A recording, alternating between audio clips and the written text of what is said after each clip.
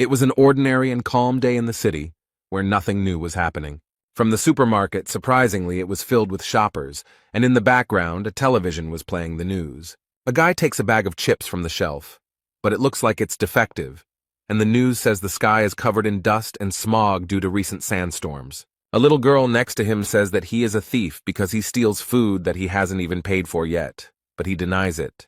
Suddenly, breaking news is broadcast on television that an earthquake has suddenly occurred in the vicinity, but since it was not very strong, there were no casualties. And then they add that this earthquake is starting to gain strength, so it is advisable to protect yourself. There's still something being said on TV, but no one is watching it anymore because something much more interesting is happening outside. Suddenly the ground shook violently and rose up, as if something unusual had crawled out of it. In this place, as if from under the ground, a very strange and tall tower rises at a dizzying speed.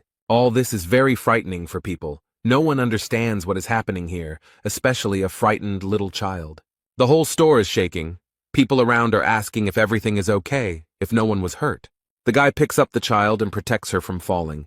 He asks if everything is okay with her. The two of them look around and see what is happening outside, and the frightened child asks what happened. Meanwhile, a new unknown building appeared behind the shop window, frightening in its appearance. This strange building appeared not only in one place, it is also found in others, including England. In addition, this tower has disturbed people in Japan, as well as on all continents and countries of the world.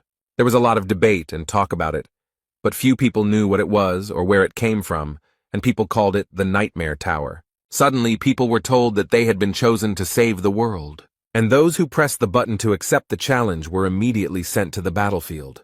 They were greeted by the system. It was all like a game. You could earn things and skills.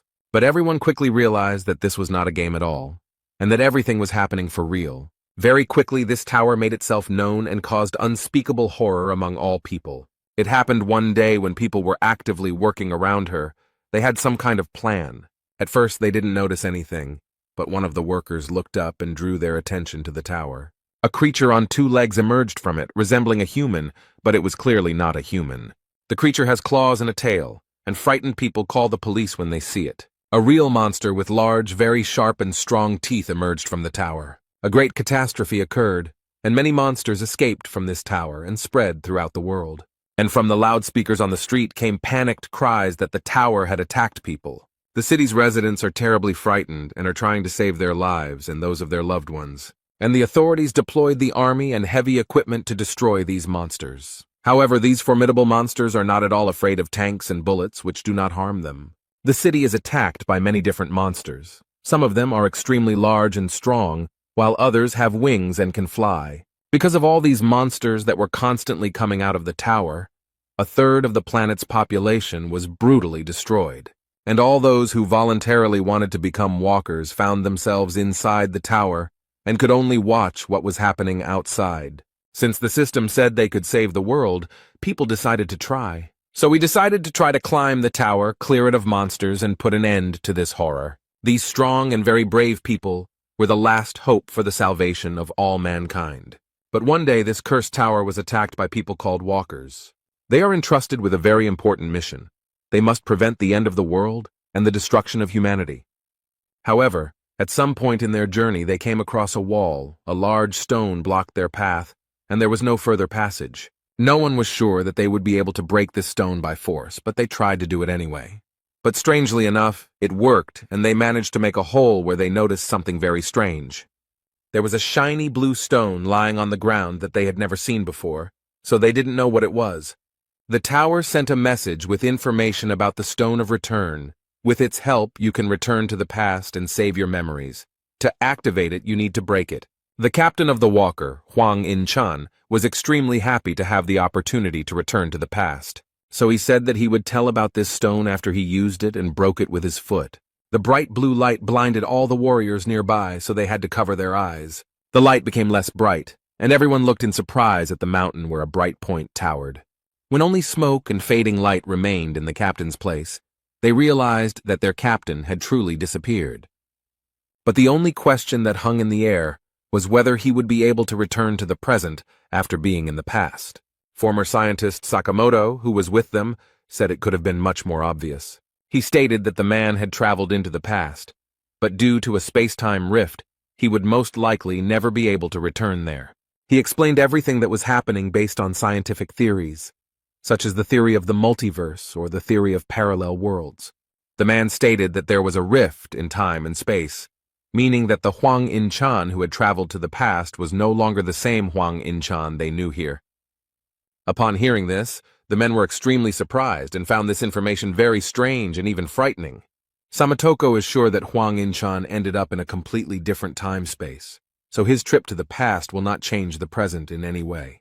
As far as he knew, all these items from the tower never lied, their descriptions were absolutely truthful.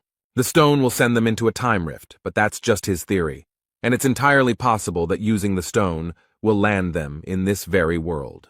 But ultimately, the impact of the objects in this tower goes beyond the human mind. And then the clouds thickened in the sky, huge lightning bolts appeared, and one of them struck the tower hard. All the monsters in the tower became active, as if they had been given a sign. A huge number of monsters flew out from all the cracks of this tower. They are ready to attack people again. And before the end of the world comes, the walkers must find a solution, use the Hearthstone, and go back in time. Or they can stay in the tower and try to deal with all these monsters. Then they will most likely die. A huge monster with a terrifying mouth emerged from the wall they had made a hole in. He mercilessly destroyed everyone in his path, and many suffered from this. All those who remain understand with despair that this is the end, they no longer have a choice. Poor people hold these stones in their hands and understand that their life in this world is over. Almost all the walkers decided to use the stone to save themselves from the ugly monster. There are 2 of them left, and one of them asks for forgiveness because they have no hope left. It immediately disappears, but the last warrior is still standing. He has no desire to use this stone. The poor fellow falls to his knees in despair and no longer tries to fight. He has lost all hope. With his hands down and in deep despair, he stands before a mad and ruthless monster. Suddenly, out of nowhere, a very brave man appears, confident that he can handle all this. He delivers a series of quick blows to the monster and releases a green liquid from it and its tentacles. Everything happened very quickly, and the boy cannot believe what happened. This young man looked at the poor thing and smiled sweetly. He always asks if everything is okay with them. The red-haired young man slowly looks around, enjoying what he sees. Behind him stands a whole legion of fighters against these damned monsters.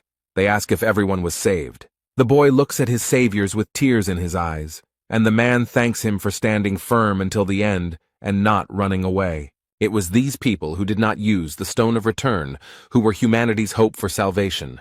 The head of this legion stood proudly among his brothers and urged them to move forward. These are the warriors who bear the responsibility for the fate of human existence. They are called Seize the Day. They are all defeated, their weapons are broken, and the one who remains alive is completely exhausted and wounded. The guy lies there exhausted, finding it difficult to understand at what point everything went wrong as they had planned. Although no one wanted it, many of their brothers died in battle in this tower. These monsters are extremely strong and always different, and it is difficult to immediately understand how to defeat them. The boy steps on the creature and worries about his friend who is planning something dangerous. Jae Hwan attacks the monster from behind while it is distracted by his brother. He gathered all his strength into a fist and swung his weapon to destroy this monster. On the other hand, his friend attacked her and also made every effort to destroy this evil. With their combined efforts, these guys finally managed to destroy this monster. They dealt it a crushing blow. And after they did that, the body of this monster simply turned to dust. Yun Hwan said that fortunately there were no casualties, and that those who were injured would recover quickly after rest. It seems that this tower gave them the ability to heal wounds quickly and painlessly. With such success, they have every chance of reaching the top floor of this ill-fated tower. The guys are smiling happily, and Jae Hwan noticed something interesting from the side, so he got a little distracted. He saw the dragon suppression sword. It was imbued with the energy of the sun and moon. It was forged by the master of the 85th floor in 1,000 days to kill the dragon. The warrior picked it up and admired the beauty and power of the sword. The boy was glad that a stronger weapon had appeared. Jae Hwan looks at the blade with a smile on his face and hopes that they can still reach the top floor. But now, looking back, he realizes that he actually thought that everything was going for the best and in their favor. Now they reached the 98th floor. This is the Purgatory Chamber. Here they met the strongest monster of all they had seen before. Their extremely durable weapons were almost completely destroyed. It looks like the monster simply melted them, and their legion seized the moment was almost completely destroyed. The poor guys couldn't survive this battle. Jae-hwan watches all this in horror and can't believe that it will all end here. At this time, the monster swung its huge limb to destroy another brave hero. He easily throws the poor thing into the wall, which cracks from the powerful blow. The boy screamed loudly in severe pain and appeared to have suffered serious injuries. You can tell from his eyes that he has already lost all hope of moving forward. The poor guy remembers the past, how much he went through with his friends in that damn tower. He understands that there is no chance now, and that continuing the fight is most likely useless. The boy had already lost all enthusiasm in fighting these monsters that had taken the lives of his faithful comrades. But he can't accept that they've already been through so much, and now he's just going to die one step away from victory. Jae-hwan stares at the terrifying monster he has to deal with. But suddenly he notices a brave man very close to the head of a terrible monster. This brave man, this is Yun-hwan. He gathered all his strength to finally destroy this monster. The Seize the Moment Legion warrior is very strong as he manages to pierce the monster's armor. He inflicts a lot of injuries, and does not give this creature the opportunity to destroy even one more person. Yun-hwan calls his friend and asks Jae-hwan to finally pull himself together. The guy tries to hold out as long as possible and inflict great damage on this monster that has taken many lives. He jumps high to deliver another powerful blow. This warrior is trying his best. The young man asks for help because he understands perfectly well that he cannot cope on his own. This terrible creature turned its red, burning gaze on the poor boy. Jae-hwan doesn't move. He still stands in place as if nailed to the wall. He is stunned by what he sees. His friend no longer holds his weapon as tightly as before. This terrible creature pierced a strong warrior of the Seize the Moment Legion. The young man could no longer fight. Jae-hwan screamed his friend's name in horror and despair. He couldn't believe that this actually happened. After this, for unknown reasons, the monster turned in the opposite direction from the guy. It's as if he's running away from something. Something very strange is happening to this terrible creature. The monster broke through the stone wall with its head. It destroyed it with its strength. The young man understands that all this is very strange. These creatures usually do not act like this, so it surprises him. Jae-hwan gritted his teeth and focused all his anger on the monster that took his loyal friend with him. The boy felt that he still had the strength to fight. He had to avenge all his brothers. So the last warrior gets to his feet and picks up his weapon from the ground. He still needs it. The young man doesn't want to let this monster go so easily. He speeds up and quickly approaches it. He doesn't know if he can survive the battle, but he does it for the sake of all those who fell in the fight to save humanity. The Legion warrior uses his power and, like magic ropes, wraps it around the monster. Suddenly he noticed a light on this creature. It seemed that these ropes were causing him irreparable harm. The guy adds strength and makes the liquid flowing inside the creature flow out. Jae-hwan now realizes that the monster escaped because it was already weakened and damaged enough to be easily destroyed. The creature falls to the ground with a loud thud, raising a large amount of dust. The walker puts in even more effort and approaches him at breakneck speed to deliver the finishing blow. The monster could not withstand this powerful blow and suffered a crushing defeat. The creature lies in the burning liquid that recently nourished it, and now suffers from it itself. The young man sighed in relief and turned to Yun-hwan, who explained that it was time for them to leave. But the boy was in no hurry to get up from the ground. He had a large wound on his stomach. The poor guy didn't have the strength to get up. This monster seriously injured the boy. It caused him irreparable harm. Jae-hwan looked at his faithful friend and realized with horror that with such wounds he would not be able to survive. The boy smiled one last time at his brother, with whom he managed to reach the 98th floor of the tower.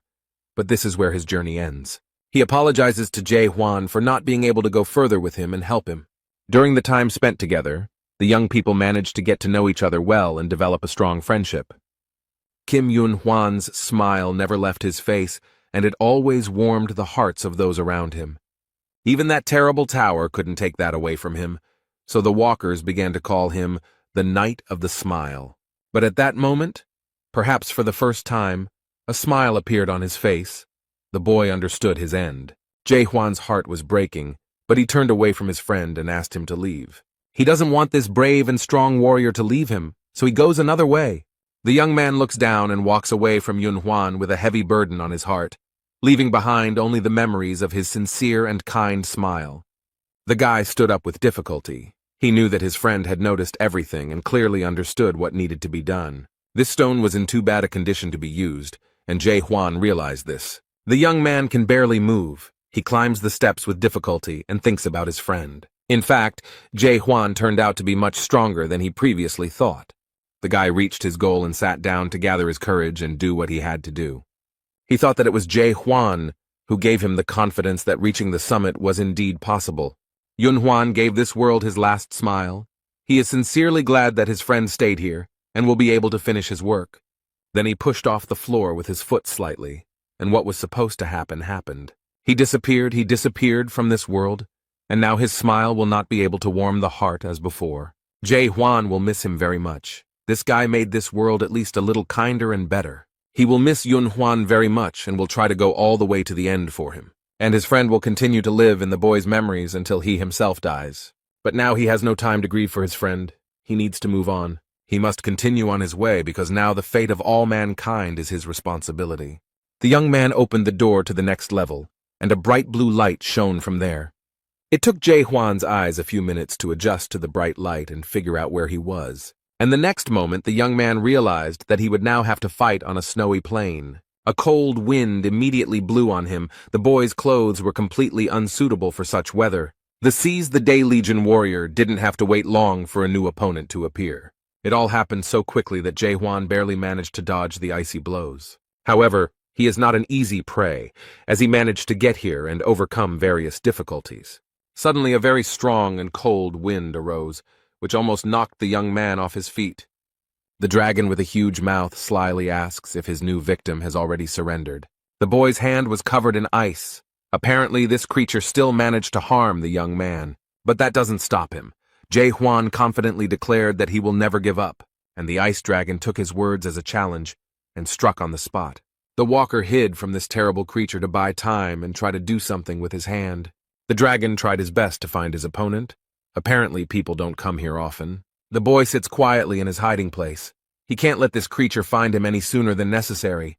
This monster has been sitting here for 10 years. He uses some kind of potion to heal his injured arm, the monster's blows causing him great pain. At level 98, Jae Hwan had faced many difficult challenges, but what awaited him here was far more difficult than what he had already experienced. The boss of the 99th floor of this cursed tower is the ice dragon Velhisus.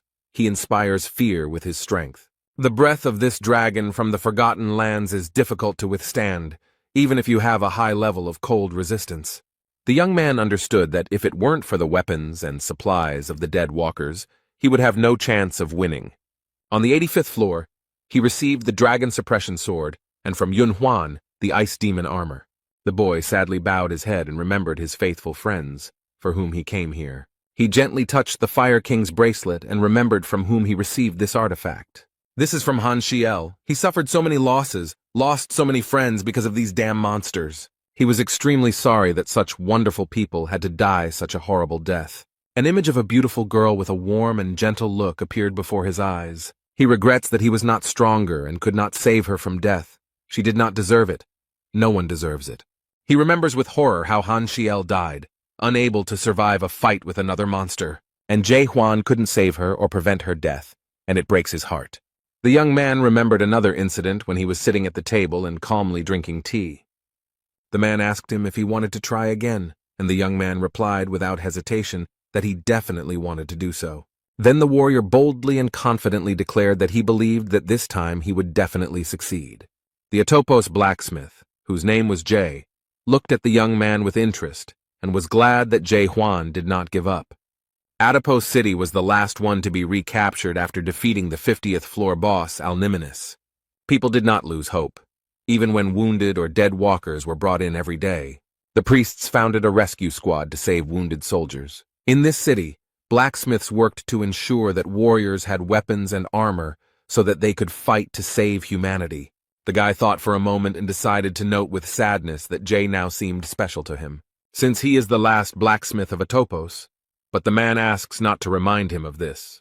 However, he added that Jae Hwan was the only person he worked so hard for, and noted that weapons from the lower floors were no longer being returned. Jae explained that he had little ore left, although there was a lot of it a few months ago. The guy understood that this was to be expected, because there were almost no living people left in the village. He has lost track of time and doesn't even know what year it is. There have been more than 10 tremors since the tower was built. And at some point, people stopped coming to the first floor. It became completely empty. With sadness in his voice, Jae Hwan stated that, in his opinion, humanity had been destroyed after all. The last blacksmith in town looked down sadly and continued his work. Apparently, he too realized that the boy was right. He asked the warrior if he had studied the tower well and if he had noticed anything strange there, other than the fact that the tower always remained the same. This made the young man think, and he still remembered some rather strange things. He noticed something where the wall had been broken and where the return stones had been found. There he saw a very strange inscription which read, "A tower within a tower, a nightmare within a nightmare." He assumed it might be a message from the people, but he had no idea what it might mean. Koval said that 2 days ago Grandma Kylene disappeared and this information scared him. Time stops in this tower, so if someone disappears from it, there are 2 reasons for this. The first option is that a person used the Stone of Return and found himself in the past. Or there is another, no less terrible option, that the one who disappeared jumped from the tower. Halen from Halen's potion and Jay from Jay's workshop were among the few remaining walkers. The blacksmith tries not to show that he is sad or worried about her. But Jae Hwan understands that underneath this mountain of muscles, this strong man hides a gentle heart. Suddenly the boy asks his blacksmith friend to teach him blacksmithing. The man's hand trembled when he heard such a bold request from this young man. Jae didn't answer, apparently needing more time to think about the request. And Jae Hwan waited patiently for an answer. He sincerely wanted to master this difficult task. A Seize the Day Legion warrior emerges from his hiding place, ready to continue the fight. The dragon reported that since the tower was built, no one had climbed to the 99th floor alone. The ice dragon Velhesis declared that he recognized in this boy an amazing person, but the young man did not want his skill to be recognized by some monster. The boy teased the dragon, saying that it would even hurt him if he died, since he knew his abilities, but the dragon explained that this was impossible. The young man doesn't believe the words of this overgrown lizard, so he grabs his sword and is ready to prove him wrong. Jae Hwan asked the dragon with interest why he was so confident. He is smart and observant enough to notice flaws in his opponent's defense. So he declared that even the armor that the dragon was so proud of had already cracked.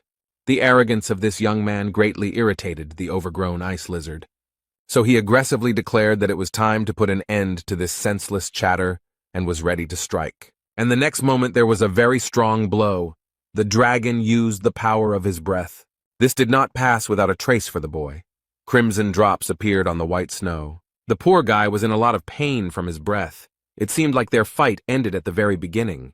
The dragon chuckled and asked if this worthless man had really decided to fight to the end. Jae Hwan remembers his loyal friends who died in this fight for humanity.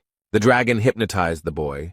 He believed that even if he stood firm to the end, he would only receive loneliness. The ice figures, who look like his faithful friends, seem to encase him in ice. They do this at the will of the monster. This lizard-like echidna watches as the boy slowly dies in her clutches. The brave boy sighed heavily and declared that the dragon had been sticking out his tongue for too long. And then he put in a lot of effort and managed to free himself from the captivity of these ice sculptures. The dragon aggressively asks if this little man has decided to attack him again. He calls on the walker to surrender because he himself will never be able to defeat such a large and strong dragon. Jae Hwan went to the tower later than everyone else, so he missed out on a lot of different skills and hidden abilities. That's why he decided to give up all skills and focus on just one thing. His only skill was to attack the enemy, and he did it over and over again. Thanks to this lunge, he managed to kill over 50 million monsters, and his brothers gave him the second name, Lunge. Over time, the guy realized that his skills were changing. He was becoming faster, more accurate, and stronger, and as a result, he gained such strength that he became more effective than any hidden skills. This technique was not a skill that took away strength, so the boy did not get tired in battle. But despite this, it was still difficult for him.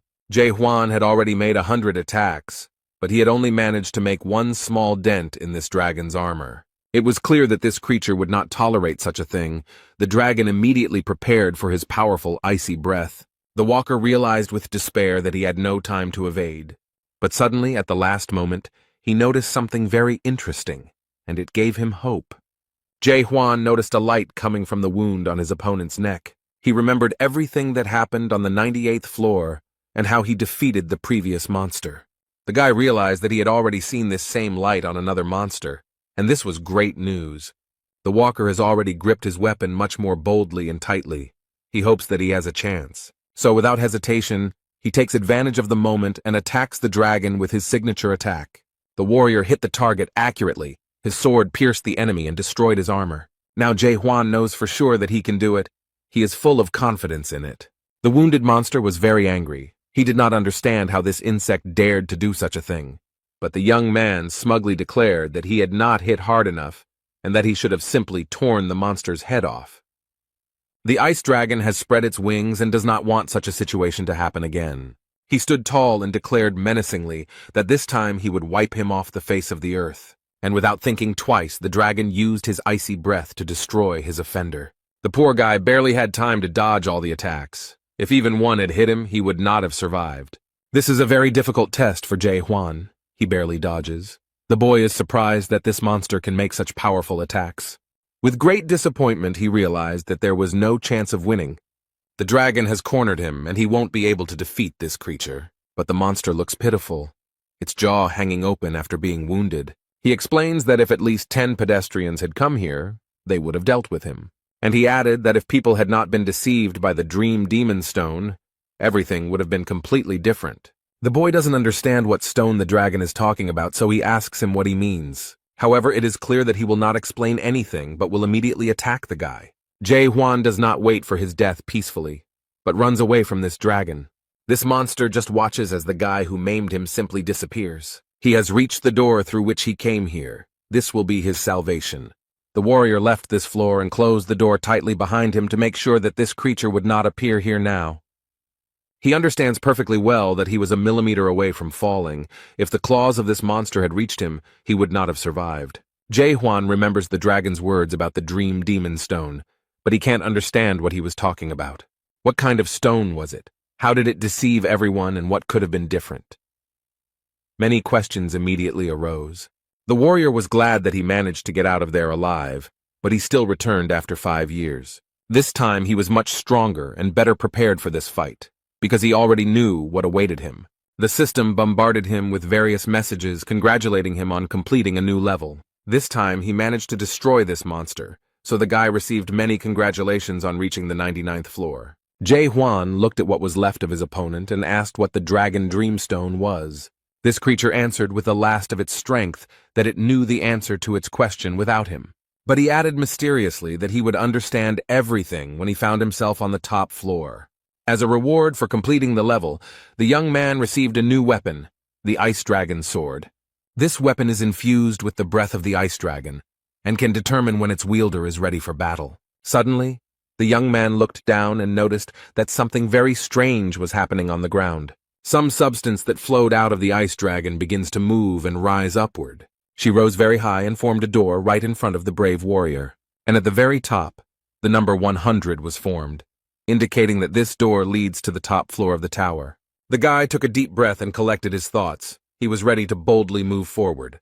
Without thinking twice, he goes inside, not knowing what will happen to him next. After the boy walks through the door, the number 100 slowly turns into some other inscription. In its place appeared hieroglyphs, indicating that a control room was hidden behind the door. Jae-hwan had already peeked out the door and was looking around with genuine interest. And he was very surprised by what he saw there. Probably the guy expected to meet another monster there. But what I saw there was something completely different. A multitude of different screens and photographs showing the tower and the city. The young man came closer. He was very interested in examining all this and looking at the tower from the side. All these pictures depict places he has already visited. The boy sees the place where the walkers should come. He also sees a topos, a city where those who have not yet perished at the hands of monsters live. He was so focused on these images that he didn't notice someone approaching him and saying they were glad he had come. Jae-hwan looked around and immediately got into a fighting stance, and the voice said that he thought the boy would return to a topos first. And then he calms him down and explains that he shouldn't worry because he completely forgot about him and didn't have time to prepare everything. The boy received a message that surprised him because it said that he was the first to complete the training of the 294th world.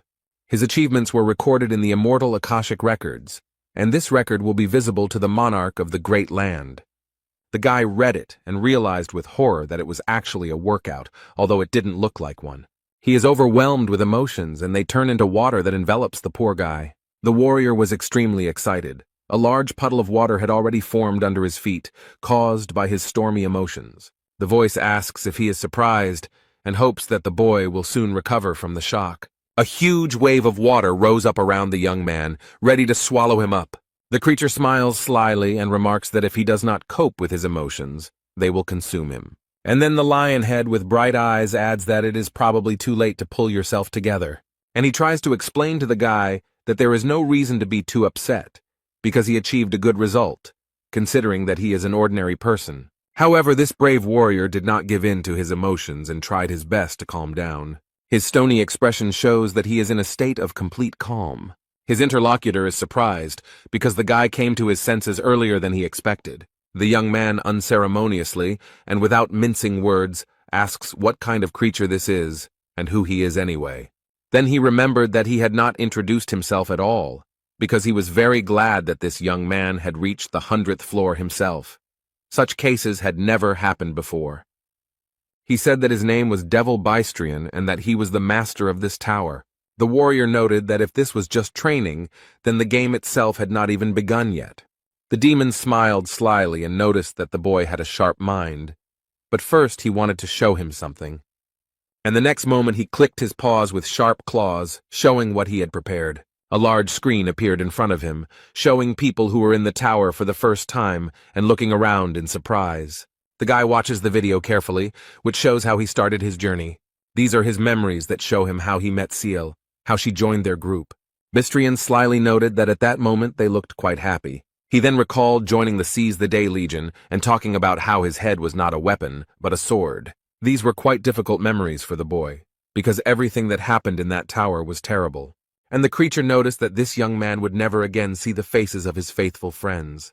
The video shows their difficult battle with monsters, in which many people died. Then, at that moment, no one expected that everything would turn out exactly like this, and that this would happen. Among all those who died in this battle was Seal, for whom the boy fought very hard. He was overwhelmed with emotions. He didn't want her to die. These were very difficult memories for him. And after that, he was shown a video of the death of his faithful friend, and the demon noted that it was a very touching story. He asks the young man how he feels and whether he has tears of anger or disappointment, and suddenly adds that she can give him a second chance, but the guy looks angry, not hopeful. The creature smiles ominously and explains that the boy will have the opportunity to play the game again.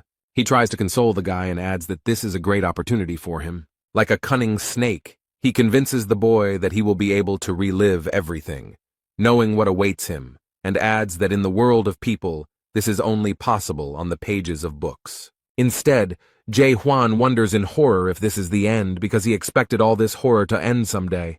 He doesn't understand. Wasn't he supposed to save the world after taking over the tower? Or was he really being deceived this whole time? Now the warrior understands that in reality humanity had no chance to save itself and survive. All this time they have been trying hard and very persistently to do everything in their power. All this time, people continued to try to capture the tower, dying one after another. All this was for the sake of saving humanity. They all firmly believed in it. They were convinced of it. And only now the boy understands that all this was just a false hope for salvation. The young man is under the power of this demon. He does not think long before answering his offer. The guy very confidently and loudly answered that he would never return to the past. This answer from this, as it seemed to him, pitifully worthy man somewhat surprised the owner of the tower. But suddenly he began to bare his sharp teeth and mock this young man with a grin, and this laughter turned into a loud and crazy laughter that filled the entire room. In fact, he was very amused by the boy's idea that he could go back in time. So he decided to explain one very important thing to this brave warrior. The demon stated that no object or artifact could send him back in time, and there was nothing powerful enough to turn back time. But Huang doesn't understand how this can be true since he himself saw the stone of return. And immediately after these words he understands what the ice dragon meant. The dragon's words echoed in his head, saying that people had been deceived by the dream demon stone.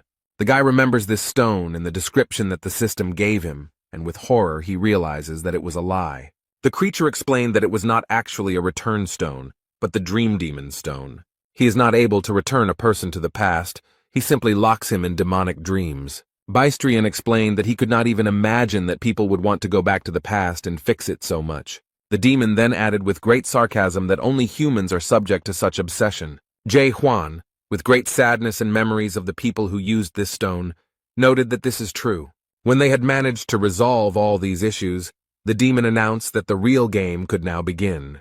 But she explains that this is not a return to the past, but a start of this game from the very beginning. The boy was asked if he wanted to start the game, and to the demon's great surprise, he refused to play. Jae Hwan didn't think twice because he knew full well that this was just a clever manipulation. The brave warrior explained that thanks to the master of the Tower of Horrors, he understood a lot. A new report has emerged that the Tower of Terror, also known as the Tower of Regret, is created by a dream demon and is placing walkers in artificially created dreams. The young man explained that he had already been in the dream demon's dream and would not return there again. And that is why the boy grabbed the weapon and boldly declared that he would kill the owner of this tower. He did not believe in the cunning and insidious plan of this monster. The warrior was going to kill him and leave. The creature took a deep breath and explained that there was nowhere else to go. This was the end of the tower, although the boy stated that he didn't trust anyone anymore. The demon asks if he is really that bothered by the existence of fake items and achievements. But the boy does not listen to what this creature is trying to tell him, and immediately strikes. This creature is left without a head, but this does not stop it from continuing to speak. The demon, thanks to his powers, tries to turn his head and asks what the warrior wants. He can give him skills or artifacts, whatever he wants. In the end, the young man had come a long way and deserved a reward, but Huang replied that he did not need anything. Bystrian slyly asks if he wants to return to his previous normal life. The demon explains that he was a prisoner in the Tower of Horror's dream, and therefore no monsters exist in reality. Huang doesn't understand how these monsters can't exist. The creature snapped its fingers and the boy saw ordinary life before he came here. People are chatting peacefully, preparing to go to the cinema and discussing films. The guy doesn't understand what's happening. How could this happen? Was he really that fooled? Suddenly there was a strong jolt and Jae Hwan was suddenly moved to another place. He found himself in public transport, similar to a train. The guy was amazed by everything that was happening here. In reality, no one died, the earth did not turn into a desert, and most of humanity did not disappear. The demon noted that it must be great news for him that his friends and relatives were not killed. Bystrian snapped his fingers again to move again, and wanted to show him the most important thing. He saw many hospital beds where patients still lay, unconsciously connected to various machines. The young man moved closer to the hospital bed to get a better look at what was happening. He saw himself on the bed, connected to the machine. The guy was very impressed by this. The demon explained that decades had passed in the Tower of Terror, but not even a month had passed in the human world. The creature noted that the boy would never be able to defeat him because he could barely lie down during training, and he added that there was a huge gap between people and dragons that he would never be able to overcome. Jae Hwan boldly stated that it was a great relief to him to learn that the creature was a dragon. He announced his sword and said that he had fought dragons before, so he wouldn't have any problems. The demon was very angry. He did not like such impudence on the part of this pathetic creature. A brave warrior entered into a fight with a very powerful creature, and who knows how it might end. The heavy wooden door opened, letting a little sunlight into the dark room. Jae Hwan comes in completely exhausted and with severe wounds. He calls Jae and tells him that he's back. But the room where Koval was most often looks as if no one has been there for a very long time. However, the main character needs weapons to fight all these evil demons. So, using the knowledge his friend shared, he tries to make himself a good sword. 72 days passed. The warrior fought the dragon every day, but no matter how hard he tried, he could not leave even a scratch on it. But on the other hand, Huang didn't die either. For reasons unknown to him, the dragon didn't kill him.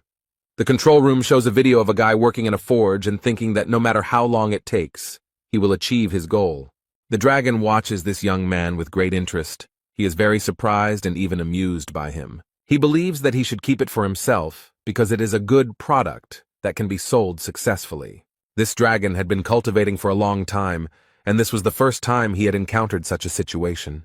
A farmer is a being who must ensure that the product is delivered to the mainland through secondary processing, that is, by sifting out the worst, the product becomes better. And it is during the training that the best products are selected. which are then turned into real games. But suddenly one product appeared that refused to move to the next stage. Anyone in the Tower of Terror can be killed without any consequences. Their souls are still alive in the real world, so it can be assumed that no one has died. But there will be a lot of problems if he accidentally damages the soul of his product. The Reapers, who are closely monitoring all of this, will never forgive him for such a mistake. Therefore, the dragon believes that he needs to sell it as soon as possible. It's time to move on to the next level, because he still has to pay off the debt for buying the tower. He is such a special product that even gods who have no connection to the demon world contacted him about this guy. Suddenly, at this moment, when the demon was calmly pondering these things, Huang appeared and attacked again. The creature easily repelled his attacks and stated that this guy was driving him crazy. He asks ironically if this war is not enough to continue this useless struggle. The demon remarked that he had better start the real game and spend his power usefully. The next moment he repeated his signature finger gesture and was ready to show off his tricks. Literally a second later, he disappeared from the boy's field of vision, and he does not understand how this happened and where the dragon went. Suddenly a mirror appeared in front of him, in which he saw his reflection, and behind him, a dragon. The guy doesn't stop fighting. He swings his sword and is ready to strike again, even if it is useless. The poor guy is trying his best. He is definitely not the kind of warrior who gives up easily. The next moment, this block, which served as a mirror, shatters into pieces from a strong impact. Huang was injured, his head was damaged, and he has difficulty coughing. The angry dragon grabs the boy by the neck and asks what he wants and why he continues to insist on his own. The guy explains that he will kill the dragon and move on, which even disappoints Bystrina a little, and he asks what he needs to do to make him agree to the game. Huang chuckled. He saw that the creature was already on the verge of fainting, and quietly praised himself for being able to hold out for so long, and explained that he wanted to ask for something. The dragon is already sitting calmly and explaining to the boy that the universe does not consist of only one dimension, but he calmly replied that he knew about it, and added that he also knew about parallel incarnations and the multiverse. But the demon wants to clarify something and says that there is one main dimension, the almighty Earth. And then he explained that it was from this great land that many different alternatives branched off. The Earth is a small planet in a large dimensional system consisting of a large number of alternatives, and they called these actions the 294th world.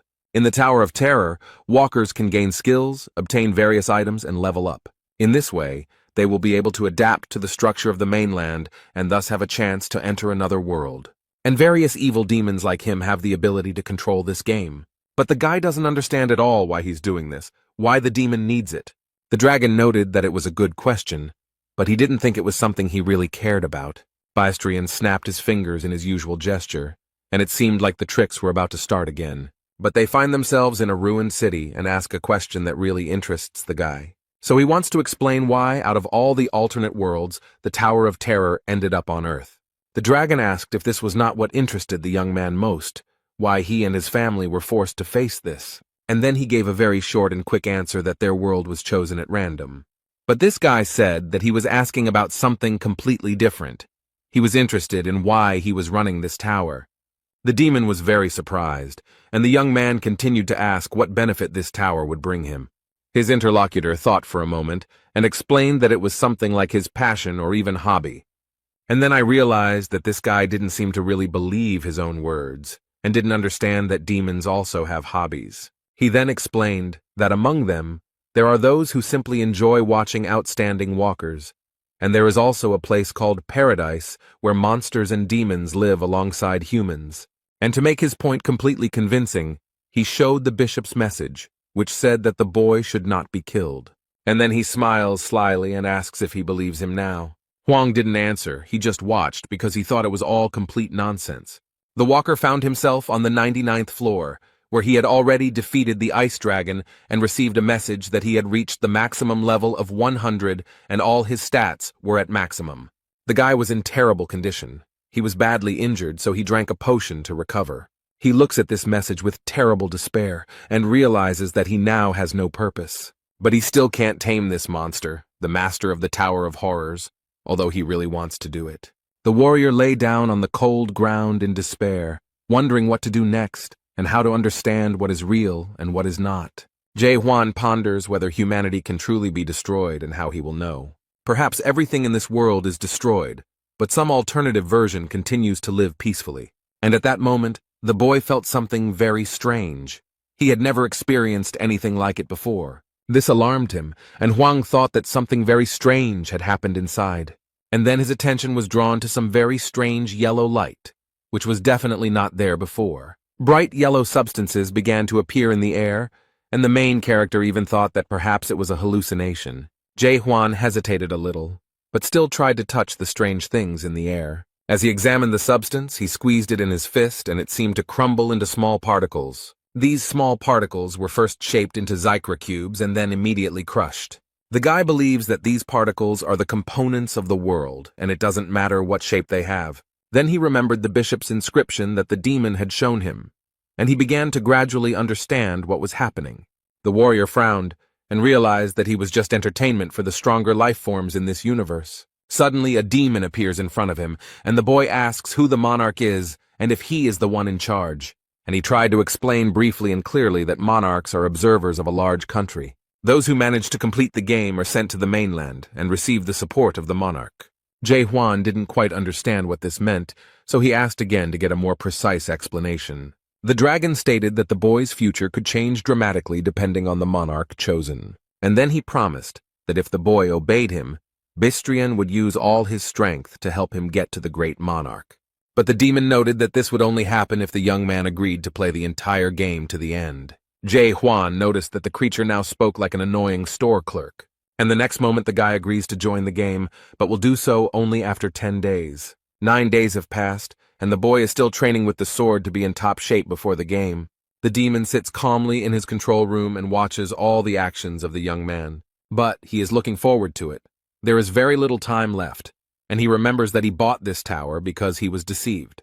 These memories made him angry because he remembered how false they were. He was told that the tower had been built by the Lord himself, and that it was so old that its value could hardly be overestimated, so it would definitely be a good buy. But he regrets that there is no function to voluntarily exit the game while keeping all your achievements. And now he himself is trapped in the tower, unable to exit the game because Hwang refuses to move on to the next level. He sat there in despair for so long and had already resigned himself to his unhappy fate. But finally, all this will end tomorrow when Hwang starts the real game. The warrior received a message asking if he wanted to return to World 294 without losing his memory and start the game. The dragon is looking forward to the moment when the guy confirms the application. He is very excited. But completely unexpectedly, the guy attacks him. The main character still wants to kill the demon. He asked with great surprise what was going on here and why Jae-hwan was doing this. The guy had been dreaming about this for a long time and had been training for a long time. He deliberately took his time in order to prepare well. The walker holds his weapon tightly in his hands and makes a remark to the demon, which he could have guessed. The young man, with a threatening expression on his face, explained to his enemy that from now on he would hunt him. With these words, he strikes his opponent again. The guy is very confident in his abilities. He noticed that after hallucinating these gold particles, it became more difficult for him to control the sword. But he explained that every time he tries to take a shot, he gets a very strange feeling. The guy thinks it's like waking up, like he's breaking this dream. Therefore, Jae-hwan does not intend to stop and stubbornly continues to attack this creature. The main character, with a smile on his face, waves his sword and declares that this is the feeling of life. However, a magical symbol appears under his feet, which the boy does not notice at all. In place of this symbol, a huge tree immediately grew, which the boy saw on the 91st floor. It is called the Black Iron Tree. The monster regenerates his arm and explains that this should have happened a long time ago, adding that he has never seen anyone like this guy. The dragon smiles slyly and watches with pleasure as they do this to the boy, paying a huge price for it. The protagonist finds himself completely trapped in the iron roots of the breeder tree and wonders what this creature plans to do with him next. Bistrian calmly replies that this walker will not be able to finish the game without his permission. The demon finally abandoned all attempts and hopes of convincing this stubborn warrior. But I decided to try again and asked why the guy decided that his studies should be continued. However, he added that the Tower of Horrors will automatically close after 100 days of training. The dragon explained that he needed the boy to survive, so he needed to complete his training and move on to the game. The boy has no intention of staying there alone, so he calls on the demon Bystrina to stay. The protagonist stated that on this vast land he is called the Sanctuary of Irritation.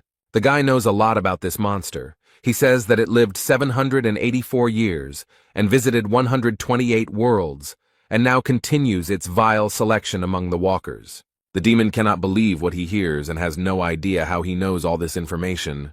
Jae-hwan boldly asks if this bastard was planning to hand over his mathematics to the Black Monarch. The monster asks in surprise where he knows all this from. How can he know all this? The boy saw golden letters, a message from the demon to the Black Monarch that the selection would soon be over if he could convince the farmer.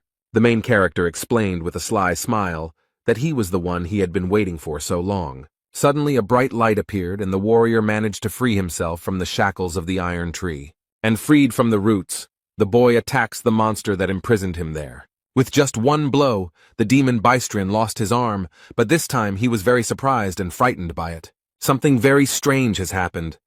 Will this guy really be able to defeat his opponent? The protagonist uses his power again, but this time the enemy defends himself. It seems that Jae-hwan managed to injure the demon the first time, so now the demon is holding his hand. He can't believe that this idiot managed to give him such a cancerous tumor on his arm. The expression on his face reflects all his confusion and shock at what happened. The walker holds a very strange sword in his hand that emits a blue light, as if it is enveloped in something. There are some very strange things happening around. It feels like the game has started to reboot. The guy looks very confident in his abilities, so he stands proudly and stares at the demon Bystrina. When he reached the 100th floor, he began to wonder what it all meant. The main character began to doubt whether this was really a dream. He then wondered if the demon really could not or would not kill him. Then he wondered if he could be reborn after death, and he had many questions. The elements of this world crumbled into particles and text appeared. The warrior watched the demon carefully. And now, after a long period of doubt, Jae-hwan has finally reached the stage of absolute certainty. He has discovered something new, penetrated into understanding through and through, and now he can use this powerful force. The vortex of energy quickly approached the demon and very easily and completely destroyed his defense. The dragon was surprised by the abilities of this walker and became very angry with him. This creature opens its mouth with large fangs and asks what is going on here. The system issued a message about the lifting of temporary restrictions, which shocked the tower owner. So he became extremely angry with him and explained that he would no longer feel sorry for him and would give Hwang a chance to surrender before it was too late. But the boy will not do this. He will proudly and bravely stand against the demon in battle. Bystrina noted that the young man had achieved a lot in such a short time, but there is a limit to everything. A multitude of sharp thorns instantly grew out of the ground, and the dragon declared that no man could defeat him. This stubborn young man was not so easy to defeat. He looked at the weapon he received as a reward for passing the last floor, but he squeezed it tighter. It was the only thing that could help him in this difficult struggle. The timer shows the countdown of the loading time, and the demon pushes off the ground with its paws, ready to attack. The creature approaches the boy extremely quickly. Its rage knows no bounds. It will not let this pathetic insect ruin everything for him. Bystron shouts that Jae-hwan will still participate in the real game, and by doing so, he makes his situation worse. The timer has reached a round number, and the main character is preparing for the decisive blow. The main character skillfully dodges all the sharp spikes and strikes the enemy. The boy remembers how he defeated all his previous monsters, especially those he encountered on the upper floors. But full of confidence that he would succeed, he dealt another blow to the monster with whom he had been fighting for a very long time. The demon is angry, but he can't do anything. He only begs that all this doesn't happen. Now Bystrina finally realizes that this is not just a reboot, and that he will soon have problems. He cannot comprehend with his mind how this ordinary man was able to accomplish all this. There was another blow and a bright light appeared, as if after an explosion, and the demon suffered more and more. The main character does not stop for a minute. He continues to attack to destroy the enemy. The dragon screams wildly from pity and severe pain, opening its wide mouth full of fangs. Jae-hwan stands proudly and holds his weapon at the ready, but first he wants to clear up a few things. The guy wants this unearthly being to know that people are not just a commodity to be sold. But he added that they were not so useless that they could be digitized in some game at the behest of some demon. People were not things that could be given a price tag. Bystrina turned into a small creature. Hwang poked him with his sword and explained that he would no longer obey his plan. The main character raised his head and knows perfectly well what he wants to do next. He has already thought everything through. So he says that he will completely destroy this place and move on. He will rise higher and higher. Jae-hwan confidently declared that he would destroy this terrible world, and there was not a hint of doubt in his voice. The guy is confident that he can destroy the world created by these scoundrels. Suddenly the ceiling began to crack. Fragments rained down onto the ground, and the roof of the tower collapsed. Demon Bystron ducked to avoid being hit by shrapnel and asked the boy to stop. He pitifully begs not to do this and repeats again that there is absolutely nothing higher. However, the summer hero knows very well that in reality it is much more interesting there. But then he confidently added that he was sent here for a reason, and these words shocked the demon. The guy remembers that on many floors he came across strange inscriptions on the walls, and they interested him. He read about the Tree of Illusion on the walls, and wondered if the Tower of Horrors was actually created by the demon sitting at the top of this tree. The young man was sure that there were also inquiries about the dream demon Mulark, so he continued his search. Hwang asks if they are now at the root of the illusion tree. If that is true, then it also has a trunk. The demon fearfully asks what the warrior is planning, and he explains that he intends to break through the ceiling here. And the next moment he raises his weapon, and a huge stream of energy rushes upward. The system indicated that an unknown error occurred during loading, and then showed that training was complete. Now the guy is in a completely different place, but the poor guy looks very tired. But despite this, Jae-hwan is happy that he finally found exactly what he was looking for. He wanted to be here. This place is not as quiet and calm as it seemed at first glance. It seems that scary monsters live there. The creatures with large mouths sensed the presence of strangers in their territory and were ready to attack. These giant wolves surrounded the main character, but he is not at all scared. He is alone, and there are more than 10 of them, and these creatures do not plan to leave him alive, so they immediately attack. The wolf quickly approaches the boy, his eyes blazing with fury and his huge fangs terrifying. Jae-hwan is not afraid of any of these creatures. He makes a light lunge at it and immediately inflicts serious injury on it. He then looks back and sees another evil monster approaching him. This creature is extremely close to him, but this fact does not frighten the warrior at all. He can cope with it. The creature looks very bloodthirsty and evil, as if this creature was specially created to destroy everyone around it. The protagonist holds his weapon tightly and is ready to defeat this creature. He does not seem to consider it very strong. But against this huge wolf, he uses a medium lunge that literally cuts the monster in two. On the monster's head is a large horn, which is enveloped in a magical yellow glow, looking magical. The boy became curious and decided to take the thing for himself. Hwang easily pulled it out of the creature's flesh. He put the horns of these creatures in the backpack on his back and noted that the monsters here were not very strong. Jae-hwan heard the noise and looked around to see what was going on. Suddenly, some strange creatures appeared and shouted aggressively, "How dare this man do this?" One of them points his finger at the backpack and shouts something, but it is difficult to understand what he wants.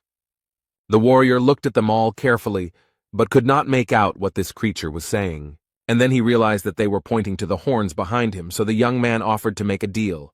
He would give up all these things, and in exchange he would want information about what this place was. But the monsters didn't seem to even listen to him, and it was unknown if they understood him at all. They went on the offensive. One of these green monsters immediately dealt a strong blow, apparently thinking that this would be enough for victory. The young man got angry and said that now he would have to kill these scoundrels with bulging eyes. He is ready and willing to proceed with his promise. He does not mince words. Jae-hwan didn't have to spend much time and effort to neutralize them all, since all of his stats were at their maximum levels. Now he is trying to get at least some information from this monster. The young man needs to know what this place is. The guy grabbed 2 antennae sticking out of the head of this incomprehensible creature, and it screams in horror that this is a game.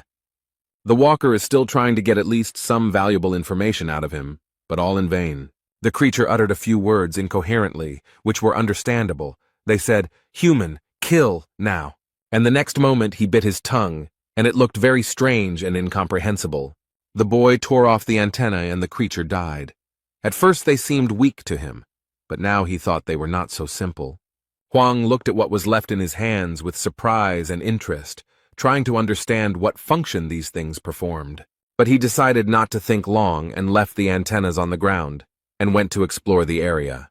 To get a little more information, The protagonist decided to look at other creatures. He saw a small bag and received an information message from the system that it was a small backpack for storing things with a volume of 2 cubic meters. After leaving the tower, the system stopped working, and he thought he would gain access to the other dimensional system. But this did not happen. But fortunately, he at least has access to information, and after examining the bag, he noticed many interesting stones there. The boy examined the stone and was informed that it was a spirit stone, and that it gave him the ability to increase energy. He collected them back into his bag, thinking they might have some value and wondering if anyone made them here. Having completed his search, the guy wondered what to do next and where to go, but he still didn't find out anything about this place. Suddenly, the sword he received as a reward for defeating the ice dragon made itself known. The guy sat down and looked at this thing in surprise, not understanding what was happening to it. And the next moment, the dragon's mouth appeared, as if a ghost was trying to get out of there, or it was a hallucination. It all ended as suddenly as it began. Nothing else happened, and everything just disappeared. The main character props his head up with his hand and tries to understand what just happened. After sitting like that for a minute, he was able to examine everything more closely, and noticing the crumpled paper, he suggested that it might be a map. The guy opened it and saw there a tree of illusions, as well as some other castles, possibly a settlement, and a strange inscription, Chaos. He remembered that the idiot in the tower hadn't told him about this place, so he would have to try to find out for himself. At first, this forest seemed like a very quiet and peaceful place, but these palm trees and greenery create a deceptive impression. A little further away from Jae-hwan, wolf-like monsters angrily open their mouths, ready to attack. Their opponents move towards these creatures fearlessly, quickly, and energetically. It is unclear what they are, but they look very human and seem to know what to do. The girl with red hair looks at the spores with confidence, but her eyes are unusually bright. She threw the blade, probably intending to hit one of the monsters, but something went wrong. Because she stepped on some guy's foot and apologizes, explains that it happened by accident, and promises to change her hunting location. He smiled at her, and when she turned around, it was clear that the man was angry, and thinking about how badly she must be handling the weapon that had accidentally hit him in the knee. The other boys looked in horror at what awaited them ahead and screamed in fear. A terribly angry bighorn, also known as a bighorn, is quickly approaching them. This terribly evil creature with huge fangs and an open mouth runs towards the girl, who does not seem to be scared at all. All this happens near a high cliff, and the people below are trying to prepare for a difficult fight. Huang watches them from above and comes to the conclusion that this girl looks much stronger than the others, but they don't seem to be very friendly. At this rate, they'll all just die. I wonder how they even got out of the tower with those skills. The man has gathered his strength and is ready to join the battle. He uses his skill, Breath of the Fire King. The girl screams that she will help him and immediately hits him hard on the cheek. She then smiles cheerfully and apologizes again, although this time the guy calls her a whore. The red-haired girl noted that it was very rude to call her that, because she just wanted to help. Hung Nim doesn't notice the monster approaching him with its mouth wide open while he argues with the girl. It seems that the protagonist realized that they would not be able to cope with this creature, especially if they were so careless, so he decided to help. Jumping down from the mountain, Jae-hwan used his sword, made a medium lunge, and easily defeated the monster with one blow. Han Nim seemed to be too close to the monster, so he got slapped quite a bit and he didn't like it very much. There was a lot of smoke, so no one immediately noticed the stranger, only his powerful weapon was visible. Jae-hwan wields a strong and large sword that emits a beautiful blue light. The main character stands proudly on his prey and carefully looks at everyone present. He didn't seem very impressed by what he saw here. These people didn't look particularly strong or smart. They discuss whether everything that happened here was legal and whether they can take Bighorn's body. The man tries to wipe the dirt from his face, and the girl watches the stranger with interest. Someone said that it would take at least 10 people to defeat this creature, and Huang thought about the fact that the previous creature had 5 horns, so the more horns, the stronger the beast. The girl is still awake, mysteriously and intently looking at the man who so easily dealt with the monster. She doesn't know who he is, so she plucks up courage and decides to approach him. The girl comes up from behind and threateningly asks who he is. The guy didn't expect such a reaction. She then explained that chaos is not a simple world, and no one can defeat Bighorn with just one attack. She asks again who he is and where he is from, but the young man only looks at her with interest. He remembered seeing the word on the map and not being able to figure out what it meant, but now he had a chance to get more answers. Huang turns around. They are standing too close. He stares at the girl and asks what chaos means. The red-haired girl was a little confused, finding herself so close to the stranger. After that moment, they all calmly moved together to new territories for Huang. Hyung Nim asks the stranger again and again. He asks if he is here for long. The guy answers in the affirmative. And then, surprised, he asks if he knows the local language, and the guy replies that he does. The man said, as if to himself, but out loud, that this kind of thing doesn't happen here often, and he found it all a little suspicious. The girl asked if they could really take the body of this monster, and the boy calmly replied that he had no rights to it. She finds him very suspicious because the whole situation is extremely strange. Even though he says he came here through the passage, he killed that monster himself without using any skills. The girl tried to use her abilities on him, but the system gave her an error and indicated that the skill could not be used. She was a little surprised that even her strength couldn't help her stop this guy somehow. The system noted that verification was impossible, and the girl assumed that the guy was probably outside the system. She is very concerned about who this man is and why he came here, so she has several questions for him. So I decided to explain that chaos is not such a simple place, and no one can kill this monster with a simple attack. Then she bombarded the guy with questions, and he looked around with surprise and great interest. But of all these questions and explanations from the girl, only one word, chaos, interested the creator. However, this made the girl very angry, and she asked if he was serious or just joking. And then she decided that maybe he didn't understand what she was saying because she asked who he was. Was it really that hard for him to understand? But the main character explains that he understands everything perfectly and hears perfectly well what she asks him about. The boy remembers his life on Earth, his family and friends, and realizes that his whole life on Earth has lost its meaning after the appearance of the Great Tower. And then, during his life in the Tower of Terror, he made new friends and loved ones. He had many wonderful and very touching memories associated with these people, but after completing his studies, they disappeared like a mirage. All of these people are still alive somewhere on Earth, and he could retain all of their memories if he started the game over. But they won't remember him or their adventures, so this venture will most likely be useless, and they will have a hard time coping with the loss. The guy decided not to tell this whole long and complicated story, and decided to say that he simply didn't remember anything. The girl looked at the boy with affection and asked sympathetically if he really had amnesia, and then she aggressively asked if he really thought she would react that way, and if he could at least try to convince her that he had amnesia. The protagonist noted that he did not say that he had amnesia, and the girl was convinced that it was the same thing, but suddenly, someone asked if he was from the mighty abyss. Just as he was thinking about what they meant, his ice sword suddenly reminded him of itself. His weapon grew considerably larger and opened its dragon mouth as the boy rummaged through his bag. The girl looked at the sword in surprise and realized that this guy had a super weapon. So she comes to the conclusion that it's all about the superweapon and not its mighty power, while the guy is feeding the sword with iron blades. The men nearby look at the superweapon with great interest, as it is a very valuable artifact. The main character is fiddling with his weapon. He doesn't even notice that hungry eyes are watching him. Red is mad at Huang for ruining her assignment. She had a great plan, and she would have done a great job with it. As she thought about this, an idea came to her mind on how to turn this situation to her advantage. Now she talks to the guy differently, explains that she will no longer ask him questions and wants to offer him something. But with a sly expression on her face, she mysteriously asks if he wants to listen to her proposal. The girl introduced herself as Mino and told me in detail about chaos and how everything works here. And then they moved on to discussing the people around her, this suspicious crew of guys called the Red Fox. From her story and transparent hints, the protagonist understood that Mino wanted him to kill them. The girl noted that they would soon get to him, so there was no point in looking so closely at these scoundrels. One of the men noticed that it was getting dark, so it was not worth going further, so as not to disturb the monsters. So they decided to stay where they were and spend the night in the open air in the middle of the forest. Jae Hwan lies under a tree and looks at the map. According to the map, there is a settlement not far from here. The card magically turned into gold particles and disappeared. This is the advantage of the game. The boy lies quietly and plays with these particles. He sharply clenches his fist, trying to catch something.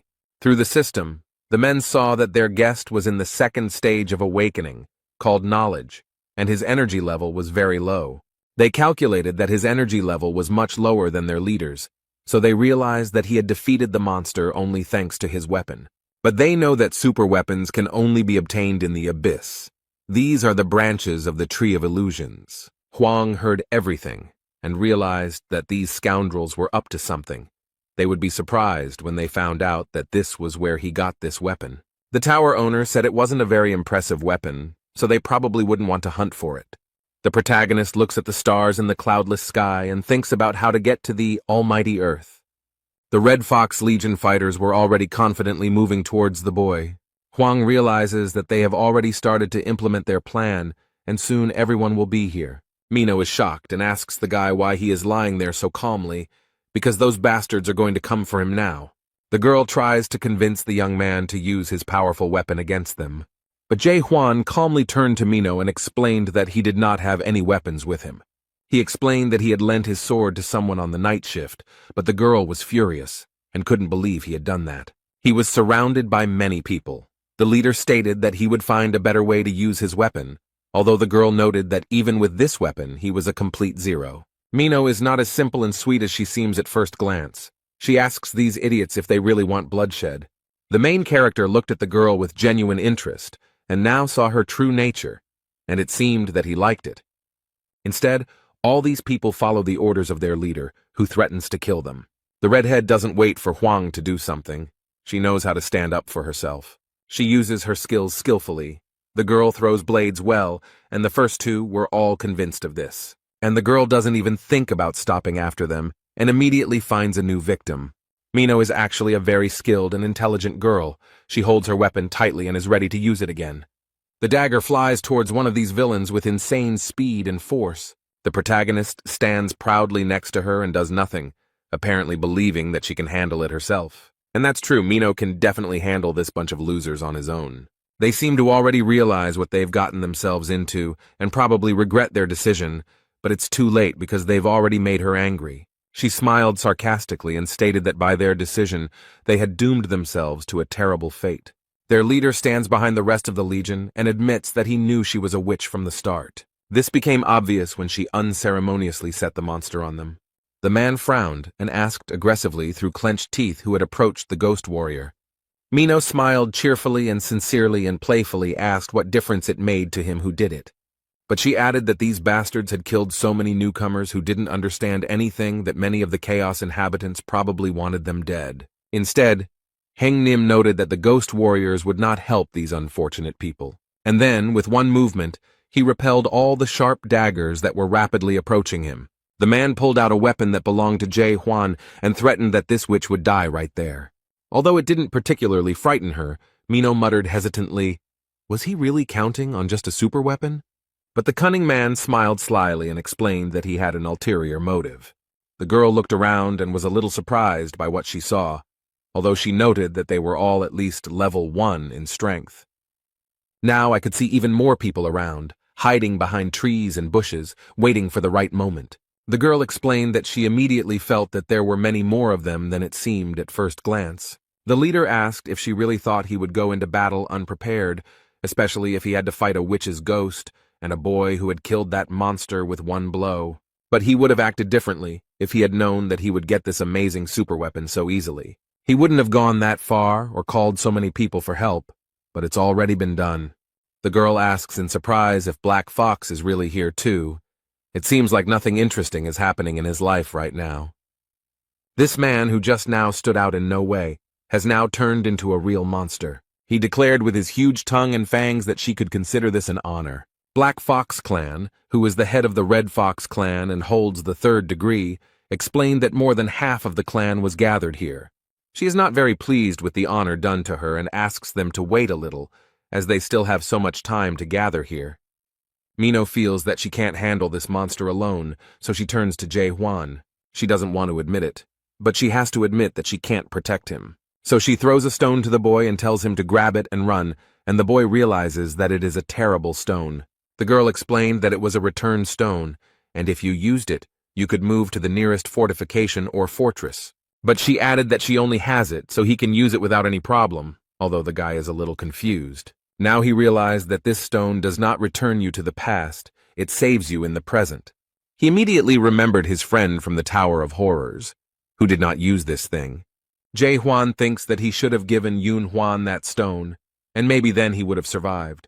A guy asks his new friend if she had the opportunity to go back in time. Would she do it? At first, she was angry because now was not the time to ask such questions, since their lives were literally hanging by a thread. And then she still answered that, of course, she would not return, and this greatly surprised the main character. The witch turned around and smiled cheerfully, noting that she had worked hard all her life. She has nothing to regret, and she will never return to the past, even if she dies in this battle today. This answer seemed to surprise Jae Hwan because he moved closer to Mino and placed his hand on her shoulder.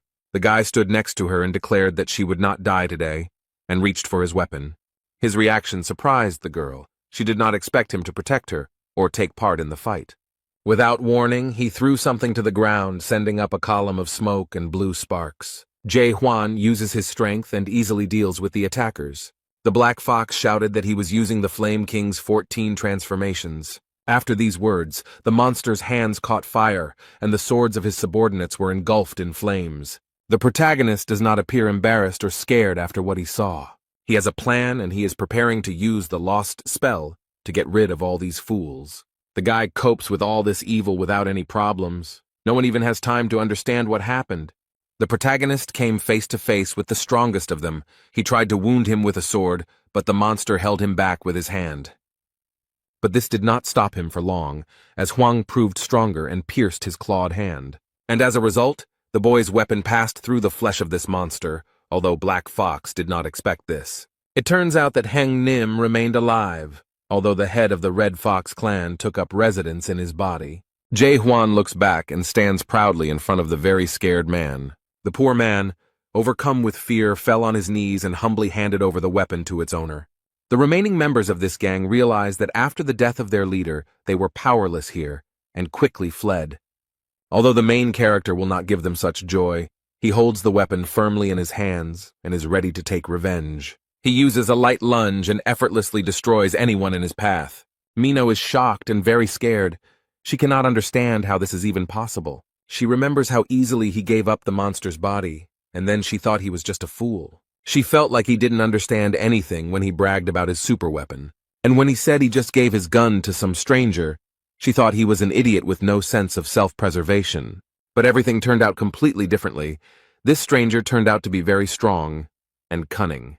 When Hwang finished, he looked back and saw Mina with a very surprised expression on her face. She cannot understand who he is and why he came here, and asks him about it again. The guy is in no hurry to answer her questions directly. It seems he likes to maintain a sense of mystery. He smiles at her and cheerfully asks if she has forgotten about him. The warrior replies that she already knows who he is, but this greatly surprises Mino, and her face shows that she does not understand what he is talking about. Hwang teases the girl by asking if she has memory problems. He thought he was the only one with such a problem, but this remark angered her. However, Mino decided not to discuss it further and asked him to return the stone to her, but he admitted that he had lost it. The poor thing is seething with rage and cannot believe that he could lose such a precious thing. They are sitting by the fire and relaxing after a very eventful evening.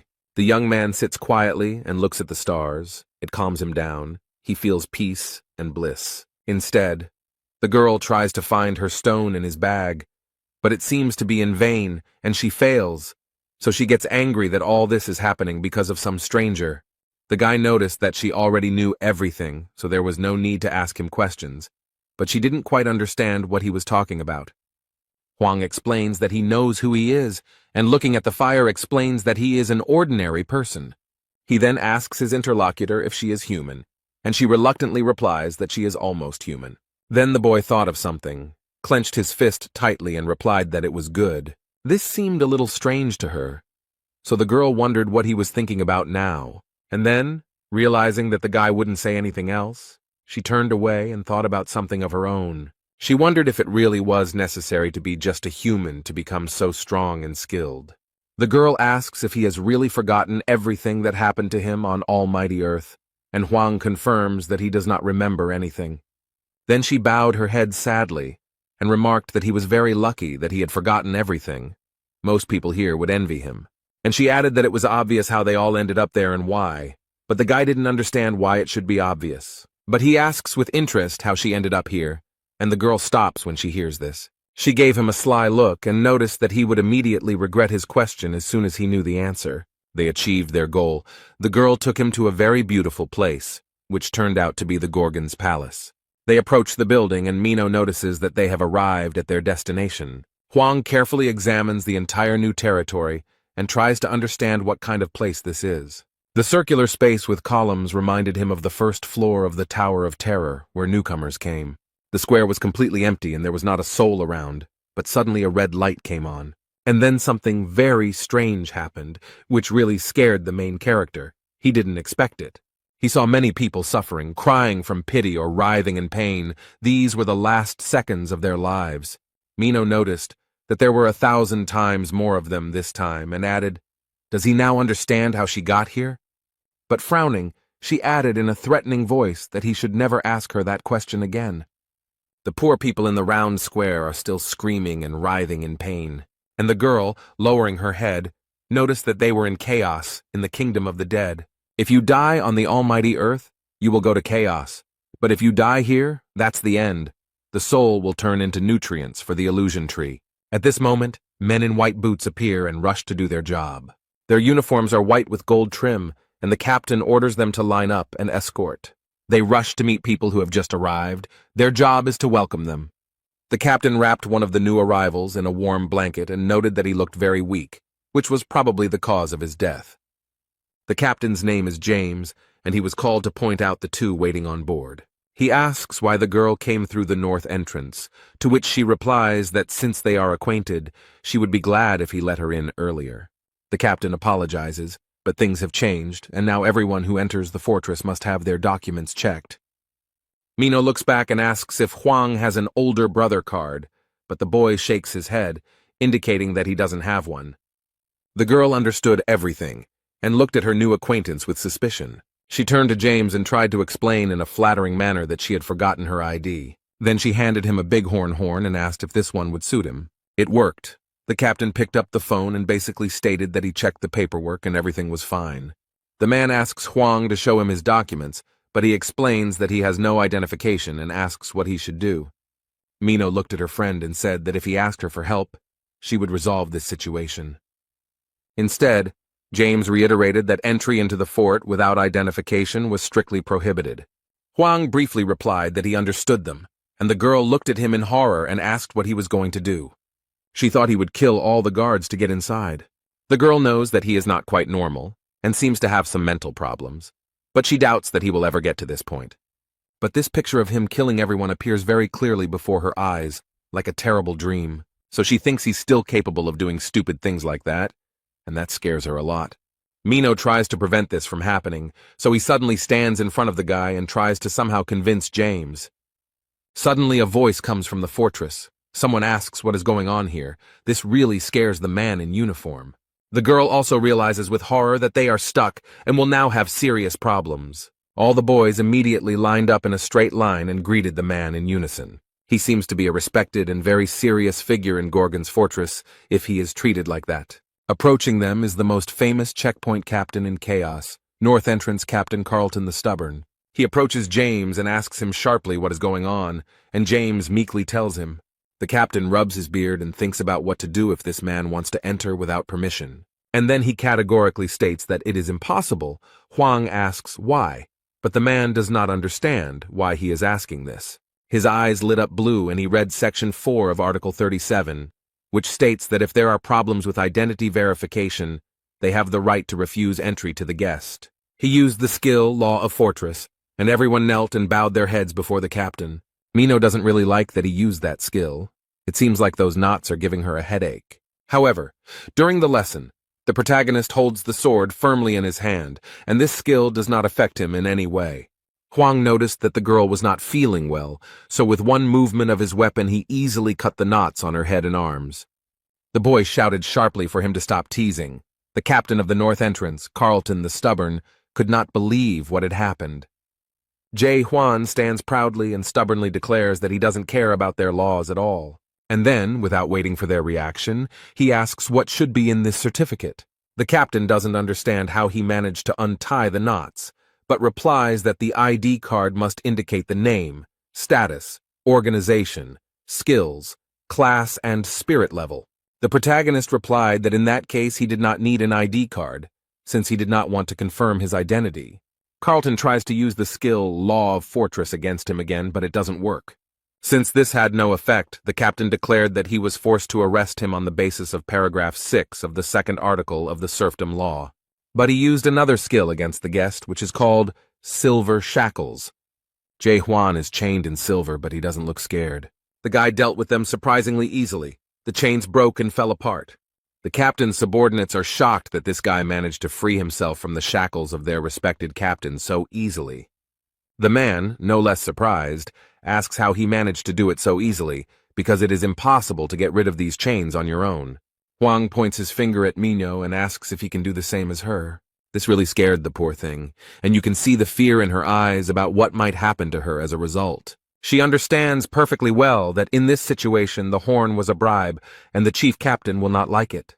But besides her, there is James, who received the bribe, and 2 men who witnessed it. They were also seriously frightened, and cold sweat ran down their foreheads from fear.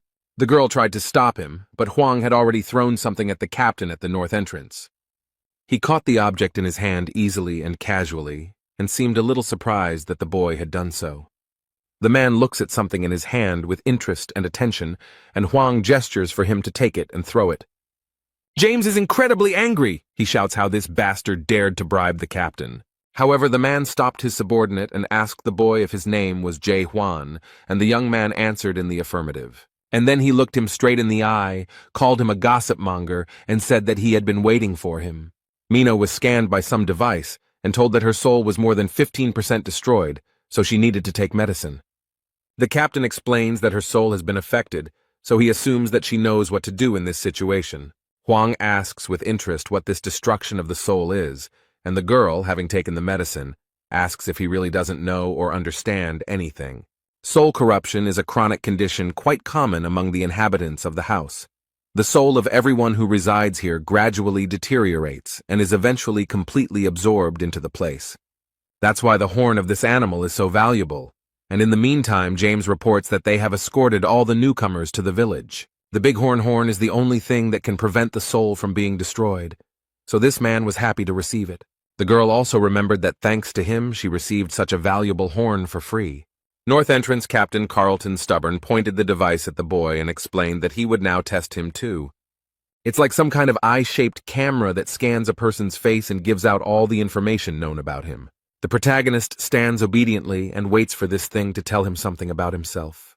However, after scanning, she found some error. It seems that this device does not provide any information. The system only showed that the process of destruction of this guy's soul went unnoticed. James and the captain are shocked by this information, as everyone in this city is suffering from soul destruction. And this thing shows 0% destruction, and it makes them wonder who he is. Carlton thought for a second, then smiled slightly and said he understood. The man takes the boy by the hand and explains that he has checked his stone and can now take it back. Hwang asks in surprise if they really don't need this thing, since it seems quite valuable. He addresses him as a messenger of gossip, and explains that the spirit stone is not something to be given to just anyone, but the guy ignores the fact that he is some sort of messenger. But the captain didn't explain anything. He just smiled slightly, and noted that he knew about it. 2 guests entered the fortress, and the captain was asked if they could be let in. Instead, the man asked James if he knew what a spirit stone was, and he explained that it was something that increased spiritual energy. Carlton noted that this was not the only thing worth knowing about this stone, and showed his subordinate something quite shocking. When he took off his white glove, his hand was in a terrible state, and his subordinate asked if it was because of the stone. The captain explained that no one except the messenger of gossip has power over this stone, and only he can bypass the destruction of the soul. Although he doesn't think that this guy is actually the messenger of the gossip, he somehow managed to control the stone. James asks if they can really trust this guy, but the captain explains that he does, deep down. Carlton recalls how he was measuring the level of destruction of his soul, and his subordinate remarked that the device must have broken. But as far as the manager knows, the device is fully functional, and can only show this in one case. This can only happen when his soul is the purest of all that exist in chaos. But James does not understand how this is possible. It doesn't matter whether he is the messenger of the gossip. What matters is that he can control the spirit stone, and what to do with it will be decided by the fortress itself. James asked if this was related to the illness of the owner of this fortress, but the captain of the northern entrance doesn't know about this at all, so he has nothing to say. And then you add that I heard that someone tried to let them through by giving a bribe, and this scared the man. Now he doesn't know what to expect. Huang walks around the fortress grounds, looks around and thinks that the streets here are very confusing. He's also concerned about why this girl is following him and who is in charge here. The captain punished her for not showing her ID and for offering a bribe to a security guard. However, Jae Hwan asked to let her go, so the man complied with this request and let her go, wishing her a good day. The guy doesn't know anything about this city, so he decided to just ask out loud if anyone here knew a good blacksmith. He continues asking questions, shows his sword, and asks if he knows anyone who could help him. Instead, a cunning man appeared who seemed to want to profit from the fool. The walk through the city dragged on, and it seemed they had entered some dark alley. It seems that the girl is already beginning to come to her senses after the captain cast his spell on her. Finally, she feels better and asks how long they have been walking and living in this settlement. The protagonist is glad that she feels better, because finally she won't be following him everywhere, so he wishes her luck and says goodbye. But Mino can't believe that he's just leaving her like that and asks him to wait for her. Huang explains that he has entered the fortress and now he no longer needs help. He looks back at his friend and casually adds that now she will only be a hindrance to him. The guy explained that they were too different to turn their acquaintance into a strong friendship. So he suggests that she go her own way, and this is where their paths diverge. The girl froze in surprise. She could not find words because she was very surprised by his decision. It seems like she doesn't want to part with Huang at all, so she's in no hurry to leave him. Suddenly, a sharp and very loud scream of a girl was heard in the tunnel. She asked the boy to stop. Mino tries to convince the guy that he doesn't know where to go, and that without her, he will definitely have a lot of problems. The young man explained that he could always ask passers-by, but the girl suggested that he ask her, since she knew everything here. Huang seemed to realize that she wouldn't be easy to get rid of, so he seemed to have resigned himself to having her as his companion. Since she had already insisted and said that she knew everything here, he explained that he needed a break now. The girl enthusiastically said that she knew where to find him and asked if she could take him there, to which the guy replied that it would be very appropriate. Suddenly, the guy reached for his bag and said that it looked like they had other things to do first. Now they have to settle some issues with people who are interested in the alien to these lands. They are blocked by guys with sly smiles and asked if he has that beautiful sword that has heat in it or something like that. Mina warns these fools to get out of the way if their lives matter, but the boys don't take her words seriously. She was called rude and warned to watch her swearing. The men explained that the youngest of them had reached adolescence and was highly sensitive to any rude behavior, but they threatened that if they want to get out of here alive, they must pay, so let them give up the sword. Huang calmly replies that he does not agree with their terms, and Mino is shocked by their youngest son. The robbers stand proudly and wait for the right moment to begin their reprisal against these two. But the girl is still under the impression of this overgrown man and claims that he cannot be the youngest and accuses them of lying. The Mountain of Muscles no longer waits for a command from his minions. He quickly approaches them. Approaching the girl, he swung his axe and declared that her rudeness would be punished. But suddenly a sword appeared right in front of her. It seemed that her new friend decided to save her. Huang took away both of the emotionally unstable man's arms in one motion. This shocked and frightened the other robbers, and they froze in their places for a second. The bushes fell at Huang's feet, and he noticed that everything here was very noisy, something he was not used to. The guy holds his weapon tightly at the ready. He knows perfectly well that this fight will not end here. Jae Hwan seems to be confident in his abilities and is not at all afraid of scammers who enjoy profiting from others. He stands with a cold gaze and a threatening voice, calling for them to come forward and begin the fight. Their youngest lies and whines in pain. He no longer poses any threat. The others scream in rage. How dare he raise his hand against their little brother?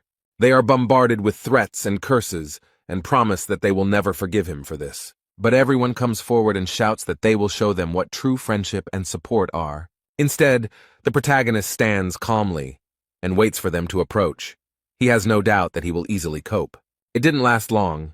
His sword was already dirty, and finally there was peace and quiet around him. The girl is delighted with how easily the guy dealt with the attackers. She is impressed and thinks about how strong his other skills are. but he explained that he only knows how to lunge. Mina was surprised at first, but then she remembered that her other friend also only used one skill, but in his case, it was defense.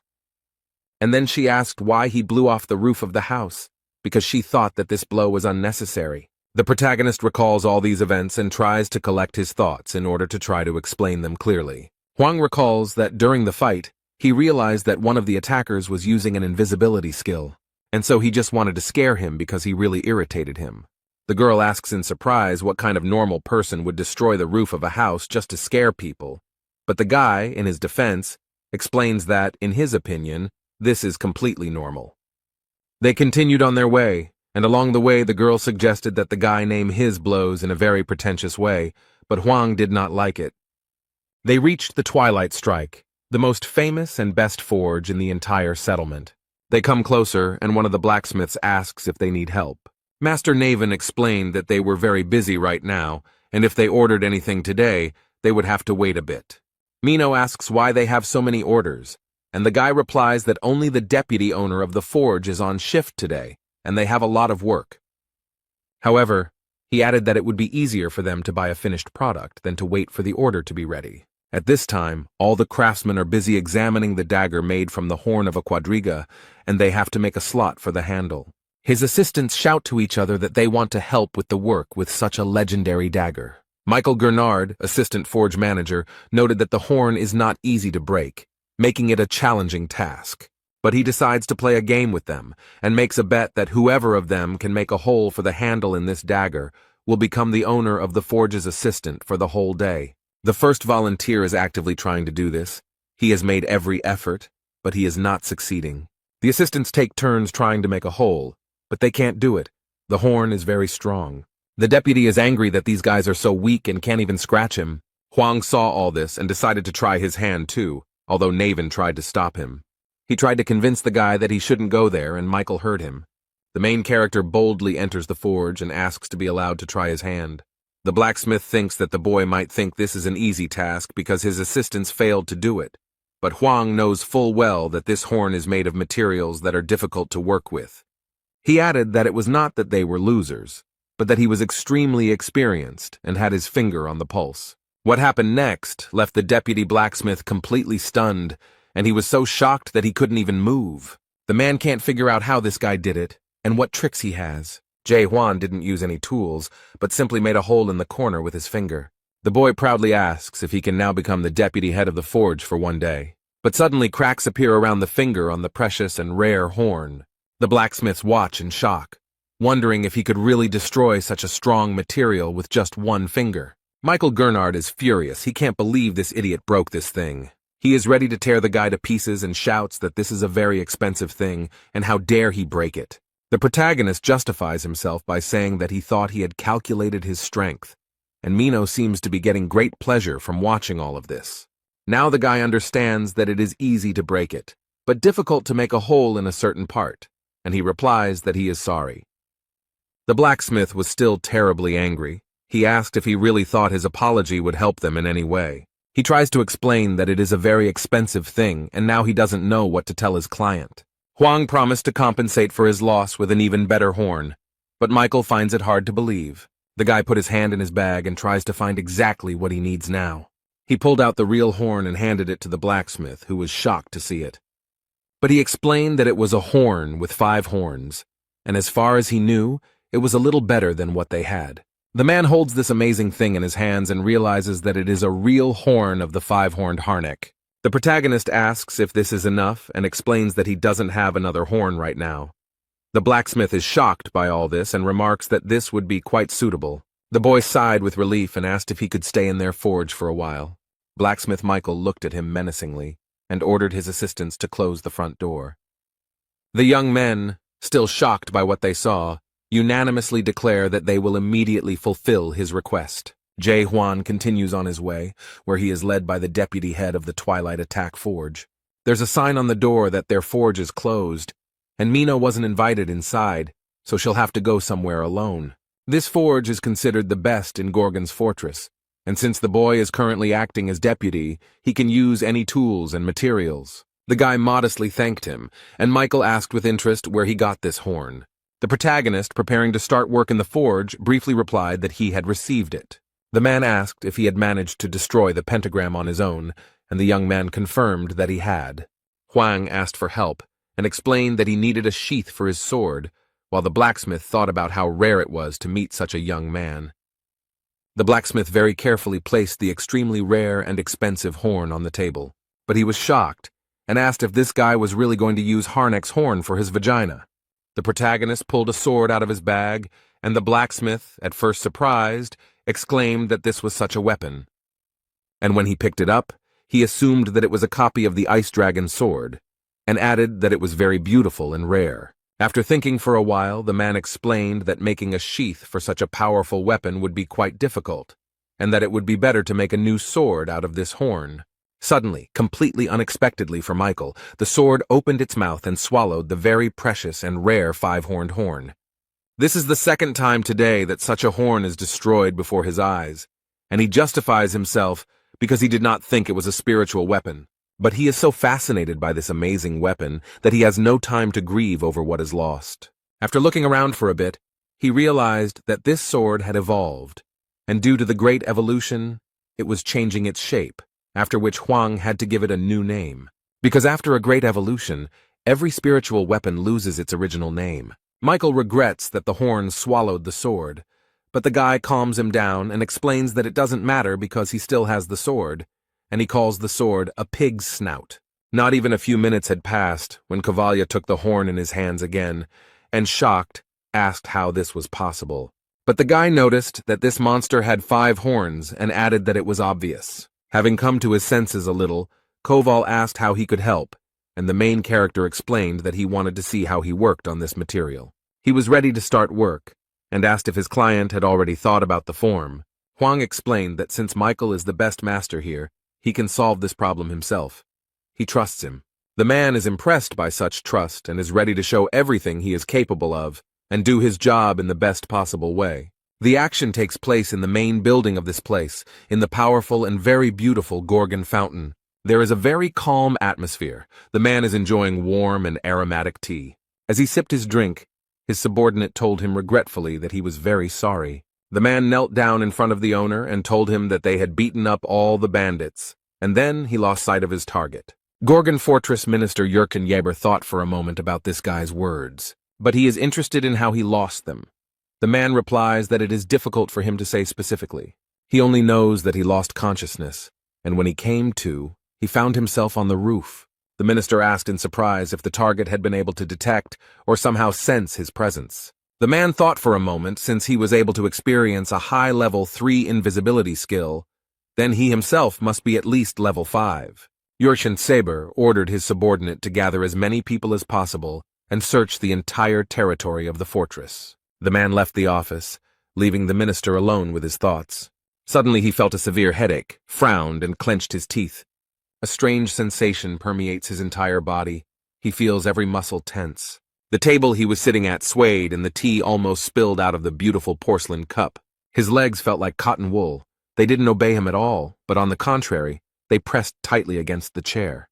The minister, exhausted, banged his fist on the wooden table and tried with all his might to pull himself together. Overcoming the unbearable pain, he asked the owner of the fortress to be patient and wait a little longer. Meanwhile, at the local bar, as usual, alcohol was flowing and people were drinking no matter what. People sit quietly at tables, eat their ordered dishes, and watch TV. The program Top 10 of this week is coming to an end, and the presenter is a little sad about it. But she still has the latest videos, and the girl assures that each of them has already heard about it. He became very popular in Little Brother, and this video is now being talked about by everyone. It talks about the lonely hero of the 99th floor. People are watching this guy on video and wondering where he is now because the Lord seemed to really like him. There are rumors in the bar that the tower has stopped growing plants, and it is assumed that this happened because the tower's owner was trying to cheat. It is said that the tower was completely destroyed, and its owner fled, although for the demons, this tower was worth a lot of money. The bar's patrons think it would be better to sell it at the market rather than destroy it, and in between conversations they order more drinks. Suddenly the door opens wide and Mino appears, looking very unhappy about something. She walks past all these drunk men. What an impression such a beauty makes here. The girl boldly walks past them and sits down at the bar counter with other visitors sitting nearby. One of them is already quite drunk and tries to flirt with her. He asks if she is alone here. The girl addresses him in a very threatening and aggressive manner, making it clear that she does not want to date anyone. The man immediately realized that it was better not to disturb this sweet girl now, so he moved away. Mino is in a very bad mood right now and can't understand why she is so sad. She takes out the money, gives it to the bartender, and orders herself a liqueur, hoping that it will lift her spirits and make her feel a little better. The girl asks the bartender for more. She wants to drown in alcohol and forget. Not much time has passed, and the girl is already quite drunk and tells the bartender what is bothering her. She drunkenly says that this guy is a terrible weirdo and is making a big deal out of himself. The owner of this tavern, Claire, exhales heavily and notices that the girl hasn't even had time to get drunk yet, and she's already talking nonsense. The woman explained that there were many good men around and asked why she was so attached to him. The girl lowered her head, but the only explanation she had was that he was starting to really irritate her. She remembered him from fights and explained that this guy destroys absolutely everything in his path. It irritates her that he walks around swinging his sword as if he doesn't care about anything at all. Mino tilted her head and remembered how he spoke and what he said, and it all sounded very strange. The trouble is that he speaks to her very poorly and completely incomprehensibly. She was angry with him because he did whatever he wanted, even knowing that he was in the world of chaos. Huang responded that people usually think it's the end, and then added that she is no longer human, and they are very different. Apparently these words really touched her, because the poor thing sadly leaned over her glass and fell silent. She is terribly irritated that this man does not take her seriously and considers her a nobody. The girl noticed that everyone present there was struggling for their lives, and he just appeared out of nowhere. She remembered asking him what he would do when he was horrified, and the boy briefly replied that he wanted revenge. But he didn't explain why he wanted revenge, so the girl thought he was looking down on her. Minu is terribly irritated by his behavior. Next to him, she feels inferior and worthless. Claire noted that she was still just a child and asked her not to go near the man again. But she doesn't understand at all why she needs this and asks the bartender to explain it to her. The woman looked at the girl with compassion and noted that if she stayed with him, she might die. But Mino asked why she became so serious and thought she might die, and at that moment the door of the bar opened. The golden glow stretched in a beautiful path from the very door to the red head. A golden messenger bird flew in and brought the girl an important letter with a seal. This letter from Captain Carlton Xavier is addressed to the terror of the dark forests of Mino. The girl wondered with surprise why he had written to her and felt some anxiety as she unpacked the letter. As she read this letter, the girl heard someone behind her asking if she really was the witch who had carried out the massacre. Mino didn't think long and, drawing her blade, replied that it was okay to say that. But at that moment some man grabbed her hand and squeezed it tightly, and the poor thing had to drop the weapon. He explained that he didn't like such rudeness, but he didn't have time for explanations now, and said that she had to help him. Meanwhile in the forge, the men are trying to carry out their plans, but it seems that everything is not so simple. The blacksmith struck the horn, and it was immediately thrown back with great force. He had not expected this at all. Completely unexpectedly and as if out of nowhere, a huge monster appeared. It was that very pentagram. The man is terribly frightened. He cannot take lessons and asks where they can get his horn. The poor guy doesn't understand at all how to do this because the monster is huge and scary. The protagonist noticed this, lifted the man to his feet and asked him to pull himself together. Jae Hwan asked threateningly if he had forgotten that they were already halfway there, and he added that since this man promised to help, then let him fulfill his promise properly. All this happened because the blacksmith persistently tried to break the horn with his tools. But for a long time he couldn't do anything. He was very tired and said that this was too high-level material for him. Huang covered his eyes with his hand and explained that the situation was unequal, noting that the first stage of rebirth is the stage of doubt, which can destroy the essence of the world.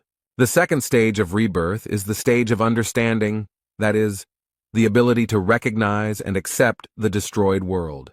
The blacksmith seemed to discover a strange, secret vision within himself, and looked in amazement at the horn on the table. The thing began to move and seemed to change its structure and shape without any apparent reason. A large black substance begins to rise and form something completely unlike itself, which seriously frightens the man. There was a strong, bright flash that made blacksmith Michael Garnard close his eyes. And when she opened them again, he couldn't believe that what he saw was actually happening. From this strange black matter emerged a huge and terribly evil monster. The man seems to freeze in place from horror and complete incomprehension, and Huang asks him to come to his senses. But he added that since the blacksmith promised to help, he must do it now. Michael is horrified and cannot understand if this monster is really Harnick's horn, and that he used his pathetic skills against it. Suddenly, in the middle of this space, he saw a door. The man thinks that he is sleeping, so he wants to wake up as soon as possible. The blacksmith quickly runs to the door, being completely sure that this is a dream, and Huang does not have time to stop him. The guy just sighed in disappointment and realized that he was useless here. The man quickly ran out of the door and screamed desperately, calling for someone to help. But what he saw there frightened him even more and plunged him into complete stupor. Ugly and scary skeletons slowly approach him, surround him. In fact, it is his assistants in the forge who ask if he has finished his work yet. The man is so overcome with fear that he cannot understand what is happening to him. Suddenly, Michael heard a voice telling him that this fool had no right to be here. The poor guy can't do anything. His forehead is covered in beads of cold sweat, and his whole body begins to shake. The boy has to attack this creature himself, trying with all his might to subdue it. He thrust the instrument into her with all his might, while wondering if this world really existed. Jay Huan has finally achieved success. He forges with confidence, and this material lends itself to him. The horrible creature began to fight back, and the boy wondered how it had managed to get here in the first place. The main character tries his best to hold on to the monster so as not to fall, but it seemed he had already realized that this would be a much more difficult task than he thought. The monster turned out to be quite strong and terribly angry, so the boy decides to jump. He then applies twice as much force to speed up and try again. Huang uses his blacksmith's hammer and deals a blow to the creature that breaks its bones. Meanwhile, Michael cannot come to his senses and screams loudly in shock. There are boundaries in this world that cannot be crossed, and no matter how hard you try, a person will never go beyond his capabilities and reach the level of horror. Michael thinks he's too old to work with Harnick's horn, and the guy should have come to him sooner. He understands that this young man came here to see the owner of the forge, but he has not been here for a long time, and adds that he is sorry that only a loser like him remains in this city. He thinks that he cannot consider himself a true disciple since he has not created a single tower, but Huang reassures him by explaining that he is good with weapons, so he should not give up. And he added that no matter how hard he tried, he could do it 1,000,000 times. But this phrase made the man laugh, because only a young guy could say such a thing. Michael noted that the boy might think he wasn't trying hard enough, but that was not the case at all. Believe it or not, this man tried again and again, but he never gave up. The guy remembers the blacksmith from the tower, who said that he has honed all the skills related to blacksmithing, and can repair all the weapons in the Tower of Horrors, with a probability of 99%. But despite such success, recently he began to be troubled by very strange thoughts. Instead of focusing on the 99% chance of success, he thinks only about the 1% chance of failure and does everything possible to avoid it. Huang noticed that Michael worked harder than the others, but did he know about the principle of craft skill? The skill of the craft of horror appeared much earlier. It existed from the very beginning, like fire and water. But is a person capable of understanding how the world works? Huang asked if he really used this skill without understanding its essence. The blacksmith thought for a moment he had nothing to say or add to his interlocutor. He believed that spiritual power transferred energy to the hammer and the tools adapted to work with the horn. But the boy noticed that if everything was so simple, then why couldn't his subordinates succeed? The blacksmith suggested that it was because they hadn't yet fully mastered the craft. Michael suddenly thought that since the principle of this skill was so simple, there was no point in mastering it. Huang points out that you have no idea what the skill is and continue to use it, and the man defends himself by saying that no one understands how it works. And then he persistently asked if this guy knew how the crafting skill worked. The protagonist calmly replied that he had just figured out how to do it, and reached his finger towards the horn. Under his finger, the material magically begins to melt and change shape. The guy was working on the horn, and asked everyone to look carefully and say what they saw. The blacksmith saw the decomposed particles of matter, but Huang noticed that everything was not so simple. Hard work made his world more stable. Michael doesn't quite understand what he's talking about, but the guy explains that there's nothing wrong with it. But he goes on to say that he doesn't really understand that if it doesn't work even after so many tries, then the problem is not with him, but with the world. Suddenly, the blacksmith remembered a conversation with a monster who explained that his approach worked for monsters, but not for people. The man asks what then is suitable for humans, but the creature does not know and explains that humans cannot achieve anything higher than becoming a disciple. But he still worked hard and tried to achieve this mastery, and it was terrible. And now he doesn't understand what to do, whether this guy is really offering to challenge the world, because this world rewards all efforts. The result justifies the efforts. Huang asked if it was really good, since this world makes you believe in your own inadequacy. The blacksmith is no longer young, but he can still continue the fight. The protagonist asked him to take a closer look and not to believe blindly. The man trusted the boy and looked at the horn carefully. He looked at it for a long time and carefully. And now he saw it, understood the essence and how it all worked, and now it seemed to get through to him. Michael saw the boy fighting the huge monster again, and wondered if he had always known about the existence of this world. This world without deception, where all ranks, skills, and levels don't matter. He finally saw everything for what it really is, and he can't understand how Huang didn't go crazy from this. And then he thought that maybe the blacksmith had gone crazy after all, and he set to work with wild enthusiasm. It looked very inspiring and at the same time frightening. His tools cut into the extremely hard material, causing sparks to fly from his work. After some time, the work was completed, and Jae Hwan had to continue his journey.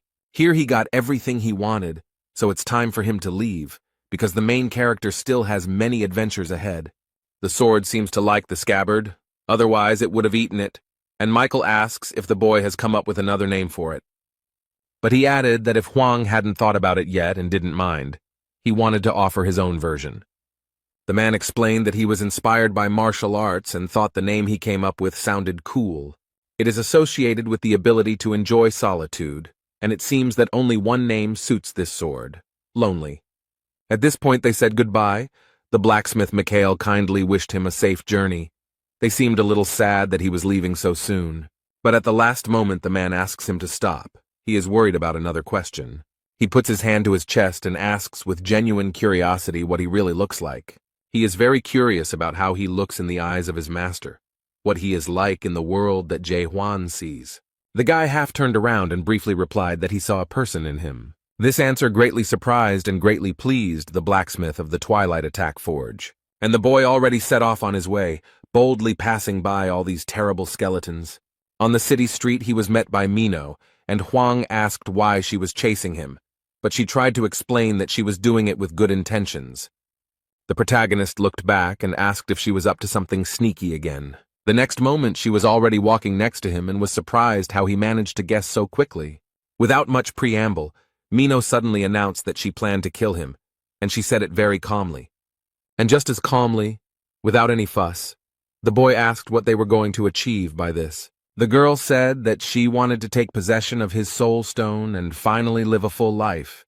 But when she saw the expression on his face, she realized that he was not joking. She is a little disappointed that he is not impressed at all, so she suddenly gives him the clothes as an apology gift. They walk through the city, and Mino asks what he will do now, since he never got to face this horror. He explained that Michael told him where to find him, so that he would find him and ask about the Tree of Illusions, and then go in search of a way to the abyss. The girl tried to understand what he was going to do, and suggested that he would still get to the abyss, but what would happen next? But Huang said that he was not going to return. And then he added what exactly he was going to do, and this information greatly shocked Mino. She could barely stand on her feet, took a deep breath, and asked in surprise who he was. And then she got very angry, screamed, "Where did he get this from? How could he do this, and who gave him such a right?" She asked why he thought he could do whatever he wanted and didn't care about anyone else. The girl considers him cruel and heartless, and adds that he does not consider others to be people. She explained that she is a human being, even if not very strong, but she is a human being and worthy of respect. Jae Hwan tries to listen to her and understand. He watches the girl carefully. He remembers their first meeting and how she said that if it were fate, she would die today but would not go back to the past. Suddenly he saw her body begin to disintegrate into tiny particles and messages, telling her not to be stupid and not to cause trouble. And the next message said that she should lure him, and if she did not keep her promise, the old woman would die. From this, Huang realized that they had a hostage and they needed him, so they wanted to lure him somewhere. The main character noticed someone very suspicious standing on the other side of the road and following them. He thought that he should give his head to some swindler, but it was all in vain. No matter how hard he tries to save people, it will not change anything, and only doubts allow him to see the whole truth about this place. This world is ruled by money and information, and it is also made up of people who have sold their souls for power and wealth. The guy decides to get rid of them and go in search of horrors, while Mino explains that you don't need a big dream to be happy, you just need to appreciate every day you live. She gets terribly angry and thinks that from this point of view he is not a person, and grabs him by the clothes. The girl boldly declared that she did not want to stay with him as long as he had such goals. When she broke up with her boyfriend, she said she hoped to never meet him again. But at the moment when she was saying all this, the guy saw something very strange. Now she begins to look like an ordinary person. He does not understand why this happened. Huang noticed a message that the witch had betrayed them, and all their plans of horror had collapsed. Meanwhile, the girl headed to the bar where she had recently been drinking and sharing her problems. She walked to the door and thought sadly about how this could have happened. She opened the door, apologized to her aunt, and asked if she had kept her waiting. However, the institution looks in a very terrible state. Everything is broken and scattered. This is the work of Maluzga. There's a man standing in the middle of the establishment with a huge sword and his henchmen around him, and the barmaid remarks that she should have stopped her earlier, and she added that this time she would really die because of her. And the man holding Claire threateningly demanded that she shut up. The eldest of the Kim Chunbang brothers, Jenya, asked why the witch killer came alone, since they had an agreement. But she said he was very naive to think that the witch could keep her promise. She prepared her daggers and explained that he would not come because he had gone to destroy the world. And after these words, she abruptly released her weapon to hit as many opponents as possible. This evil man smiled slyly and noticed that this girl had completely gone crazy. But he immediately cast a shadow on her, and in the forests, she was nicknamed the Witch Killer because of her ability to lure creatures. Jenny is very curious to see how she will cope with these shadows he casts on her. It looks like he wants to see an interesting show. Meanwhile, Mino is doing well. She has learned to avoid the shadows and not give in to any of these creatures. These creatures are no match for such a strong witch. The girl does a somersault and throws her daggers. The man realized that if he wanted to win her over, he would have to put in some effort. So he decided to use his powerful weapon and made several powerful attacks with it. His movements formed a powerful cross, which was now rapidly approaching the poor girl. It's as if he has Mino chained up and she's trying her best to break free. Meanwhile, this man was preparing to approach the witch who had caused the massacre and believed that he had already won. The girl has freed herself from his power, but it is as if she has burned herself, and she regrets that this is happening far from the fortress. The eldest of the Kim Chunbang brothers noted that the soundproofing was good here, so there was no point in shouting. But she had one last chance to bring the boy here. But she is not going to do this, and threatens that the dark forest will take revenge on them for her. The man said that by the time the fort found out what they were doing there, they would both be dead. Mino used her skill, Akaram's 7 swords, and added ice defense. Such skill impressed her opponent, so he noticed that she looked good, and he didn't expect her to be so strong. But these skills mean almost nothing to him, and the man promises to tear his opponent apart with his bare hands. The poor thing can't resist his strength. She's in pain, and it's hard for her to keep from falling. The girl holds on with all her might, her eyes almost closing. She wants this to be the end. And the last thought that came to her mind was the question of whether she would go back in time if she had the opportunity. And only now did she realize that she wanted to return so as not to leave Huang again. She stood before her assailant, who was ready to take her life, and wondered if she would witness the decline of this world. As soon as the man raised his weapon, his sword was reflected in the blue light of the ice sword. Jenny's followers are surprised by what happened and did not expect anyone to stop them from doing their dirty work. But a guy walks into the bar with confident steps. Now they won't be able to do what they want so easily. Mino is very happy that he came, but ironically says that she doesn't like it when people interrupt her so abruptly and asks why he came, sacrificing his plans. At first she thought he had come to save her, but the boy immediately threw a bundle of clothes into her hands and explained that they were too small for him. The men are glad to see him here because he has made their task easier and has come to their aid himself. The main character looked at them, and the only thing that interested him was whether they knew where this horror was. And then he decided to put the question differently. He demands that these bandits bring this horror to him. One of them said he heard that he had broken the rules of the fortress, and it seemed to be true. Mino warned them and noted that he was on level 4, so he shouldn't be underestimated.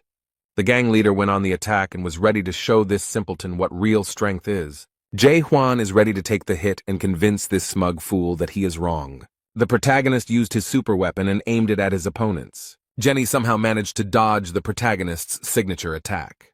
Hwang raised his eyebrows and was very surprised that the man managed to avoid the blow. The opponents are surprised. They thought he was just an ordinary newbie, and now they assume that he can become the champion of the abyss. The guy remembered that the only one who managed to avoid his blow was the pentagram, so he and this person were on the same level. But he doesn't care because in the end the monster gave up, and Hwang will still fight. The protagonist looks confident and completely calm, while Mino is very scared. The girl is very worried about her Aunt Claire, who is still being held hostage and threatened. The gang leader realized that his rival was stronger than he expected, and decided to scare them by telling them that their hostage would die. The woman screams for them to attack without delay. But at that moment, one of the bandits gives her a hard slap and tells her to shut her mouth. The girl tries to calm the woman down and explains that she needs to be patient a little longer, and she will be saved right away. She turns to her friend and hopefully asks if he will help save her.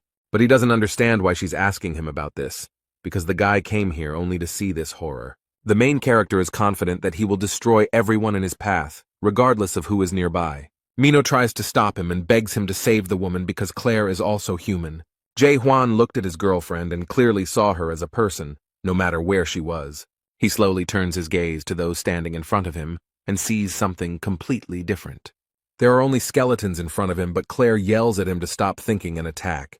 Suddenly he begins to see this woman as a real, normal person. It looks like he'll have to save her now, even though he didn't plan on it at all. He then decides to raise his sword and direct all its power upwards towards the roof of this building. A huge jet of energy burst through the roof and shot high into the air, attracting everyone's attention. This was noticed in the fortress as well, and they looked around in surprise and did not understand what was happening here. The captain of the north entrance also noticed it and seemed very interested in what it was, so he immediately orders his subordinates to head to where this light is coming from. It turns out that there was some strange magical dome above the house, created by the smoke of the villains. They realized that they were now in trouble because Hwang had broken the barrier of silence. Immediately after this, people in uniform appeared and were ordered to cordon off the area. The captain and his subordinates suddenly burst into the almost destroyed bar and arrived here very quickly. The captain looked around. He immediately realized that Jae-hwan should be here and asked threateningly what was going on. The main character reported that this man was brazenly violating the laws of the fortress. The guy did not go into details, but he has an assumption that he violated paragraph 4 of Article 276 of the Criminal Code. But he added that this man probably wanted to unite with horror and destroy this world. But Mino is shocked because this was Hwang's plan. The captain arrests them under paragraph 4 of Article 174 and paragraph 6 of Article 124 of the Criminal Code. The bandits are not very happy that they want to be arrested, so their leader gives the order to flee. However, the man is not going to let them go so easily and uses his silver chains skill. He immediately grabbed himself with 2 bandits who really wanted to break free, but couldn't. The man is not going to stop there, because he still has to catch the leader of the gang. So he takes out his gun and warns them that their best option would be to surrender. However, Zhenya seems to be confident in her abilities and is not going to surrender to the law so easily. He drew his weapon and was ready to fight the captain, just so that he would not be put in prison. A battle between 2 rather strong opponents takes place under a huge hole in the roof. Neither of them is going to give in to the other. Neither of them is ready to lose. The gang leader waves his weapon wildly and shouts furiously, demanding that it burn with a blue flame. However, the captain is not afraid of empty threats. He uses his silver chain skill. The man wielded it skillfully as he instantly and effortlessly tied his opponent's hands. But he threw him to the ground with all his strength, so that the man would not be tempted to continue the fight. Zhenya realized with despair that he had no choice. He was already completely defeated. The captain pinned him to the ground. The man sighed heavily and admitted that he was now giving up. The warrior leader is glad that the man surrendered and notes that it was a rather wise decision on his part. But suddenly, completely unexpectedly, one of the villains threw a lighter at Carlton. She falls into the middle of the room and begins to do exactly what she was thrown there for. Black and acrid smoke filled the entire building, making it difficult to breathe and understand what was happening.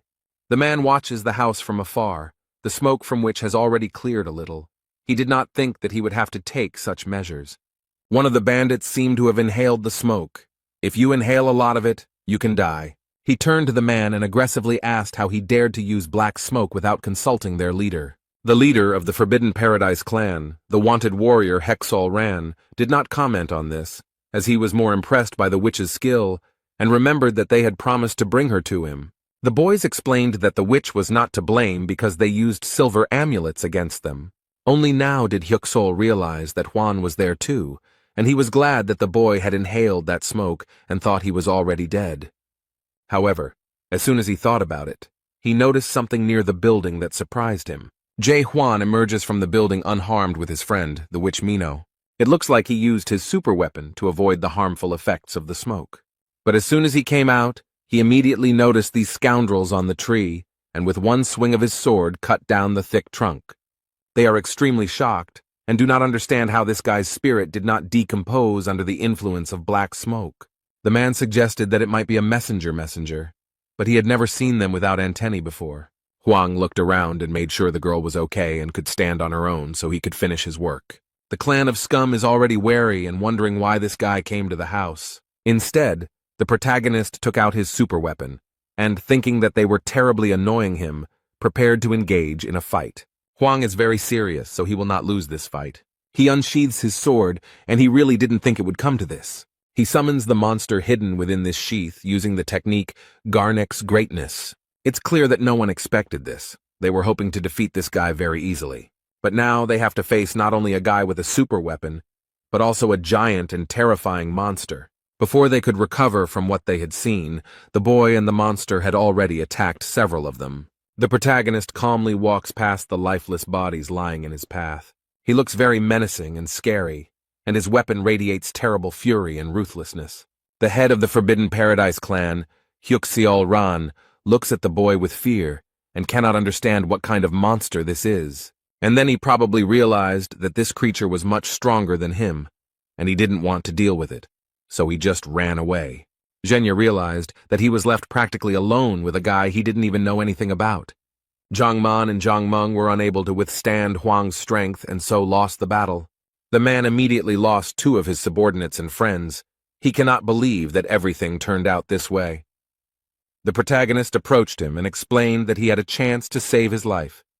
He just needs information about where they are hiding this horror, and then he will let him go. The man knows that if he tells everything now, his life will lose all meaning, because if he finds out about the betrayal, he won't just let it go.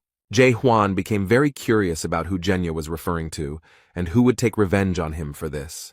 The bastard took another look at all his comrades who had just died and realized that there was no other way out. He already understood everything perfectly well. He knows that in any case he is destined to die. So the man boldly takes the blue stone out of his pocket and eats it. The guy recognized this stone. He is 100% sure that it is a soul stone. At first glance, it may seem that all people living in chaos are attached to some objects. But these are not drugs. As it may seem at first glance, they must be taken to prevent the complete destruction of the soul. After all, no one wants to die. That's the point of this place, and this man risked everything he had. After he did this, he was overcome with unbearable pain, and his eyes seemed to grow larger. Strange long shoots, similar to tree roots, begin to emerge from the body. The man's body has completely changed. It is getting bigger. Something is happening that is completely different from what he expected. The city's residents are terribly frightened. They have never seen anything like this. Instead of dying, he turned into a huge monster. This creature is very frightening to those around him. The creature is very angry, and there is absolutely nothing left of Jenny. Now he will be like this. His rage knows no bounds. The monster mercilessly grabs everyone he sees in his path. And after him, only lifeless bodies remain, scattered throughout the streets of the Gorgon fortress. The frightened residents run away in horror. They do not want to be left without their souls, which they value so much. And Zhenya finally sees the true essence of this world. Now he knows that there is nothing good here, so he does not need to be afraid to die and give up his soul. Now he knows that he held on to all this in vain, but he could be truly free. This being is now satisfied. Now it has no fear because it has nothing to lose. The monster didn't see where Jae Hwan was, but now he finally found him and promised to destroy him. The boy stands boldly and proudly before the monster, and it is already stretching out its limbs towards him. Now he can see the world as it really is, and the boy in this world looks like an ordinary person, not like a skeleton. Zhenya is surprised that he is a real person, and does not understand how he could end up here. Instead, the protagonist stares at the creature and has no idea what is happening to it. Huang tried to use his doubt skill, but it didn't help him figure out who he was. But now he doesn't have time to think about it. So the guy gave up on this idea. The protagonist points his weapon at the monster, showing that he is ready to engage in combat with it. No matter who he is or what happened to him, this guy knows exactly what he needs to do. Jae Hwan confidently moves towards the creature and believes that his weapon is strong enough to defeat it. The ice sword is a very powerful weapon. The creature Zhenya has turned into seems scared. He didn't have time to do anything or even understand. His end came unexpectedly quickly. Thanks to the sharp blade, the head was separated from the body, and now he will not be able to scare anyone. It seems that this man's soul is dying irrevocably. He remembers for the last time the happiest moments of his life. In the world of chaos, it's raining, the bodies of the dead are smoking, and Jae Hwan doesn't care because he destroyed the monster. All that is left of him slowly disappears like rain erasing a pattern on the asphalt. And in an instant, nothing remained of Jen, the great swindler and criminal, but smoke. The protagonist realized that this creature had disappeared and would never return or recover, so he calmly hid his weapon. He pauses for a moment and looks at the place where his opponent was and thinks about his own existence. But he is still haunted by thoughts of horror. He is sure that he will definitely find someone here who will tell him about it. After that, he goes on a search. His mission is not yet complete. He has not done everything here yet. Mina never regained consciousness after inhaling black smoke. Huang did not leave the girl. He returned to her, and in the meantime, his subordinates were worried about the condition of their captain. Carlton is also feeling unwell, but he manages to explain that they need to warn the fortress. He approaches the girl. She is very sick. Mino believes that she cannot be saved in any way, so she asks him to kill her while she is conscious. The guy is surprised to see the girl in human form. He doesn't know why this is happening to him. He sat down next to her and looked at her with sympathy. Perhaps he had some feelings for her. The young man tries, but cannot use the skill doubt against her. This worries him a lot. Why can't he see her as she used to be? There are so many questions, so many unknowns in this city. But he is ready to accept Mino's last will and do as she asks, so the guy reached for the weapon.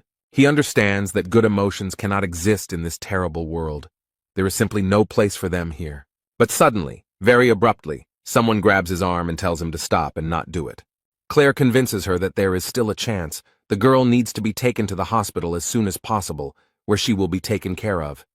You just need to hold on a little longer, and the chance for recovery will definitely appear. The hospital in these parts looks like a field hospital, with wards instead of wards.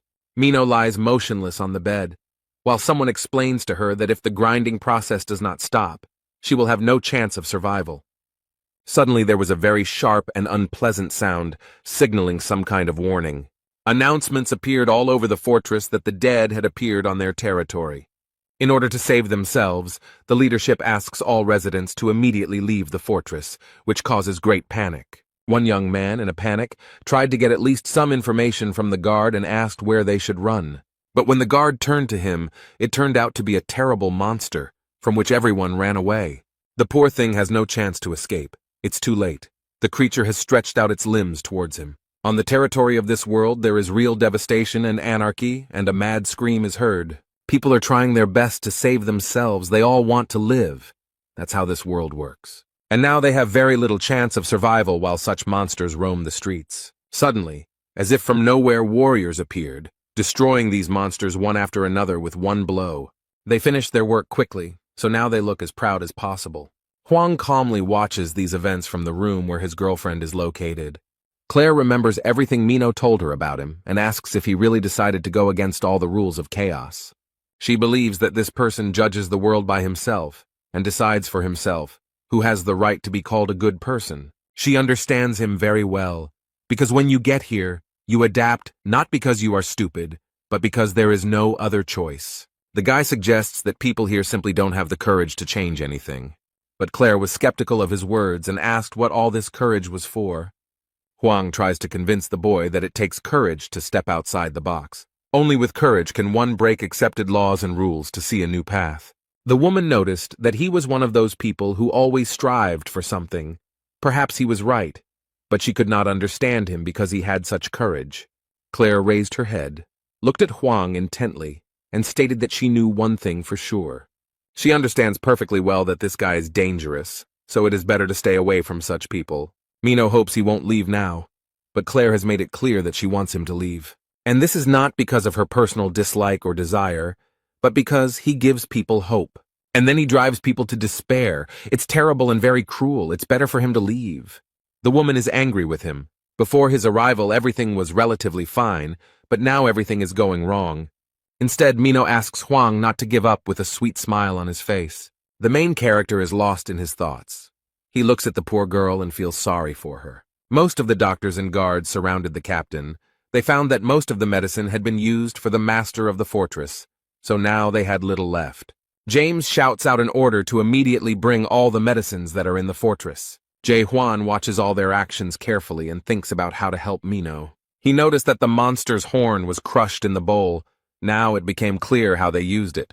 They tried to give it to their master, but even the horn of the cocked hat could not correct the situation. Huang asked if they could bring him back to life after he turned into a corpse. The man is very irritated by this question because he does not know the answer to it, so he answers like this. The protagonist grabs the captain by the shirt and lifts him up to shake him slightly. He slaps him and asks him to wake up, while his subordinates complain how he can behave like this to their master. However, the method seemed to work, as their attention shifted from the boy to the captain. He barely opened his eyes and said Jae Hwan's name, a little unclearly and very slowly. He holds his hand tenderly and has only one request. He wants the young man to kill him. But the boy asked incredulously, "Don't people usually ask for salvation?" The captain explained that according to Article 4, Section 1 of the Gorgon Fortress Law, this was exactly what should be done in this situation. The boy bowed his head over the man and looked at him with compassion. This man was so dedicated to his work. If he had had at least a few people like that around him, he wouldn't have been stuck in the tower for 40 years. Suddenly, the system reacted and reported that the captain's soul destruction level had reached 94%.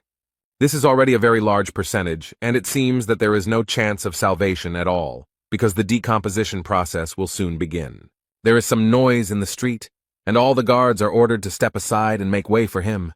The same man who, a few minutes ago, destroyed the dead monster that was wandering the city streets, enters the tent. James realizes with fear that this is the captain of the demonic extermination squad, Jahir, who has the 5th degree. He drew his sharp sword and declared that he must do his job in accordance with Article 4, Section 1 of the Gorgon Fortress Law. He has to kill the captain of the northern gate of Carlton and a girl he still does not know. This man waves a gun and doesn't ask if anyone is against his decision. But Huang doesn't hesitate to stop his weapon with his bare hands. It seems he has other plans.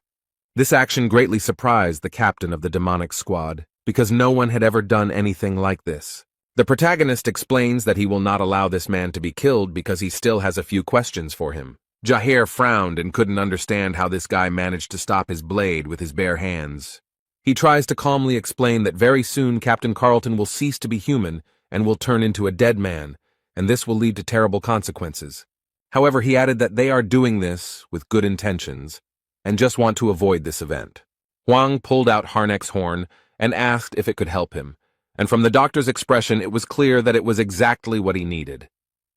Therefore, the guy, without thinking twice, crushes such a valuable item right in his hands. He did it to separate 2 sick people. The guy tries to save them both. Jaime sat down next to his captain and explained with relief that his numbers had stopped deteriorating, so there was hope. However, the result of Mino's treatment was completely different. These drugs did not help her as much. Its endurance level is very low, so the decomposition process does not stop, but on the contrary, accelerates. The level of destruction of her soul has reached 90%. It seems that they can no longer help her. However, Claire is still trying to save the girl. She asks to call Chan Ho, because he knows how to do dead man's strike. She insisted for a long time and explained that this blow could stop the destruction of the soul. The captain explained that they could not call upon the divine physician for such trivial matters. But after that, he calmly approaches the bed where the girl lies to finally do what he came for. However, Huang blocked his way. The captain politely explained that he did not want any arguments and asked him to disperse peacefully. The main character doesn't seem to be planning to do this. He has a very confident expression on his face. The guy has something in mind. His hand reaches for the sword, which is already ready to do its job. And then he explained that he would kill this girl because she asked him to do it. Jae-hwan approached the girl and tried to use the doubt skill on her again, after which he saw the world as it really is. Claire is still screaming at him to stop and not do anything stupid, but the guards are holding her back. And the skill of doubt never worked on the girl. He could not see her in a different light.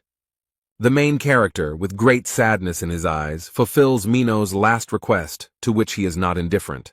He holds his sword tightly and after a split second of hesitation does it anyway.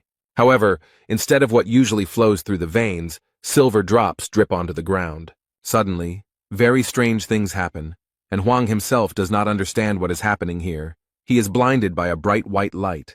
The guy was trying to understand what had happened to him. His expression was very confused. The poor fellow looked around and realized that he was in an endless white space and did not know what it was. Only Hwang, Mino, and some grandfather remained, who looked at the girl with sympathy. He very kindly asks how Mino was able to bring herself to such a state with her methods. And then this man raised his head and realized with surprise that there was someone else here. He looks at the guy and screams how he ended up in his world and who he even is. The old man looked at the boy carefully and frowned. It was a very strange situation. He noticed how such a big soul could fit into such a small brain, like that of a 5-year-old child. The protagonist tried to use his doubt skill, but it had no effect on him. Hwang thought for a moment and guessed that this old man was the reason for the destruction of her soul. The boy thought that she might survive if he killed the man, so he attacked. Hwang is surprised that his grandfather was able to stop his punch, and his grandfather doesn't understand how the boy blocked his punch. Then he looked at his weapon in horror and realized that the entire blade was covered in cracks. Captain Jaeher and the doctor watched them through the porthole in space with very surprised expressions on their faces. The old man was furious and shouted that the boy had no right to behave like that in his world. And the next moment, his weapon completely shattered into small pieces. His weapon was destroyed. He suffers. For him, it was a very important weapon, his favorite cocked hat. The main character didn't seem to do it on purpose. He didn't expect it to happen. In fact, this old man is a divine physician named Chang Ho, but he seems to be offended. The captain asked what he was doing there, if he needed to treat the owner of the fortress. But the man made an excuse, saying that a beautiful girl would soon die and she needed to be saved. But he adds that he doesn't care who owns the fortress, and these words really surprised the man. But Hwang prevented him from performing the dead man's strike and broke his sword, so now he can't do it. And then he looked at the sword that the boy was holding. It seemed to beckon him with its beauty. The old woman squealed with joy when she saw this unique and very rare weapon. He already reaches for the weapon and asks where the guy got it from, but Hwang stops him. But he asks if this old man can save the girl if you lend him your sword. Chang Ho smiled contentedly and promised that with such a weapon he would definitely succeed. The main character, without thinking, gives his unique weapon to almost the first person he meets. Now he slowly watches what the old man will do, and it seems that this grandfather is confident in his abilities. The doctor examined the weapon and noticed that the sword had exactly the same aura as its owner.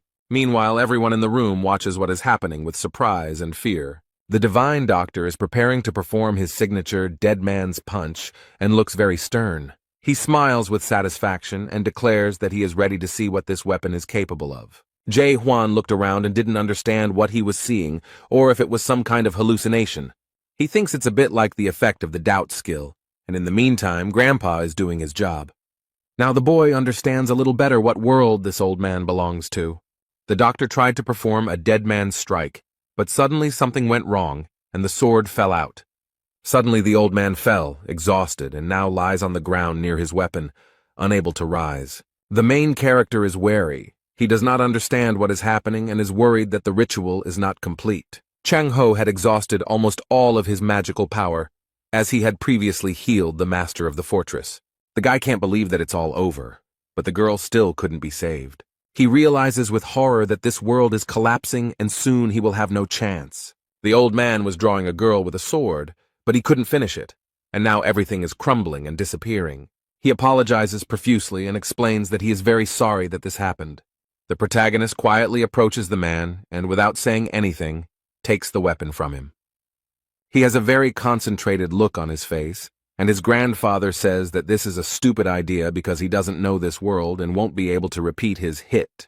Jae-hwan gave the man an angry look and explained that he didn't know how to punch. The guy holds the gun with both hands and wants to do it, although he won't be able to do it exactly the same way as the doctor. Chan-ho, horrified, asks him to stop because the dead man's kick is not that easy to perform. They think he is being stupid and wrong to think he can do this. But Hwang puts an end to all their conversations with just one word. He aggressively asks them to shut up. Now he begins to do what the old divine doctor did not have the strength to do. And it's unclear how he does it, but his sword emits something similar to ink. And the boy uses the sword for the first time to save a person, not to kill. The old man looks at the boy with wide eyes and cannot believe that he can do this. Instead, the protagonist concentrates and tries to remember what his girlfriend looks like. He thought for a moment, and the next moment he began to actively draw her as he saw her. The guy knows that the life of an innocent girl now depends on his actions. He remembers everything he knew about her, how sharp and stubborn she was, but too sensitive to be a killer. He also knows 100% that she will never betray her neighbor. This is a very noble trait. Hwang actively tries to impersonate a girl and looks like he's doing it while dancing. The guy looked closely at the portrait and realized that he had forgotten one important detail. He added the final touch by remembering how they met and how she protected him, so he added that she was very trusting. The main character completed work on the portrait and managed to make it very accurate and beautiful. Words of gratitude could be heard from the patient's bed. Mino thanked her for remembering something good about her. The young man looked at the bed with hope and realized that his friend was finally feeling better. They began to look much better, and now the girl smiles sincerely at her savior. The destruction of the soul is on the decline, and the process of decay has stopped. The captain does not understand how this is possible. The guy is surprised that he was able to look at the girl during the examination and ask how she feels. The old man noticed that the young man no longer looked so limited and asked who he was. And then he adds where he learned to perform the dead man's strike, or, more accurately, the lunge. Captain Jaher asked the doctor if the guy had actually managed to perform the dead man's kick. The old man frowned and said that he didn't want to admit it, but he did it. Dead man's kick is not a skill, so no one can replicate it. So the doctor concludes that Hwang is the same as him. Chang-ho means that this boy who strangely appeared in their world is an awakened one. These are creatures that have gone beyond the system. There are few of them. They refused to adapt to the system and gained incredible power. These people possess a power that far exceeds chaos, and there are only a few awakened people in all the great lands. The captain has some plans, but the doctor says it is too early to draw any conclusions and it is better to wait. But he continued and blew, because there was another person who could deliver a dead man's blow. There was a chance to save the master of the fortress. But he turns to the divine physician, declaring that there is nothing more important than the master of the fortress. Someone tries to enter the cell and explains to the guards that he received permission from the fortress. Several people enter wearing long cloaks, and with their faces covered. This is a squad of shadows. They are responsible for internal security and are led by a 5th-rank captain. Although they do not understand what these people have forgotten, because the Shadow Squad has nothing to do with the dead. The captain approached Jae-hwan, knelt down before him and expressed his respects to the envoy. But they politely ask him to go with them to the fortress, and only then do they notice the divine doctor and the destruction squad. They are surprised and ask if this is true, and if he is really the messenger of the messenger, but Hwang also doesn't seem to quite understand what they are talking about. But I still came with them to the fortress, and many issues will be resolved there. The office is quiet and calm, the sun's rays pleasantly illuminate the room, and it's time to drink some warm tea. Jae-hwan and all the important people who were with him in the hall were also invited there. The man offers to introduce himself before getting down to business, so that he can understand who is in front of him. This is Jürgen Cheever. He handles the internal affairs of Gorgon Fortress, and the man said this with a very wide smile. The man remarks that this is exactly how the divine physician described him, and then asks him directly if he is the messenger of the messenger. Hwang replies that he is not a messenger. The shadow captain is surprised by this, but Jürgen guessed. The elder explained that the soul stone is capable of not only increasing spiritual energy, but also establishing affiliation with the clan of messengers. He added that if he didn't belong to that clan, then where did he get that stone and why didn't his soul break when he held it? But Hwang briefly replied that he found it. He was asked what happened to the owner of the stone, and he replied that he died. But the captain asked who dared to kill one of the 5 squads of the Great Land. The main character does not hide anything and calmly admits that he did it. But this really irritates the man. Jurgen asks him to calm down and explains that the guy probably had a good reason for doing what he did. Huang said that they attacked him first and wanted to steal the horns he had gotten himself, so he simply gave up. This man knows that messengers of messengers can be very greedy when it comes to materials. And then he asks Jae Hwan to tell him in detail how he ended up in chaos with them. The main character honestly told everything as it happened, and Jurgen Cheever wants to sum up everything that was said. So this young man claims that he ended up in chaos by accident and accidentally received the Soul Stone. Then, just as by chance, he entered into a fight with the divine physician and managed to repeat the dead man's blow that he had seen for the first time in his life. The young man listened to all this and did not make a single comment or excuse because everything was really so. Chung Ho looked at the leader with wild amazement and could not understand why he believed his words. The man tries to explain that in order to win someone's trust, you need to learn to trust yourself. He then turns to the boy and asks if he can ask him one more question. He asks if Huang is human, which greatly surprises and even scares the protagonist a little. Then he raised his head and looked into Jurgen's eyes, but it was clear that the boy was worried. He did not enter the game but left the world and destroyed the tower, and therefore his soul has no form. There is a high probability that the Tree of Illusions mistook him for dead and sent him to chaos, but his body is still somewhere on Earth. However, it remains a mystery to the boy how this man realized that he was alive. He explains that no one in chaos would call their death an accidental fall into chaos. He then asked if he wanted to reveal his identity because he was afraid of threats, but Huang did not give a clear answer. The man thought for a bit and decided to confess and apologize for something. He said that for the last 4 days his people had been closely watching him and reporting everything to him. But this is nothing new to Jae Hwan. He knows all about it and easily exposed that guy on the roof. He explained that the young man was much stronger than they thought, so it was very difficult to keep track of him. Despite everything, they managed to obtain some information and open the data files. It reads, Danger level 55, power level not determined, damage caused is approximately 380 million horns. He managed to do all this here in just a few days, and Jurgen Cheever is extremely unhappy about it. This greatly surprised the divine physician. It was impossible to determine whether he was a hero or a villain. They shout into the room that he is simply crazy, and Jurgen calmly replies that they can call him different things. But he explains that it is precisely people like this young man that he calls the main hero, who will have to overcome a large number of obstacles. Such heroes have special values, so they are usually famous. But Jae Hwan is not very famous. It seems like someone is trying to hide him from the public. And it seems that this creature is hostile. If it weren't for him, then Hwan wouldn't have had problems with the documents. So he is the main character, pursued by an incredible force that cannot be controlled. That's why he accidentally ended up in chaos, and all this made him think. He is not 100% sure, but it is safe to assume that the monarch is behind all this. One of the 12 monarchs of the Great Lands, a young man ponders how powerful this creature could be. The man in the chair explained that he would not ask who he was, or demand compensation for damages, and promised that he would be protected.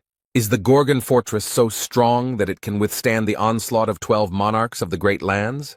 Jurgen Cheever asks if the boy is being pursued by monarchs, and explains that there is a possibility that he is one of them. This turned out to be good news, since monarchs have no right to interfere in the affairs of chaos. The protagonist is not a stupid guy, and understands that such things do not happen for free, so he asks what they want in return. Everything happened exactly as he suspected. They wanted Jae Hwan to do them one favor, save the owner of the fortress. 2 hours later, the boy is led through dark corridors without windows or lighting. Meanwhile, the North Gate captain and the girl are still recovering in the hospital. He is being taken to the training field, instead of being able to rest peacefully in the guest room. Old Jong Ho noticed that he had a lunge and a punch, so he wanted to test his strength. And then he adds that this guy also cleaned the master's tower, and these words really surprise the guy. He asks what this old man knows, but he calmly replies that he knows a lot. They walked along long corridors, went down the stairs, and found themselves in front of a large and strong door. They enter the room and the man explains that if Jae Hwan wins, he will answer any questions. And then he adds threateningly that it is impossible to defeat him.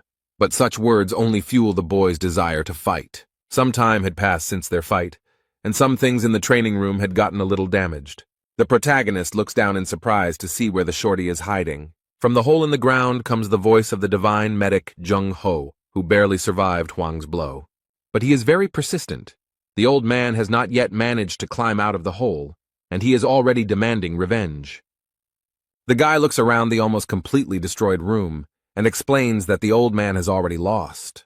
But he justifies himself by saying that he didn't have time to use his most powerful move, and he didn't use it earlier because he was afraid that Huang would die from it. The guy remembered that his opponent had already said this, and then he was asked how old he was. Huang thought for a moment, and then said that he was about 60 years old, but oddly enough, he did not know the exact number. And the old man boasts that he has 1,000 of them, and 60 seem like a pitiful little thing compared to his 1,000. The protagonist wondered if this man had really only been doing this for 1,000 years. He replied that it was true, and the young man remarked that it did not seem true, but rather that he had been doing this for about 10 years. This certainly hurt his opponent's immense pride, so he became very angry. That's why he immediately and very abruptly climbed out of the hole into which Jae Hwan had shamelessly pushed him. It turns out that he still has the strength to fight and call the boy a fool. He is ready to give him the strongest blow, and the old man wonders what this guy will say about it.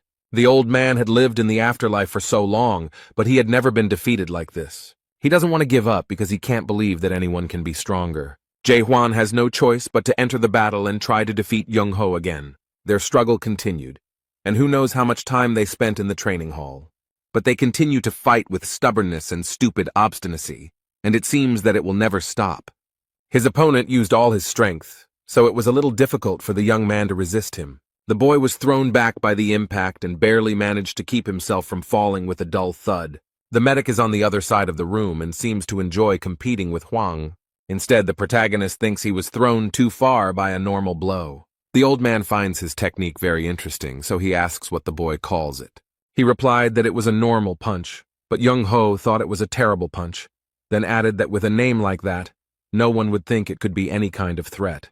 While this is not all that Huang can do, he promises that he will now show something much stronger. Everything around him has changed. The boy is preparing to show his true power, which will sweep away everyone in its path. The old man seemed a little scared when he saw this. He definitely didn't expect to see such a simple-minded scoundrel. The young man had hidden his true strength for so long that the old man seemed to have underestimated him. Instead, Jae Hwan remembered all the previous battles he had fought in, and all the years he had spent in the tower. Therefore, now he has no equal in battle, because hundreds of different monsters have been destroyed with these hands. The main character no longer holds back and uses the skill King of Chaos, an extremely powerful blow. Just the thought of the Chaos King terrifies the divine medic, so whether he can repel this attack, it may be different from the king's strikes, but it will definitely not be less powerful.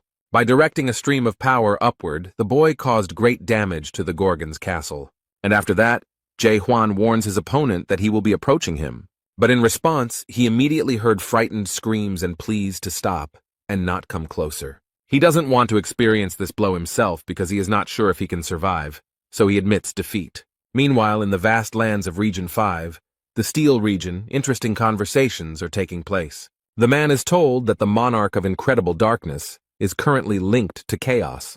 The Steel Monarch, nicknamed Unbreakable Steel Huo Yu, asks why he is doing this. But he remembered that all the monks of the Great Lands had signed a treaty that stated that they would not interfere in the affairs of the house. The guy is scared because he knows very well that no one likes bad news. He notices that everything is much more complicated and asks him to look at the screen.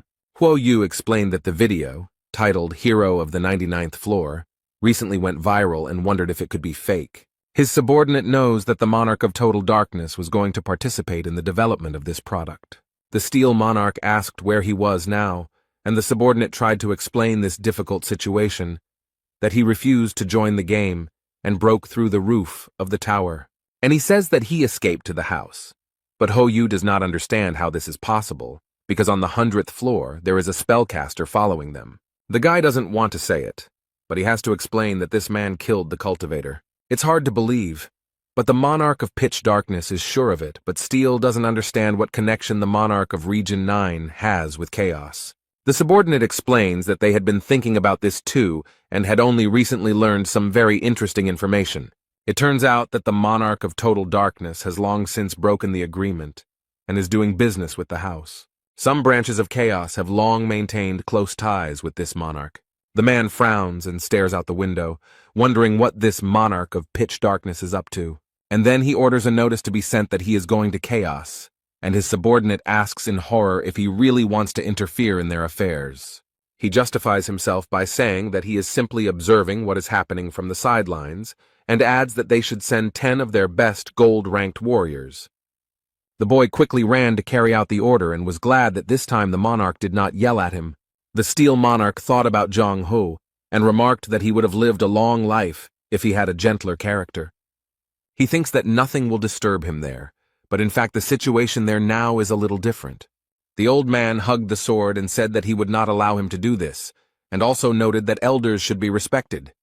And then he sternly asked how this was even possible, since he had been honing his punch for 40 years, and how this guy managed to achieve this. Huang thought about it, and explained that he had probably performed this kick 10 billion times, but the old man thought that was impossible, because he would have to go without food or sleep and perform 8 kicks per second.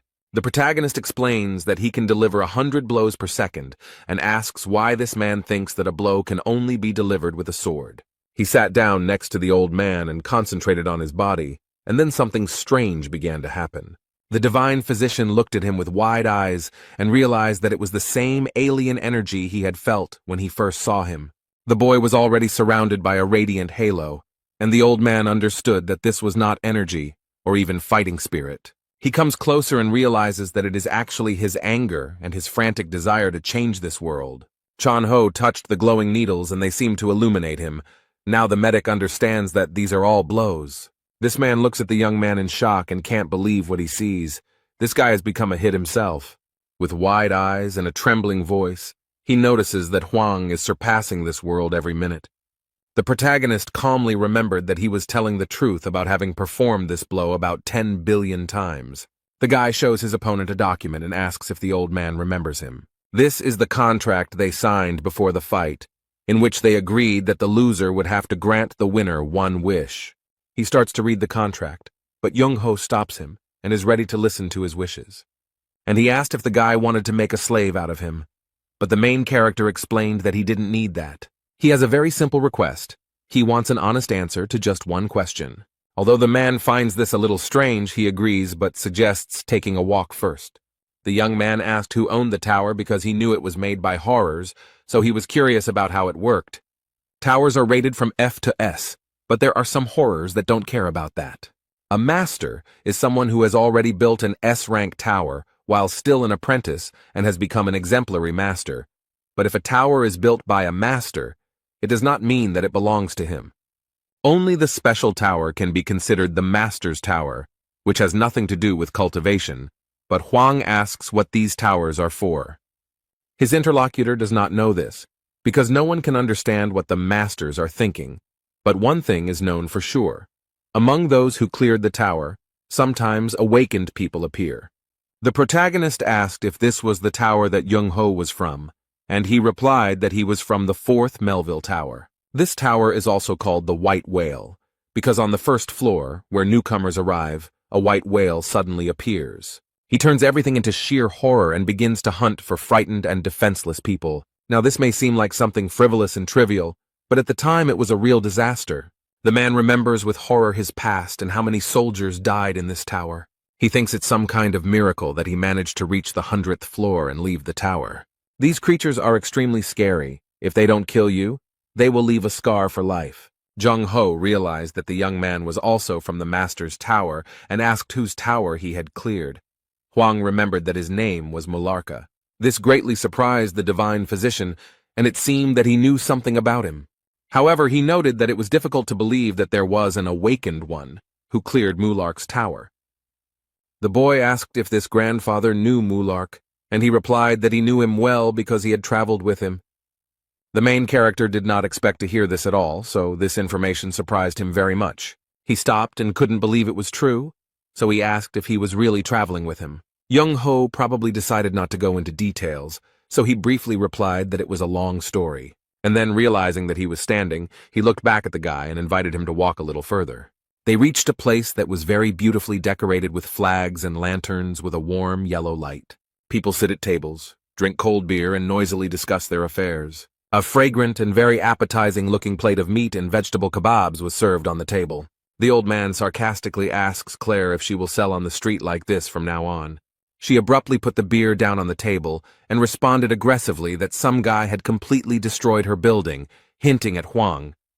The man noted that after everything that had happened, she had finally found the strength to open the bar again, so she really needed the money.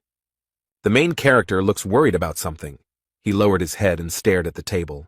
He looks closely at the plate and everything on it, and various thoughts come to his mind. And despite it, the inhabitants of the house walk back and forth, thoughtful and perhaps a little sad. He seemed to sense that something was wrong with the place and that everything around him looked very strange. The old man drinks beer and says that everything here looks somehow bland, and why eat in a city where you don't feel hungry? The man also thought for a moment and looked at the contents of his kitchen, at what he was drinking.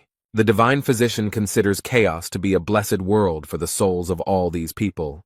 In this place, souls tired of wars in the great lands will finally have the opportunity to rest and live in a completely different way. It was here that the warriors were finally able to lay down their arms, and the musicians were able to sing not about war, but about peace. Suddenly, the main character is distracted by some kind of argument on the side. Someone calls him names and demands that this person watch where he is going. Two men are angry at each other, and it looks like a street fight is about to break out. The protagonist realizes that this is just a drunken brawl and returns to his drinking. But having tried the beer, he is surprised to realize that it is not alcohol at all, but ordinary water.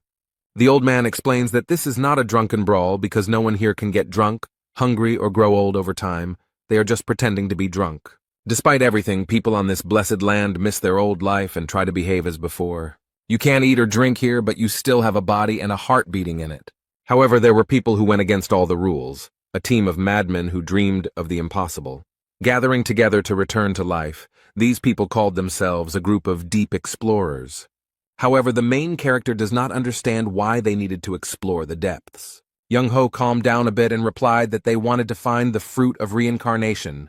This magical fruit only grows on the Tree of Illusions, so they set out to find it. The protagonist looked at the man in surprise and asked if the dead could somehow come back to life. The old man, with a suspiciously sly smile, replies that this is possible and explains further. The only way to return to your old life is to taste the fruit of rebirth. A team of deep explorers was created specifically to search for this fruit. Around this time, Chung-ho awakened and had nothing to fear.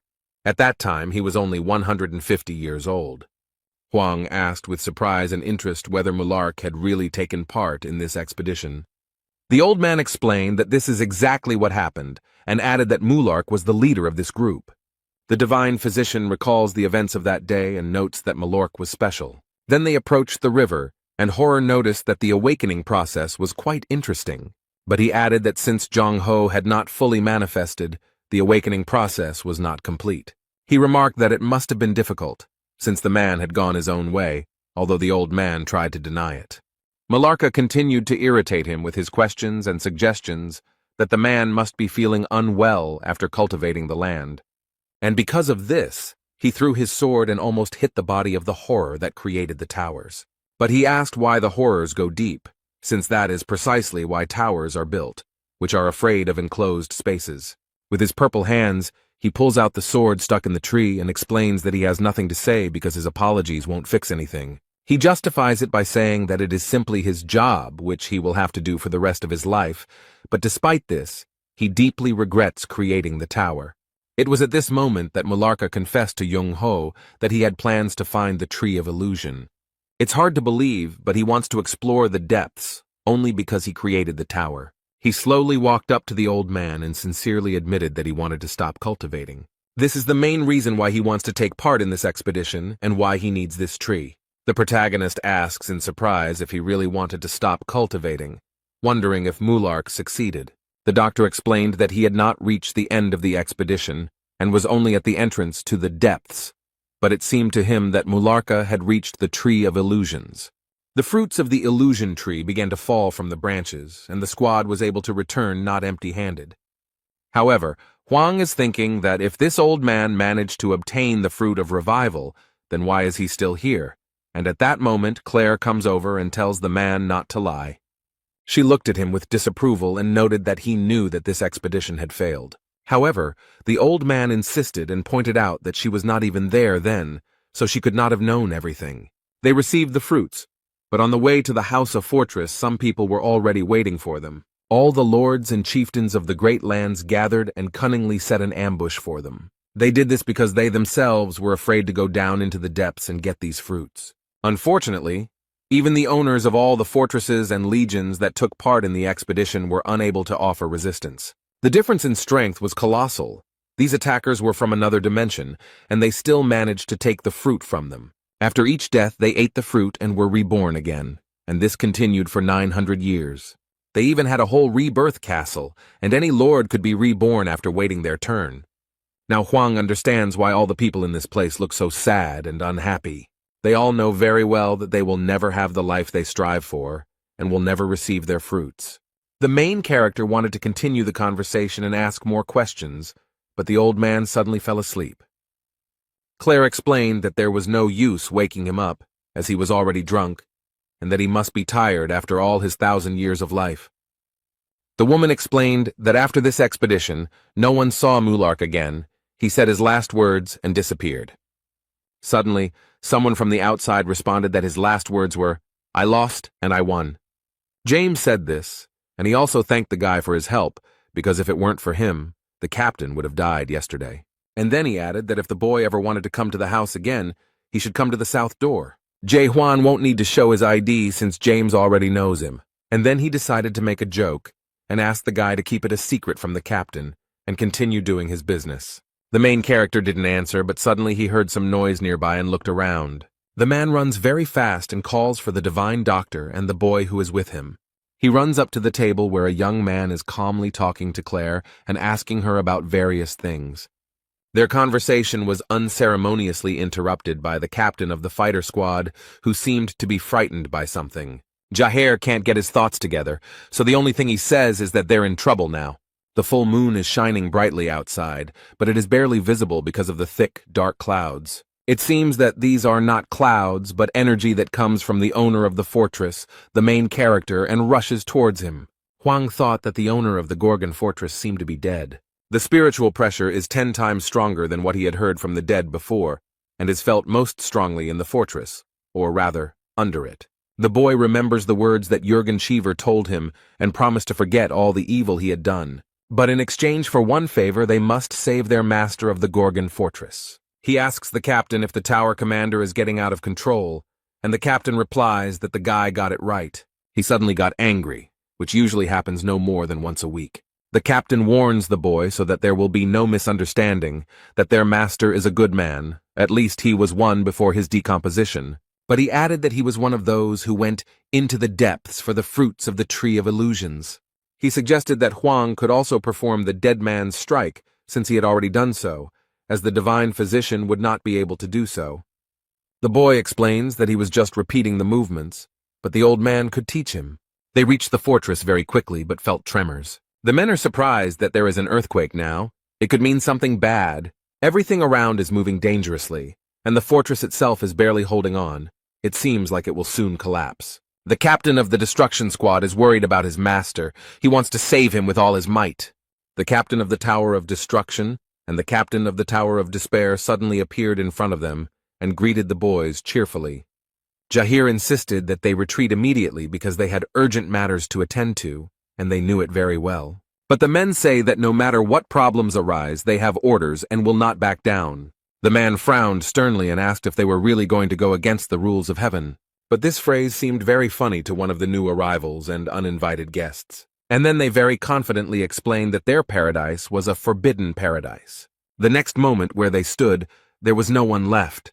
They were very fast. The warriors, without any warning, immediately went on the attack and found themselves on the man. He reacted quickly and pushed Huang and Jung-ho away sharply so as not to hurt them. And a second later, an explosion was heard at this place. The floor collapsed, and pieces of stone flew in all directions. Despite the fact that the blow was extremely strong, the captain of the fighter squadron put up resistance. He was attacked by two super-strong opponents at once, but so far he is coping well with them. Jae Hwan appreciated his abilities and mentally praised him for doing such a good job. Instead, the man struggles and thinks about how he didn't expect that the fortress would have its own people from the Forbidden Paradise. The captain noticed that these guys had changed a lot during this time, but one shouldn't think that he too stood still. But he asks them to think carefully about their actions, because if they retreat now, the master of the tower will grant them forgiveness. But these people are not seduced by such a vain hope. They do not seem to take the owner of the fortress seriously. The tower captain asks contemptuously if he is talking about this coil that is underground. This man cannot control his powers, and has long since completely lost the ability to distinguish between good and evil. This man makes a great claim that they were not serving the heaven they had served before, and that much had changed. But he asks the squad captain if he really remains loyal, despite what is happening around him. But man is confident in what he believes in, and his faith is unshakable. He knows that the master will return. One of them said that this is why they do not waste time on unnecessary conversations and attack the man again. He didn't even notice the attack, which is why he was hit in the face with a huge hammer. There was another loud bang. The captain fell to the ground and stones and dust rose high into the air. They smile sarcastically and say that if he had been a little smarter, he wouldn't have had to fight. With these conversations and their actions, they only irritate the captain more, but so far they have not caused him any harm. He knows that they are on the 4th level and won't be able to defeat him even if it's 2 against 1. But he doesn't understand how they can be so fast and strong. It doesn't look like reinforcements at all. It looks more like decomposition. He suspects that something is wrong here and it could be very dangerous. That's why he turns to Jae Hwan and asks him to escape from here as soon as possible. But it seems that the main character has completely different plans. He hands over the divine doctor to other hands. Now the captain of the extermination squad will take care of him, and he is a little surprised by the actions of this guy. It seems that the protagonist realized that his friend was having a hard time dealing with these scoundrels, so they decided to take matters into their own hands. They repeat their question and wonder if this guy can really do a deadlift, and the young man replies that he can. They know this guy is not like them, so it's hard to tell if he's telling the truth or lying, but for some reason they feel like he's nowhere near their level, so he won't be able to land a proper punch. However, while this man was thinking, the main character did not waste time and was ready to attack. He quickly got behind his opponents and asked them what they thought of the blow, whether it was strong enough. They completely underestimated their opponent, so now they have no chance of avoiding the blow. The captain of the Tower of Destruction had already received his portion of conviction that his opponent was strong after all. He fell to the ground with a crash, along with his big hammer, which this time did not help him at all. The other tower captain looked at this with horror, and could not believe that this had happened. He didn't have to wait long for the protagonist to get into a fight with him and feel the same as his friend. Huang noticed that the man was too self-confident and confident to defend himself. But immediately after that, he delivers a powerful blow which his opponent did not even have the opportunity to dodge. He managed to stay on his feet and not fall. It seems he is stronger than the man with the hammer. He grabs his weapon and tries to point it at the boy, but Huang very deftly dodges it. Instead of hitting the enemy, his weapon hits the soulless stone. But he does not give up and does not stop trying to take the life of the main character, although he does not succeed. The boy dodges his large spear and now feels a much stronger energy. He looks at the man and tries to understand what this energy is, and realizes that it does not look like revenge. His opponent's mask was broken, and he asked if Huang really hoped to save the tower's owner. And at that moment the boy understood what kind of energy it was. The energy of fear. He wondered why they, with such weak abilities, came here to fight. He explains that he cannot save their master because the job belongs to the old man. The young man stops his opponent's spear with a light movement of his foot and wants to finally finish the fight with him. The captain of the demonic extermination squad, Jahair, is extremely surprised by this boy's abilities, and it seems he also underestimated his strength. He jumps high and is ready to deliver the finishing blow without wasting any more precious time. He is confident, his stern gaze is intimidating, and he claims that it will not be difficult for him to destroy the two of them. There is complete darkness all around, and the only source of light is the burning torches on the walls. Dark energy is spreading through the dungeons of Gorgon's fortress, and the walls seem unable to withstand it. Important figures from the fortress arrived there and are strictly observing what is happening. It hasn't been a day since the dead strike, and the situation doesn't seem to be improving. The owner of the fortress is cruelly chained hand and foot to the columns, and these people do not understand how he brought himself to such a state. Only recently a doctor came to him, performed procedures, and prescribed medication. The owner seemed to be getting better and the decomposition process was slowing down. It is unclear why he lost control again, and when there was even the slightest hope of saving him, he could have been helped if he had held out for at least a month. The medic explained that now the dead man's strike that Huang would use would only be a poor imitation, and that the master of the fortress was now in a more serious situation than Mino, but an ordinary person would have been dead long ago. Young-ho assured that they could expect his dead man's punch in just a month. Although he has never tried it before, he believes that 2 people could help the master, but only if one of those people is Jae Hwan. Jurgen Cheever has thought carefully about the whole situation and seems to suspect something. He glances around out of the corner of his eye and is convinced that one of them definitely knows about Jae Hwan, which means there is a traitor among them. Jurgena remembers how the master told her that people have come who can control the decay of the soul, but they are not the messengers of the messenger. With good intentions, he wanted to meet them and see for himself the strength of these people. The man warned him that it was a risky undertaking, since the business of decomposing the soul was quite dangerous. He insisted on sending the captain, since the owner of the tower was quite an important figure. But this man was very confident in his abilities, and stated that he had survived the hell of war, and would not sit idly by when it came to the people of Gorgon. Unfortunately, this venture turned into a terrible tragedy, and this stubborn man now sits with his hands folded. He went into development and no one knows what happened to him there and what led to this. However, in the end he returned from there with a broken soul. But there were witnesses to this event, and one of those who knows what happened then was Mena.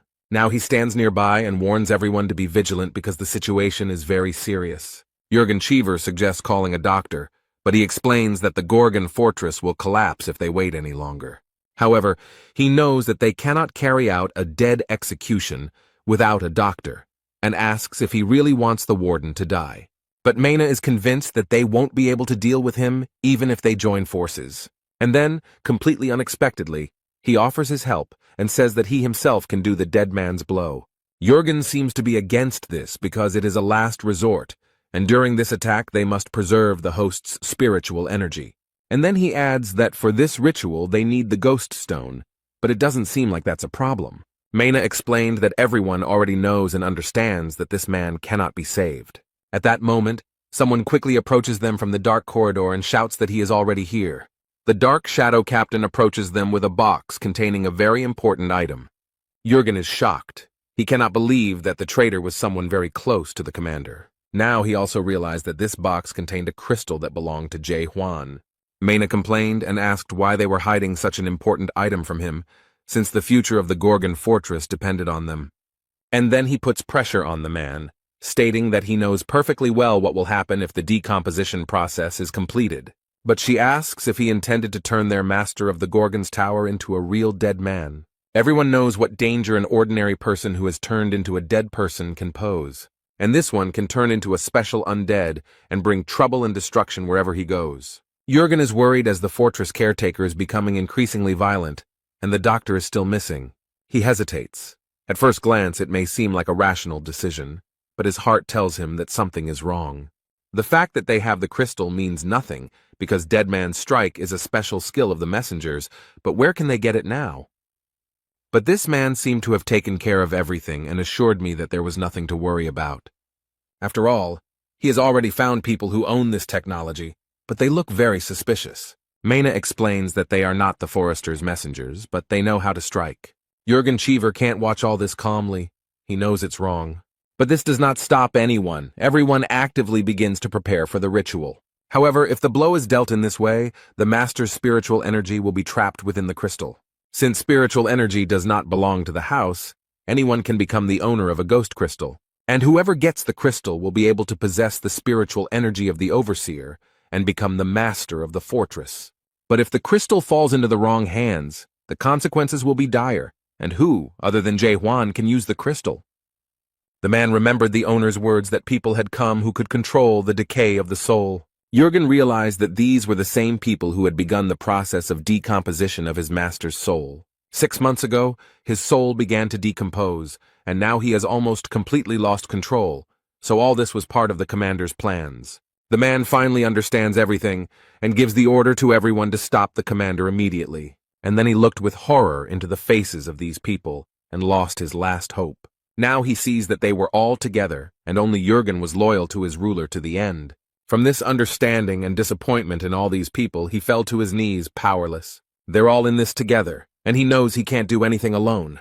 He took one last look at the owner of the fortress and apologized for how things had turned out. Jurgen Cheever was supposed to defend Gorgon's fortress, but he failed. He sincerely regrets that he couldn't save him because he was too blind for so long. Suddenly there was a loud explosion, and a large hole appeared in the wall of the dungeon directly above them. All the walls shook, stones rained down from above, and the torches that served as light almost went out.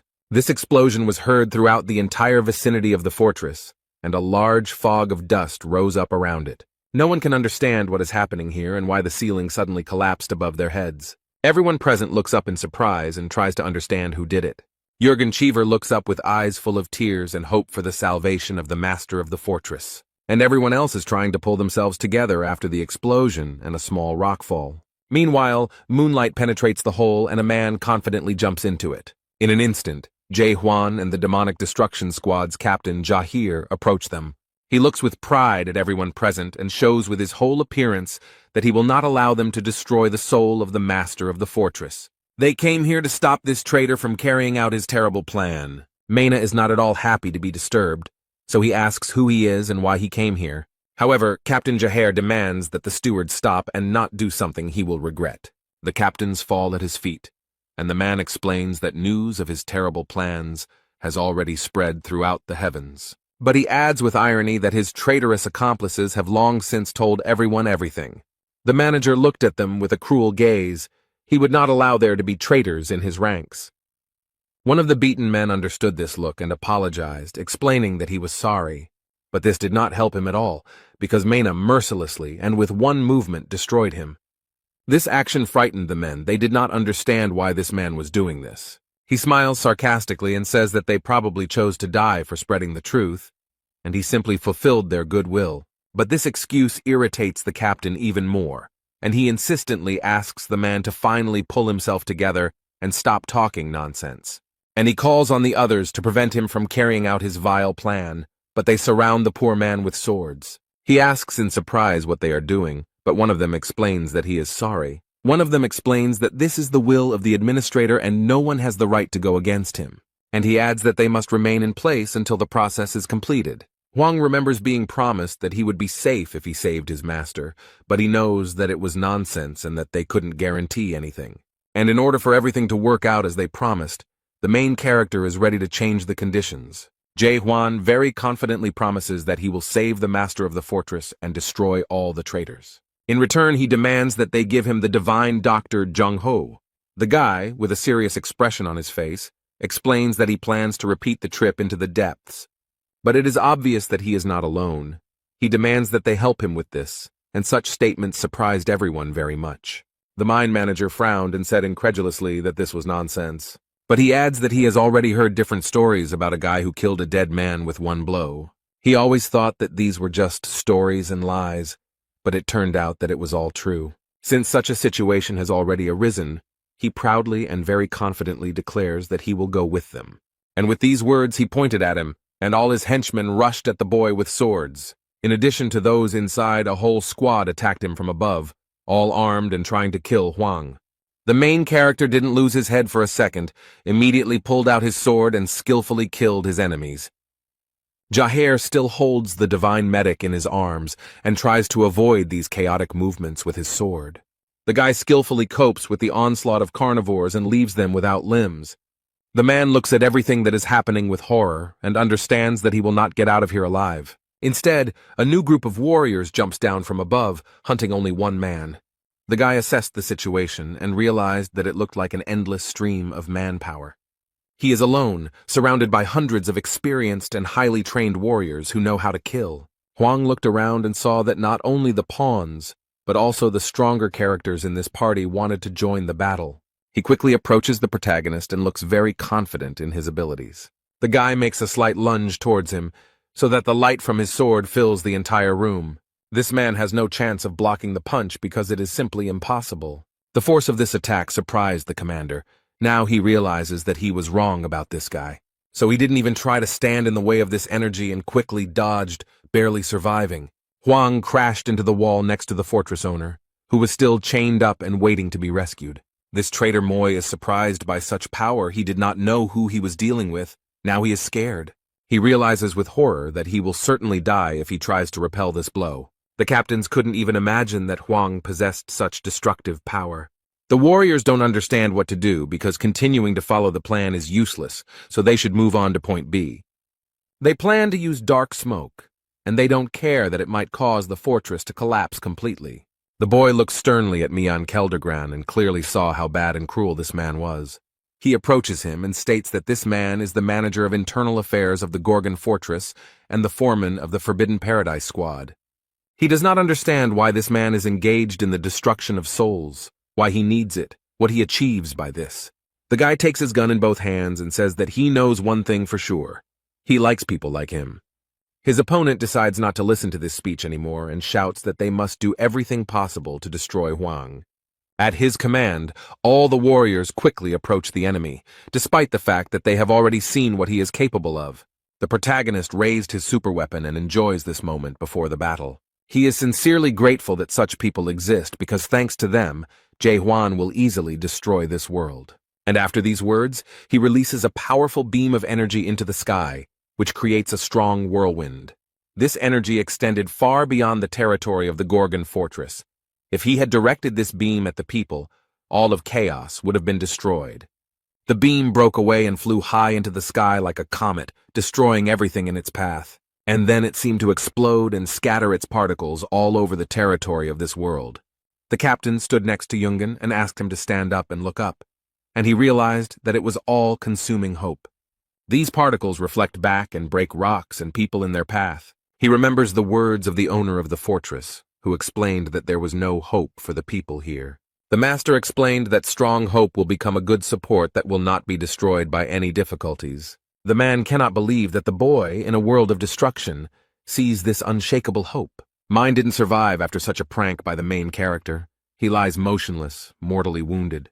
But he still has the strength to say that Huang is a complete idiot, and perhaps it is the desire to say this that keeps him alive. And then he smiles slyly and declares that it is too late, and the Gorgon's fortress is almost destroyed. The protagonist did not plan to listen to these farewell speeches and mysterious words, so he sped up the process. Captain Jaher runs up to him with the old man on his shoulder, and strangely, he is still asleep. How much he has missed. The man is sure that nothing will be able to wake him up, since everything that just happened here could not cope with him. But Huang doesn't have time to fuss around the old man to wake him up, so he simply throws him to the ground. He immediately screamed that his back hurt, but the boy noted that he could have woken up on his own. Meanwhile, the owner of the Gorgon Fortress still sits motionless in his usual place. His hand lies on the ground, covered in signs of decay and transformation. But suddenly she moved, and the system showed that the destruction of the soul had reached 99.9%, and oppression began. Everyone is seriously scared, exactly what they have been afraid of for so long, and so much has happened. The fortress's master remains motionless on his knees while the system assesses the victim's level of danger. The system cannot determine the degree of danger, so it concludes that the victim is dead. An automatic danger warning for Gorgon's fortress was also immediately triggered. All the city's residents run away in panic and do not understand where to run to save themselves. The soldiers were ordered to evacuate everyone immediately to avoid creating further problems. James looked at the fortress with huge eyes and didn't understand what the hell was going on. What he saw could not help but frighten him, because it looked terrible, and it was scary to think what was happening in the fortress. Someone runs up to them and asks the captain of the destruction squad and the fortress caretaker to evacuate immediately. The old man takes out his new sword and asks the boy to help him escape. The guy noticed the new weapon and asked when he managed to get it, but the medic noted that they did not have time to talk. The divine physician set to work, and in the meantime the fortress in which they were located was almost destroyed. He actively does the same thing as last time. The man draws his sword. He tries to do everything right and as quickly as possible to avoid major disasters. The man is lost in his thoughts and sees his vivid memories behind the back of the owner of the fortress. Chung-ho remembered how good and fun it was for them in the bars with the owner of the fortress, and how sincere he was. Dead Man's Strike helps to bring back all the long-forgotten memories, and Grandpa noticed that Hwang did the same thing when he saved Mino. But he added that such vivid memories could help avoid a bad outcome. But the next moment, Jung-ho heard a strange voice that made him very worried, and the picture before his eyes changed dramatically. He no longer saw the cheerful and smiling owner of the fortress. He sees horrific images of carnage and brutal battles, all accompanied by excruciating pain. And then there are the creature's eerie eyes, which inspire awe even to think about them, let alone see them. A man with frightened eyes and a trembling voice declares that this is not the owner of the fortress. But it was too late to do anything because the creature had come to its senses and opened its glowing eyes. Jae-hwan asked what happened, but the old man didn't explain anything, only said that something was wrong. But he repeated his words again that this was not the master of the fortress, and these words frightened the young man a little. The divine physician screams in horror that it is someone completely different, but the shackles are already broken, and this creature finally comes out unhindered, no longer hiding in someone else's body. Apparently, it has become huge because men have to raise their heads high to see anything. Now, instead of the owner of the fortress, there is a huge and terrible monster, and who knows what it can do. And so he opens his terrible eyes and sows unspeakable horror in all who see him. This huge creature is happy to finally get out of its cramped and small body. Jung-ho didn't expect this. He is very surprised and scared. It seems like he knows what kind of creature it is. His body is raised high above the ground, hovering in the air like weightless dandelion fluff. This creature carefully studies those around it and examines their internal state. And then he spoke and said that he could not even think that he could come into this world with the help of the body. However, he added that the owner of the body was already dead, so he probably didn't care what happened to the body. And now, when I look at the divine Dr. Jung-ho again, he says that he sees a familiar face. He bared his huge teeth in a grin as she remembered that he knew that face. The creature turns to him as if half awakened and asks why he is still in chaos. And he adds mockingly, "Didn't he find what he came to Glebina for 9 years ago? He is the master of the Fortress of the Dead, located in the center of chaos, and only he can open the gates to the depth." The protagonist tries to use his doubt skill but can't figure it out. This creature looks very much like a dead person, but it is something completely different. Hwang cannot understand who it is. The master of the dead fortress waved his hand and pretentiously asked why this man was still here. But then large black rays burst out of it, absorbing everything in their path. It is difficult to resist such a force, and the creature asks if all this is because it wants to save this unfortunate world. Jung-ho is scared. He doesn't know what will happen next and what to expect from pure evil. In the end, with one flick of his finger, he easily erased the entire world he had created. And then this terrible creature turned its attention to the boy, who was standing calmly to the side. He looked at Hwang and noted that he was an interesting person, and his voice sounded even more frightening, and added that he was fully awakened with a living heart. The old man suggested that the creature had taken advantage of the royal privilege of dead man's gentleness. Perhaps it had used it on the owner of the fortress. So it's just a clone. This conclusion really alarmed the old man, and he was shaking all over. He can't believe that the Fortress of the Dead's doppelganger could be so terrifying. Jae-hwan turns to the old man, who looks at the young man with fear and listens to what he says. The protagonist calmly asks if he understood correctly that he failed. The guy has already pulled out his superweapon and is holding it tightly, ready to use. And then he explained that if their plan had failed miserably, then his goal was to kill this monster. But when this monster heard it, it seemed very funny and completely impossible to him. He asks again what the man is going to do and starts laughing even louder. King Catastrophe laughs madly, his voice penetrating your skin and making you tremble. Chung-ho tried to convince the young man not to do this, since he would not be able to do anything against such an opponent. But he added that even Mulark would not be able to go against him, despite the fact that he was just a brawler. It might be unrealistic. However, the protagonist is very confident in his abilities, so he insists that the old man not be afraid and convinces him that he can fight him. The old man was shocked to notice that this boy was too calm in the face of real death. And this monster laughs louder and louder, trying to scare his opponent. Jae-hwan didn't move for a moment. He had already seen many potions in his life. The Tower of Terror had hardened him greatly. The monster opened its mouth wide and the hilt of a deadly black sword protruded from it. He grabbed it with both hands and pulled it out of his throat, then demanded that he show him his best punch. He calls the boy a stupid awakened being with a living heart, but Huang doesn't respond. The creature smiles slyly, holding a giant sword in its hands, and eagerly awaits the boy's first movements. This weapon that the King of Catastrophe wields is called the Void Sword. It is a terrifying weapon. Chung Ho recalls that it was this sword that turned the entire expeditionary force into dead men. It was the most incredible combat experience for him, and now he can't believe he's seeing it again. He moved closer to the boy and seemed to grab him, but Huang restrained himself. He looks intently at the young man and declares that this look is familiar to him.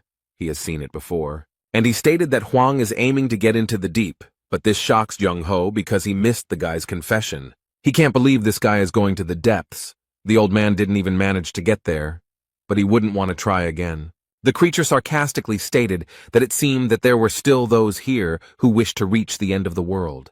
But then he adds menacingly that this guy is too weak for such a difficult journey. The monster laughs and says that the boy doesn't even reach the level of horror from 400 years ago. And then the monster stretches out its terrible and scary hands to the main character's head. The poor thing seems to be swallowed up. He tries to fight, but it is simply impossible to escape from these embraces. Huang held the sword and managed to use it skillfully, so now the bastard was left without an arm.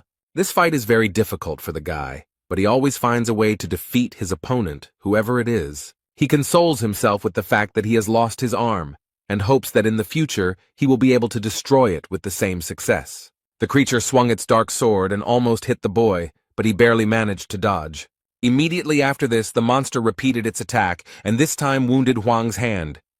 The guy is not distracted by this and lunges, hitting right in the chest. But for the King of Disaster, this blow is not a problem at all. He acts as if nothing happened. And then he thrusts his sword into the ground, making a loud noise and raising a lot of smoke. He tried to explain to Huang that the destruction of the soul is a disease of all times. It will never go away. The main character, being at the site of the injury, already feels that the same energy is emanating from there as from the dead man. After the void sword inflicts a wound, centuries or even millennia may pass. The soul does not stand the test of time. It wears out over time and eventually breaks down. And after this destruction, a person turns into a terrible creature, the dead man. But this still doesn't stop Jae Hwan. He proudly declares that he will tear the King of Disaster to pieces. The monster taunts, saying that all he can do is cut a small piece from a dead soul, and then he emits streams of black energy, which are already absorbed by him on the way. The protagonist didn't know what he was signing up for when he threatened to kill this creature. These beams turned into many swords, turning them into dead men and pointing them at the boy. With one easy movement of his hand, he caused all these weapons to quickly approach the enemy. Young-ho covers his head with his hands and screams in fear as countless swords fly towards him. But Jae Hwan covered it with his body and used his weapon to repel all these attacks. The monster noticed that the boy didn't feel too bad, considering that he was holding an ordinary toy from a horror movie. The old man saw that the boy was wounded and screamed in fear. He was not indifferent to this boy. The protagonist is aware of his wound, but he has no time to think about it. After all, at this moment a monster is rapidly approaching him, wanting his death. They met in a duel and crossed hands at night, creating a powerful wave of energy. He is so strong that he sweeps away everything in his path, and even the divine physician cannot resist him. The monster smiles sarcastically and remarks that this guy's soul won't live long if he continues to fight like this. The main character understands that this monster is right, and at this rate he won't last long. The guy can't figure out his opponent's weaknesses even with the doubt skill, and can't concentrate because of the tiny particles flying in front of his eyes. Huang remembered how the old man told him that his world was white, and in it, he could recreate the images of all the people in his life who had died through his imagination. Each awakened person has his own unique world. This world is built from a special word, and is usually an expression of desire or emotion. In addition, strong, awakened ones can pull a rather large creature into their world. This gave the guy a little hope. It seems like he plans to make his plans come true. He wants to try to create his own world. And this hope gave him strength, thanks to which the main character managed to repel the blow of the terrible monster. Jae Hwan has distanced himself from his opponent and is preparing to put his plan into action. He focuses and plans how it should look, and I have to give him an advantage in the fight. The next moment, He is already building his own world, into which he plans to draw the enemy and play by his own rules. He created a very dark and hostile world called Moon's Eye, and now he will feel better. Chung-ho looked at it all carefully and immediately realized that it all looked very much like hell. The old man realized with horror that this boy had been living in such a terrible world all this time. It is a very scary world. The doctor cannot understand how one can exist with such a feeling in the heart. After all of this is built on hatred and disgust, and he cultivates and nurtures all of this within himself. The King of Horrors asked in surprise if this was really his ideal world, if this was what fed him. All this seems very interesting to this potion, and he begins to laugh madly. Jae-hwan doesn't waste time on all this unnecessary talk, but immediately goes on the attack and plunges his sword into the enemy. He is full of strength and hope that now everything will work out for him, because the scars on his eyes have finally disappeared. This creature is not as simple as it may seem, and defeating it with such methods seems impossible. The monster's limbs rise up around the boy, but he doesn't retreat. These things wrap around his arms and block any movement, leaving him powerless. And then they wrap it around his neck. This creature claims that it is attacking him and does not even understand what to do next. After this, the King of Calamity extended his bony hand to the poor fellow. He grabs him and throws him hard to the ground. The protagonist can do nothing about it. The boy feels severe pain from the blow and is unable to use the sword to save himself. This creature repeats this movement once more. It again throws the boy as if he were a doll belonging to it. Chung-ho realized with horror that his friend's affairs were going very badly, although there was little hope of victory. The monster places his foot on Jae-hwan's chest and believes that people like him will never give up their feelings of hatred. Another sword bursts out of his body with which he plans to finally finish off the boy. He pointed a gun at him and admitted that he hadn't met such interesting characters in a long time. He smiled slyly and added that he had a great time and a good time. But everything comes to an end, and now it's time for them to end it because it's starting to get boring. The main character thought with horror that these were his last minutes of life, but he didn't want this. He still had many plans. He is not ready to give up so easily and does not want to die, so he uses a sword. With his blow, the boy cuts the creature in half and prevents it from doing what it had planned. The monster did not expect such a turn of events. He thought that his opponent was already completely broken. But now, as the monster's head falls to the ground, the boy asks if he likes this ending. He stands up proudly and boldly declares that he has only just begun the fight and will not die so easily. However, it's much more complicated than that, and the monster's head laughs, saying that this guy is a complete fool. He reaches his head with his work and explains that no one will be able to make a single scratch on his body. The King of Calamity caused a storm with his mighty power, and Hwang had to cover his face. The monster got angry and decided to show all his strength, so long spikes appeared on his forehead. The main character did not expect this. He hoped to finish the fight. This opponent is very strong. He looks at the creature in front of him and does not understand what kind of monster it is and how to fight it. The young man realized that this monster was very strong, so he needed to be faster and more cunning. In a fit of rage, he throws his black, all-consuming sword, and the protagonist barely manages to avoid the blow. Nothing stops the monster. It wants only one thing, a cruel death for its rival. The creature stretches out its arms to catch and destroy the boy who angered it so much. And then he throws him with all his might against the wall. Few people could survive such a blow. The poor guy was hit so hard that even the stones around him couldn't withstand the pressure and fell. But the main character is much stronger than it might seem at first glance. He coughed several times.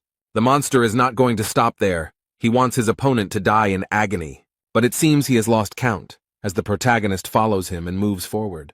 The young man picks up speed and is ready to use his sword against the king of disasters. But this terrifying creature senses him and uses its power to repel the attack.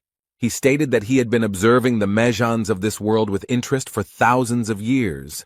Everyone tried to reach the top of the Tree of Illusions to satisfy their curiosity. The monster noticed that the boy doubted everything and asked if he was trying to find answers to questions in his world. He strikes with his black sword with all his might and asks what exactly is bothering Jae-hwan. The monster tries to solve it like a riddle and with crazy eyes screams that he understood something. The guy bravely withstands the sword attack and stands firmly on his feet. It is not so easy to defeat him. He grits his teeth and refuses to give in, but the monster taunts him and declares that Hwang's world is a matter of doubt. He wonders what his world really is and suggests that it might be destruction. Options such as destruction or complete extermination are also offered, which for the monster looks like a game. And then he bared his terrible sharp teeth and added in a terrifying voice that this world was coming to an end. He feels like this is the only word that suits him best. This world feeds on arrogance. The monster wonders if this ordinary man would dare to question the value of the Tree of Illusion. The King of Calamity has turned into a mad and very scary monster, and asks if the boy is turning to his world to find out his destiny. But the main character does not give in to his provocations and explains that he does not understand what nonsense he is talking. The monster still asks tricky questions to distract attention, but the boy is adamant. He is already very tired. This struggle has exhausted the young man, and he does not know how much longer he can hold out.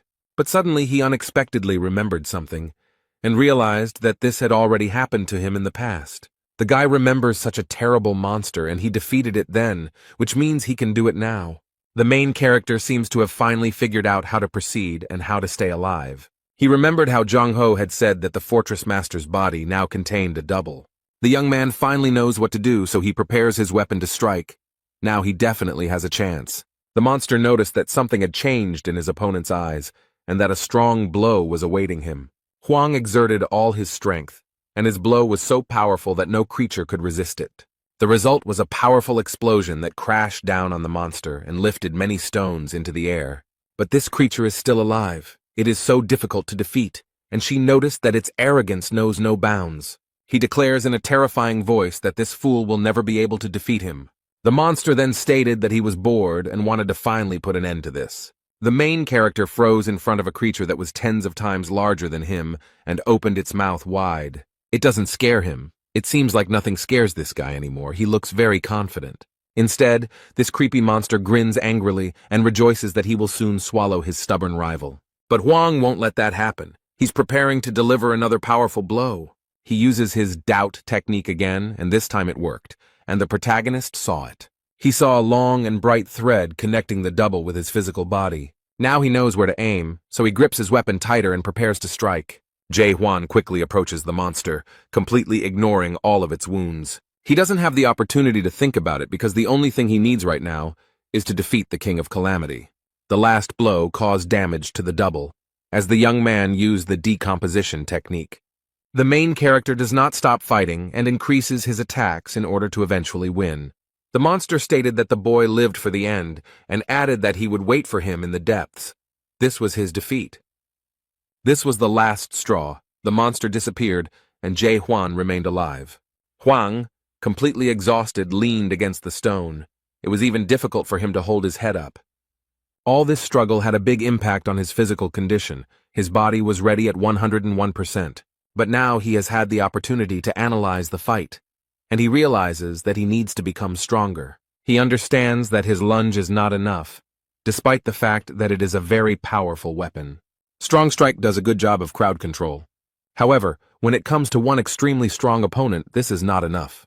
The attack radius is too small to deal enough damage to win the fight. This time he used the lunge to distract the monster and buy time, but now he knows he needs to master the skills to fight especially strong opponents. The poor old man is lying on the ground. He has lost consciousness and is slightly crushed by stones. As soon as it was all over, the captain and commandant of the fortress came running to his aid. The main character suddenly hears someone talking to him and becomes confused. His weapon lies at his side, and next to him on a wet blanket lies the owner of the fortress. Despite what had just happened to his body, this man somehow survived.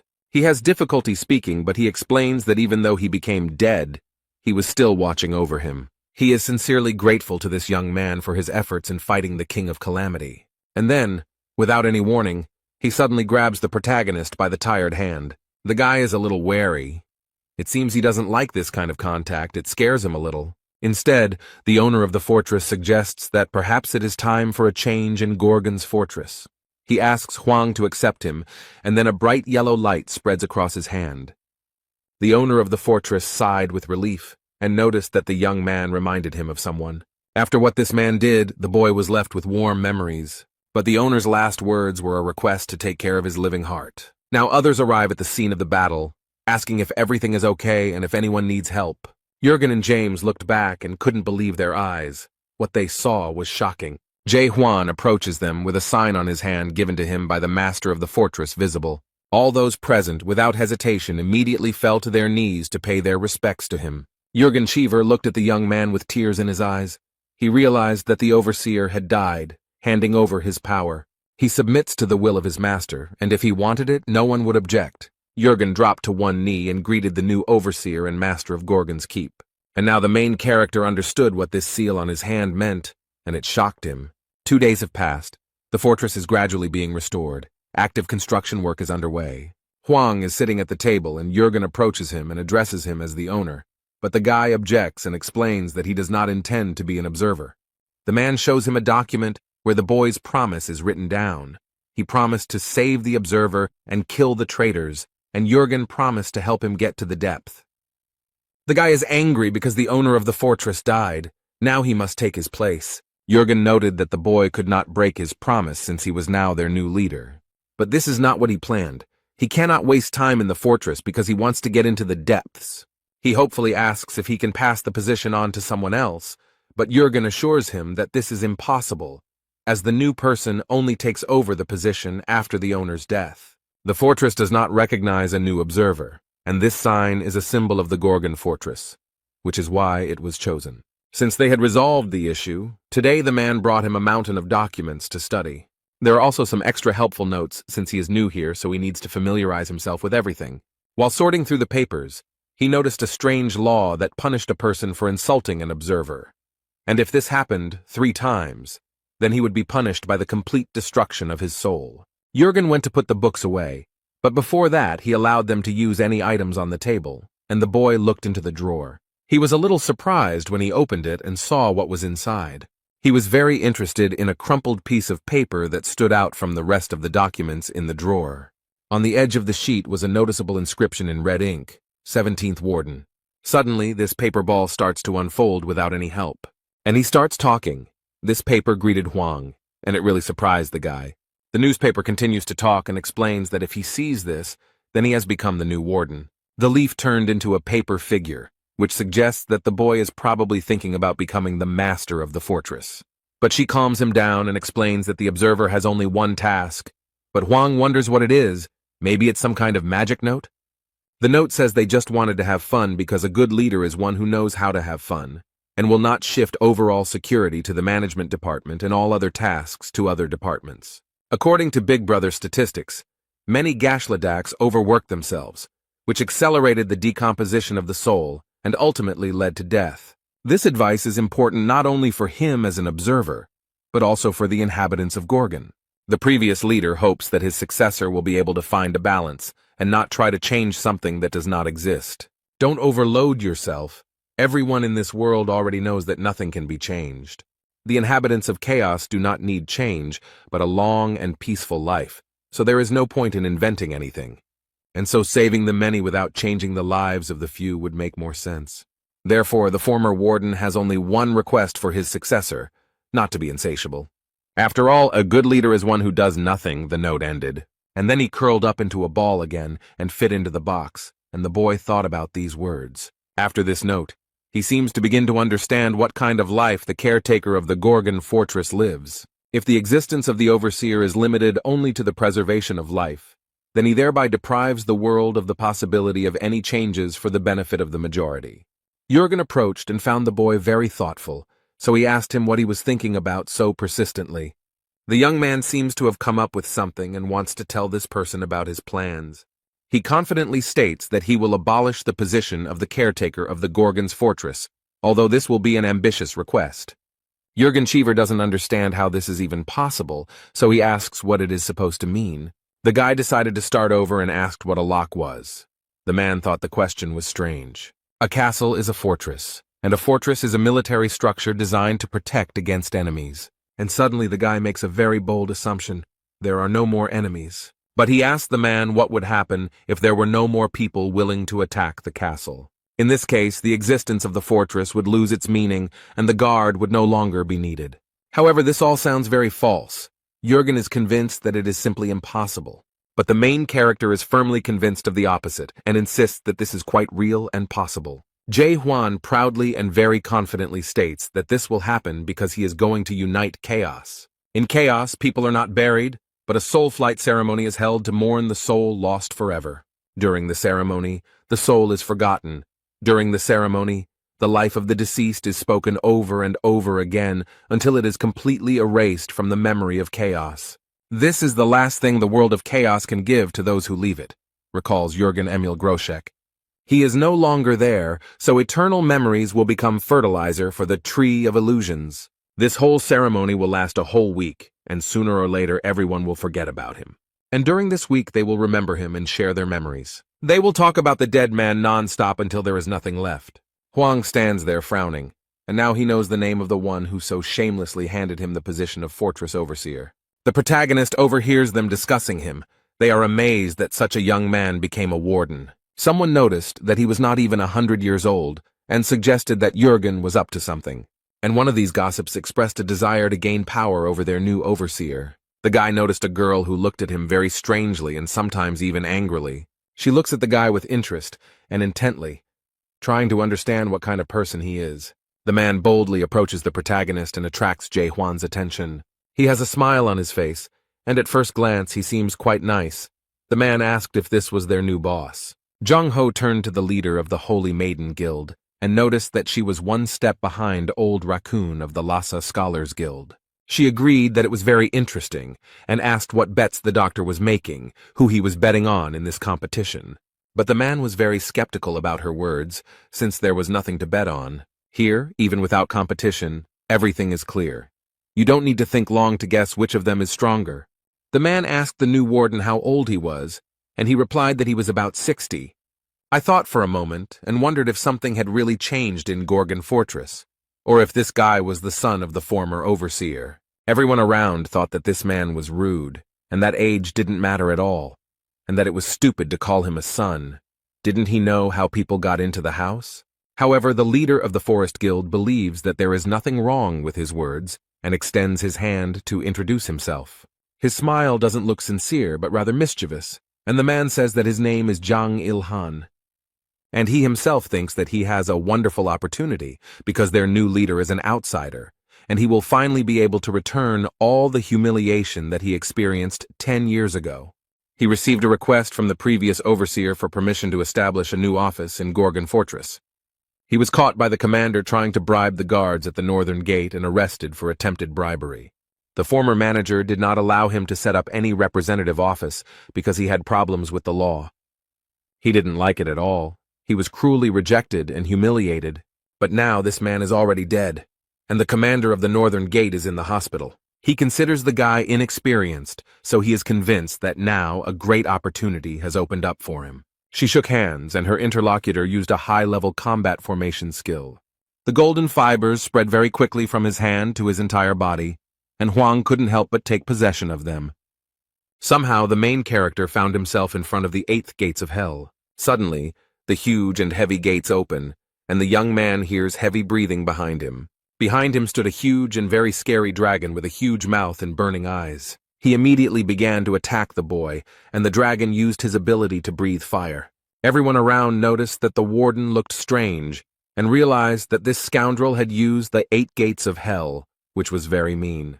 Jang Il-han smiles sarcastically, and is happy that the boy is now watching the hellfire of the red dragon Tiamat, and believes that soon he will begin to beg for mercy.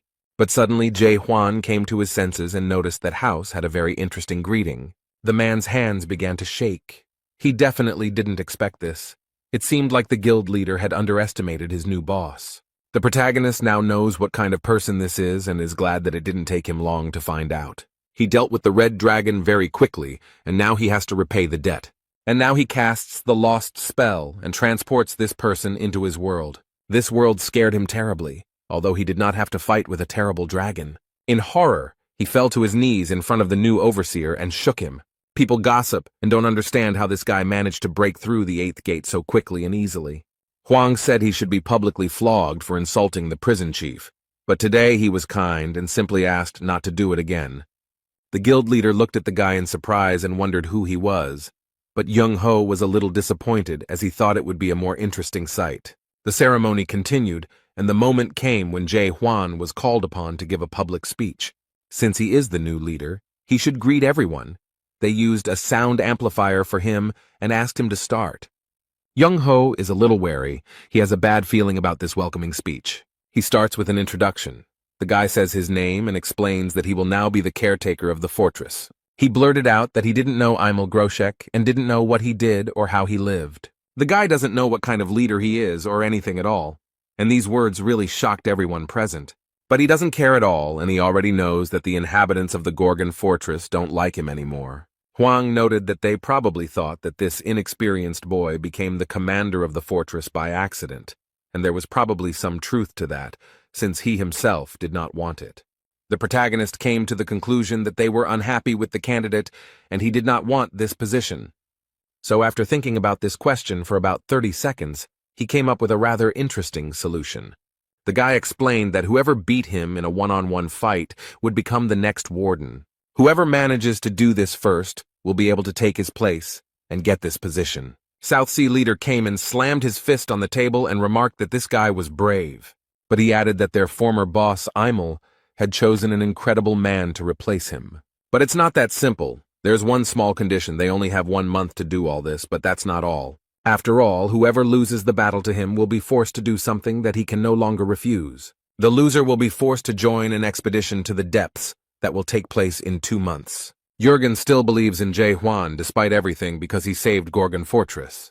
And no matter how you look at it, the former warden recognized him and handed over all power to this guy. He believes him even in spite of his stupid decrees about uniting the entire house.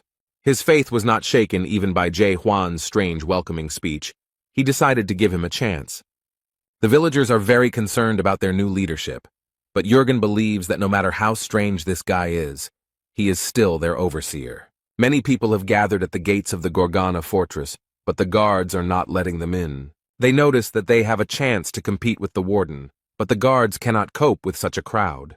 But the captain of internal affairs still doesn't believe that this young man could do anything to harm House. But in the morning, a man bursts in and notices that it seems that things have gone too far. He shows a commercial featuring Chog Ho and comments that he once challenged the warden and is confident that even all of Chaos couldn't defeat him. It seemed that Jurgen was not prepared for this information, but he was not prepared for the guests either. Having received this information, he quickly ran down the corridor to resolve the issue with the prison warden. The man quickly ran to the office door and was already thinking about what he would say. The captain of internal affairs abruptly opened the door and 1,000 sheets of protocol were thrown at him. It seems that this man is in a bad mood and noticed that the manager has a lot of work accumulated. He sorts through all these stacks of documents and approaches the table where a man is sitting. He says that in such a mess one cannot sit and pretend to be active, but there is no leader at the table. Jurgen asked in surprise what Carlton was doing here since he should be in the hospital now. But despite this, he is now worried about a completely different problem, and he is not in the mood to play hide and seek. The entire fortress heard his desperate cry, and the question of where the hell the warden was now. Carlton has his own room with his statues. This man loves himself very much and admires himself. But his beautiful sculpture is very fragile, and became a target for the main character. He practices his skills on Carlton's collection. He destroyed Fallen Angel, Angry Carlton, Brooding Carlton. Young-ho asked if he realized how much this collection was worth. However, Hwang reassures him and asks him not to worry as he has mastered a new skill and is demonstrating it. The doctor was impressed by the boy's posture and noticed that Hwang was encouraged by his strike, judging by the movements of his sword. The old man suggests that the boy name the kick after him, and the boy asks if he wants to try doing it himself. But you seem to be against it, and all he has to do is come up with an interesting title and add that the guy does whatever he wants. But there is a limit to everything. But this does not stop the main character at all, and he prepares to strike again. Jong-ho barely managed to escape from this powerful force that was rapidly approaching him. This angered the divine doctor, and he noticed that these young people had no respect for their elders at all. But he angrily added that respect was the main law in life, and the guy should learn it. But their petty argument ended when the men noticed something unusual in the room. When the smoke from the impact cleared, they noticed a wounded man lying on the floor. The old man looked closely at the boy and noticed that this man was from the Thunderlord clan. And it's true. Yun, the leader of this clan, is lying on the floor thinking about how everything went wrong. Some time ago, he was in the attic of Gorgon's fortress preparing his plan. These people specifically waited for the moment when the mentor was busy teaching. There was a crack in the ceiling through which they could watch what he was doing. It was the perfect place to carry out his insidious plan. From here, he could see everything. He used his powers and thought happily about how he would become a leader today. He doesn't care that he might be called a coward for doing it so covertly. For this man, murder is the result of a fair fight, and it doesn't matter how exactly it happened. But suddenly, due to a strong blow, the ceiling collapsed and he fell to the ground, completely naked. He came to his senses and realized with horror that his plan had failed, and like him, fell to the ground. Now he stands like a hawk and screams in pain. His back hurts after the fall. But he comes face to face with the doctor, who is glad that their unexpected guest has come to his senses. The guy didn't expect to see him here, and Jung-ho stated that this idiot was always clumsy. And then Yoon gave Jae-hwan an angry look. He asked in surprise who it was, because nothing was known about this man either on the mainland or in chaos as a whole. But the doctor noticed that he had the same problem. That's why this guy asks, what's the point of managing something you've never heard of? Jung-ho looked at Hwang training and explained that there was no point in it. Then he remembered everything he knew about this man, although they had met not so long ago. But in that short period of time, he realized that the only thing that mattered to this guy was that everything about him was meaningless. The Thunder King clan leader listened carefully to the old man and found it a little strange. Jae-hwan looked back and stared at them, wondering what they were talking about. And Yoon-en immediately prepared for battle and was confident that he would defeat the warden. This time he won't attack from cover and will come out on top. Hwang doesn't mind the guy trying. So he waved his hand at him, inviting him to start a fight, and told him he could try again. The man frowned and tensed his entire body so much that his veins bulged.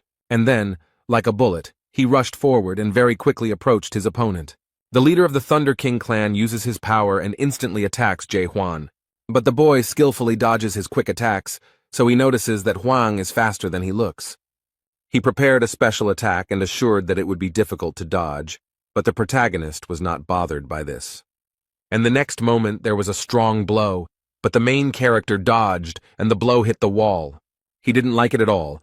Yoon only became more angry, and his desire to kill Hwan became stronger. He creates a huge blue ball of lightning and remarks that he didn't mean to go that far. He gathered all his strength and used the technique, Power of the Thunder King. He looks terrifying. The guy smiles slyly and believes that this move will finish him off. But while he was preparing, he lost sight of his target, and Jae-hwan ended up behind him. The protagonist noticed that this skill takes a lot of his time, which is unacceptable in battle. At this moment, the boy realizes with horror that his enemy is too close to him. That's how their fight ended. It didn't last long, since one of the opponents turned out to be much stronger. Yoon learns that the fortress overseer has defeated the leader of the Thunder King squad. Instead, the old man is glad that things turned out this way and praises his friend for a job well done. After all, he now has the support of some of the best warriors, and this will help him a lot in the future. To achieve this, Yoon had to put in a lot of effort. He spent exactly 100 years on it. He was a member of one of the 5 famous squads of the Great Lands, the Yuan squad. But he didn't have any high status or power. This guy was just an ordinary slave. His life was very difficult. It was not what everyone dreams of, and he wanted to escape from it. Those players who cleared the tower also became members of the team, deciding to spend the rest of their lives together. But in the end, fate did not spare them, and they all died, some in battle, some in slavery. He worked for 100 years and saw his friends die, but he miraculously managed to survive. Thanks to the trust he had earned over all this time, Yoon was able to receive the official status of minister. It was then that he challenged his destiny because he was not going to live like this anymore. He wanted a better life. He betrayed the trust he had earned with such hard work and duty and stole Yuan's secret treasure. This is how he acquired his highest level of mastery, Lightning God. This treasure somehow miraculously rejuvenated his cells the moment he appropriated it. This clot of energy gave him knowledge and instructions on how to use the Yuan treasure. Apparently, Yuan's squad had been pursuing him for 20 years, and in the end they were all wiped out. And after being summoned to chaos, thanks to the skill Lightning God, he managed to take 9th place among the 1,000-year-old squads. But Hwang really irritates him, because he hasn't lived even 100 years. He hasn't had such a tragic and difficult experience. Yoon doesn't understand why he got such a high position, how he managed to do all this. It's just impossible. He recalls his conversation with the divine physician and finds his behavior strange. This man is familiar with the feeling of despair after an expedition into the depths, but when he talks about Huang, a smile appears on his face. The old man mockingly declared that he was very lucky because he met this guy before he knew real despair. Meanwhile, the main character looks with interest at the last surviving statue. The boy stares at Huang, and Jung-ho notices that he can't figure out what's so special about the warden. But he reported that a week ago, the Gorgon fortress was captured by a detachment of the Golden Heavens. The young man looked at his interlocutor in surprise and listened with interest to the continuation of the story. The old man, in despair, says that he cannot say exactly how they managed to win everyone over to their side. But one thing is clear. They had been preparing for this for a very long time and were close to victory. And it was this guy who saved the Gorgon fortress from complete destruction. Yes, those who defeated the mighty king who had taken possession of the body of the fortress guard. The doctor explained that for this, Jae Hwan received the fortress seal from the former overseer and became our new leader. The guy was surprised and complained why the doctor didn't warn him about this from the very beginning. But in his defense, he replied that Yun-en attacked very quickly and did not give him a chance to explain anything. But at that moment, someone entered. The strong man smiled cheerfully and proudly declared that he had come to defeat the warden. This is the leader of the Fire King's squad, Gang Hwan. He came with the leader of the South Sea squad, but he wants to go first. Jae Hwan noted that it is not at all necessary to stand in line and wait for your chance. Therefore, he proposes to begin the fight immediately and does not object to being attacked with a slashing blow. He explained that he was practicing new techniques and had a lot of free time, but this remark surprised the men. The divine doctor sighed heavily and thought that many people would suffer today. On the contrary, his opponents seemed confident in their own strength and even welcomed the opportunity to attack together. The leader of the Fire King's squad believes that the warden will later regret such a choice.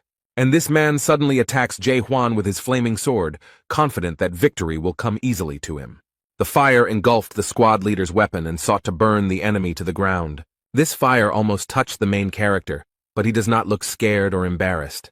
The guy easily dodges the fire stream, and now it's his turn to attack. The fire spread to the wall of the house and damaged it. It doesn't look like a suitable place for a fight. Young-ho got angry and shouted as if he wanted to burn the entire hall down, but Yun-young noticed that the man in such a state probably didn't hear him. They met and crossed swords. They are quite strong opponents, but Gang Hwan still does not lose confidence in himself. He smiled smugly and noticed that the boy was afraid of his fire sword. However, Jae Hwan quickly convinces him otherwise and states that this is not true. And then he, with all his strength, with his bare hands, without any hesitation or fear, strikes with the fiery sword. Now the main character has grabbed the sword with both hands and is ready to strike again. The overseer of Gorgon Fortress is too powerful an opponent to be defeated so easily.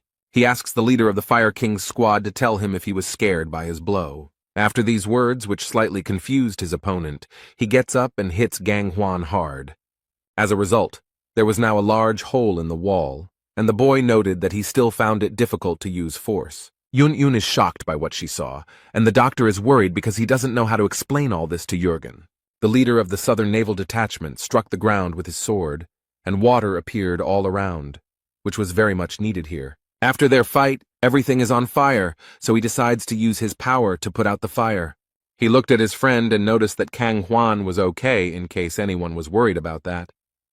The protagonist looked at him menacingly and repeated that he asked to attack simultaneously. In response, this man very laconically explains that he does not really like fire, and now that the leader of the Fire King's squad has been defeated, he is ready to try to win. He stands proudly and offers to fight, despite how easily Jae Hwan dealt with his predecessor. It's amazing that after everything he just saw, he still has such enthusiasm for the fight. The main character thought about how first there was white electricity, then fire, and now water, and it reminded him of Pokemon. However, upon closer inspection, this man turned out to be stronger than his previous opponents. But without further warning or prelude, Jae Hwan takes the first step towards his opponent.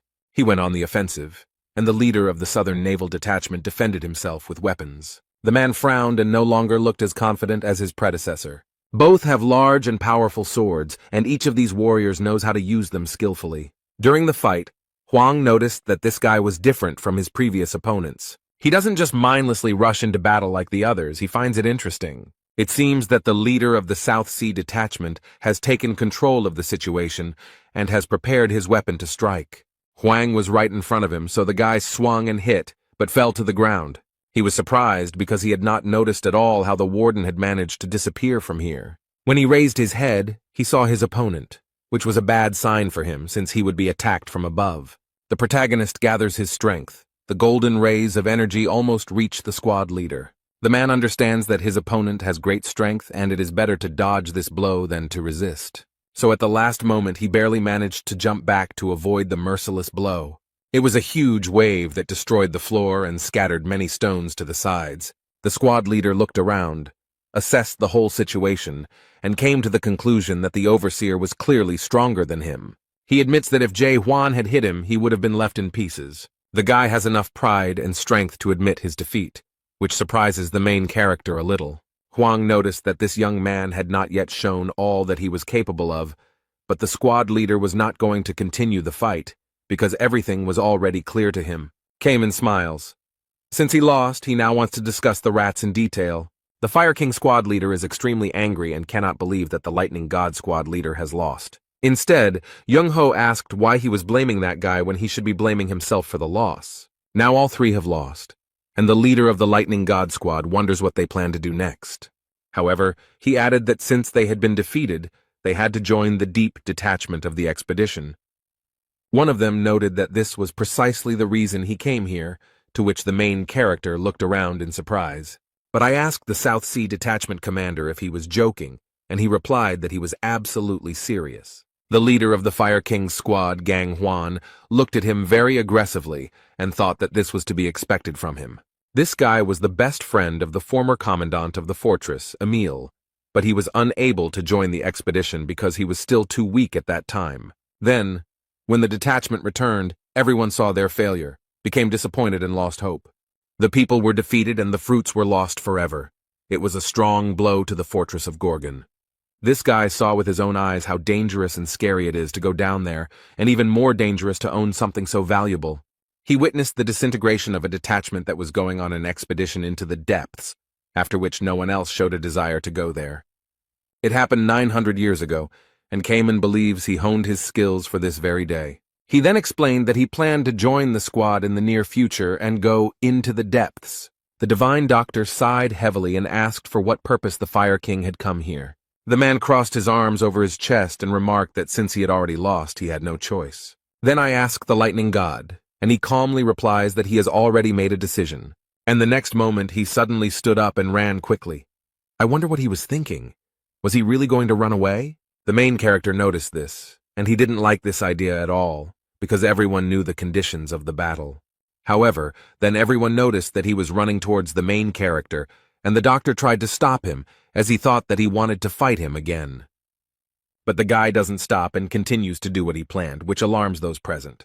The protagonist had already grabbed his sword to fight back, but the boy fell to his knees in front of the warden, apparently realizing that Jae Hwan was indeed very strong. His behavior really surprised everyone present. They certainly did not expect to see this. He swears that from now on he will serve him faithfully and obey his overseer. The protagonist looked at him in surprise, and remarked that he should not swear allegiance. But the boy still kneels, promising him his devotion, and is even ready to die for him.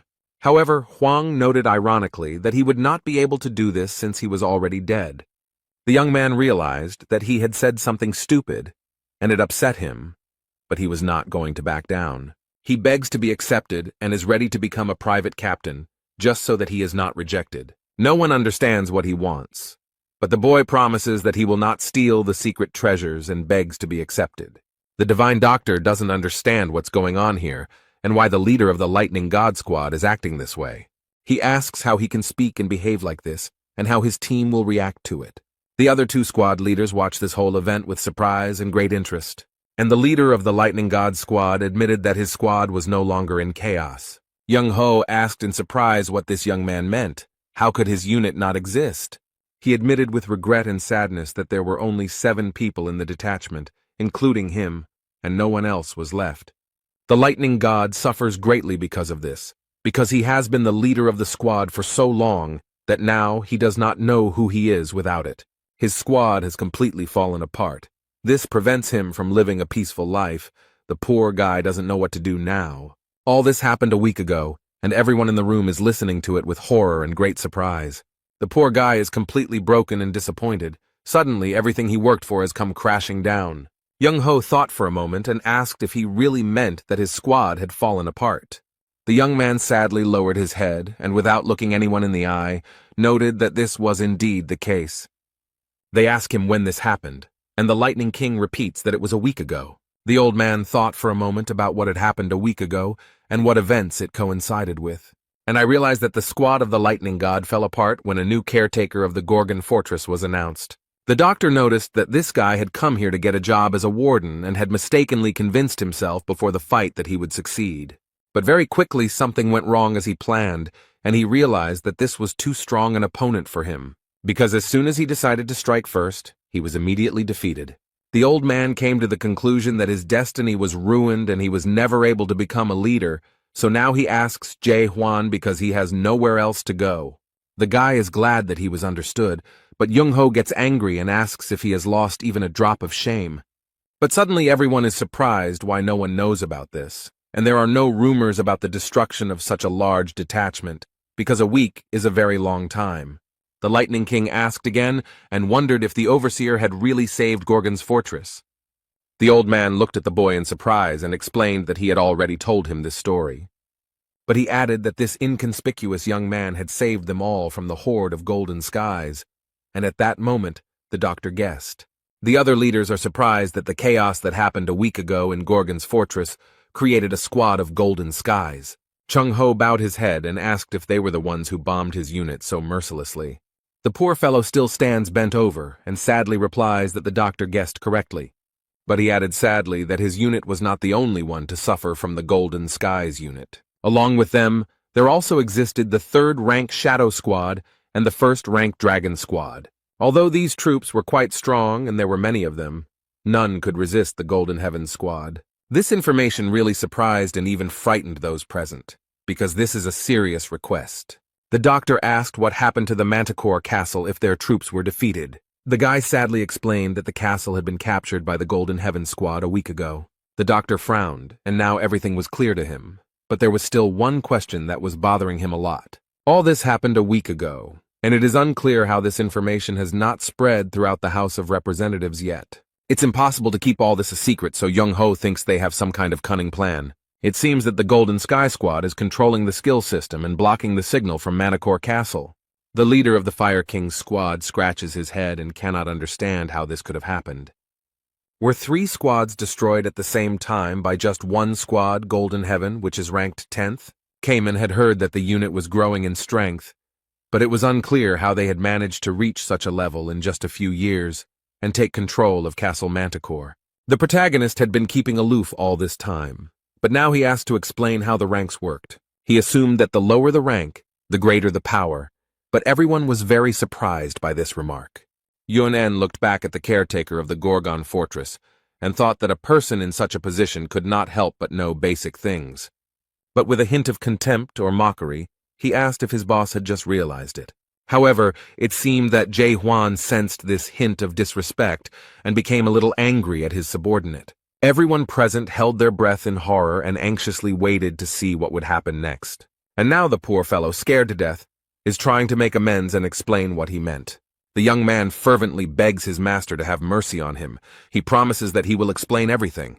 Huang only nodded in agreement, and the young man sighed in relief when he realized that he was still alive. He then explains that there are 4 great castles, Gorgon, Manticore, Dryad, and Garuda, and there are also 10 house squads. Each squad has its own special power that it wields best, and its own rank from 1 to 10. First rank squad is the strongest, and the 10th rank squad is considered the weakest and is very different from all the previous ones. The Lightning God squad was ranked 9th, the Shadow squad was ranked 3rd, and the Heavenly Dragon squad was ranked 1st, and they were all defeated by the Golden Heaven squad, who were ranked 10th. Yuneng doesn't know whose support they got, but someone was definitely behind it because they managed to take over the castle. The protagonist reflects on this situation and remembers his meeting with the Golden Skies squad. At first, Jae Hwan thought that these were ordinary people who had retained a connection with the horrors. But these people tried to capture the fortress of Gorgon, and now they have captured the castle of Manticore. They seem to be storming fortresses one after another, perhaps pursuing the same goal as Jae-hwan. He remembered how the man had refused to tell him where this horror was, and remarked that if he found out that you had betrayed him, there would be no life for him. Then the main character became very curious about who he was talking about, and who he meant, who this he was, who this person was very afraid of. And now Hwang wonders if there are horrors in this mysterious he in Manticore Castle now.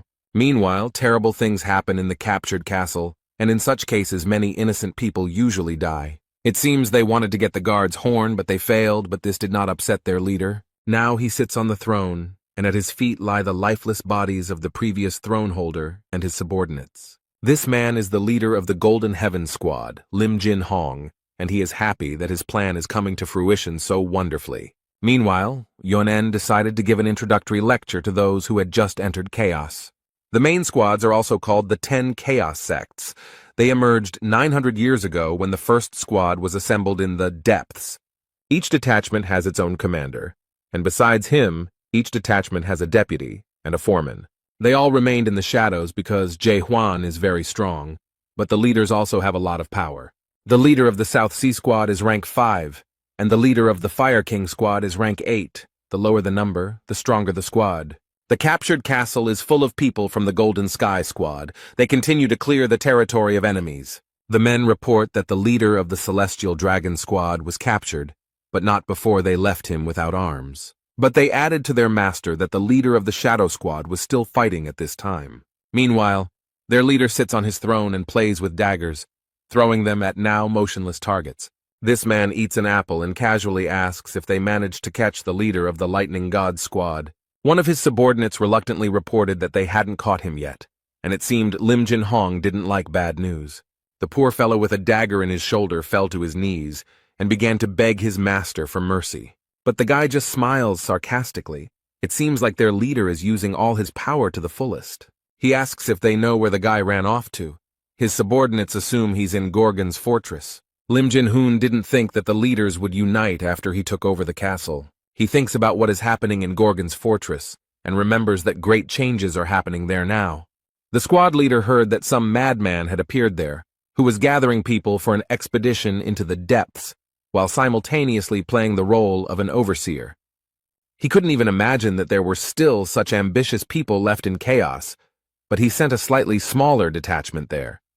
But Commander Mena is on his side and is doing everything possible to strengthen his position. The guy thinks that now meeting with the monarch of pitch darkness seems somewhat pointless to him. Then Lim Jin Hoon wished for a screen to appear in front of him and show him the boy. He asks if the new leader's name is Jae-hwan, and the system confirms that it is. The guy leaned closer to the screen and noticed that the news viewer reminded him of someone.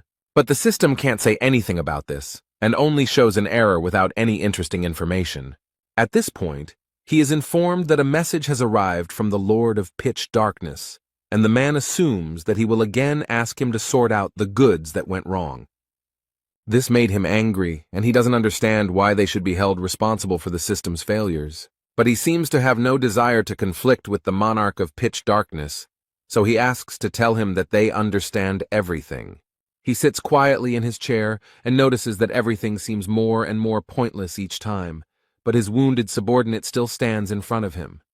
This poor guy is bleeding and struggling to hold on, and their leader doesn't seem to notice him. He discusses the guy who most likely managed to destroy the tower cultivator, and the subordinate looks at his colleague with pity, but is unable to help. He finds it completely insane that someone managed to clear out the entire tower, kill its leader, and somehow infiltrate the house. And after that, this heartless man shot the wounded soldier straight in the head. Lim Jin Hong looks at his subordinates through the screen, but he doesn't seem at all embarrassed by what he just did. He does not comment on the death of his man, but only believes that there is no point in such actions of the product. He thinks that this is impossible and simply absurd, so he assumes that this man has simply gone crazy. They ask him what to do with the leader of the lightning god if he escaped to the fortress of Gorgon. Their leader asks to leave this weakling. He is informed that there are rumors that the leaders of all 10 squads have begun to gather in the Gorgon fortress. This happened after they heard the news about the new prison warden and his tempting offer. The squad leader states that he will still deal with them for the sake of uniting the chamber, so it is even in his interests. The leader of the Golden Skies squad has a terrible plan. He noted that soon the Gorgon fortress will be filled with the dead. Lim Jin Hong knows that a very evil creature appeared in Gorgon fortress a week ago, and this man is 100% sure that the King of Disasters appeared in the fortress. Traces of his presence quickly disappeared, but the squad leader knows that the arrival of an evil force is not the worst thing. After all, the dead call upon their own kind, and now the inhabitants of the fortress will understand why the king is called a catastrophe. Meanwhile, in Gorgon's fortress, the overseer and squad leaders try to figure out who is supporting the Golden Skies squad. One of them boldly suggests that one of the monarchs of the Great Lands may be behind all this. Although they are prohibited from interfering in the affairs of the House of Representatives, no one else can finance such a powerful and large organization. The Fire King heard that there was a war going on in the Great Lands, so someone could easily take advantage of this situation and interfere in politics. That's why he suggests turning to the Renaissance Court, and this suggestion somewhat frightened the leader of the South Sea Squad. This is the place where the resurrection ritual is performed by the monarchs, members of the 5 noble families, and members of the organization that owns the fruits. Zhang Ho was asked if any monarch was involved in this. Does that mean he broke his oath? The old man reminded everyone that in exchange for receiving the fruits for the Court of Revival, the monarchs and members of the 5 noble families swore not to interfere in the political affairs of chaos. The Fire King is furious and believes that this issue should be raised publicly. However, it was rightly pointed out to him that none of them had direct evidence of the monarch's involvement in this. In addition, the leader of the South Sea Squad is against asking outsiders for help, but he asked what they would do if the Renaissance Court did not side with them. It seems the Divine Doctor wants to intervene in the conversation. He has a few questions. Young Ho notices that the situation looks much more serious than it seemed at first glance, so he asks the prison warden what they should do now. Eventually, Castle Manticore is captured, and 3 of the 10 squad leaders are captured by the Golden Heaven Squad.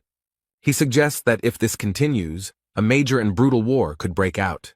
However, their leader noted that none of this mattered, since they still remained their enemies, whom they would have to fight sooner or later. The doctor recalls being told that Jae Hwan has plans to unite the house and get rid of all enemies. In this case, he will be able to leave his post, because if there are no enemies, then there is no need for security or a fortress. Now he asks the guy if he really wants to unite the house, and explains that it's not the same as capturing 4 fortresses. The doctor adds that the Renaissance Court is a much more dangerous and terrible enemy than all 10 squad leaders combined.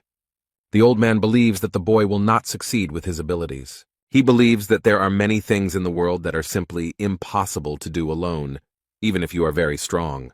The clouds in the sky have parted, and rays of sunlight are penetrating through a hole in the ceiling. He filled the whole room with his warmth and bright light, and the boy noticed that none of it mattered.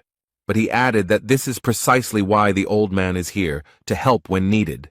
The main character looked at the Divine Doctor with hope and respect, because he had a lot of experience. However, it seems like he didn't like this hope at all. Young-ho looks a little shocked. The caretaker of the Gorgony fortress noted that he was quite young and did not have much experience, but this did not matter as long as they had a doctor with them. But Young-ho got angry and asked why the guy thought he would go with them too. But Jae Hwan looked at him and said, "Isn't that so?" The straightforwardness and spontaneity of this young man simply amazed him. Young-ho can't believe he was so easily seduced by such a green and frivolous guy. The protagonist looked at the squad leaders and decided that it was time to tell them about his plans. It consists of several points, the first of which is the unification of chaos.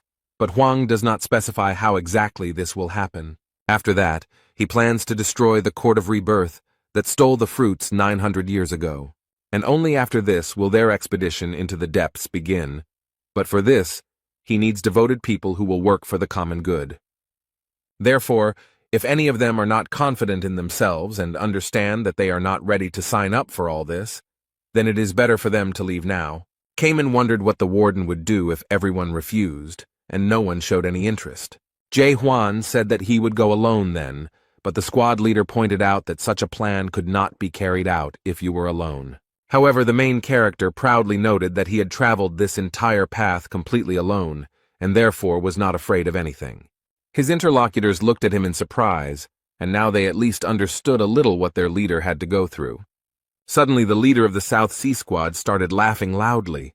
It looks very strange.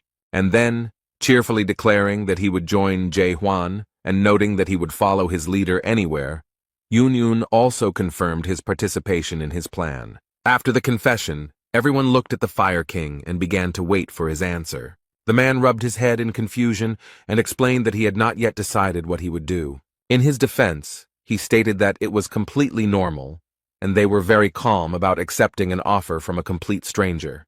He explained that he was not sure that Jae-hwan would be able to lead the expeditionary force because the enemies were too strong. But he expressed his wish quite confidently. The Fire King wanted their overseer to prove his worth. The man explained to those present that there were now 6 squad leaders on the side of the Gorgon fortress. If 3 more leaders, not counting them, recognize him, then he is also ready to stand on his side. The protagonist folded his hands and agreed to these conditions, but it seems that no one expected him to agree so easily. But then the guy thought for a bit and added that he also had certain conditions for them. Since they must recognize him, it is only fair that he recognize them. The leaders ask curiously what conditions he came up with, and Jae-hwan replies that they will have a competition. He is organizing a competition among the best, and you need to get into the top 8. This will be enough for him to be able to accept them, and after that the overseer is ready to carry out any task. This angered the Fire King, but Kaiman noted that it made sense, since being the leader of the squad did not yet guarantee them unconditional power in the world of chaos, and asked when the competition would begin. Meanwhile, along the corridor of the fortress, someone is quickly approaching the door of the hall where they are. He opens the door with different movements and eavesdrops on their conversation, but it doesn't seem to bother him at all. This is the Minister of Internal Affairs. He looks very strange and shows some document. The guy looked at the man and realized that something was wrong with him, so he said that he thought the competition would start right now. And the man shows an announcement that anyone who wants to become a leader can come today and take part in the first stage of the competition. Not long before this, a management meeting was taking place in one of the fortress's offices. The Interior Minister appears extremely upset by the whole situation. They ask him what the fortress commandant's plan is because it seems he has something in mind. The situation has become even worse than before. The outer borders of the fortress are overcrowded, and the guards are having problems checking people. Carlton noted that the minister did not seem to like what the warden had proposed. He noted that it was a matter of principle, but Carlton did not understand why formalities could not be avoided in such an extreme case, especially if the majority supported it. Moreover, the supervisory authority has already received approval, but the minister is not confident in this majority. Since 3 of the 5 ministers who agreed were recently appointed, he probably does not have much confidence in their decisions. They seem to have gotten the hint and are not very happy to hear it because it does not show respect for them. The recent disaster killed 4 of the 5 ministers and left the remaining ones seriously injured. In this case, new ministers were appointed from among the inner circle, so Claire became the Minister of Finance, Zaire became Minister of Security, and Carlton was appointed Minister of Justice. But this caused everything in the fortress to go wrong. Claire noted that the Home Secretary was not very happy with the new prison governor's policies, but she wondered if he even understood what values they stood for. The man doesn't seem to quite understand what she's saying or doesn't want to accept it, so she points out that you shouldn't look down on her just because she's a waitress. He tries to object, but the Minister of Finance sees everything perfectly and understands his tone and facial expression. The woman explained with a smile that where there are people, there is money, and now many guests come to the Gorgon fortress because of competition. She confidently asks if he even knows where the competition will be held, and the man is a little confused because he doesn't know. She then tells him that all this is happening on the eastern shopping street outside the fortress, the same street that was destroyed in the disaster. Residents of Gorgon are currently repairing the street and helping with the competition. The man thought for a moment. He knew there would be a competition, but he didn't expect Huang to be able to find people and a place for him. This disaster caused damages amounting to 12,787,000,000 gold units, and then asks how much he thinks they have earned so far in these 2 days of competition. The Minister of Internal Affairs tries to answer something, but says nothing concrete or significant. That's why Claire decided he didn't know anything and took matters into her own hands. The woman excitedly announced that they had already earned 13,280,000,000 gold units. These figures really impressed the minister, He does not hide that he is very surprised by such calculations. The Minister of Finance explained that it doesn't matter what world she's in, the main thing is that she's excellent at counting money. Claire calmed down a little and added that she didn't know what their new fortress caretaker was doing. Does he really want to form a war band in the depths? Or perhaps he is planning to rebel against chaos? The only thing she knows for sure is that it is time for change in chaos, and for some, it may be painful. Whether these changes will be positive or negative will become clear later. Somewhere far away, in the southern part of chaos, everything is very quiet and calm. Peace and harmony reign here. In this part there are endless sea spaces, beckoning with their purity and idol. The highest and most ancient place in these magical lands, that is the Acropolis, is Dryad. There rises a heavenly fortress of mighty stems, growing thanks to the monster guardian plant, Dryad. At the very top of this tower, a woman plays with a shoot of this plant and talks to it. This is the caretaker of Dryad Keep, Asa Lincroft, and she senses trouble approaching. She was completely focused on using her unique skill. The observer uses an advanced clairvoyance skill and attempts to see what is hidden from the normal eye. This skill allows the Dryad Fortress Overseer to see at very long distances. She saw a terrible picture of a huge number of dead people approaching the Gorgon's fortress. But what's even more frightening is that among them is a walking Magritte, a very dangerous and powerful creature. This monster somehow realized that someone was watching it and was able to deal damage at such a distance. The woman gritted her teeth in pain and stopped using her skill. She had seen enough. It took Asa Lincroft a few minutes to recover from the contact. And now she is ready to do anything to warn the Gorgon fortress about the approaching danger. In one movement, the guard turned into a bird and headed towards the fortress before it was too late. Meanwhile, in the territory of the Gorgons, at the eastern gate, extremely interesting events are taking place. A crowd of people gathered to watch the competition between the strongest people they knew. Everyone is incredibly excited because there will be 16 fights in just 4 days. The leader of the Infinity Squad, Shin Moo-hyuk, watches everyone closely and thinks that they are too demanding. Someone from the outside noticed that this was all because of Kang Hwan, because he lost control, and declared that he would kill everyone. Young-ho spoke to him, and they greeted each other as if they had known each other for a long time and were old friends. But it looks like this man decided to surprise his old friend and show off his strength.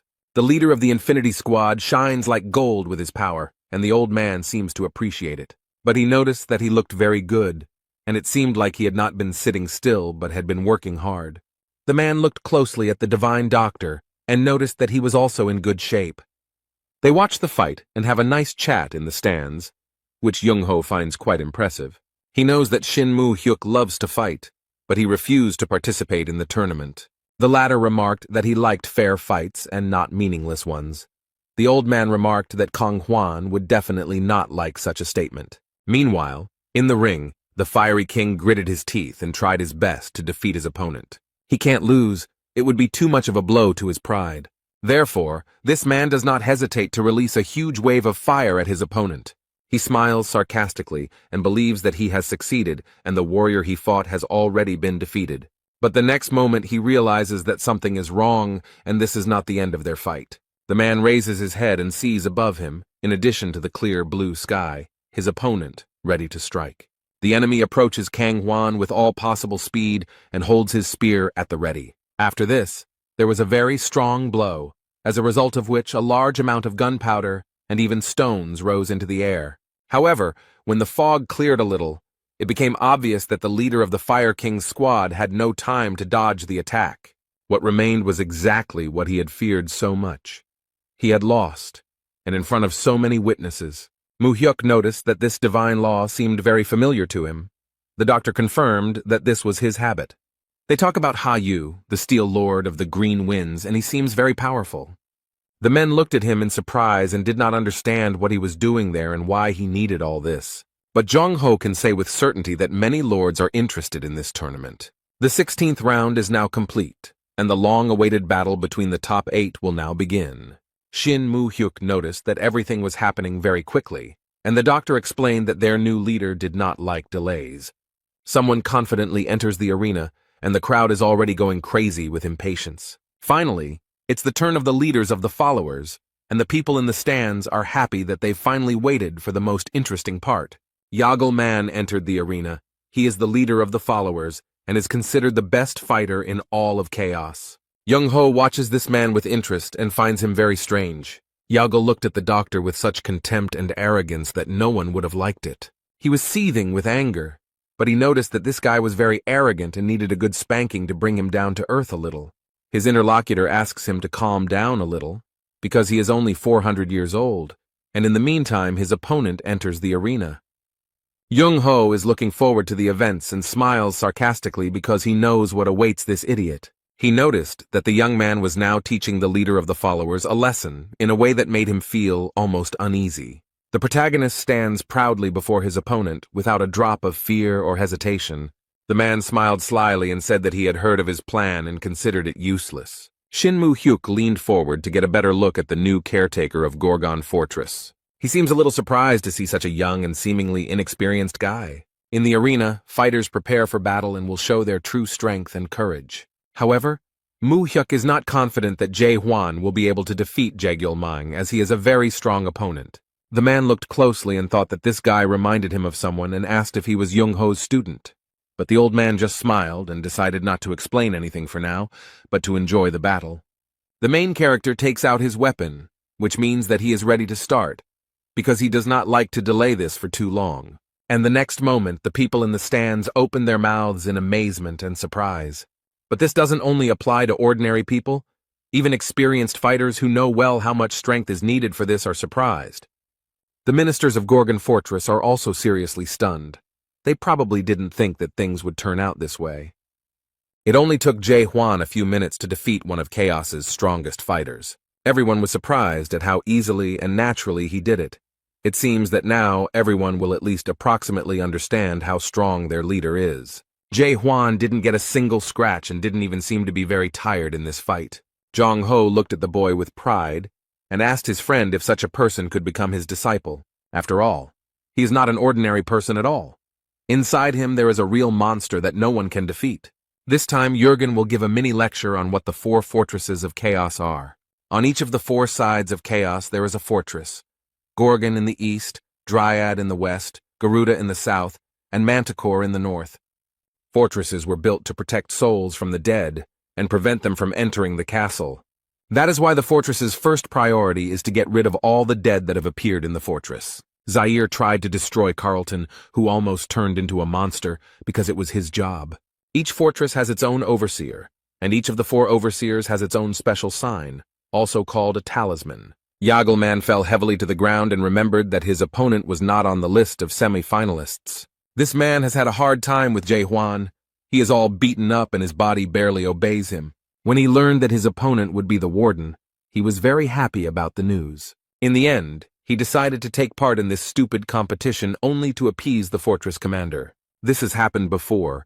People gained hope and began to make plans for a long-lost life, but unfulfilled hopes led to great disappointment.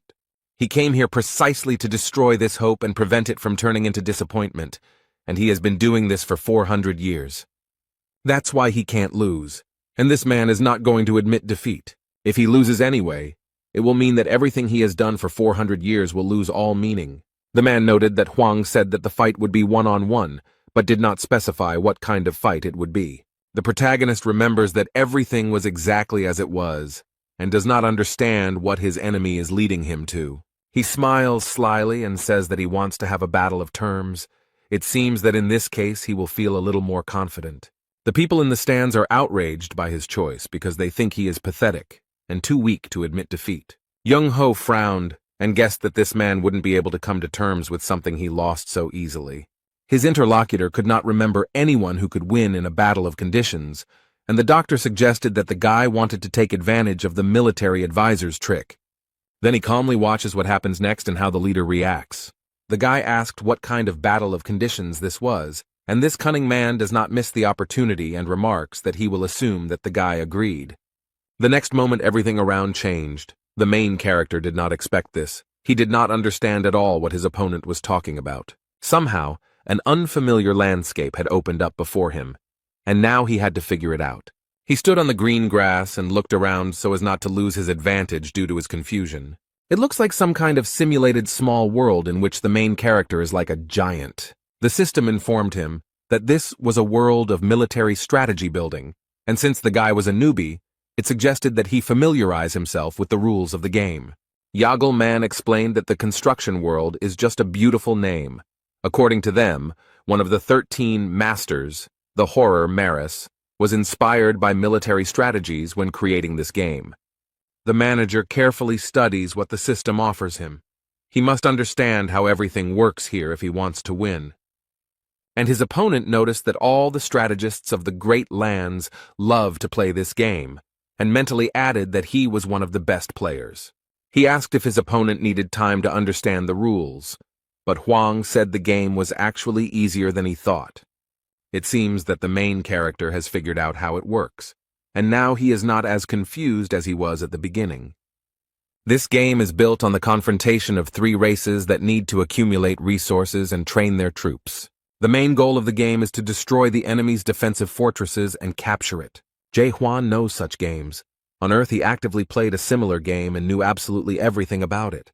He was such an avid gambler that he played over 10,000 games. Now he wonders who these horrors are and if they just stole someone's idea, while his rival asks if this is the right place for him. The system reported that Yagelman had chosen the Lost Garden as his battlefield, and it was perfect for him. Jae Hwan chose the human race to fight as in the game and seems to be very confident in his choice. Instead, his opponent has chosen the race of the dead and smiles slyly, believing that victory is already in his pocket. He finds it very strange that this guy chose the human race out of all 3, and remarks that he acts arrogant when in fact he is just a newbie. The undead race becomes stronger in the second stage of the game, but can sometimes win during the game. He makes plans and wants to first train warriors, build fortifications and a base, and then go on the offensive with dozens of warriors. But while he was thinking about all this, his rival had already gone on the offensive and was destroying his race of the dead. The main character already has his own army and weapons. They use swords and arrows, and they easily destroy their enemies until they gain strength and become stronger than them. Yagelman was definitely not prepared for this turn of events. It seems he underestimated his opponent. He didn't think that Huang would attack so quickly and use the farmers as warriors. But while he was angry and waving his arms, something else happened that surprised him very much. The enemy starts building his towers on his territory and doesn't even notice when it happens. Jae Hwan's characters use bows as weapons against their opponents, and they do so quite successfully.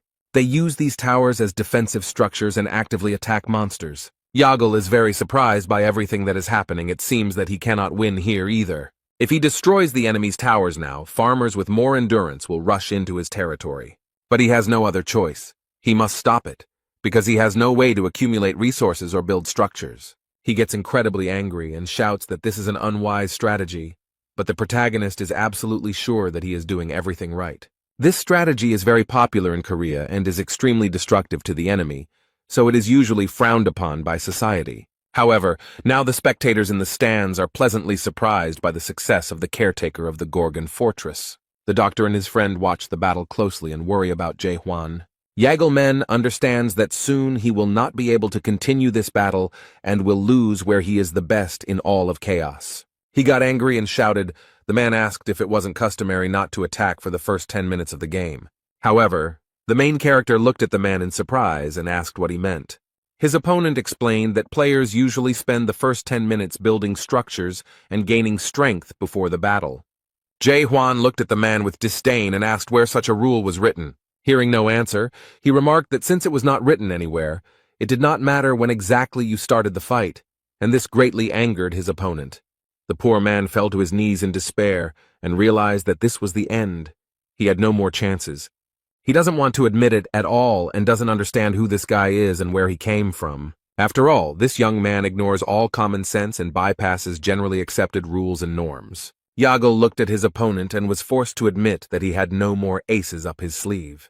He knows that he can do nothing to equalize their strength or gain an advantage. No matter how hard he tries, Jagelman knows he can't beat this guy. He bowed his head and thought that perhaps he had been waiting for this very moment for all 400 years. It's very hard for him, he doesn't want to admit it, but this is the end. He admits that he lost. The hall exploded with applause. Everyone was happy with the victory of the fortress commandant. People really enjoyed the spectacle. The protagonist is resting after a fight, and someone approaches him and asks who taught him military strategy. They went down from the stands to the arena to talk to the commandant of the fortress. The divine doctor and his friend landed, and Young Ho remarked that he thought the young man only knew how to lunge. However, he added that the new breaking technique was created based on Chung-Ho's strike, so there was no need to insist that he was only interested in lunges. The old man realized that the main character had used the spiral fracture technique against his opponent. The boy looked at the doctor in confusion, and he explained that this was the best name for the procedure. Before the competition, they argued, and Huang noted that he only used lunges, and Jung-Ho noted that the young man was inspired by his strike, so he should be named after him. Kamen thought for a moment, and noted that both the strike and the lunge were aimed at killing the opponent, so the word lethal could be added to the name. The guy suggests going with the name Death Spiral, although Jung-Ho isn't too happy with it. The protagonist still insists on his own, because he likes his name better. But suddenly he switches his attention to the person next to him. He doesn't consider it necessary to introduce himself first, but immediately states that this man looks strong and asks if he wants to fight him. The man noticed that the warden seemed to dislike unnecessary ceremony, and his friend explained that the guy had no respect for his elders and even dared to give orders first. The guy exhaled and explained that experienced fighters had gathered here, so he saw no point in unnecessary ceremonies.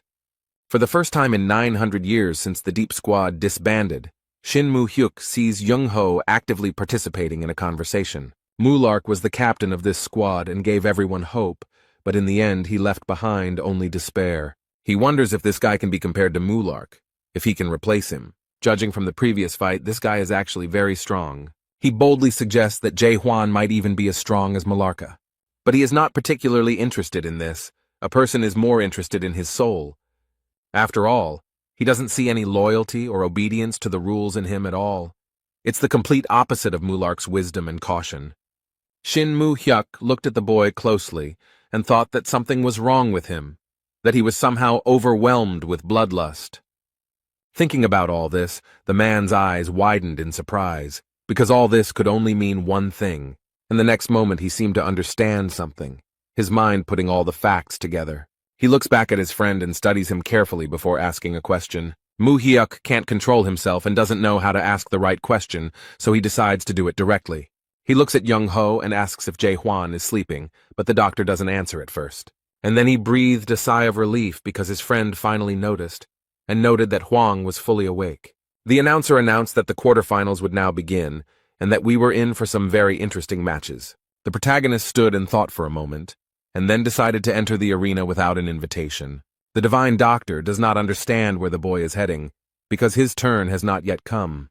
Meanwhile, Mu-hyuk looks at the boy suspiciously, still thinking about the fact that he is fully awake. He looks around and explains that he is tired of sitting and waiting for something to finally happen. So if he is fully awakened, it means he has passed the third stage of awakening. The old man looks at the boy with slight fear, because he has absolutely no idea what to expect from him. There is only one question spinning around in his head. It is impossible to predict what this young man has planned this time. He carefully studies those warriors who reached the finals. These are the strongest people of those who participated in the duel. It seems he uses his doubt skill to figure out who is who. He sees that everyone except Kaiman and Yunen look like pretty strong opponents, especially the woman with the sickle, and even his skill cannot help him understand her essence. He cannot understand who she is.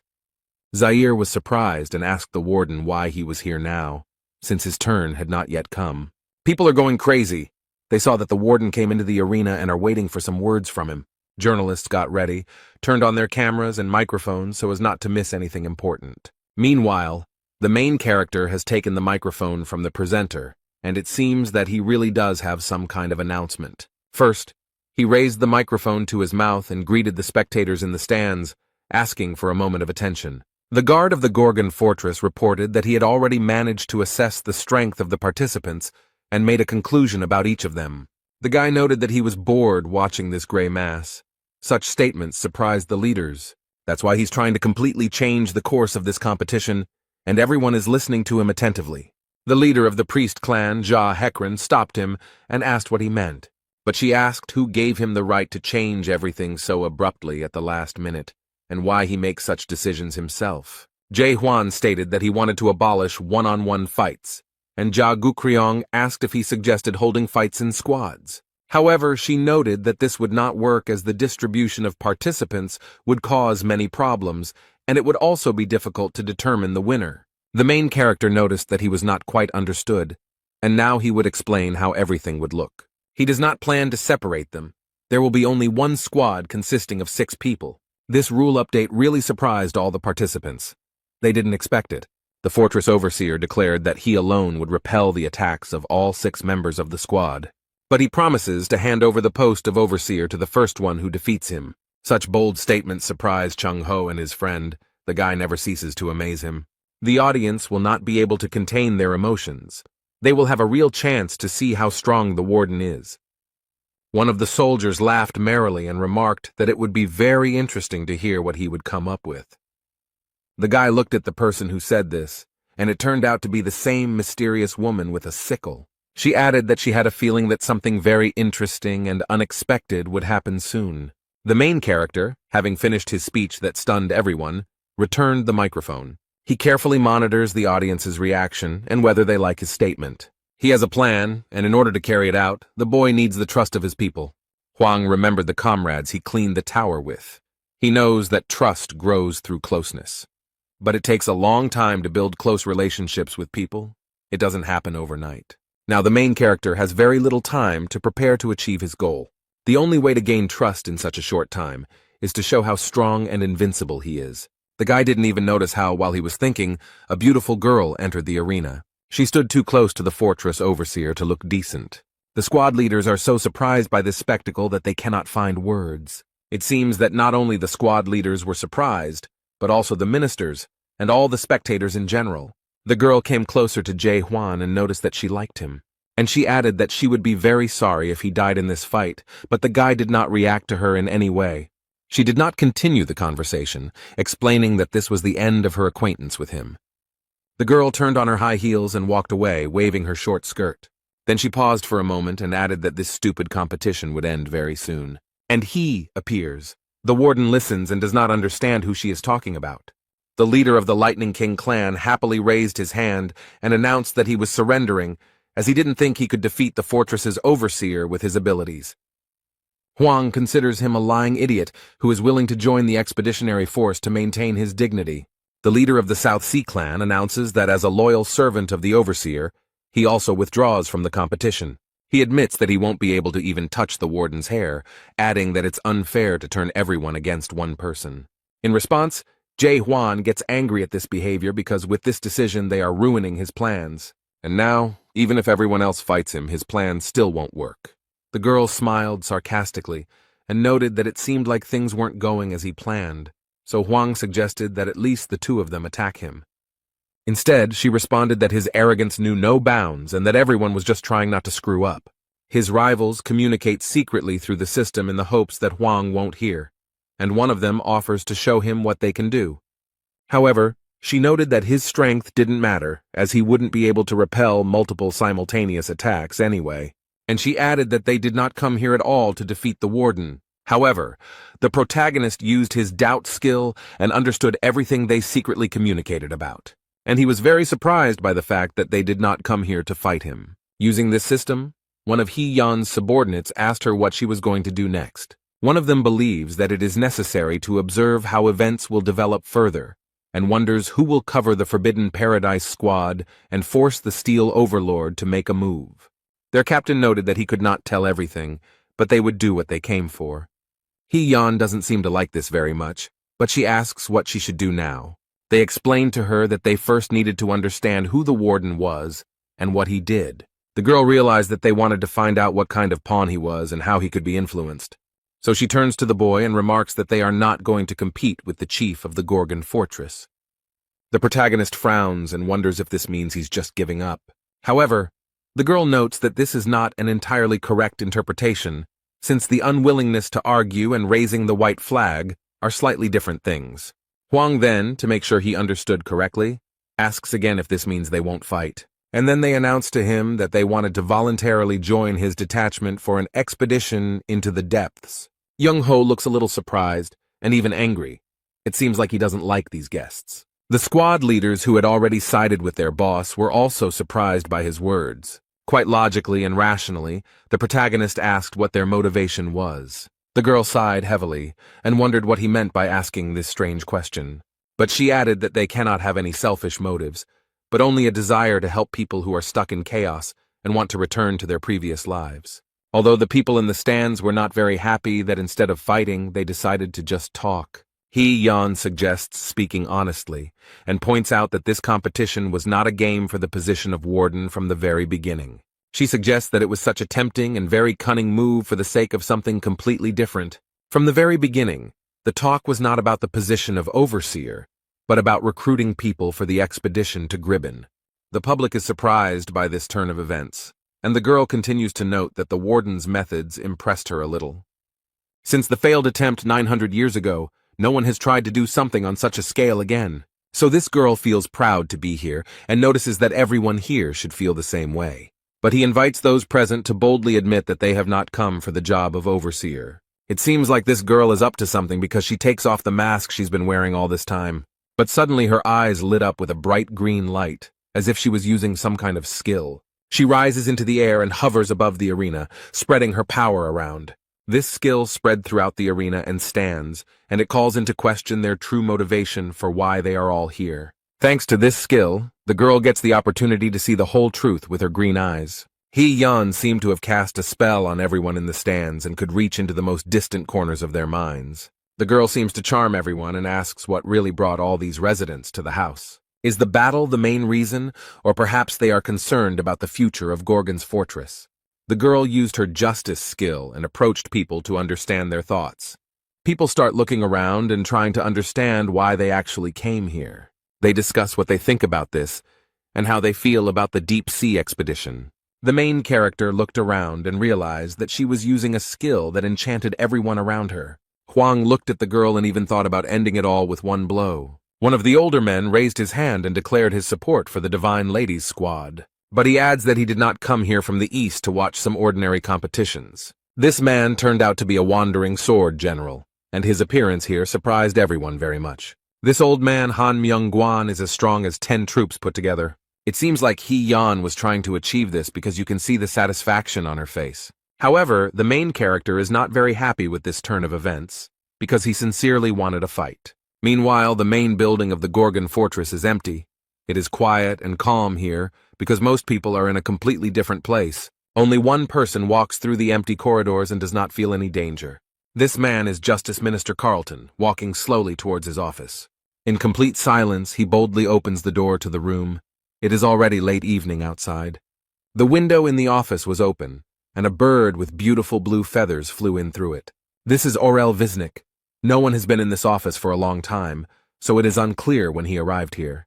The bird obediently waits for the person who will receive the message it must convey. When the eagle realized that the message could be entrusted to the Minister of Justice, he showed it. Carlton read a message from Fortress Overseer Dryan that the dead were heading to Gorgon's fortress. Then the messenger flew away, having completed his task, and the man remained standing at the window. An expression of unspeakable horror appeared on his face. This news simply stunned the minister. Carlton wonders what will happen to the fort when they finally get here. Meanwhile, no one suspects that danger is approaching them. They are still in the arena.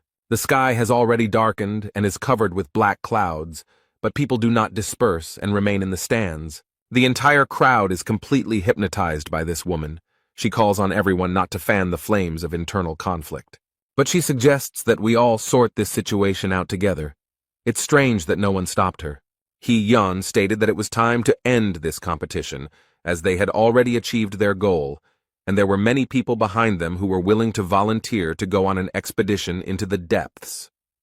She understands that now everything is in her hands, and she can get down to the most important thing.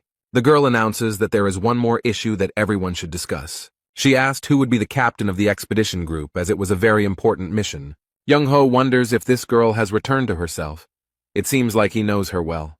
Hee-yoon used the skills justice and illusion against people. Now she uses her cunning tricks to deceive people. I wonder what she is trying to achieve. The girl hopes that the commander of the fortress will take on such responsibility. She believes that the current overseer is a unique genius, surpassing in strength and intelligence all the leaders of the 10 squads. People praise the leader of the Divine Women's Squad because she is an amazing person who wants to praise someone else and not herself. She asked if anyone had any complaints, and the wandering swordsman noted that the position of squad captain could not be taken so easily by force and cunning. The girl is surprised and wonders what qualities a captain should have. He believes that the only thing a captain should be able to do is lead a large number of people. She suggests that the girl take a closer look at the fortress caretaker to find out. The man asks if she can use her fair check skill on the warden. That was exactly what she was trying to achieve, because a faint smile appeared on the girl's face. People are very supportive of this idea, because thanks to this, everyone will see what kind of person he is and whether he can be trusted. Zaira announces that everyone except the warden must leave the arena and asks the leader of the Divine Ladies Squad to use his skill. She pretends that it is not her idea, but the desire of the majority, so she is forced to do it. The girl lightly points her hand at the boy and creates many white butterflies. They form different figures. One of them is a large arrow figure. It seems to be some kind of ritual. The guy was very surprised by this, and the squad leader asked him what he thought about it. It scares him a little. He doesn't know if it can hurt, but she keeps asking. Chung-ho realized that this girl had acted very treacherously, and this was exactly what she had been waiting for. But he noticed that she had everyone under her control, and the man explained that everyone knew about her outstanding abilities. People with a high level of adaptation undergo a fair test to make up for the missing characteristics and move to another level, although he himself has never done this. The doctor is worried about Jae-hwan because if he now brutally disperses everyone, the expedition will definitely not take place. After all, no one wants to follow a captain who can kill at any moment. But if we don't intervene now, his soul will be tested, and this is an intervention in his personality. The old man eagerly awaits what this young man will do, and the protagonist calmly agrees. This answer surprised the divine physician because he faced a very difficult choice. She asks him again if he is ready to undergo a fair test, and he repeats his answer. The girl didn't just like it. That's why she came here. She needed to find out what kind of person he was. The audience can't wait for something to finally happen. They're tired of watching these two just stand there. But immediately after that, she announced the start of an audit, and what happened next was quite surprising. Suddenly, out of nowhere, a huge wooden ship appeared with white sails raised.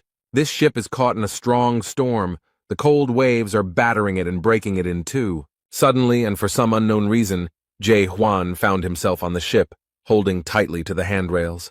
And the squad leader announced that this time the ocean would be the location of the fair test. The main character is furious. He cannot understand what is happening here and how to get out of this illusion. Although, despite this, everything looks very real and scary, the guy does not know what to do. The girl noticed that, as everyone could see, there are cases in the ocean when a ship sinks during a storm. People find themselves in the open ocean and, trying to save themselves, climb into a boat. The girl notes that, fortunately, the lifeboat arrived in time, and people have a chance to be saved. They pulled almost all the people out of the water, leaving only one person overboard. But the boat can only hold 10 people.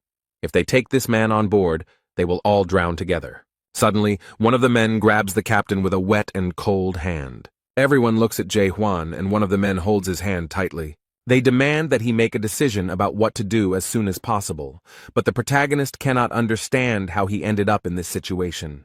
He has two options. The first is to leave one man overboard and save everyone in the boat.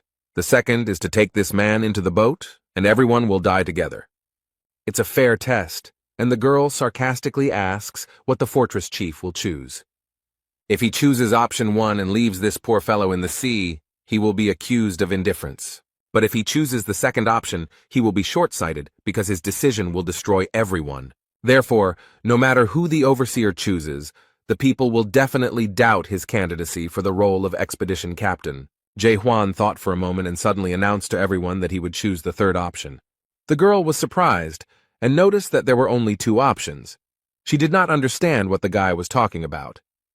The young man explained that his goal was to save everyone and prevent the boat from sinking. The squad leader is at a loss. She finds it hard to believe that he will be able to find such a way out. This answer option will appear only when the man starts looking for his own way to solve the problem, and now the system has shown the third option, where he will save everyone and not let the marriage drown. This is the only way to save everyone and preserve humanity, but the girl did not count on this. She wanted to make him look short-sighted, and Hwang ruined her plan. But now she can't do anything about it, so she invites him to share his plans. The main character noticed that they all have problems because of the sea, so they have to fight it. He looked at the sky, covered with black clouds, and explained that he would simply part the sea. The girl is very surprised to hear this. She does not understand what he is talking about and how he is going to do it. It seems to her that the commandant of the fortress has simply gone mad from overexertion. Instead, Jae-hwan looks extremely focused and is already preparing his weapon to fulfill his promise. The girl looked at this with horror and tried to stop the guy, asking what he was going to do. Young-ho recognized this pose. He had seen the guy do it before and knew exactly what would happen next. So he immediately warned everyone to hide somewhere, and people began to run away in panic. The protagonist gathered his strength and performed his signature strongest attack, which formed a large beam. The people on the boat were frightened by everything that was happening. They covered their heads with their hands. The leader of the Divine Lady Squad watches in horror as the water droplets rise up. Everyone watching this was very surprised, but Jurgen looks suspiciously calm. The system issued multiple messages indicating that an error had been detected while modeling the situation, and the sea instantly disappeared, and the terrible and terrifying storm ceased. All the simulated characters were saved. The girl who was on the ship hugged the captain around the neck and thanked him for saving her. However, Jae-hwan is not very happy about this closeness and disgustedly tells her to stay away from him. Everyone thanks me with big smiles and slowly disappears, which looks a little strange. The main character, it seems, did not expect to see this. It even scares him a little. They are like characters in a game. How many strange and incomprehensible things happen here for him. This world constantly surprises him, and the system noted that he passed the fair test. The girl screams in rage, asking what the fortress commander has come up with. However, the main character does not react to her hysterical screams and calmly replies that it is time. These words, or the way the main character said them, terribly frightened the squad leader, and she immediately fell silent. Now he looks as scared and furious as possible and remarks that it is time to put an end to this absurdity. The girl is afraid to think about what might happen now, after she so skillfully manipulated him and everyone around her. However, suddenly the system announced that the Gorgon fortress had been given the order to unite. No one can understand what is happening and why the siren went off. The fortress caretaker, without thinking twice, realized what this could mean, turned around and quickly ran somewhere. They announced that from now on, all events were cancelled and asked all residents of Gorgon to come out to the eastern street. Visitors to the city cannot understand what is happening, and local residents explain that dead people are approaching. The most powerful personalities present at the event gather together to plan their actions. They gathered on the fortress's observation wall to assess the situation and saw that Black Spot's squad had been completely destroyed. Most of the Lightning God's squad was destroyed in Manticore, and today they must face these fearsome monsters. But the Fire King laughs at his fear. In turn, the Lightning God noticed that his friend's knees were shaking with fear, and he could not remain silent about it. Instead, Young-ho looks into the distance, remembering events from his past and assessing the situation. He can't believe that a guy who didn't even live 900 years is in charge of Gorgon Fortress. Many strong people, the captain of the Southern Sea and the god of lightning, gathered here. A scientist with whom the protagonist fought and won in military strategy. The Fire King, ready to fight side by side with other squad leaders. Infinity, the faithful and longtime friend of the divine physician and a strong man. The very same leader of the detachment of divine ladies who never managed to set up the commander of the fortress. The 6 leaders gathered in the Gorgon fortress. The old man never thought that something like this could happen again. It all reminded him of the events of 900 years ago. His friend remembers these events well and knows what the doctor means. He is talking about the courtyard of the dead. He looks sadly at the divine doctor and notes that there really was something like this once, but he doesn't understand why they are all here. It's then that Young-ho realizes what's going on here. The dead are attracting other dead people. When mid-level undead appear, they attract other small monsters. When a large monster appears, it attracts mid-level monsters. And a week ago, a great catastrophe occurred in the Gorgon fortress. The real king of the dead appeared. This disaster forced all the fortresses to strengthen their borders and build huge walls. And now, because of this, the most terrible catastrophe is approaching chaos, devouring all living things. In addition to small and mid-level monsters, mega undead are approaching them. This terrible monster is called the One Who Walks Backwards, Magrig, and it inspires terror. A terrible darkness enveloped the city. Screams of horror and pain were heard from everywhere. It all began. People can do nothing against these monsters and only shout for them to go away. A terrible end awaits them. The monsters know no mercy. They destroy everything. The leader of the Divine Ladies Squad looks at all this horror with huge eyes. They are being attacked by a huge number of monsters that no one can cope with. They have no hope. The inhabitants of the Gorgon fortress scream in horror and die from the sharp claws of the monsters. Poor people have nowhere to go, no way to save themselves or avoid their death. The girl realizes with horror that this is the end of a huge invasion that no one can stop. People try to save themselves, but because of their weakness and helplessness, they fall to the ground. There is no point in running or hiding. It is too late to do anything about it.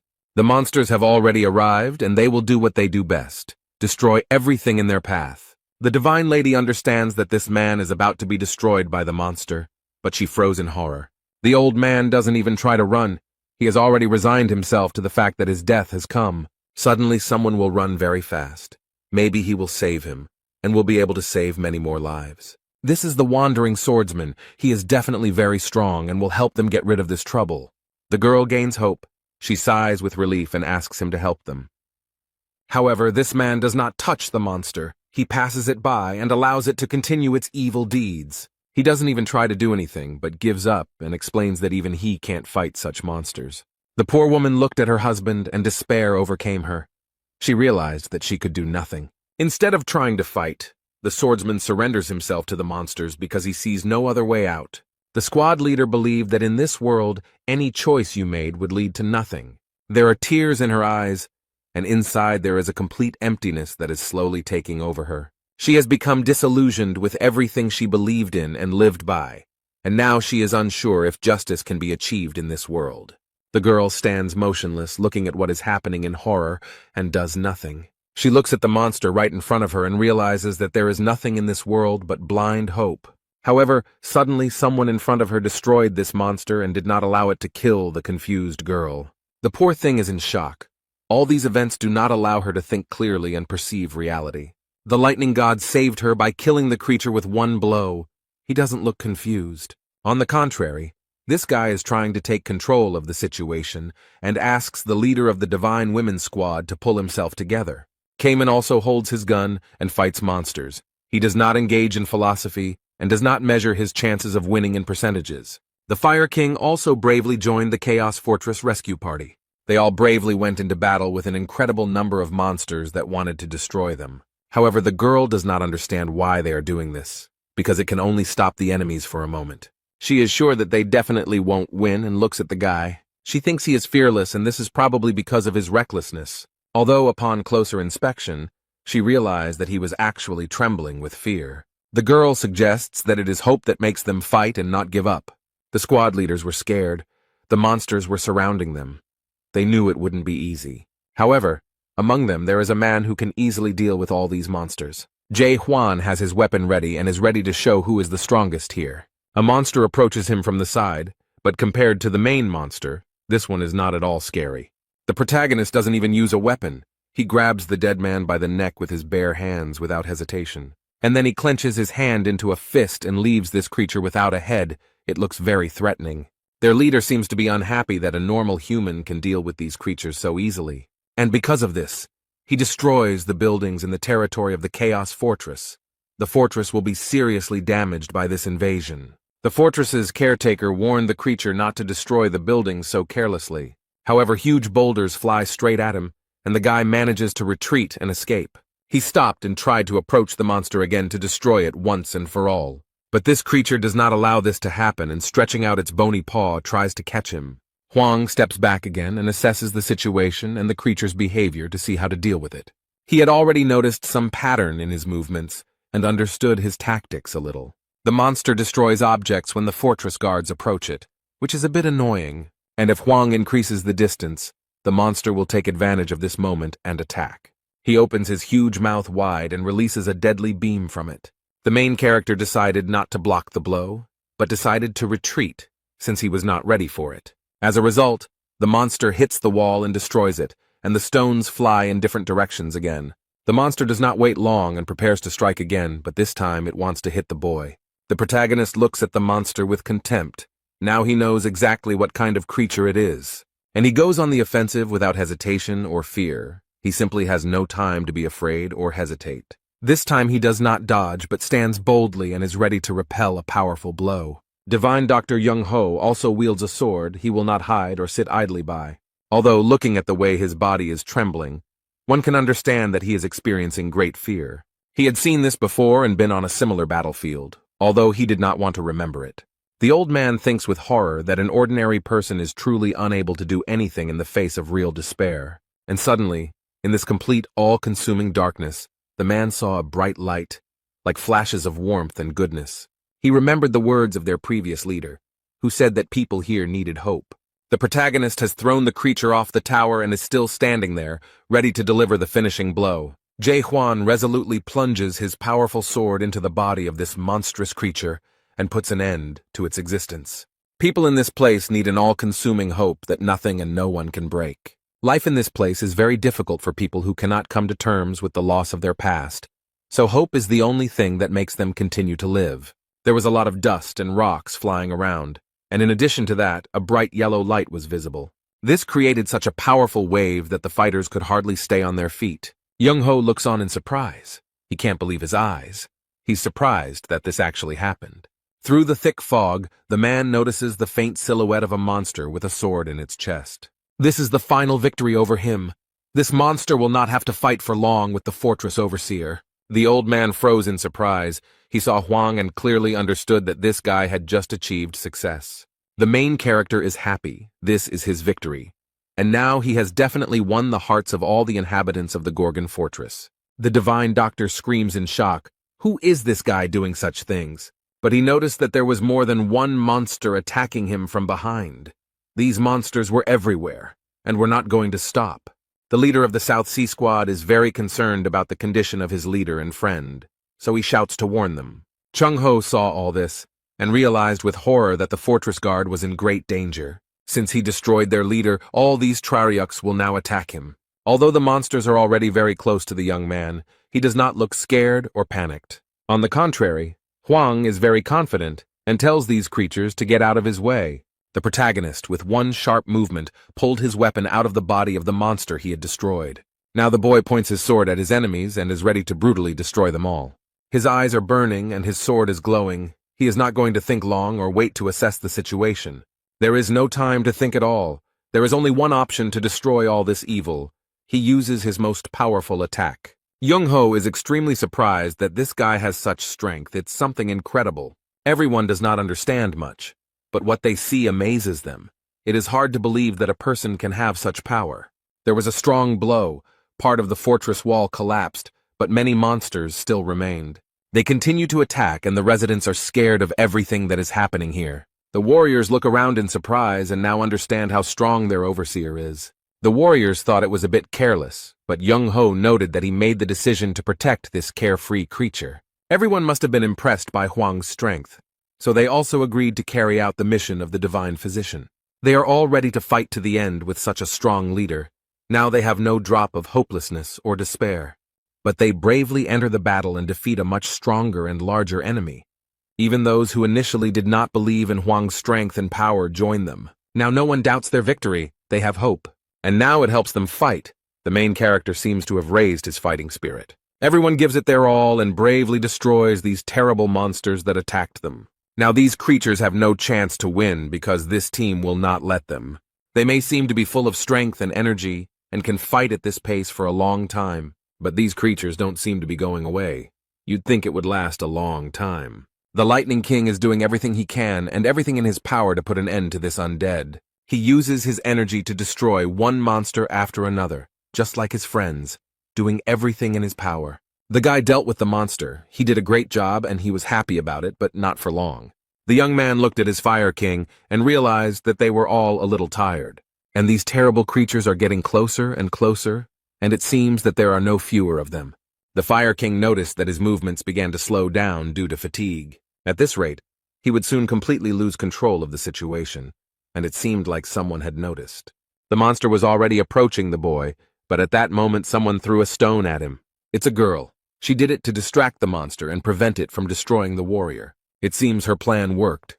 The creature was distracted enough to understand what happened, and when she saw the girl, she quickly went to her to take revenge on her for what she had done. The monster is already very close to the poor girl, and it seems that now she cannot escape and this is the end. But it seems that was the plan, and she screams wildly, loudly, and with tears in her eyes that now is the time to begin. And the next moment, Silver chains suddenly appear, quickly surrounding this monster. They completely entangle the monster and do not allow it to escape, which apparently means the end of it. Carlton was good at this ability, and he came to the rescue because the fortress needed him. But it was not only he who came. Other powerful inhabitants of the Gorgon fortress also appeared. The Fire King liked this very much, because fighting with support is much more enjoyable. He easily, and even with a smile, destroyed the creature, which was already bound by magical chains. After this monster has no chance to survive. He is pierced from all sides. Despite being very tired, everyone does not give up their positions and continues to fight.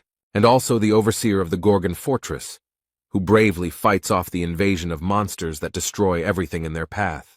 Jae-hwan hasn't shown his full strength and power yet. He still has a few aces up his sleeve. The guy uses his legendary sword and is ready to deliver a powerful blow. He thrusts the weapon into the ground with all his might, and a blue light appears around him. It spreads throughout the entire territory of the Gorgon fortress and destroys all evil spirits. It's all over. 10 days have passed since the disaster that seemed to never end. After the great deceased Magritte and his company visited here, the city turned into ruins. I wonder what the biggest changes could be in chaos after everything that has happened. The guy was told that life has become better, but he doesn't understand what he's talking about, so he asks for clarification. 6 out of 10 hunting leaders have moved to the home, so there are more resources and horned monsters, which has increased the economy. Although Naven looked around, he felt that the situation here was not so good. He sees a completely destroyed city and thinks that the situation still looks pretty dire. But on closer inspection, he noticed that the population looked quite friendly. Blacksmith Michael Gernard noted that the guy thought the situation was dire precisely because he couldn't see the path of the wave. Then the black sea of monsters that were approaching and destroying everything around seemed to dissolve with one swing of the sword. And all who were with him at that time, as if enchanted, rushed to fight the monsters with great enthusiasm. Although the blacksmith noted that the only thing the fool could say was that life in Gorgon's fortress had gotten better. This guy simply wrote that after a huge tragedy happened, people can still live in chaos. Suddenly there was a loud explosion, and this sound terribly frightened and surprised the young man. However, Koval tries to calm him down and explains that this has been happening here quite often lately, and he shouldn't worry about it. The journalist believed that such an explosion could only occur when a high-level adapter collided with soul energy. Then he looked at the tall building and remembered that from now on, the leaders of the 6 squads were here. The journalist comes to the conclusion that there is a war between clans, and Koval notes that this can be said. Suddenly, a loud sound is heard again, and a real explosion is seen in the fortress, which looks quite frightening. They both look up and see who the blow was aimed at. 5 people, along with their weapons, were thrown into the air, and now they are falling helplessly. Some of the strongest squad leaders are defeated and simply thrown out of the tower. It seems they are not as strong as they thought. The blacksmith watches this very casually and habitually, as if it were happening suddenly. And the main character sits in the fortress and notices that these people have a difficult path ahead. Meanwhile, there is unrest in the Manticore fortress. It seems that bad news has reached them. The commander of the detachment that captured the fortress cannot believe what he just heard. He was told that the great late Magritte, who had gone into chaos, had been completely destroyed. This guy is getting angrier and angrier. He knows very well that this monster is not so easy to defeat. This monster is located on level 9 in the Great Lands, and can only be defeated by a very strong opponent. It could have been a general or someone even higher up, and he doesn't understand how they managed to destroy one of House's 3 unique dead men. Therefore, the guy orders his subordinates to immediately find out everything and report to him. He is 100% sure that this is impossible, so he thinks that this is some kind of mistake. 4 days later, news of the destruction of the Eastern Forbidden Paradise detachment at Gorgon's fortress spread throughout chaos. Meanwhile, completely different events are taking place in the Gorgon fortress. The main character notices that his subordinates are very weak. He looks closely at the leaders of the squad and asks what they have been doing all these centuries. The Lightning King is disappointed to think that this guy is completely unbeatable. Suddenly, he turns to Yun Yun, and the guy immediately replies that he is ready to listen. The protagonist notices that this guy has nothing but fast legs. Kang Hwan explained that he was strong but very slow, and Jaegyul Myung thought for too long. Divine Lady is very fast, has excellent reaction but very poor endurance. The guy explained to Cayman that he was the best here, had perfect command of the basics of combat, and had no particular weaknesses, but at the same time, he had no advantages either. Jae-hwan comes to the conclusion that they all have one problem in common. They somehow managed to achieve success without putting in much effort. Young-ho noticed that the warden had no mercy for the youth, and the protagonist was irritated that these old people had also achieved nothing, considering that they had already lived for over 1,000 years. 900 years ago, the 10 squad leaders were level 7 or higher.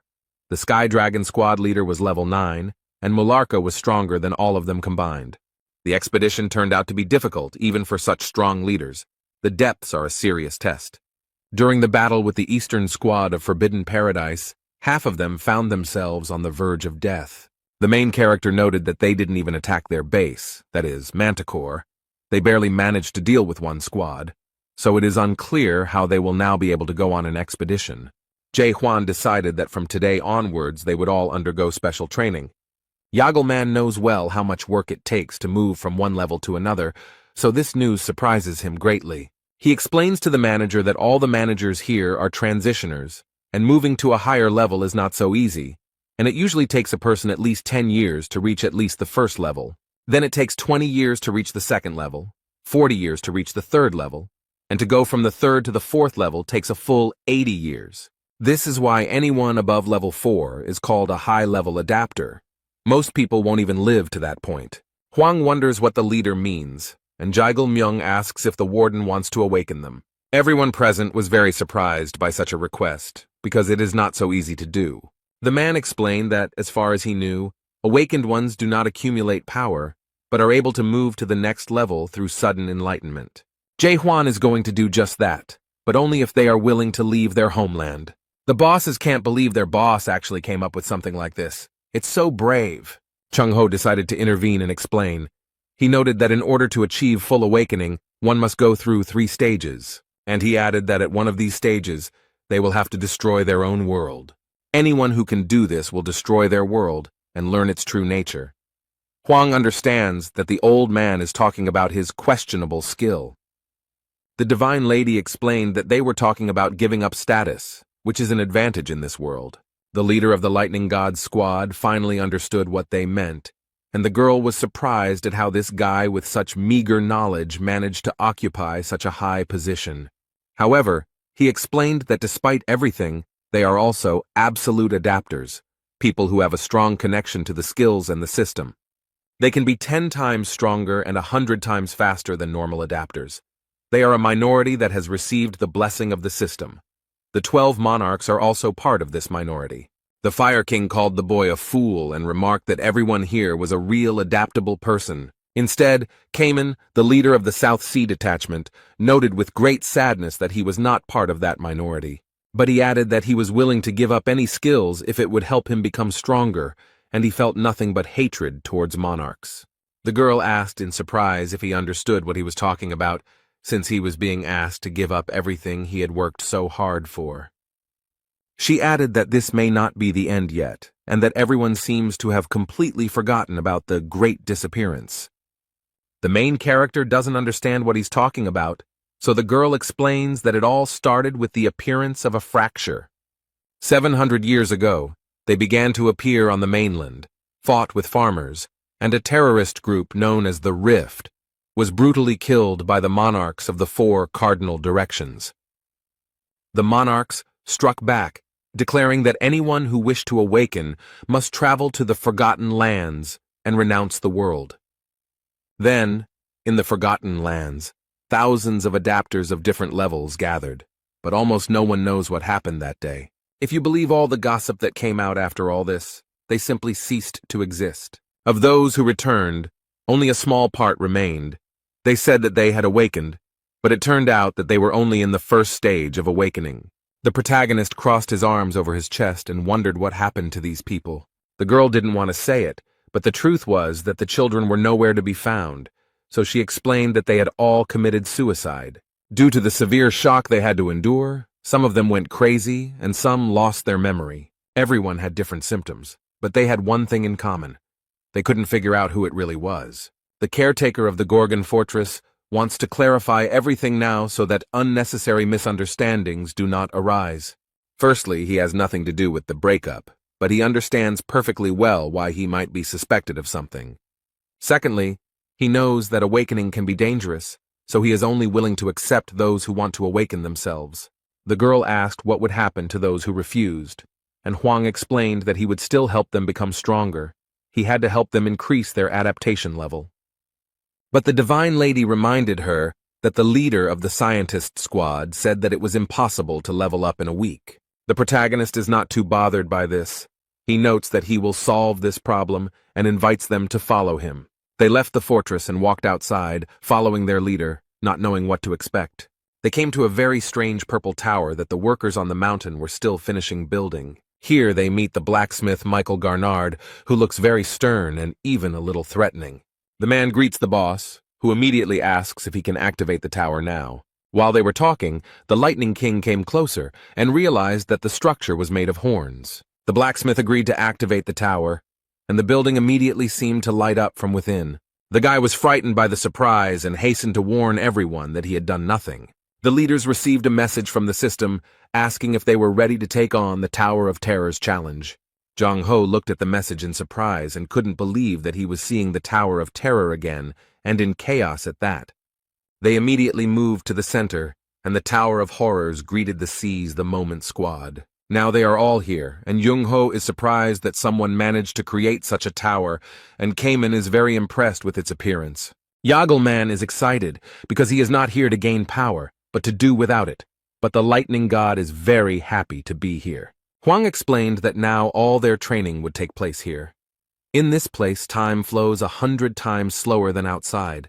That is, 1 day outside is equal to 100 days here. This means that 1 week outdoors is equal to about 700 days here, so they have about 2 years to prepare, but the rate of soul destruction is inversely proportional. Therefore, as soon as the destruction of the soul exceeds the 80% mark, an automatic disconnection from the system occurs. But he added that the monster's horns would always be there, so you wouldn't have to worry about your soul being destroyed. The boy looked at the overseer in surprise and admitted that he thought he was heartless. Now the main character wants to divide everyone into those who want to wake up and those who don't. Those who want to awaken should stand on his right, and those who only want to level up should stand on his left. But it seems that only Cayman has made a clear decision so far. Their training began. The Divine Lady attacks, but the Lightning God is very fast, so he manages to dodge the attack. The boy finds comfort in the fact that no one can catch up with him or hurt him, no matter how strong he is. But suddenly, he receives a strong fire blow, and his words no longer sound so convincing. But still, his speed helps him navigate and instantly avoid attacks. This fire was sent by the leader of the Fire King clan. It seems they have no rules for one-on-one combat. The man ironically states that speed is not so important, but destructive power is much more important. Yagelman looked at them and noticed that they all looked unhappy. He added that this was why they were not getting stronger, but no one liked these words. So now the three of them are attacking one arrogant guy. They won't let themselves be treated like that. These battles are closely and strictly observed by the leader of the Infinity Squad, Shin Mu-hyuk. As expected, Cayman was the only one who expressed a desire to undergo awakening. This guy was extremely confident in his decision, and despite the difficulties that awaited him, he did not change his decision. The girl is interested in how they will increase their level, because for adapters of such a high level, it is not so easy.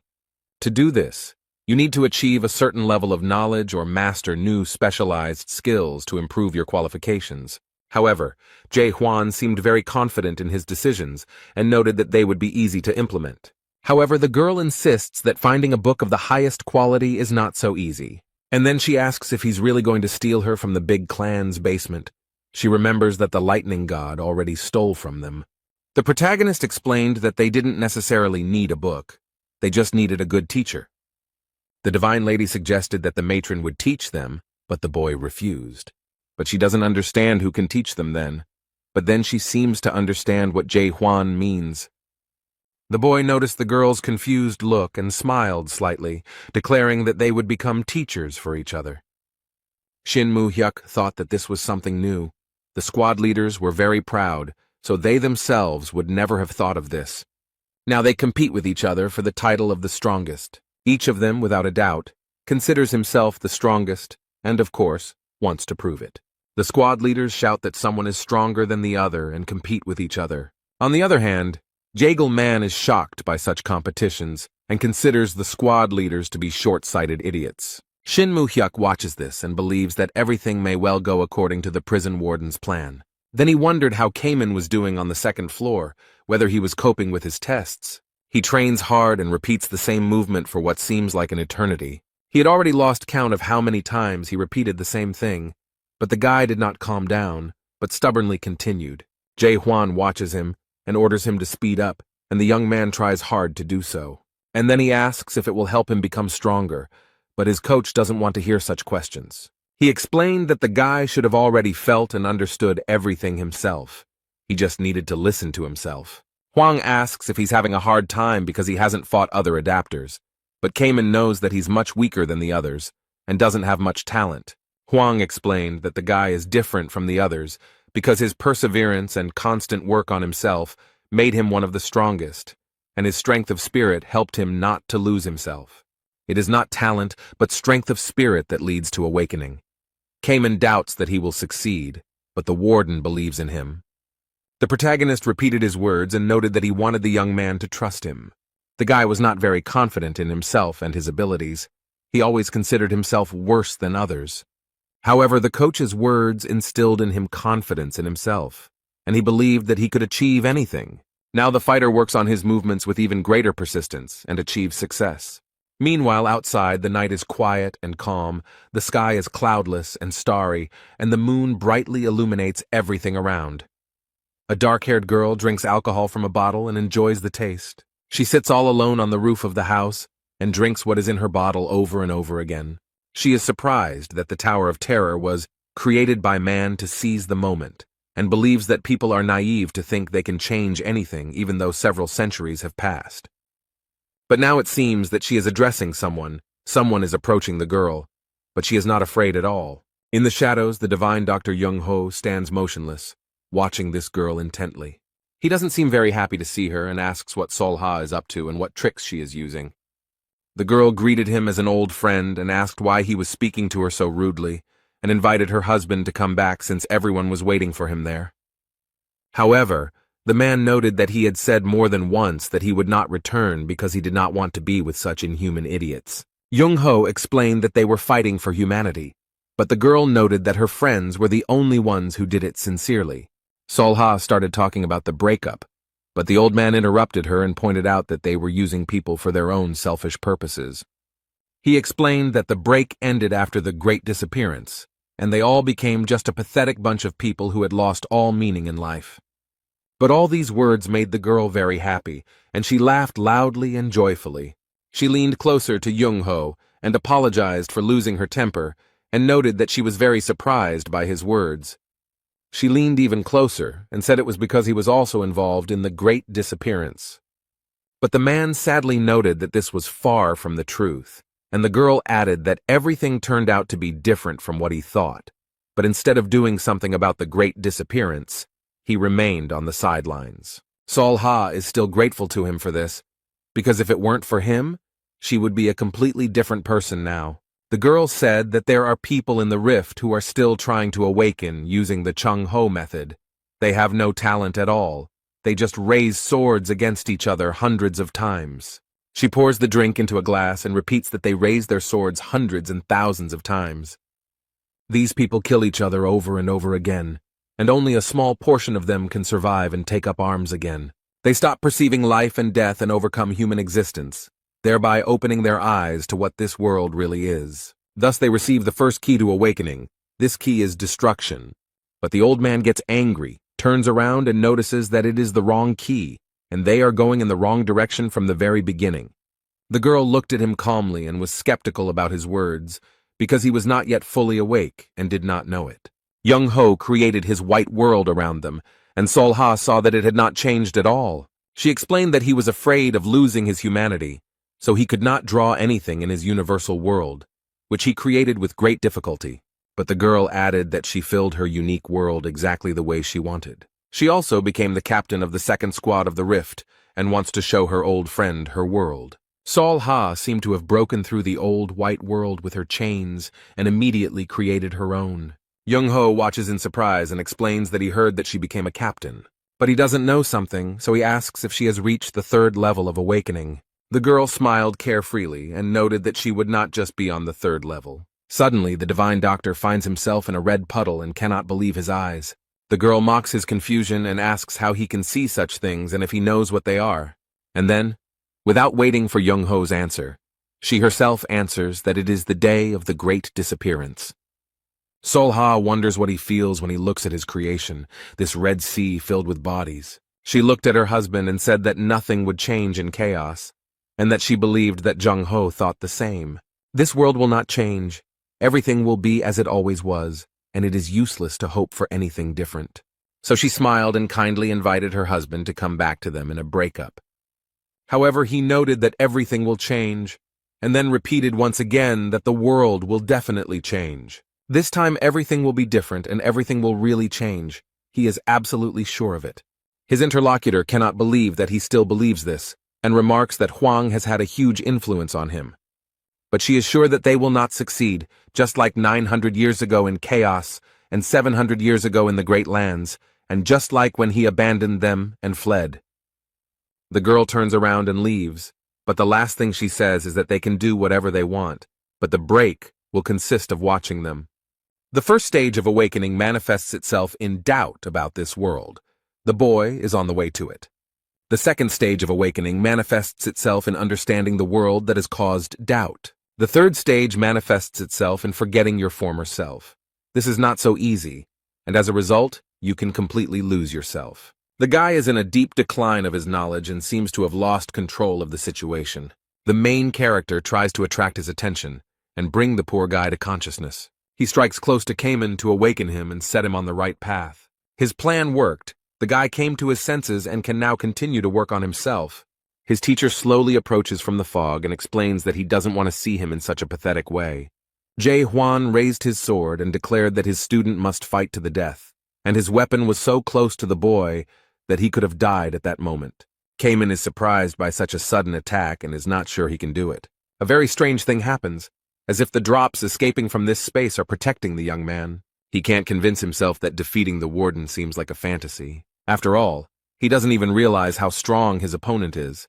Cayman is definitely weaker than him, so there's no point in even trying. But Cayman believes that it is worth starting from a completely different place, to find out whether the guy has become at least a little stronger. In the situation he is in now, it is very difficult for him to control his body and mind. So Huang tries to help him and asks him to forget about the limits this world puts him in. The Cayman seemed to have awakened from a long and deep sleep. He finally came to his senses. The third stage of awakening begins for him.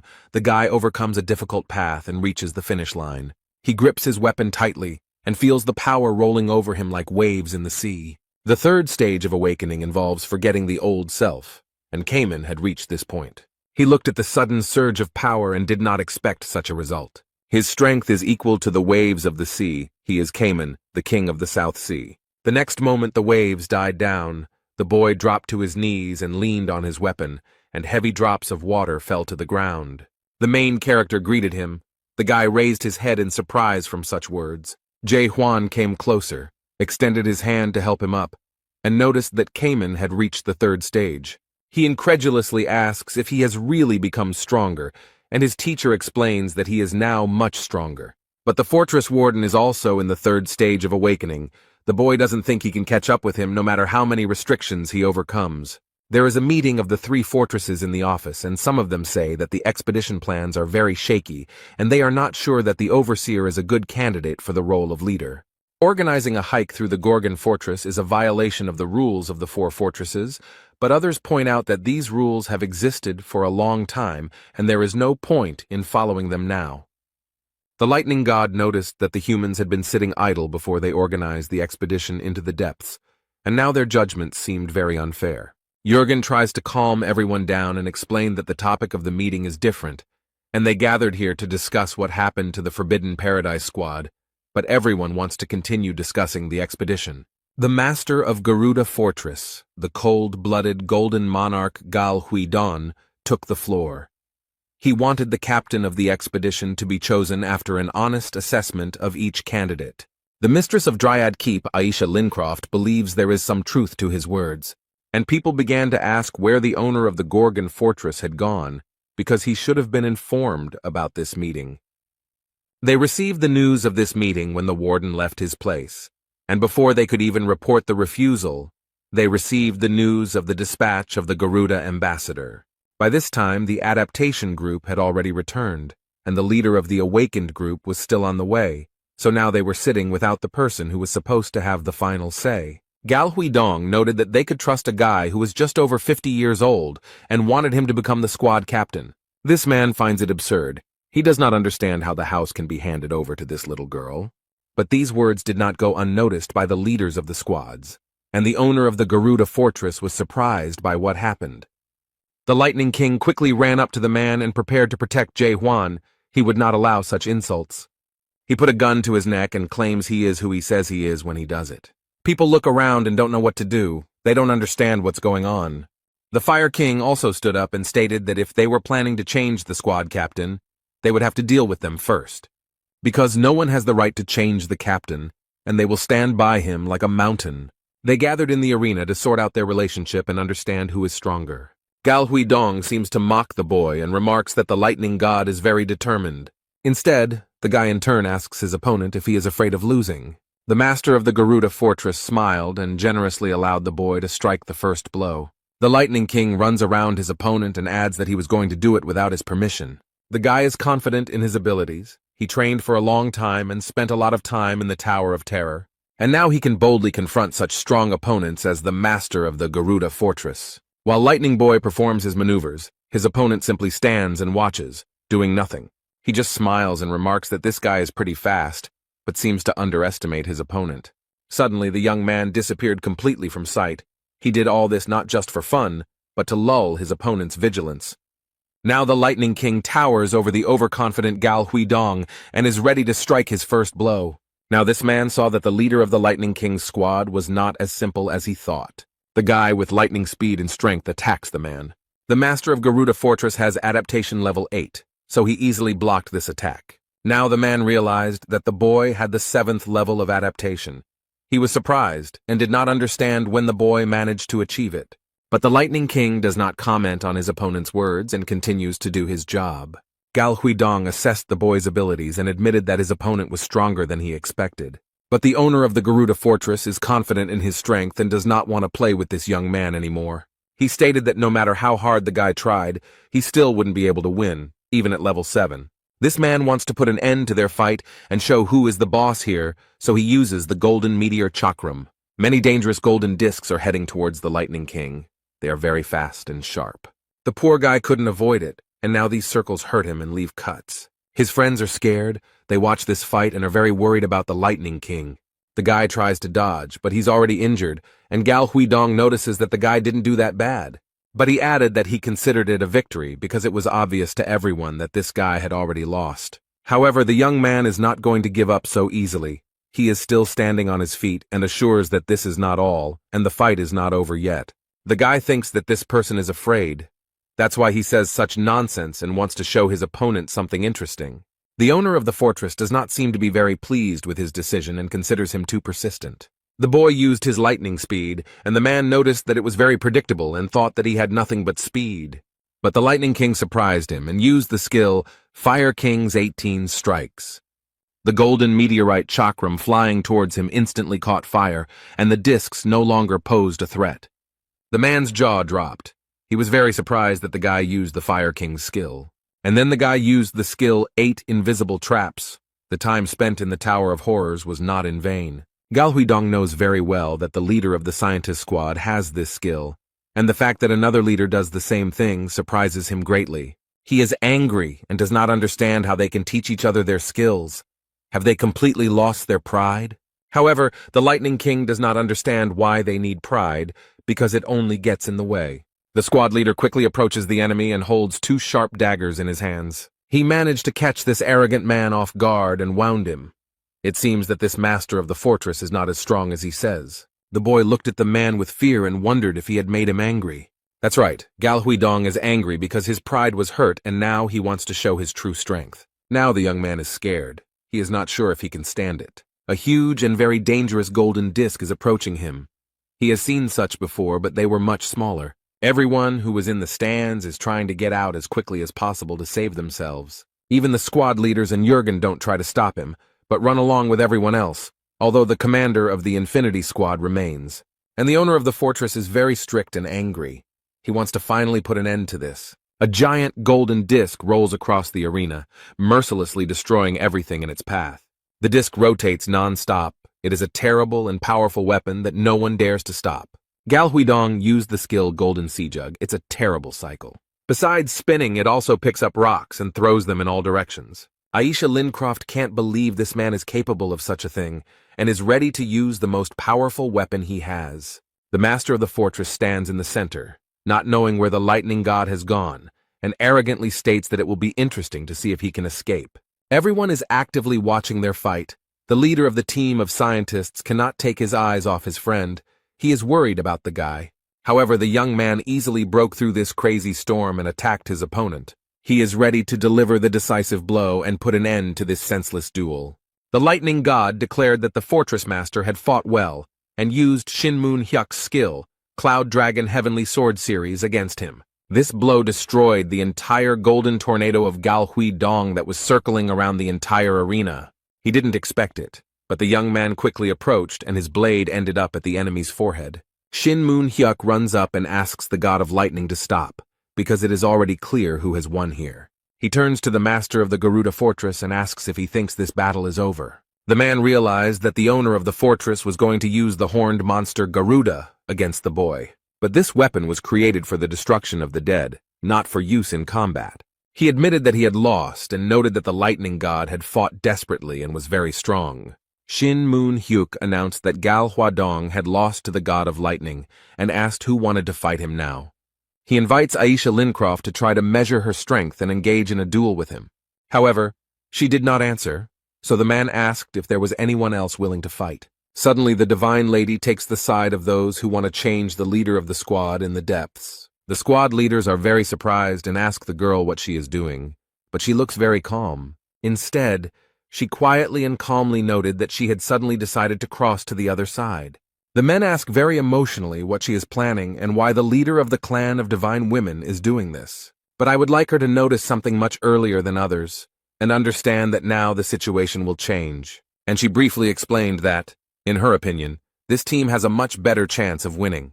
A gray-haired man enters the arena and loudly declares that he wants to fight him. Everyone turned around and watched carefully as the man approached them from the dark corridor. This is the Golden Monarch of the Jade Mask, Bang Chonggil, Adaptation Level 9, greeting them and noting that they haven't seen each other in a long time. Jurgen does not understand what the monarch is doing here and assumes that he was the real organizer of the meeting of the three fortresses. Shinmun Hyuk knows full well that this man is an enemy of chaos, as he stole the tree fruits from them and killed many souls 900 years ago, and aggressively asks how he dared to come here. But with a calm and kind expression, he asks Moon Hyuk to stop acting like this and join them because the Steel Monarch is waiting for him. However, the fact that this man served the Steel Monarch made him very angry. The Steel Monarch lives in the 5th region of Murim and has strong martial arts skills. It's all over with He-Ai too, and the leader of the Infinity Squad is shocked that he accepted such a scoundrel as Panjong-il into his ranks. The guest asked why he held grudges from the past and noted that He-Yi forgave him quite easily. And she encourages him not to be so heartless, because they have been through a lot together. But these words do not calm him down at all. On the contrary, he does not understand how this man dares to say such things if he betrayed Murim.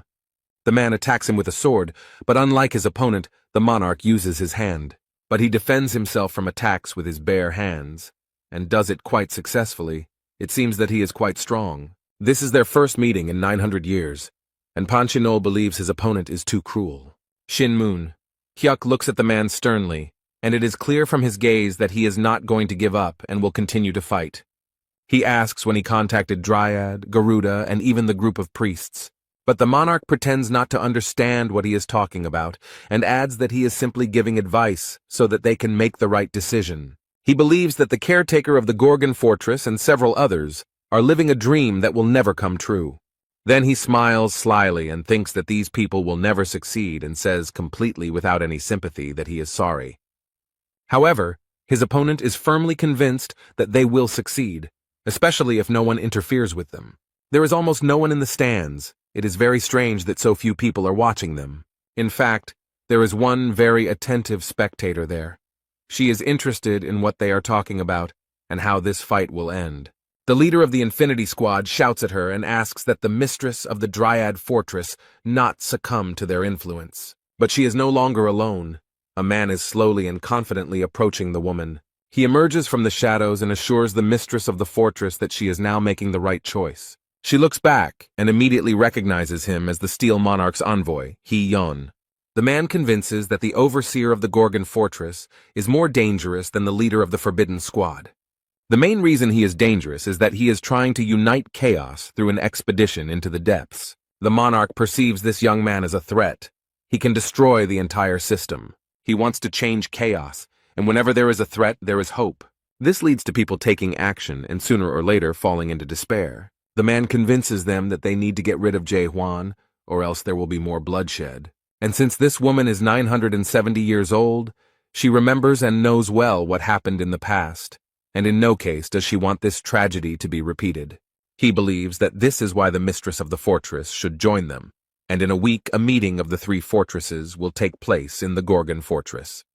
However, the woman doubts whether she's making the right decision. Perhaps she should not be so categorical. Meanwhile, the fight in the arena continues, although the monarch suggests stopping it. But he asks if this man himself does not understand that he will never be able to defeat the monarch. Shin Moon. Hyuk still doesn't give up and continues to fight using the skill Holy Sword. The blade passed very close to the opponent's head, and he was even a little surprised. The man uses all his strength to get rid of the rival who irritates him so much.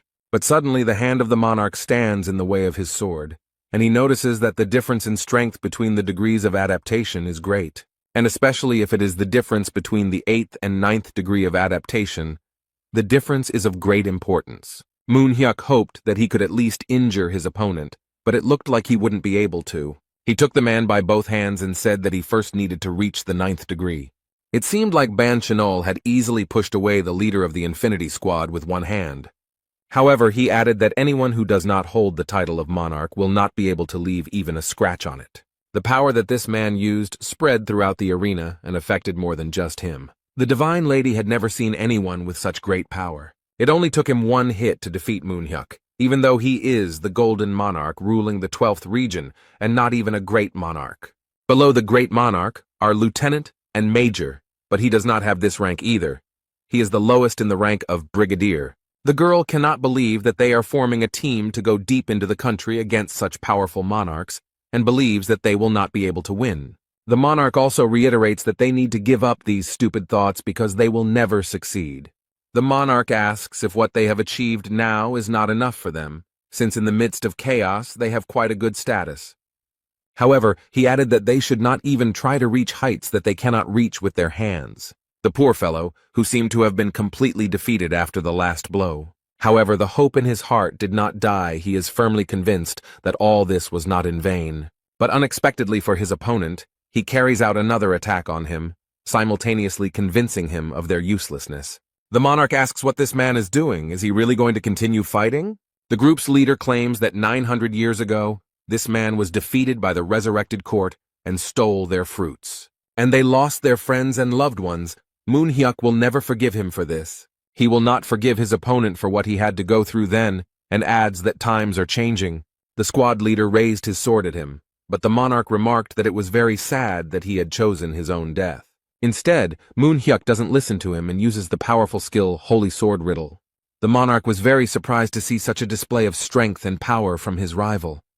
The man doesn't wait and uses his next skill, Holy Destruction, ready to finish off the intruder. It is clear that he puts in a lot of effort for this and is ready to sacrifice it. Bang Jinyol raises his right hand and says that he is very sorry to do this, but it seems he has no choice. He uses the skill Bottomless Pit and many black rays come out from his palm. Moon Hyuk is very surprised. He didn't expect this at all. His opponent is really very strong. Instead, Monarch noted that this time, the leader of the Infinity Squad failed to reach the heavens. He couldn't do it 900 years ago, and he can't do it now. His face almost completely taken over by his opponents. Mr. Chinol had already grabbed his opponent tightly, and added that this man would not be able to change anything. His friends are shocked by how this quarrel ended and rush to help. And the monarch says that you better remove the caretaker of the Gorgon fortress for creating this stupid dream. Suddenly, someone from afar apologizes to Manhwa for being late, which surprises the monarch. He slowly draws his weapon and adds that Gorgon, the overseer of the fortress, will be a little late as he is very busy. Cayman took his place, and with pride and confidence declared that he was ready to join the fight.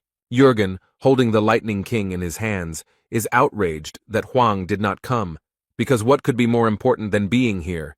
Because the expedition into the depths will soon fail, although it has not even begun yet. However, the guy reassures the Minister of Internal Affairs and notes that now everything will be under control. Then he calmly looked at Manhwa and asked compassionately if he was okay. No matter how much the man wants it, he asks the guy to give up, because he is too strong an opponent, and it is not even worth starting with him. But the guy does not respond to such a request and explains that there is nothing to worry about. Cayman asks everyone to evacuate along with the fortress's residents, but the leader of the scientific team does not understand what he is talking about. But he notes that even Manhwa couldn't defeat him, and he believes that even if they join forces, they won't be able to win. But the boy approached the monarch and declared that he would fight him one-on-one. The head of the group of scientists is horrified and begs Cayman not to do this, because he himself has just seen how strong this man is. However, the guy does not pay attention to these words. He looks closely at his opponent and notices that they have not seen each other for a long time. Instead, his opponent tries to remember where he knows him from and when they met. And then he remembered that this was the same guy who couldn't join the previous expedition because his abilities were too weak. Cayman convinces the monarch that all this is in the past and that he has now changed a lot. The man remarks that if this guy is trying to stop him, he must really have gotten stronger. The young man pointed his sword at him and asked if he really wanted to see its power for himself. The monarch accepts the challenge and wants to see what this guy can do, and the fight begins. Cayman skillfully dodges the first blow and focuses completely on his opponent. However, they are not going to fight without their unique abilities, and Banchinol is ready to use them. The guy points his sword at him and is also ready to fight. He is confident in his strength. Their fight has begun. The Caymans will boldly begin the fight against such a strong monarch. But Banchinol didn't expect this. The boy turned out to be stronger than he could have imagined. And then the young man pounced on his overconfident opponent and threw him back with his strength. However, he still smiles and asks what skill it is because it looks really good. Cayman explains that it is weaker than a strong blow, but much stronger than a normal one. He didn't lose any confidence in himself, gripping the sword tightly and proudly declaring that it was a crushing blow. The leader of the South Sea team looks closely at his opponent and notes that he will have to try hard, because if he doesn't take this guy seriously, he could easily die at his hands. However, this man does not take his words seriously. He finds it difficult to believe that this young man is capable of such a thing. He asks if Cayman really thinks he can kill him because it sounds a bit ridiculous. And he added that this young man is just an ordinary weakling who is not capable of such things. He does not believe that such a thing can happen. And then the monarch used his power, and very strange and frightening black hands appeared around him. He shouts aggressively, "How could such a guy dare to threaten him? This is unacceptable." One of these terrible hands approached the poor fellow and attacked him, but he was not afraid. Cayman used his strength to block the blow and he succeeded. He is not as weak as people think. He threatens the attacker that his days are numbered and this will be his last fight. But Banchinol smiles happily in response to such threats, because he is a monarch, and this simple young man cannot do anything to him. He uses his power again and attacks the boy a second time, warning this arrogant young man to know his place. Cayman stands confident and ready to repel all these attacks. He has been training for a long time. The boy remembered how Jae Hwan congratulated him on reaching the 3rd level, but he couldn't believe that he had managed to become stronger in just 2 years. The teacher explained that time flowed completely differently on the 2nd floor than on the 1st floor, where everyone else trained, and asked if he really thought he could do 10 billion punches in just 2 years. The guy uses his skill World of Endless Ocean and repels all attacks with one blow. The monarch realized that Cayman had awakened, but he knew that only the caretaker of the Gorgon fortress had awakened. Meanwhile, the young man does not wait, but prepares to strike again to defeat his opponent. He points his sword at the monarch and uses powerful force to defeat him. Mr. Chinol noted that it was a very clever and unexpected move, as he initially underestimated his opponent. The boy released his power and potential, and created almost an entire sea with waves around himself. He is ready to finish off the enemy and focus all his strength on him. Cayman uses the skill Heavy Strike, and the entire wave of water is directed at the monarch. After the blow was struck, it became quiet, and only the sound of small raindrops falling from the sky could be heard. The awakened one thrust his sword into the ground and stopped to assess his opponent's condition. As a result of their fight, the arena received even more damage, and Bang Chenol is still standing. However, it is quite difficult for him. It seems that the guy has caused him serious harm. But the young man does not stop. He is ready to deliver his powerful blow again and finally finish off the monarch. Suddenly, the divine lady stands up for the monarch. She does not want things to end this way. Cayman is extremely surprised because she trained with them and was on their side. The girl fired many daggers at the boy to prevent him from completing his task. The young man confesses that the commandant of the fortress warned him that the divine lady almost betrayed them. Instead, she asks the leader of the Southern Sea Detachment to cease hostilities. She warns that in 2 years of training he will not be strong enough to defeat the monarch. The girl warns him not to think about the consequences of his actions. But Cayman has not trained for 2 years. The guy explains that he trained on the second floor much longer than on the first. He had been practicing his kick for 200 years, and now he gathered his strength and performed a spiral kick against Bang Chenol. His friends who were watching this were forced to take cover, as it was a powerful whirlwind.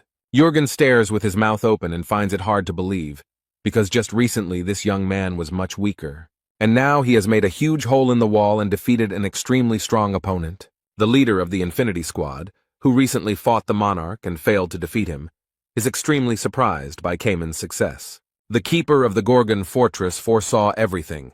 He sent Cayman here because he knew that chaos would not rely on him alone, but would rise on its own. Local news reported that Cayman, the leader of the Southern Sea Detachment, had defeated the Lieutenant General of Region 5.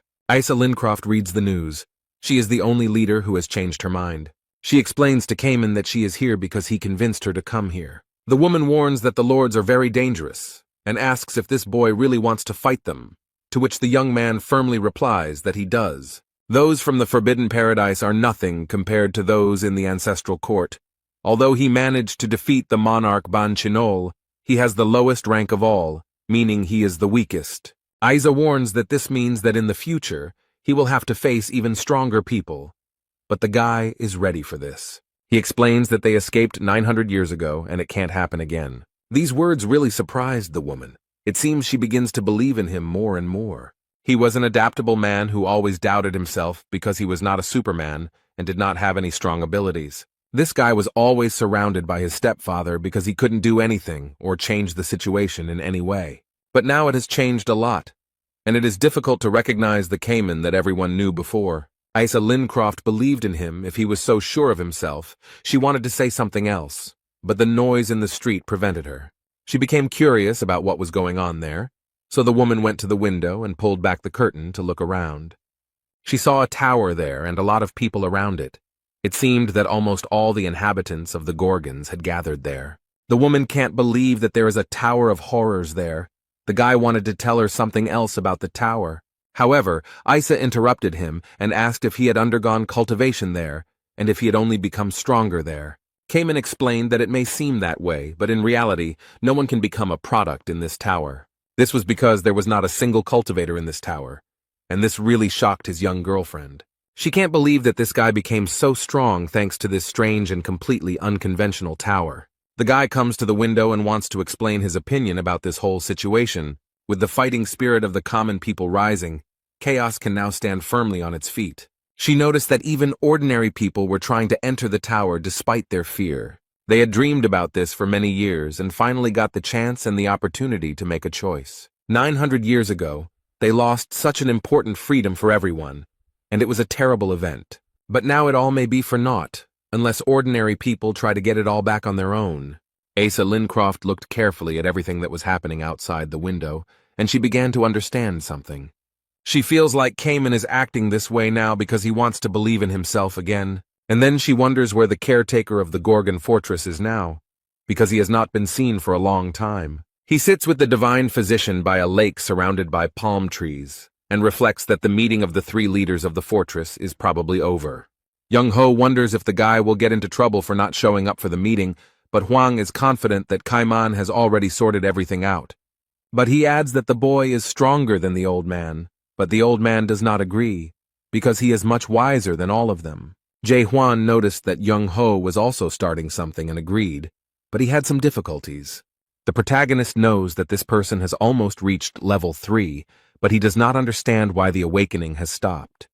The old man explained that this was because he had chosen a different path, but the boy suggested that if Young-ho had woken up with a different word, his path would have changed too. These words greatly surprised the divine doctor, because he did not even imagine that Hwang knew about this. Jae-hwan noted that he knew they had different views on the world. The divine doctor looked at the boy and thought that he and everyone else from the break had awakened, having gone through the same stages.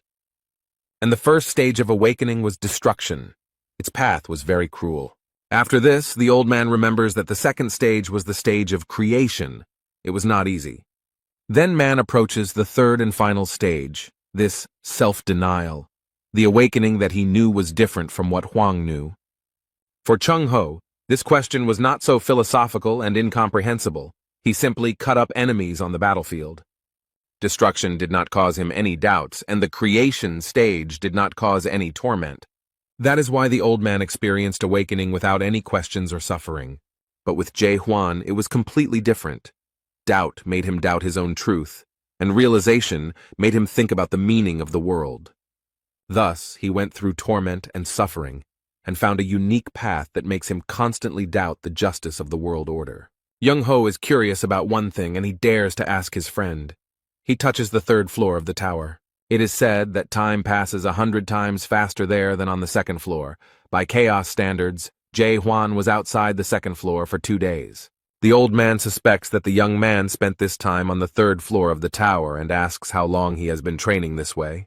The protagonist smiles slightly and briefly replies that he has been here for 2,000 years. The divine doctor's eyes widened, and he thought he was being tricked because it sounded crazy.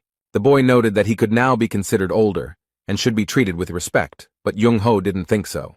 However, Jae-hwan was not able to spend as much time there as he had planned. He wanted to train more. And the next moment, the guard of the Gorgon fortress rose from the sand. Apparently, their retreat was over. He looks at the man across from him and notices that it's time for them to leave.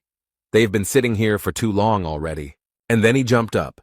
And the old man instead noted that no matter how many years he lived, for him, this guy was just an ordinary slob. They run somewhere very quickly, and Young-ho asks if the young man really wants to go to the Castle of Rebirth so much, and he firmly states that it is true. The old man warns that the Castle of Rebirth is a strong enough enemy, and they still have time to wait for help from the Gorgon's fortress.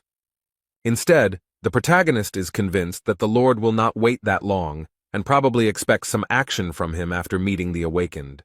That's why they should attack when the enemy least expects it, especially since Hwang doesn't plan on fighting the entire castle. The boy planned to take only the most important thing from there, to steal the fruits of the magic tree. But that's not all. He has a plan, and he's not going to stop there. He wants something more. He also wants to take away the mysterious treasure of horrors that turns a man into a lion. And he also needs a narrow gate, because if he passes through it, he might get to chaos alive. If you steal all the fruits and destroy the narrow gate, the lords will no longer be able to fall into chaos. They will only be able to do so after death. In any case, to carry out the plan, he first needs to get there, to the Acropolis of Manticore, which stands at the entrance to the Castle of Rebirth. Now Manticore is ruled by a forbidden paradise, and these guys aren't letting it go that easily. Young-ho asks in horror what Jae-hwan is going to do, but the young man sees no need to explain his plan of action. The protagonist performs a trick and destroys everything with his power, and then explains that he will do the same thing as always. Cayman will kindly tell us about the lords of the Great Lands. They have only 4 ranks. The highest level is occupied by great lords, who rule over 12 regions, followed by lords, great generals, and lesser generals. The old man didn't like this idea very much. He thought that it would be better to sneak in unnoticed than to fight the entire fortress now. Hwang repeated that he had warned them and would do everything as usual, but Jung-ho explained that they should conserve their strength. After all, Manticore is just a gate to the Castle of Rebirth. But in the meantime, a huge number of warriors are already approaching them. The guy didn't lose his composure. He was ready for this and stood calmly, preparing to strike. They are already very close. The main character has already gathered his strength and is not afraid of so many rivals. He makes a light lunge and easily scatters everyone who so obediently approaches him. Meanwhile, in Manticore Castle, a boy watches what Jae Hwan is doing with great interest and surprise. He realized that all this destruction of the southern part of the Forbidden Paradise was his work. He finds it surprising that this very product wanted to find the monarch of total darkness. The guy only regrets that he didn't meet this amazing warrior earlier. Suddenly someone appears in the empty room and notices that he seems to be deep in thought. The girl notes that she gets goosebumps just looking at this amazing guy. And she also finds it surprising that he is being chased by the dark monarch of absolute darkness. A very beautiful girl appeared in front of him, who felt completely confident and comfortable next to him. They seem to already know each other because he calls her a siren and comments that she is dressed too revealingly. He asks her to come to his house in her vulgar clothes, but the girl does not want him to comment on her appearance. Serena explains that martial artists always consider Marim to be their base. Suddenly she noticed something interesting, and what the boy was watching seemed fascinating to her. The girl is fascinated by his technique. She is simply delighted with what she sees on the screen. She clearly sees how everything in his path literally flies apart with just one blow. Instead, the man asks why she came here, whether she just wants to annoy him, to which the girl replies that she came to tell him something very interesting. This really interested the man. His eyes widened in surprise, and he waited impatiently. The girl reported that a golden jade mask monarch had been spotted in the chaos, but the young man said that he had already heard about it. But the girl continues to say that all the troops sent to Garuda were destroyed. This was done by the golden monarch of the jade mask. He defeated Garuda and Dryad in exchange for help.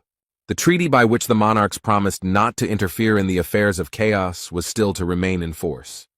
But first, the monarch of pitch darkness intervened, and now her subordinates, the Steel Monarch.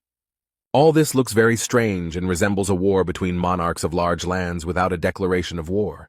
But the girl happily reports that she heard about the destruction of the golden jade mask of the monarch. The guy finds it hard to believe. He asks who could have done this, because this is a very strong opponent. Siren reports that one of the 10 leaders did it, but the boy notes that even all of them together could not have done it. She tells us that deep inside there is an expeditionary force formed by the caretaker of the Gorgon Fortress, and it was one of the members of this squad, the leader of the South Sea Cayman Islands, who did this to the monarch. The squad leader can't believe it, because with his strength it's impossible to do this, even if he had some hidden skills or talents. The golden monarch of the jade mask, one of those protected by the steel monarch, one of the 12 supreme monarchs ruling the great lands. Any monarch above the rank of brigadier is a very important person, as the vast lands are the center of the struggle for power. The commander of the South Sea Detachment must know what the consequences of interfering in the affairs of the monarch of the golden jade mask may be. Siren asks what he is going to do since the product he was supposed to be looking after has become the caretaker of the fortress due to his negligence. The monarch of pitch darkness will be very angry when he finds out that his product is behaving like this. The guy brags that he sent demonic undead, who can use the power of the dead, so he thinks there shouldn't be any problems. Instead, the protagonist easily dealt with the warriors who attacked him and believes that everything is over.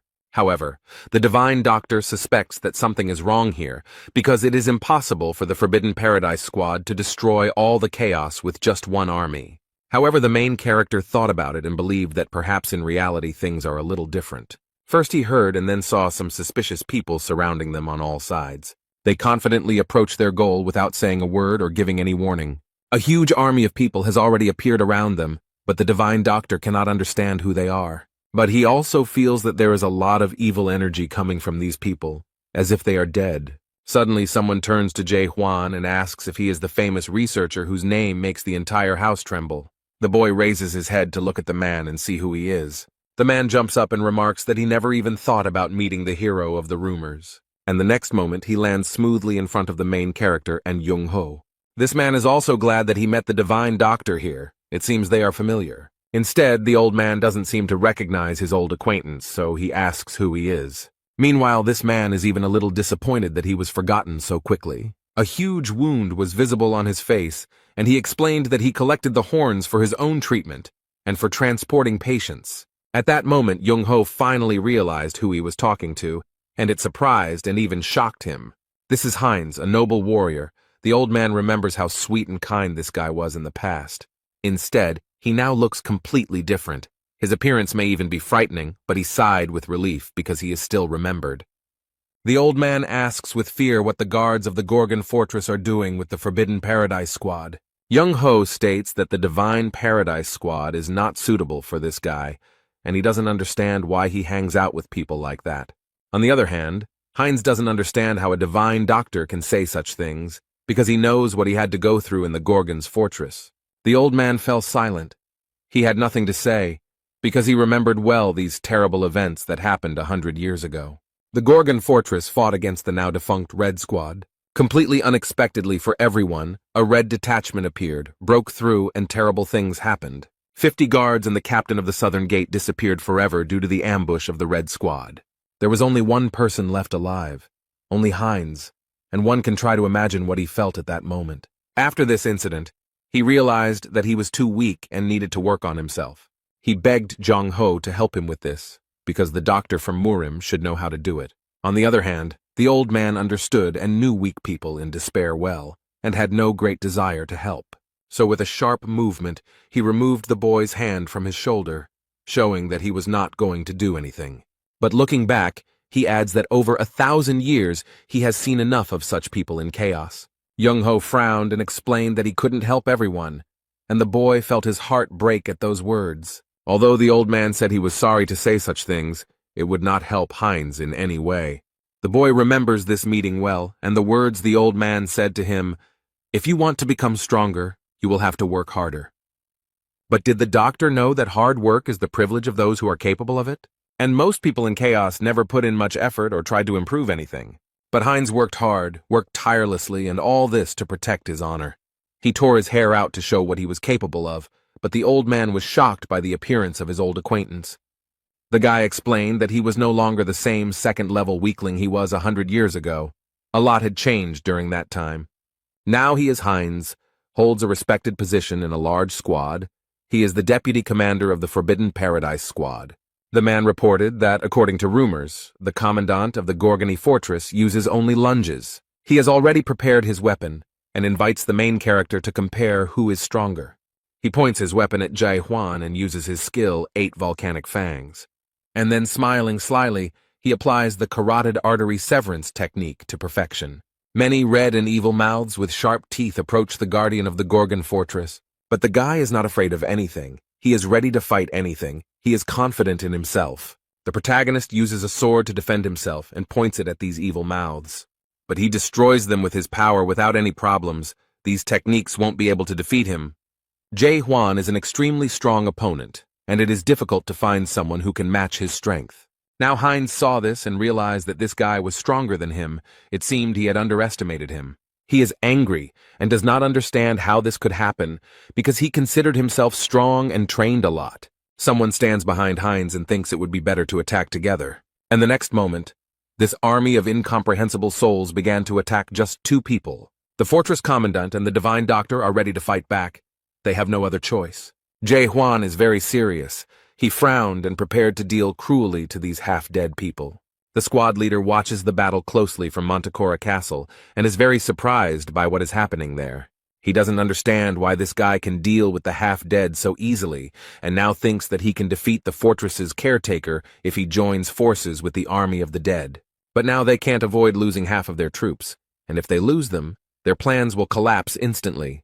This guy turned out to be too strong. He approaches Serena, but she doesn't seem very happy to talk to him, as the guy said that she irritates him. She did everything he asked, found the soul stone, created a smog cloud, and formed half of the undead squad.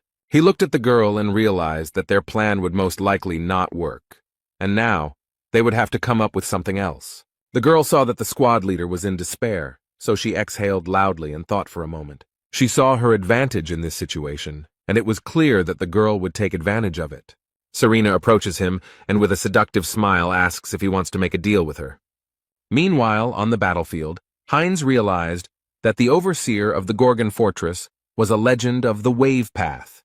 This guy standing in front of him, fighting skillfully, is a seeker of the impossible path. The half-dead man doesn't like that this guy got such a high rank in just a month, although there is nothing special about him. Instead, Heinz, even after 200 years, remains just an ordinary man, while the one who came here no more than a month ago has already become a leader. This fact irritates him very much, and this man promises that he will never leave just like that.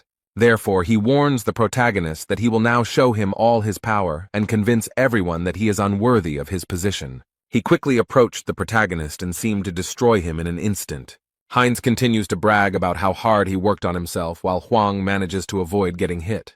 The man hits the wall, destroying it, and many large stones fly in different directions. With this blow, he made a huge hole in the wall and seriously wounded several soldiers of his army. But this doesn't bother him at all. The man is so angry that he doesn't notice the damage he has caused. He wants his opponent to see what he has achieved despite the ridicule. Heinz boasts that everything he has now he achieved solely through his own efforts. However, the main character is already tired of this bragging, and he declares that it is time to put an end to it. The next moment, something happened that Heinz did not expect at all. A huge wave of force crashed down on him. The fortress overseer uses his lunge and destroys almost everything in his path with one blow. But this monster turned out to be stronger and more resilient than Huang imagined. But that's not a problem. Heinz is wounded and has difficulty clearing his throat, but he is not going to give up. The man is too confident and angry. The protagonist stands proudly and asks if his opponent really thinks that all people in chaos are the same. Meanwhile, the soldiers of this army believe that their enemy is very strong because he managed to knock down the vice leader of the 9th level. Someone shouts at them to attack the fortress guard first, as their leader, at his age, needs time to come to his senses. Young Ho noticed this and tried to calm the guy down and asked him to be careful. Jae Hwan frowned and stated that everyone was trying their best. And the end result is that every single one of these idiots will say that they tried their best and did everything they could. The guy used his sword and did something incredible. Everyone was blinded by blue light. No one can understand what is happening, but there is no way to avoid it or protect yourself from it. Heinz seemed to be enveloped in a white light. The boy became blind. He no longer sees anything. And the next moment, everything around him turned crimson, and he couldn't understand what was happening. In front of him is a tree with bare branches and a huge eye that watches everyone. He wonders if this is really the world of the awakened, the very world he has heard so much about. He can't believe that he now sees the same world as those who went against everyone. This eye seems to illuminate everything around it, noticing every tiny detail and observing the world. Heinz finds it surprising that the fortress commander is trying to go against them. It's even a little crazy. He thinks about what would have happened if he had remained a noble man, whether he would have been able to follow the path he dreamed of. The fortress commander declared that his rival was a terrible person, since he had destroyed 1,000 years of Manticora's history in a matter of minutes. He is considering changing the name of his lunge from Strong Lunge to World Lunge. He's fed up with all this nonsense and reports that he's broken through. Young Ho notes that there are still a few warriors left, but he doesn't think they can stop them. The divine doctor asks the commandant of the fortress how he managed to do all this, because he had never seen anything like it. The protagonist states that he just made a strong attack, but the old man wonders how the world could be destroyed by one strong attack. Is this guy really approaching the end of the oblivion stage? The guy explains that he doesn't feel any spiritual pressure from the lieutenants and generals, and it seems that this attack caused a lot of inconvenience to the leader of the Golden Heaven Squad. Suddenly the sky turned pink, which the divine doctor and the fortress caretaker did not expect at all. Something strange is going on. Someone seems to want to interfere in their affairs, and some people are very scared. But it seems that the divine doctor has already seen this. He realizes and understands what this could be. It is the transcendental movement skill called Shift that gave birth to the girl Serena. Only one race can use this skill, and while everyone is thinking about it, the girl has already landed and is approaching them.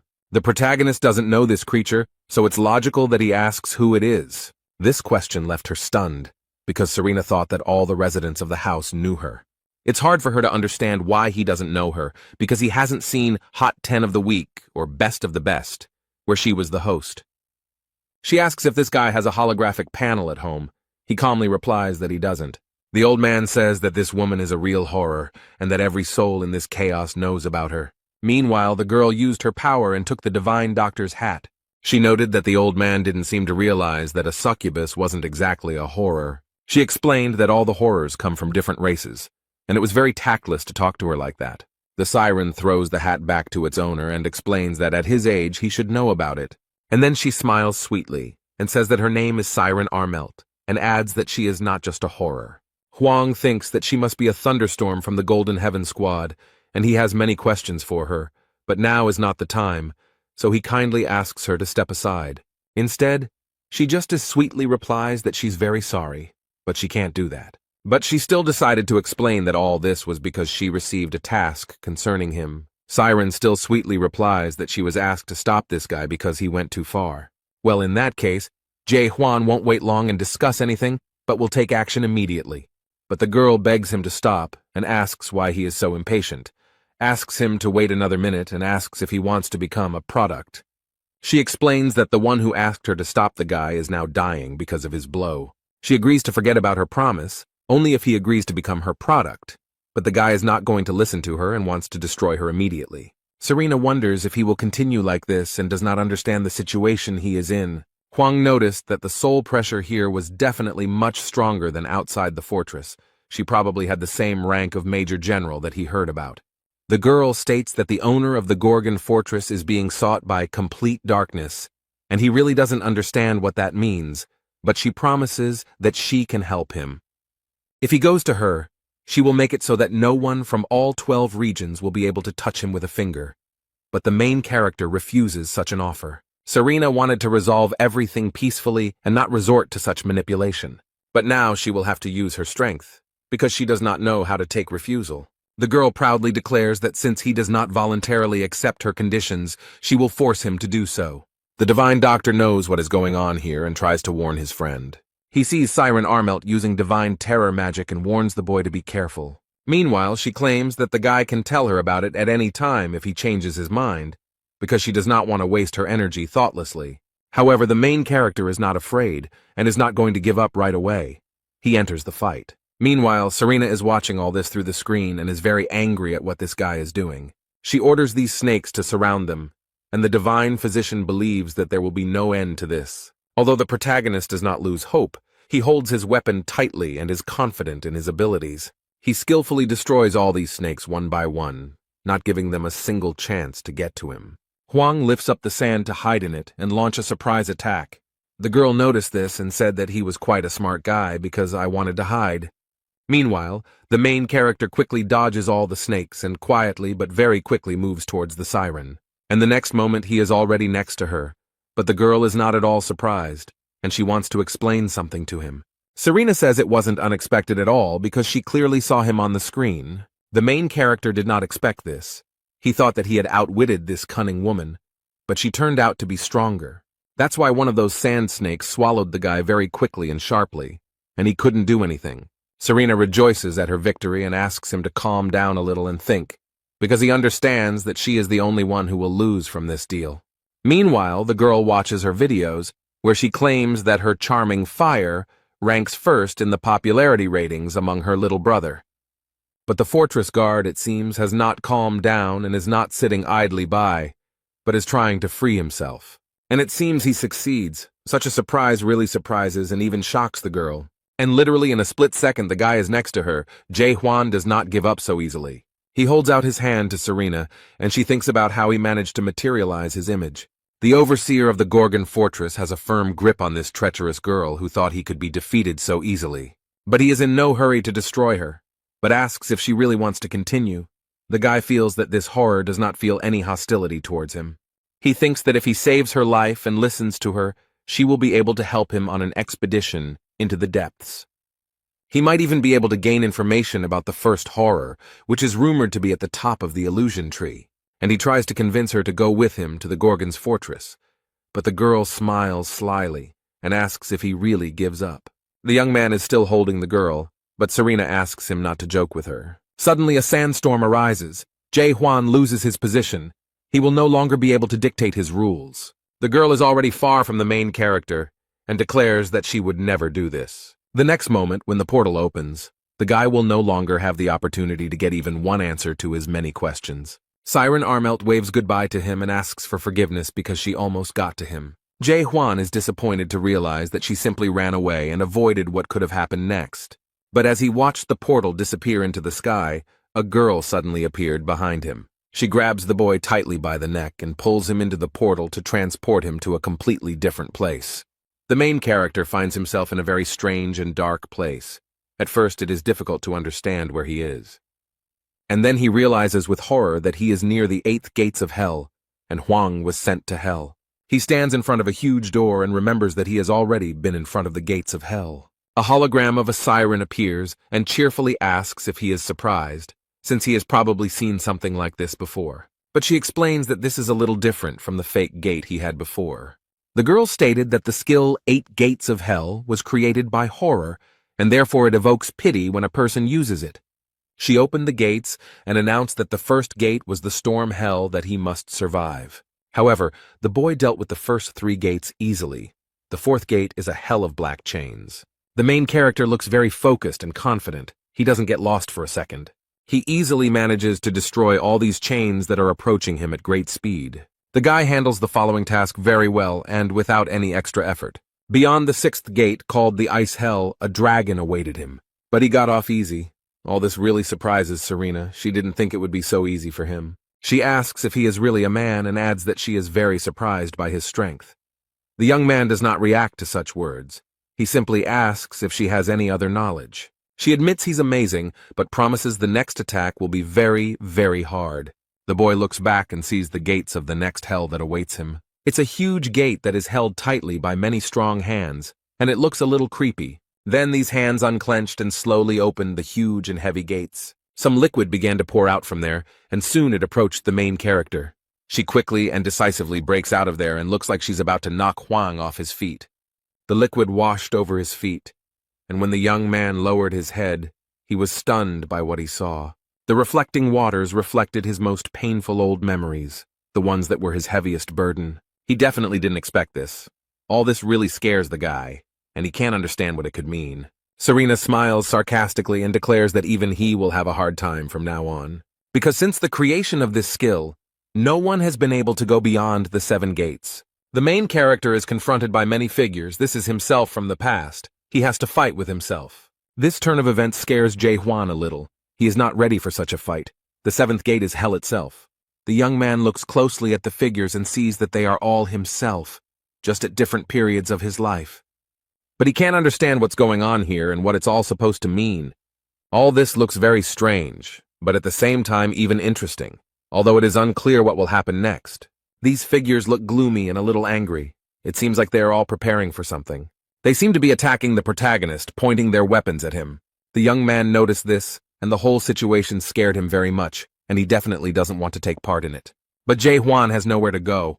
All these past versions of him are ready to attack the guy. He realizes that these figures not only look like him, but also have the same techniques as him. Besides, they can make the same decisions as Jae-hwan, and now they are studying him closely and trying to understand how strong their enemy is. He wants to make the first move to draw them into battle and compare technique and strength. One of them uses his weapon and makes a lunge, which is very familiar to him. Here everyone only knows how to lunge. It's expected and even a little disappointing that he can't do anything else. Now it's his turn. The protagonist swings his sword and wounds the attacker.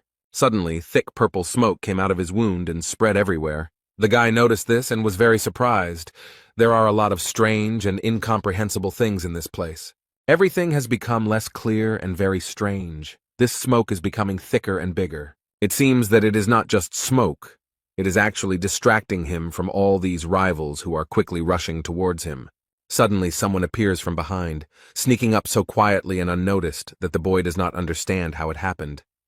But he has a quick reaction, so he looks around in time and doesn't think long about what to do. It seems that the protagonist hit the target straight on and destroyed it without any interference. But this number jumps high.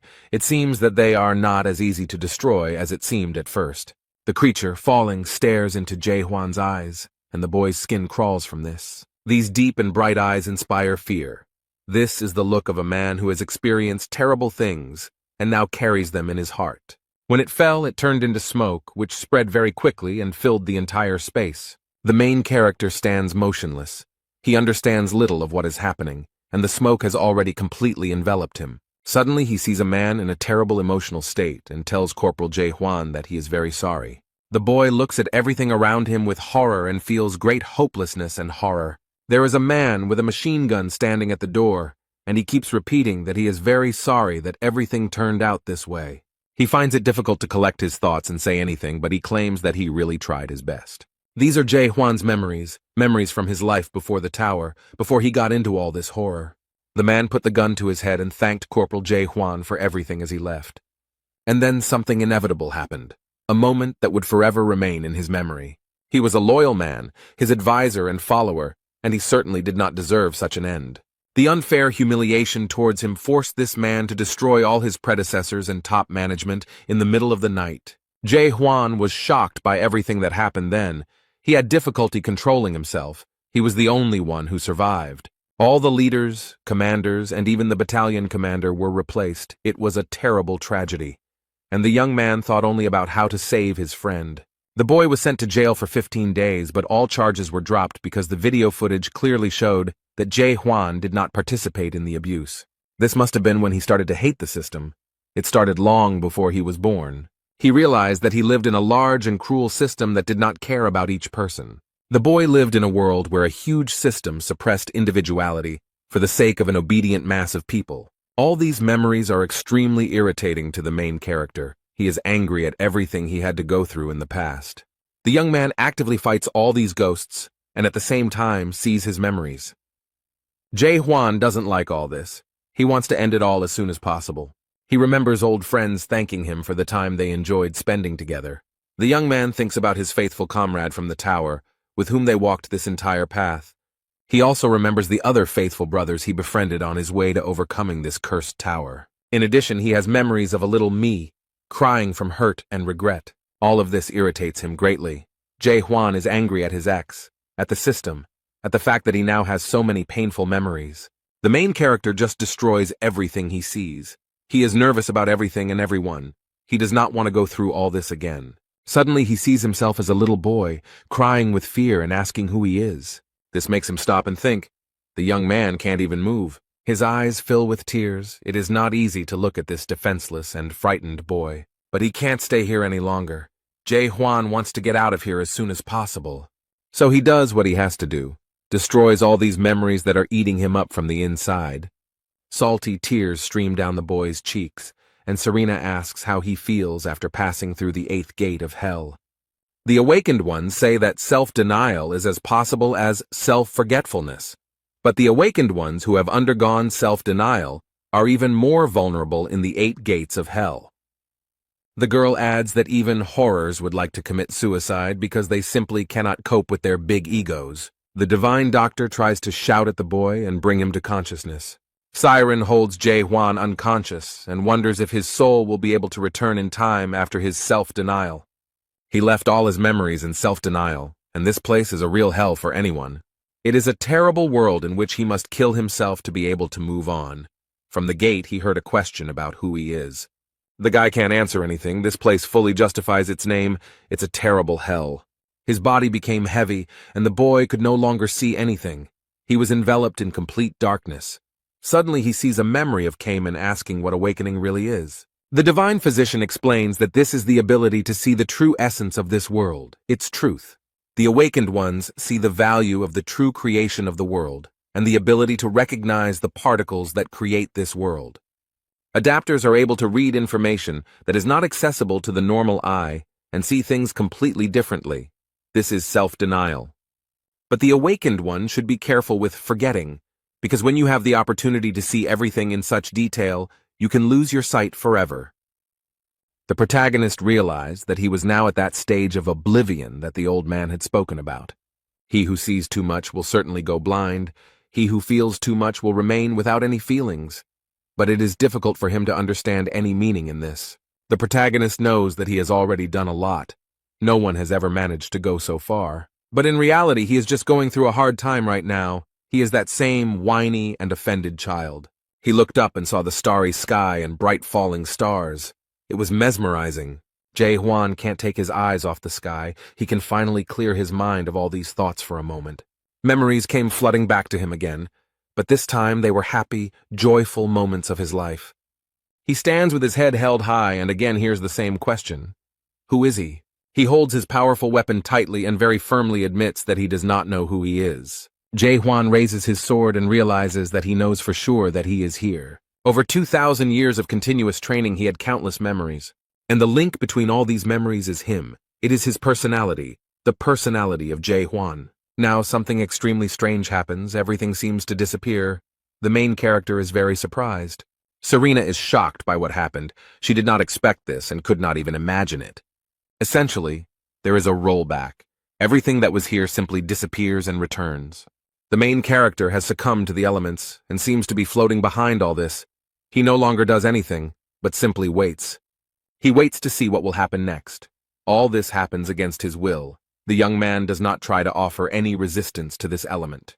He just thinks that all this cannot happen this way, because his life expectancy is more than 2,000 years. Everything around them is raging and collapsing as if they were in the eye of a powerful hurricane. And the next moment everything became quiet. All this horror stopped, and the main character saw a bright light. He stands and thinks about what word should come next after the word self-denial.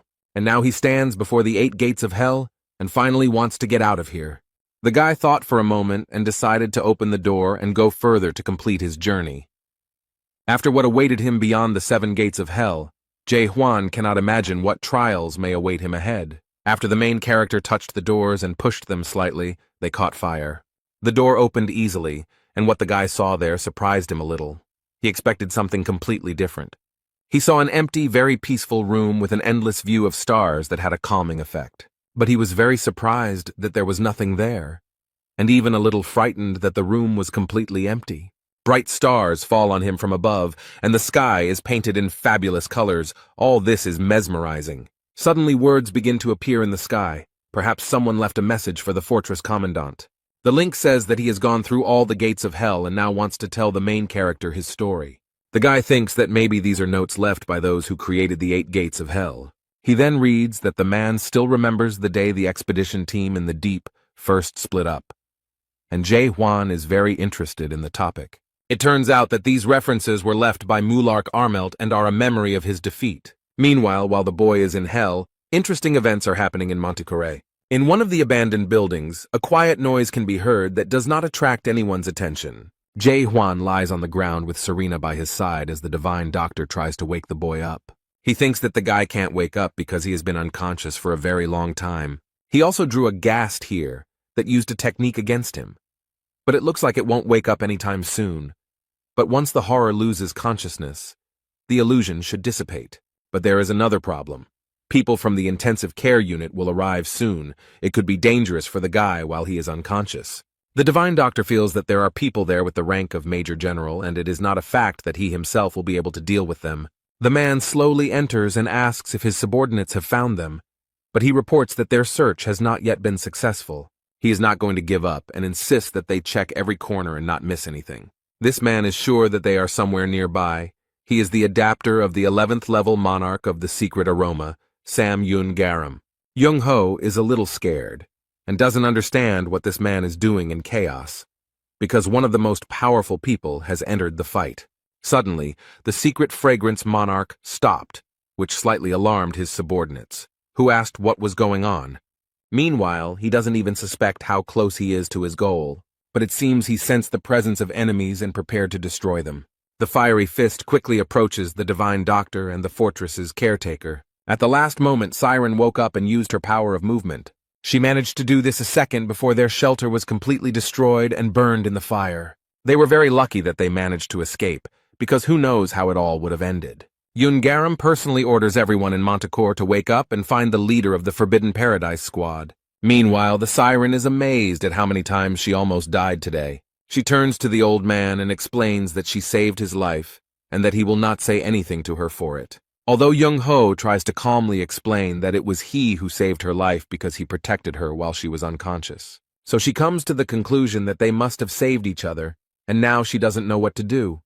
Maybe it's better to go to the Gorgon's fortress first. She explains that she hasn't given up at all, she just has some business with the fortress commander.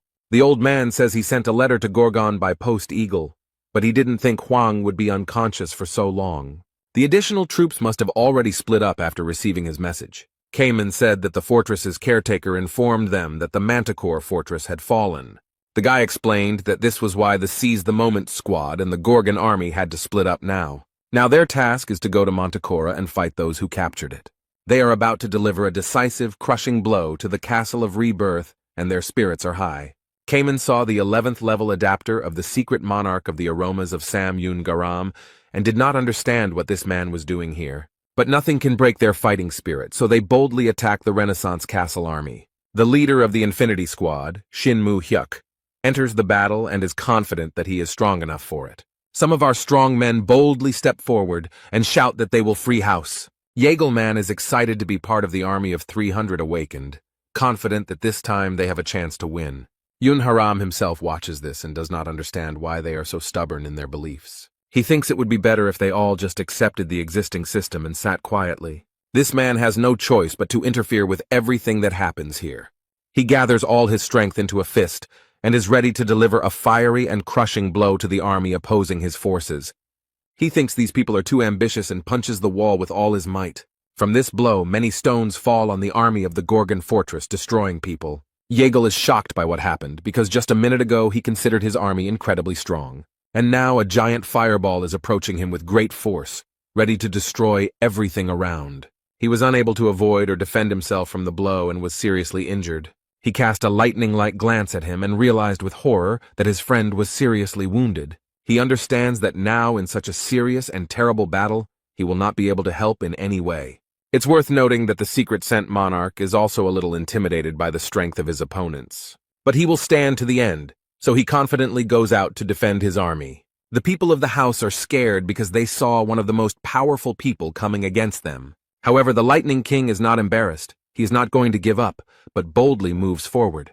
He calls upon all his brothers to attack Sam Yun Garam, and they obey his command. This man is not at all afraid of such an invasion and is preparing to repel it with a light blow. He clenched his fist and called these people irresponsible and inadequate fools. And after that he strikes, light appears, and a strong wave of fire burns everyone. The guy feels all the power and strength of his opponent, but nothing stops him. Although it was not so easy for the rest of those present, they were not prepared for such a strong opponent. Meanwhile, the monarch is still holding back his blow against the firepower of the Gorgon fortress army. The Lightning King was unable to stand on his feet. He was seriously injured, and who knows how he will survive this fight. Seize the day! The Gorgon Salvation Army managed to clear the way to the entrance to Manticora, but they didn't have the strength to fight any further, so they decided to retreat. It was their only chance to stay alive. And all because the secret fragrant monarch appeared.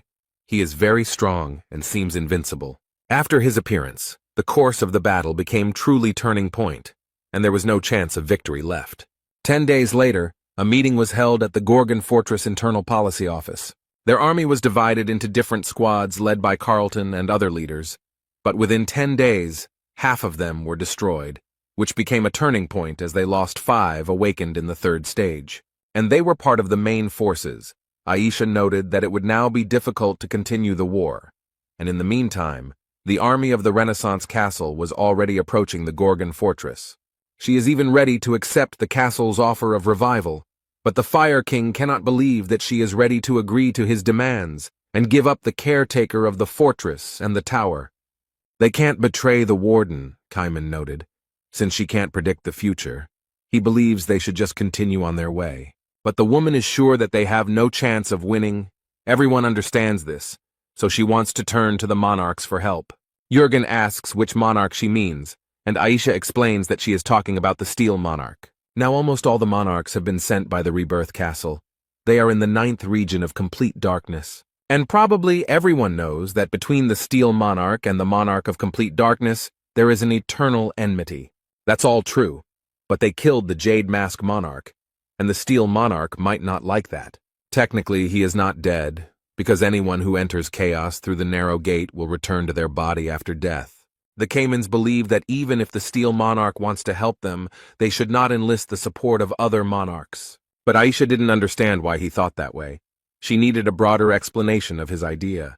The guy explained very succinctly that this was because chaos had to be free and independent. Meanwhile, Serena and the Divine Doctor are very worried. They are worried about Jay Huan.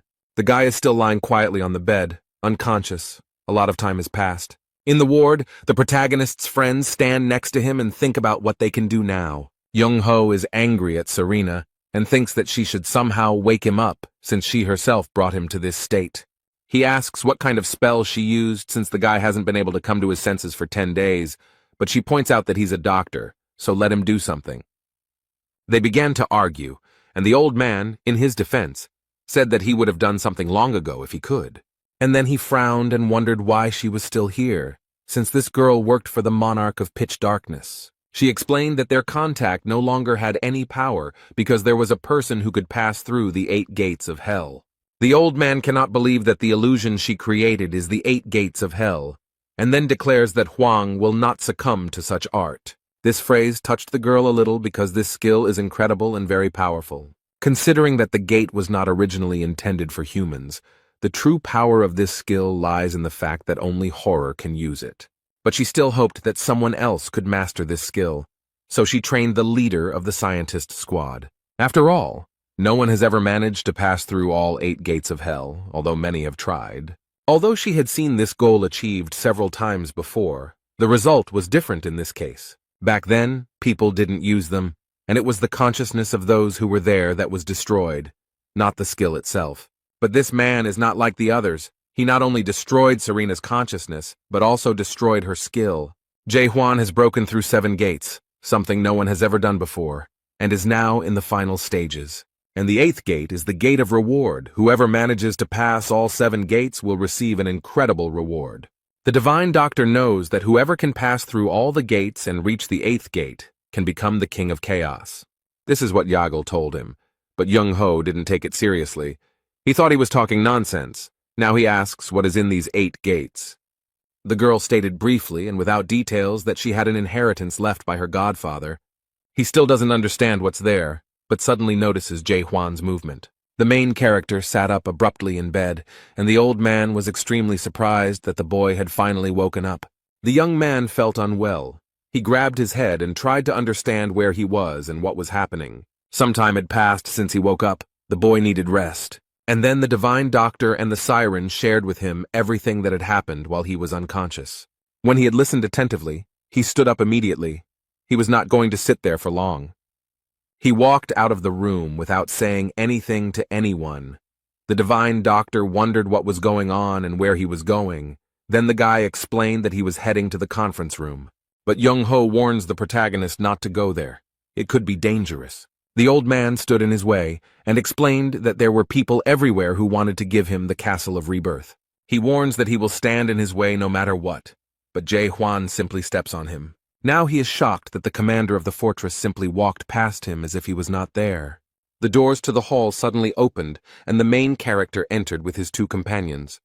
Everyone was shocked to see him here, especially since they had discussed his fate without him.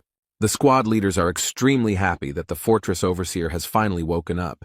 It is a great relief for them.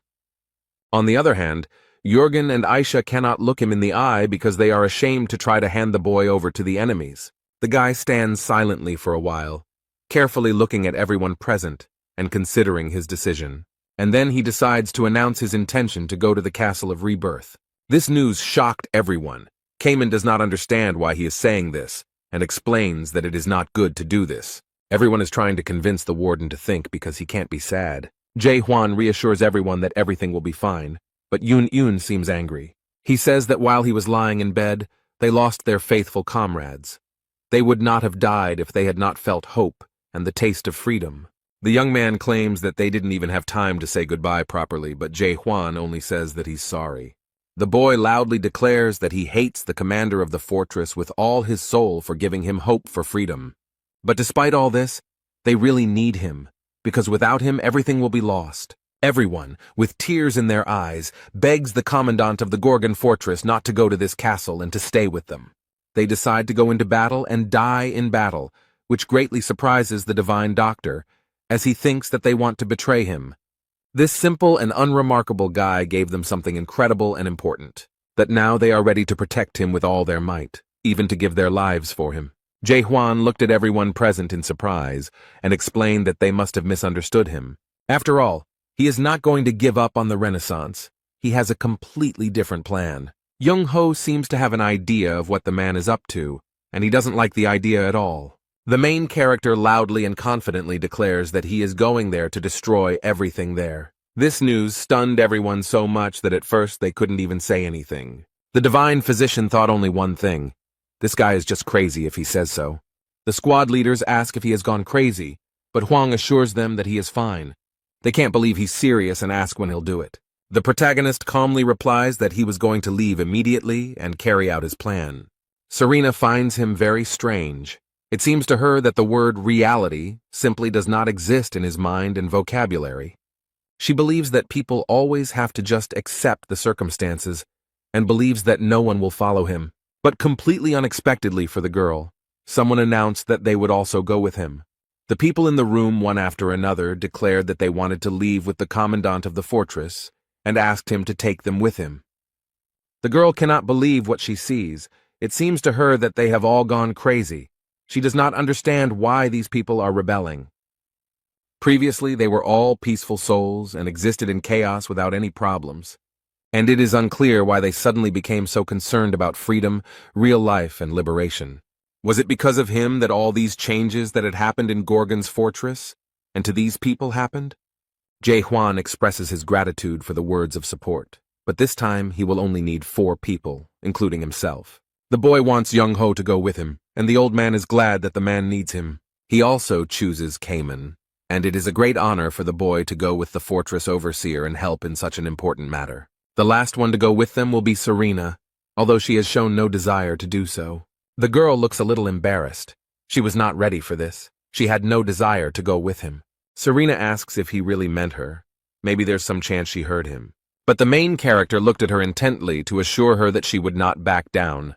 She asks why she needs to go there, but no one listens to the girl. The fire horn declares that 4 people will not be enough.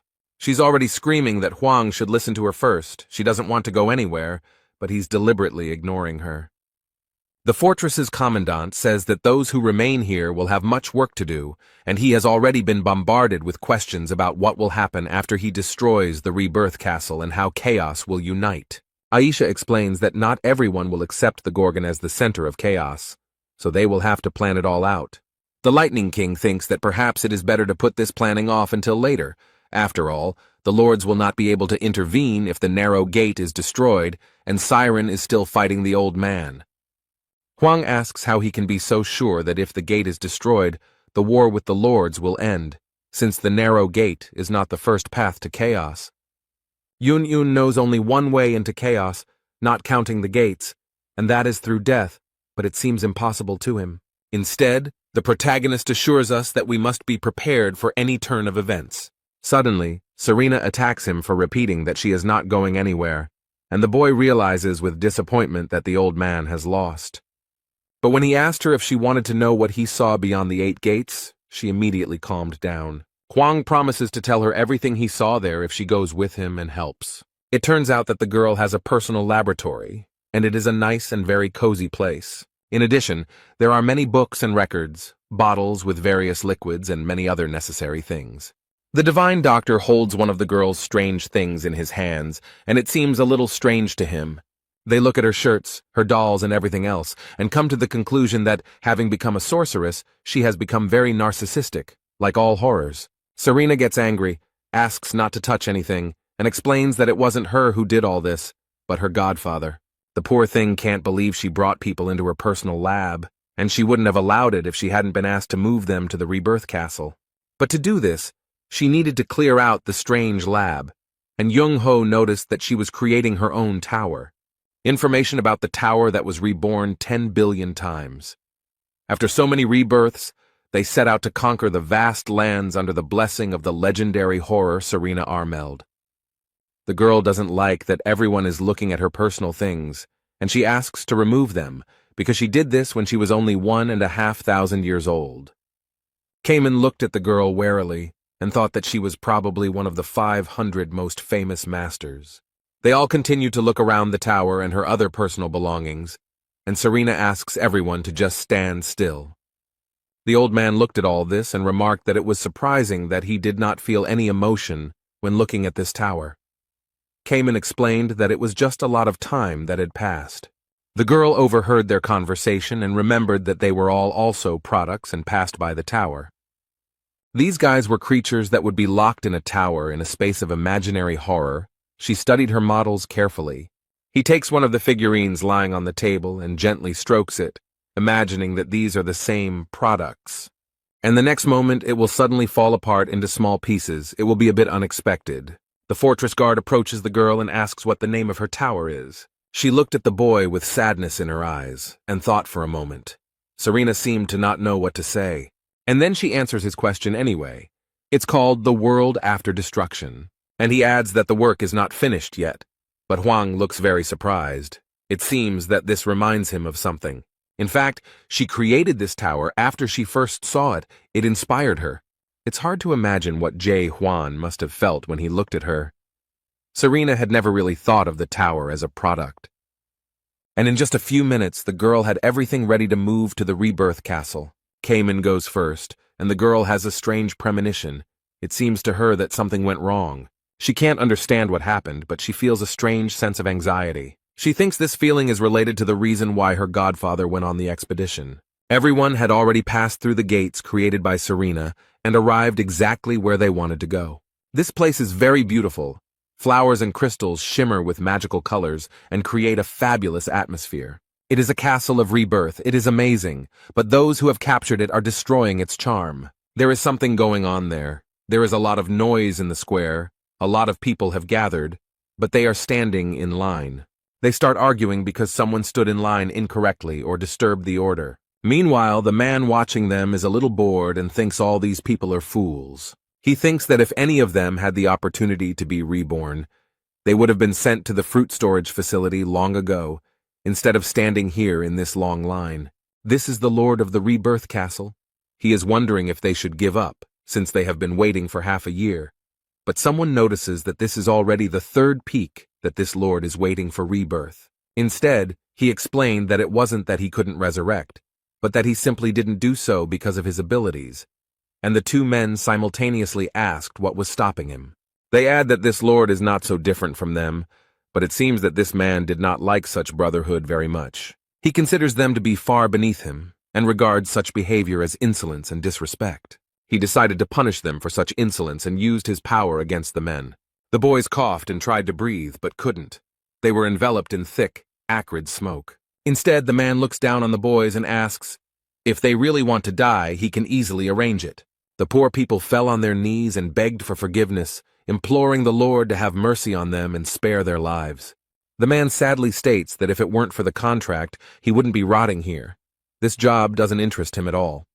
Lords who died during the war and returned to the chamber assume the office of Lord of the Resurrected Castle, who must hold that office until the death of the next Lord to appear in the chamber. This man dreams of the next Lord coming along as soon as possible and relieving him of this duty, as he is already tired of sitting in this part of the house. He thinks about the rumors about Lord Jade Mask who appeared in chaos, but what surprised him most was that he was defeated by the one who had awakened from chaos. And somewhere deep inside, a squad is formed, the goal of which is to attack the Castle of Rebirth. But the Lord considers this nonsense because no one dares to come here. He has no doubt that something happened somewhere because the Lords took a risk and passed through the narrow gate. But because of his title as Lord, he cannot leave this place. He regrets that he cannot check all these rumors himself.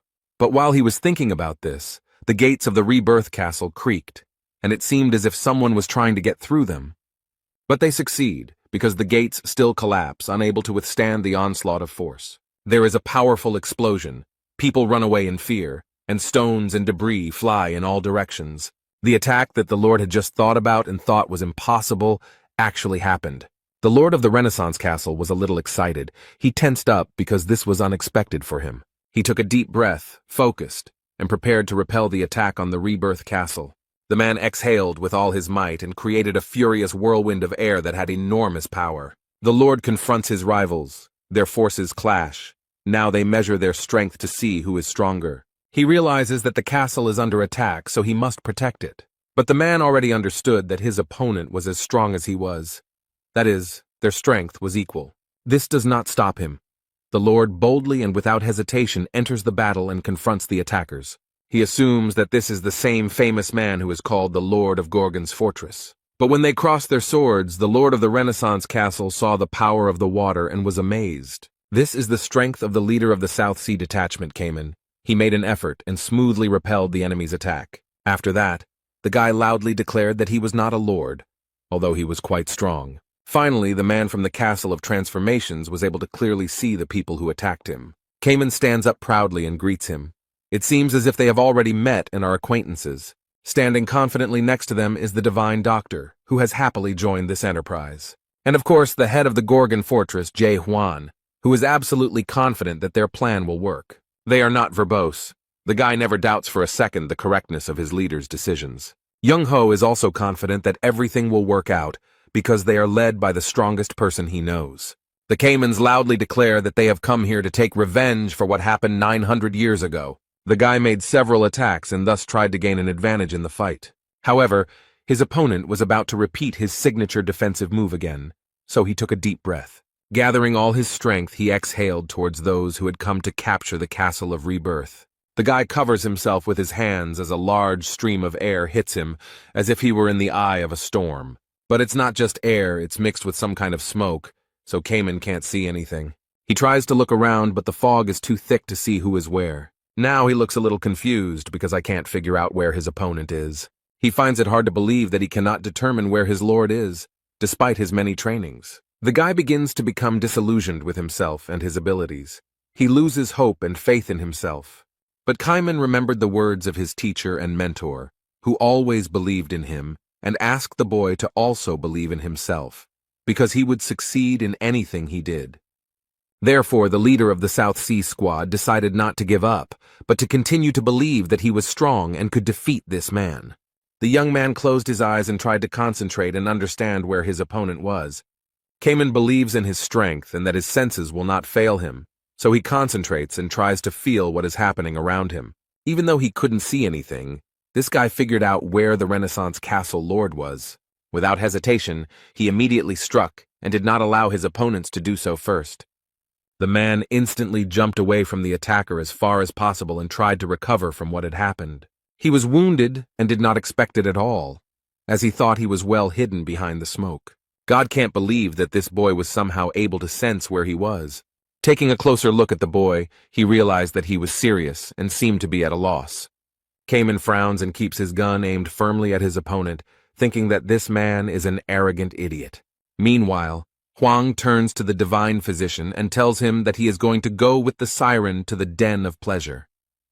The man is confident that Cayman will cope and figure everything out, although the girl cannot even see their fight because of the fog. Desire for pleasure is where the fruits are stored, and like Narrow Gate, it is located at the top of the Rebirth Castle. But the fact that energy beams are visible from there is a bad sign. The old man states that they will try to get rid of the monarchs heading to the Castle of Rebirth. Suddenly there was a crash and a loud bang. This castle could not withstand all this. There are 2 more people ready to defend the Rebirth Castle, because it is an important place for everyone. General of the Ring of Fire and General of the 7 Dangers came. They thought it was too noisy here. The fog has not yet cleared, so these people cannot see those hiding in it. But they see the vague outline of a short old man in a strange hat, holding a sword. Therefore, the generals confidently declare that there is no point in hiding from them, since they already know that they are there. Meanwhile, the Divine Doctor holds his weapon tightly and, taking advantage of this fog, wants to attack first. The old man gathers his strength and uses his speed to make his attack unexpected.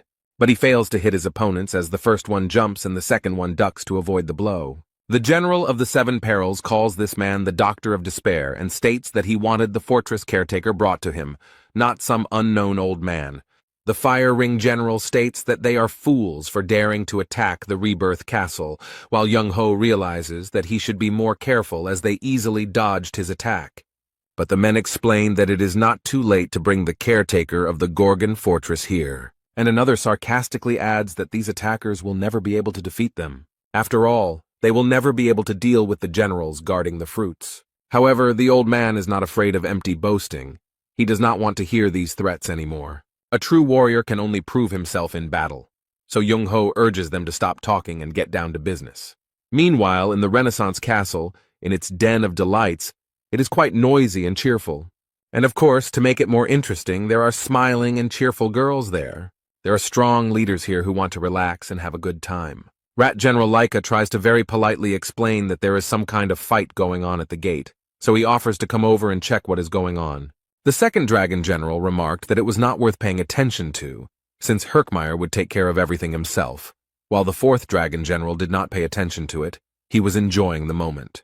The third dragon general explains that whenever he is in the house, he likes to stay here. And the fifth dragon general added that there could be problems in the Great Lands if the general was suspected of an illegal union with a woman. Another added that he doesn't understand at all why people who find themselves in chaos complain so much about their lives. After all, they live in such a wonderful place, says the first dragon general.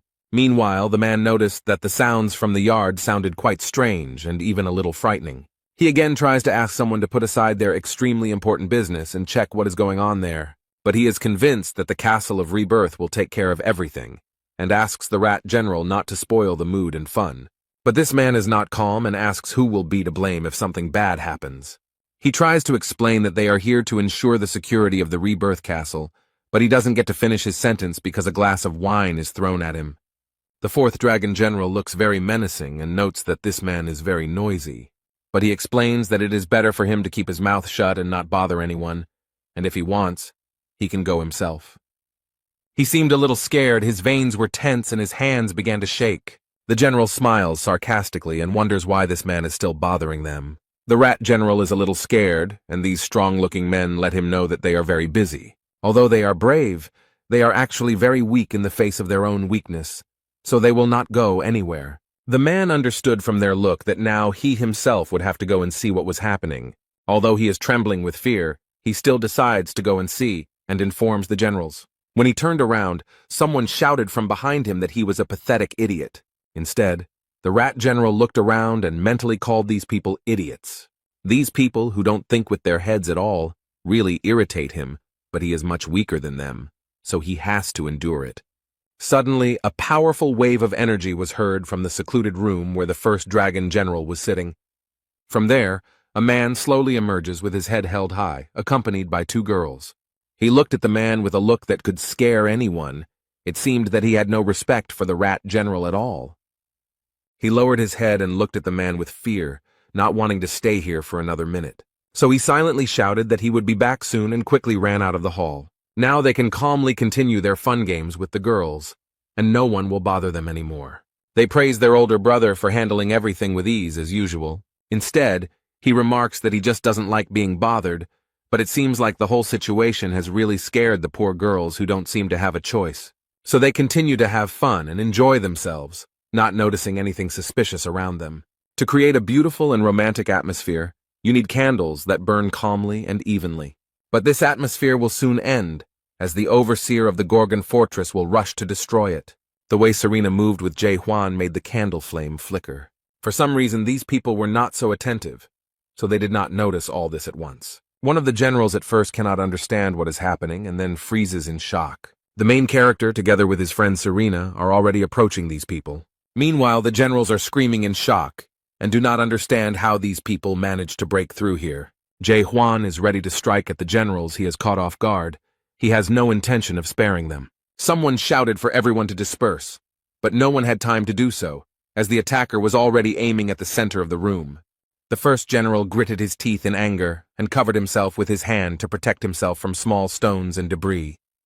Smoke rose and people found it difficult to understand where the attacker was and who he was. When the fog cleared a little, they saw the commandant of the fortress standing calmly with armor in his hands. This guy is very serious. He has a plan and he will definitely follow it.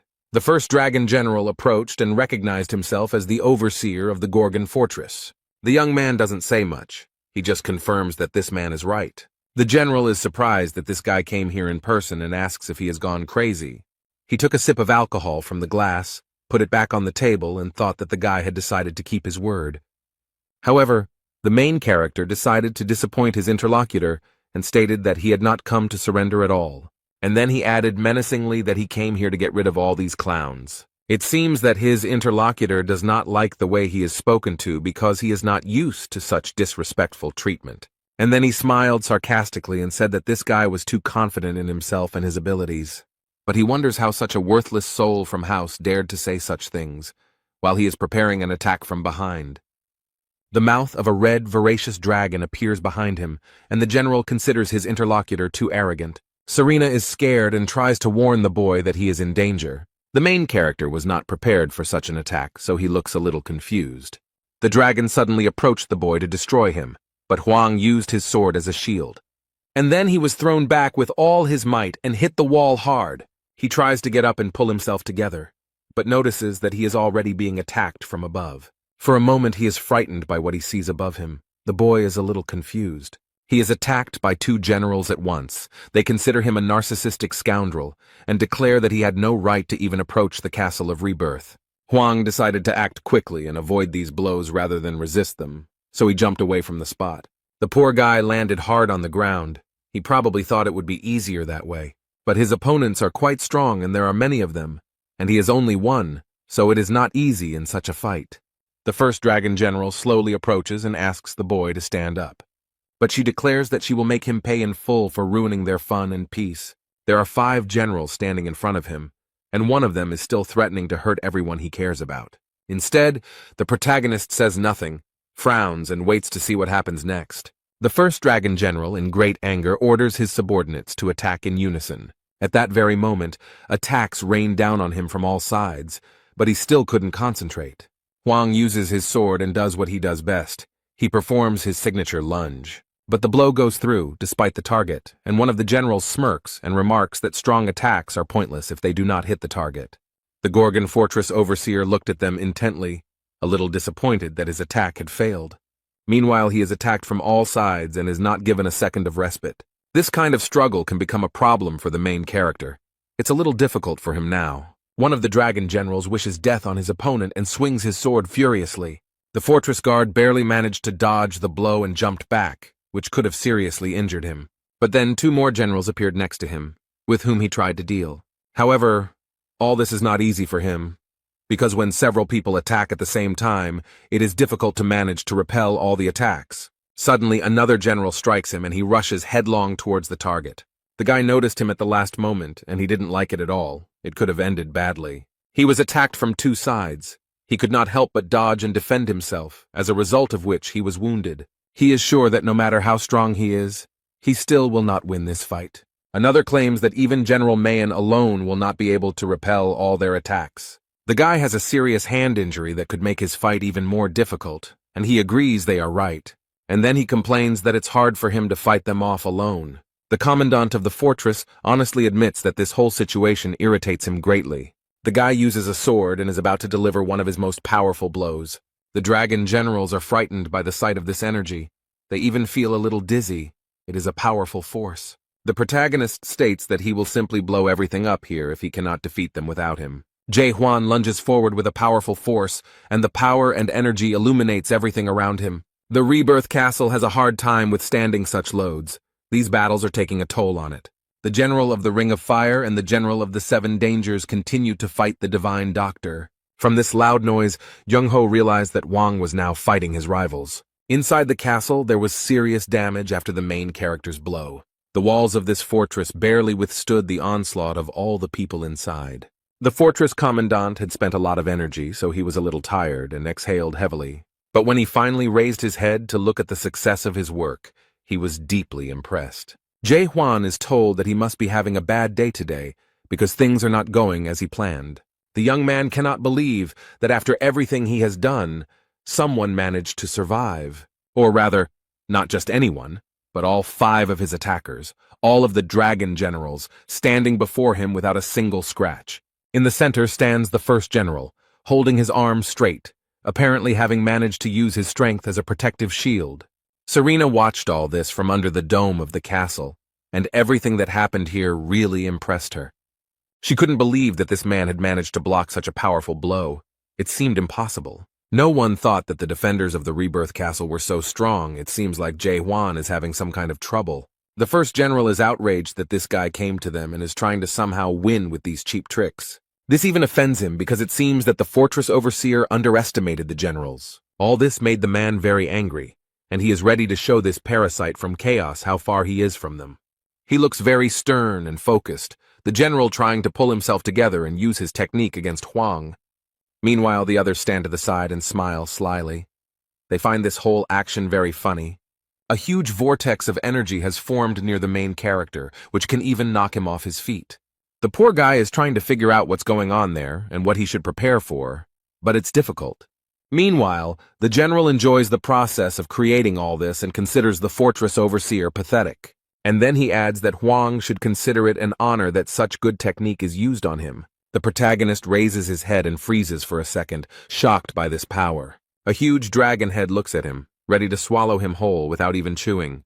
The general laughs sarcastically and asks Jae Hwan to give it his all, although the young man doesn't know what to do now. But if he wants to survive, he cannot stand still. He must fight until his last breath. The guy jumped high and ended up above this monster. He wants to take advantage of the moment. The protagonist grits his teeth and gathers all his strength. He plans to deal a powerful blow to the dragon. A large, bright beam of blue energy collided with the face of the huge monster. However, this strong blow did not cause any harm to the dragon, which greatly disappointed Huang. The general grins and assures him that this loser won't be able to leave even a scratch on him. Huang jumps back and the dragon is now even more angry and determined to win. He directed his energy at the protagonist, who was barely able to stand on his feet. The guy no longer looks so confident in his abilities. Now his faith has been shaken. The dragon opened its mouth wide and formed a huge and very dangerous ball. The fortress commandant understands perfectly well what might happen, so he already has his sword at the ready. And the dragon has already managed to form this dangerous ball and directs it at his opponent. Huang tries his best to block the punch, but it's not easy when you have such a strong opponent. The dragon does not give up and thinks that in a moment he will be able to defeat the guardian of the fortress Gorgon and show him who is the boss here. The main character's powers are actually no match for the first dragon generals. Jae Hwan considered himself strong enough and thought that he could easily handle this task. But it seems that this is too strong an opponent to be easily defeated. The impact was so strong that the entire building shook and the floor shattered into small pieces. The Renaissance castle is crumbling before our eyes. The glass in the windows is cracking, and the walls are almost collapsing.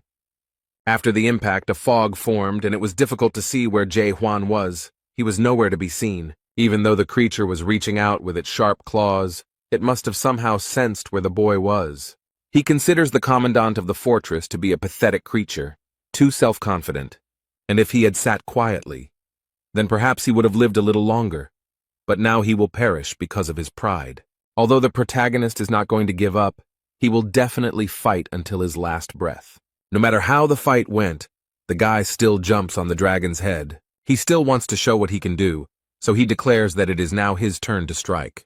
However, the general does not take this seriously. He asks how he is going to continue fighting. He believes that this young man has not learned his lesson and has not realized that his blows will never be able to pierce the dragon's scales. This doesn't stop the guy. He is ready to try again and see if these scales are really that strong. But then he launches a powerful attack. This time the young man tries to do it a little differently. He directs his blow specifically to one point. This can help break through this defense. The dragon realized his cunning plan and realized that it might not be safe for him. Therefore he tries with all his might to throw off this parasite and not allow this to happen. The dragon general is seriously angry and is not going to let him go unpunished. And then he tries to press the poor thing into the ground. It is clear that the general is irritated. Apparently, the general saw that the commandant of the fortress could pose a threat to him. But the main character is not at the scene of the attack. He has quietly dodged it, so the general does not understand where his enemy is. The guy suddenly jumps out from around the corner, and now Jae Hwan has much more confidence in winning. He proudly noted that the first dragon general talked too much without doing anything. The dragon looks a little confused and even scared, but this guy can still do something. The Gorgon Fortress Overseer uses his power strike skill, and the dragon has no way to resist it. The impact was so strong that it destroyed the roof and lifted a huge beam into the sky. It was visible from everywhere. Cayman saw a bright light and immediately understood everything. Here he fought fiercely with an entire army that had come to support Peresvet's castle. But no one could defeat him. And now he sees that the Yortex keeper has succeeded. Young Ho also noticed that it had become very quiet, so he thought that the guy had already done everything. The old man complains that trying to catch up with Jae Hwan exhausts him, and that his whole body aches after such fights. Meanwhile, inside the Rebirth Castle, the fog from such a strong blow gradually dissipates. The dragon is defeated and its body slowly disappears, leaving its master in its place. Jae Hwan holds tightly to the sword that has never let him down. It is his loyal friend who will not betray him. Serena remembers that when he said that only 4 people would go to the castle, she thought he was forcing things. But now that she saw the defeated first dragon general, her opinion changed a little. The man is wounded, he doesn't like this whole situation at all, he expected a different ending. This irritated him greatly. The general gritted his teeth and looked aggressively at the overseer of the Gorgon fortress. He threatens to make this idiot regret what he did to him. The man promises that he will come back and tear Jae-hwan into little pieces. The general knows that no matter what this guy does, he won't die, so he doesn't feel much fear right now. The protagonist looks closely at the man and asks if he has passed through the narrow gate. He looked at him with fear and did not understand how this fool knew about the narrow gate. And then he laughed, sarcastically, because they couldn't do anything to him anyway, because as long as his body and soul were connected to his mind, they would never die. In the big pictures, they would just return to their bodies, but Jae-hwan had already used his doubt skill. With it, he can clearly see the thinnest thread connecting his soul and body and cut it with ease. The general certainly didn't expect this turn of events. He can't believe what just happened. His life is over. He won't be able to come back many times. Hwang broke this connection. Now the main character looks extremely confident, because he was able to defeat such a strong person. But I wonder what the general feels when he finally comes face to face with the true face of death. The general is shocked that his life was cut short and cannot believe what happened. The first dragon general was incredibly strong, so he never thought that someone would do such a thing to him. He was convinced that he could pass through the narrow gate and reap the magical fruits. But now he is convinced that he does not want to die. The man begins to bargain, asking what Hwang wants, perhaps skills or status, and promises that he can ask the great monarch for it. He continues to beg and promises to speak with the monarch of pitch darkness, convincing him that he can get what he wants. The poor guy doesn't want to die so much that he convinces himself that he can do whatever he wants, as long as he doesn't get destroyed. I promise that I will never lay a finger on anyone who lives in chaos again, but the main character doesn't seem to be interested in all these promises. It only took one swing of his sword to destroy this man's soul, and Hwang has no mercy for him. These are the last seconds of his life. The first dragon general cannot believe that this happened. The rat general was watching all this from behind the screen, and he was shocked that one of the 5 monarchs had just died. He wanted to check the main gate because of the strange noise, but he didn't dare, and immediately turned back. And so he saw how someone broke the connection between the soul and the body, and not everyone can do this. He understands that he must report this to the major general in any case, but he does not notice that someone is standing behind him. The divine doctor, with a crazy smile, scares the man and asks who he is and why he is spying. It looks like the rat general's plan has failed, and no one will allow him to tell his superiors about it. South Seas Detachment Commander Kamen has returned after successfully completing his mission. Young-ho also went with him, complaining of back pain because he was no longer so young. The overseer of the fortress praises his subordinates for their good work, but the old man asks why he ordered these people to be left alive. But he's in no hurry to answer, as he noticed the man the old man was dragging with him. Young-ho explains that he grabbed him because he was hiding near the entrance. Serena remembered this man. He is a weak monarch. He gained the spiritual power of a general, but everyone despises him because of his very little ability. He is the weakest among the generals. Instead, the old man repeats his question about why he needs these people alive. Hwang explains that he wanted to personally verify their irreversible death. After these words, the main character raises his heavy and extremely strong sword. But he breaks the invisible threads that connect the body and soul of these people, and now they will not be able to be reborn and return. The rat general understands perfectly well what happened here, but he cannot believe that someone has such power. Everything that happens here terrifies him terribly, because before his eyes, some of the strongest people he has ever seen were destroyed. After the creation of the Renaissance castle, the monarchs gained immortality, unlike ordinary people. The life of ordinary people is limited, but the monarchs were given infinite life with fruits that helped them forget about the finiteness of life for as long as 900 years. Now the rat general understands that he will die at the hands of the overseer of the Gorgon fortress, but he is terribly afraid of this. So he falls to his knees and hysterically begs for mercy, because he didn't intend to fight in the first place. Serena looked at Hwang in surprise and wondered why he stopped if he was really going to kill him. Meanwhile, the man fell to the floor and waits with trepidation for the protagonist's answer. Jae-hwan decides to leave the creature alive as he still needs witnesses. He then asks the rat general where the fruit is, who is incredibly glad to be left alive. So without further ado or evasion, he points his finger to the location of the fruits. He indicated that they were kept in the castle's dome, a vault called the Rift, which was created by a terrifying master. It can create an infinite number of password combinations, and will be difficult to open without the help of the owner of the revived castle, who has just died. But there is a chance to do it if there is a horror movie with great skills. Serena was glad that it was probably about her. The fortress commandant looked at the girl, thought for a moment, and said that he understood everything. The guy decided that he would try to hit him. It might not be easy, but it seemed to him that this was the only way out. The divine doctor begs the boy to control his actions, and Cayman is very sorry that they do not have a strong level of horror. However, Serena has already repeated several times that she is here and can do it, so without waiting for their confirmation, she tries to open the dome. Literally a few seconds later, the girl smiles sweetly and declares that she already knows everything. Instead, Huang notices that the vault is much weaker than he thought, although the girl emphasizes that this is all thanks to her. The place where the magical fruits are kept slowly opens and illuminates the room with a soft yellow light. The guard of the Gorgon fortress looks up in delight and watches this beautiful process. Serena also can't take her eyes off the vault, even though the lights are blinding. Cayman looks at this with sadness, because the expedition into the depths was carried out precisely for the sake of these fruits. And then he remembers what a fiasco and disappointment it all ended in. It's impossible to forget.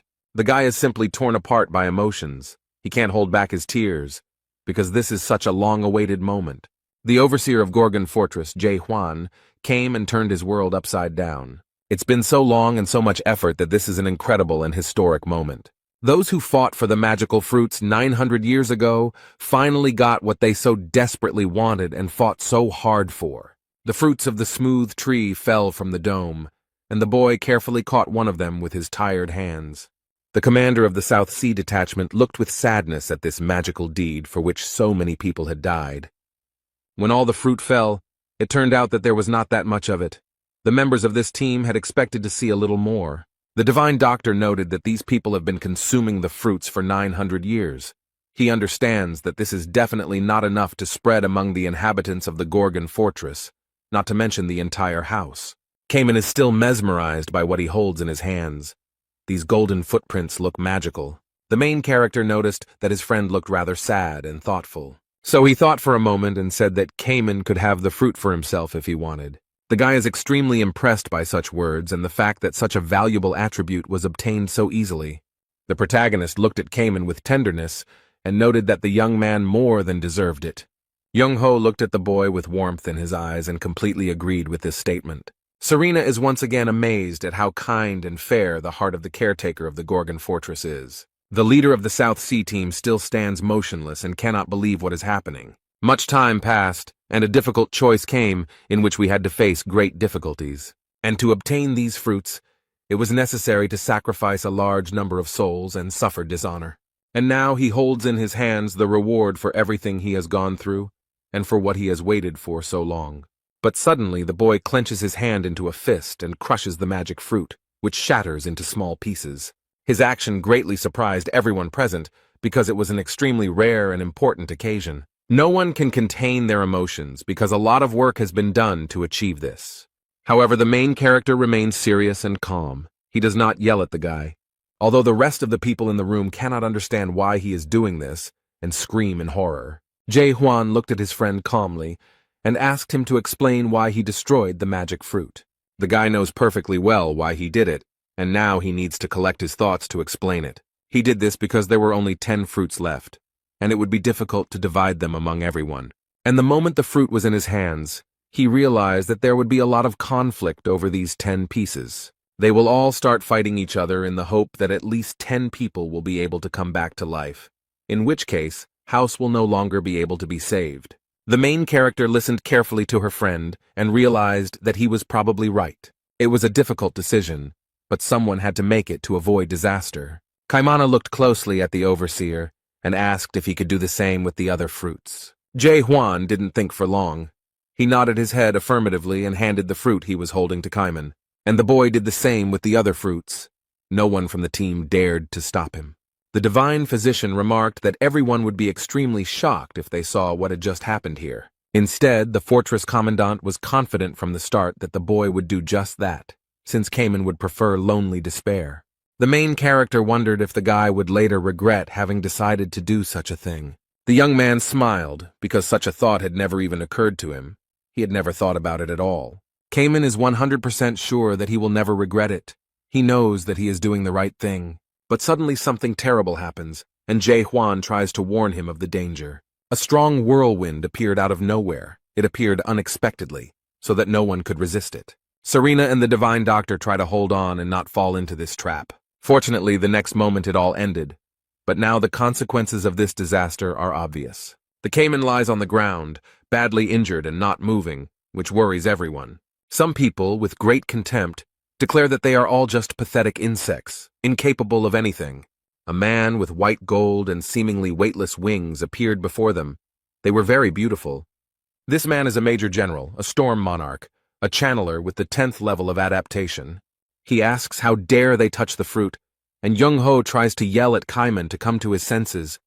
But suddenly someone comes up from behind and grabs the old man. He doesn't even notice this attacker. Without wasting a second, he threw the old man into the wall with all his might. The poor fellow was unable to dodge. This was done by Major General, the Monarch of Silence, Mojito, who also had the 10th degree of adaptation. The divine physician fell heavily, hit himself hard, and screamed in terrible pain. The main character looked at his friends with fear. He was very worried about them and their safety. Another man appears from the shadows and threatens to say that this guy has crossed all boundaries. There are 3 extremely strong people gathered here who have the 10th level of adaptation. It looks dangerous. One of his enemies is convinced that Jae-hwan's life cannot continue after what he did. Instead, the boy doesn't answer. He looks sternly at the men and thinks about what might happen next. The Rat General watches all this from his hiding place and understands perfectly well how strong these opponents are. He is shaking with fear. Standing in front of them is Sam Yun Garam. He didn't even know that he was a major general from Region 9. It's amazing that a real monster appeared here. He is one of the 5 strongest major generals of the Great Lands. The man cast a serious and merciless glance at those present and turned to his own. He orders Kanail and Mahito to eliminate Jae-hwan, and they happily rush to carry out the order. The guy asks Serena to take Cayman and the Divine Doctor away from here as soon as possible. The Monarch of Silence remarks that he's not sure if the guy has time to think about others. Suddenly, black ropes appear from under the ground and completely wrap around the protagonist's legs and arms. Storm Monarch Kanail quickly approaches the boy and wishes him dead. After the man immobilizes the fortress guard, he attacks him furiously. Luckily, the main character manages to avoid the blow. He somehow strangely dodged it. But the monarch immediately attacks him, and he does not yet understand that he will not be able to hide from him. At the last moment, the guy barely managed to dodge to the side and block the blow with his sword. He understands that his opponent is quite strong and extremely fast in his actions. They continue to attack, and the protagonist thinks about how different these people are from all his previous opponents. One of the attackers explains that he had high expectations for the commandant of the Gorgon fortress, as there are many rumors about him, but in fact, he is a little disappointed. And the next moment, the monarch spreads his wings and sends a powerful wave of his power at the boy. There was a very strong impact, as a result of which the stone block hit its target and fragments fell off it. The protagonist was slightly injured by the blow, and now he too is chained in black ropes, from which he still has not freed himself. Hwang's powers don't seem to impress these 3 opponents. They speculate that perhaps he used all his power on previous opponents, or that he is just an insect that thinks it is something. Yun Garam himself considered the fortress overseer to be stronger, which disappointed him a little. They agreed that it was time to put an end to this fight and destroy this weakling. The Storm Monarch and the Silence Monarch have broken free and are rapidly approaching the protagonist. Jae-hwan looks very tired, as if he was chained to the wall with these ropes. But he does not give up under any circumstances. The fortress guard raises his head and looks sternly at these idiots. He remembers the old man remarking that the guy had divided Montecora's 1,000-year history into before and after. Young-ho considers his lunge not only powerful but also versatile, but he advises against using it too often. Awakened ones can use spiritual energy without limit, but in exchange they absorb a large amount of mental power. So, although using such powerful equipment is quite safe, problems can arise. These people are now at the same level that Hwang was at when he first came to Chaos. They need to be gotten rid of as soon as possible while they underestimate him. So he's going to end it all right now when these 2 monarchs attack him. The main character gathers his strength and is ready to deliver a crushing blow capable of destroying everyone. His sword changed color from blue to an ominous red, energy swirling around it. Jae Hwan used the technique of doubt. It helps him see everything as it really is. This guy looks very scary now, and his sword has opened its mouth to swallow his opponents. His eyes glow red and a mad and terrifying scream comes out of his mouth. The protagonist performs a 5-hit combo, which he calls a universal strike, which is very powerful. No one expected to see it, so they didn't have time to defend themselves and block it, although it's unlikely they would have succeeded. There was a large and powerful explosion, in which the two monarchs had no chance of surviving. Yoon Haram himself simply watches everything that is happening from the sidelines. He is also amazed.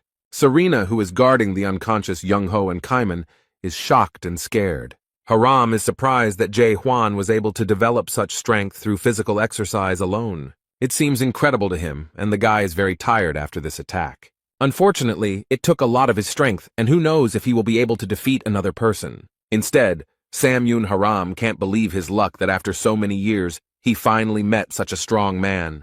He remembered that long ago the monarchs of the 12 regions were persecuted by terror. He did not give up, even after receiving refusals from almost all monarchs. The last time he visited the 9th region, he wanted to see the monarch of pitch darkness. He had a plan to climb the illusion tree, so he asked to give him some strength. Mularka believed that the value of existence and the sublimity of life were abnormal, and it was important to remember the suffering you experienced when you were weak.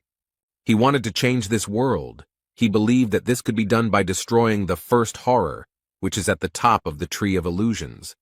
However, Sam Yoon Haram did not share Malarkey's opinion and noted that he was very wrong, and after that he understood why the monarch of pitch darkness refused to meet with him. Garam believes that the Great Lands are a place only for the strongest, and if his guest wants to change something, he is ready to show that he is capable of it.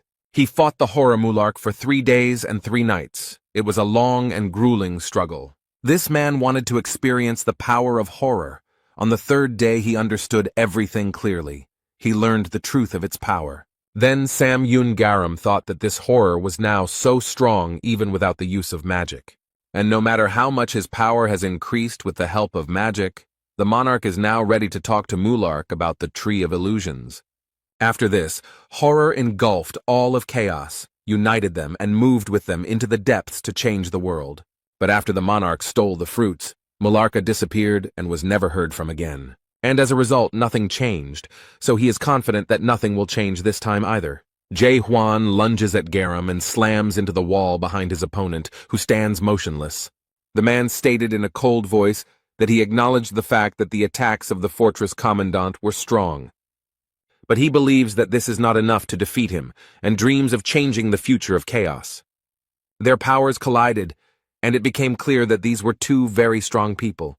Garam held off Hwang's attack. He notices that this boy has aces in his hands, but he doesn't know how to use them at all. Instead, the protagonist can't believe that his opponent blocked his punch so easily.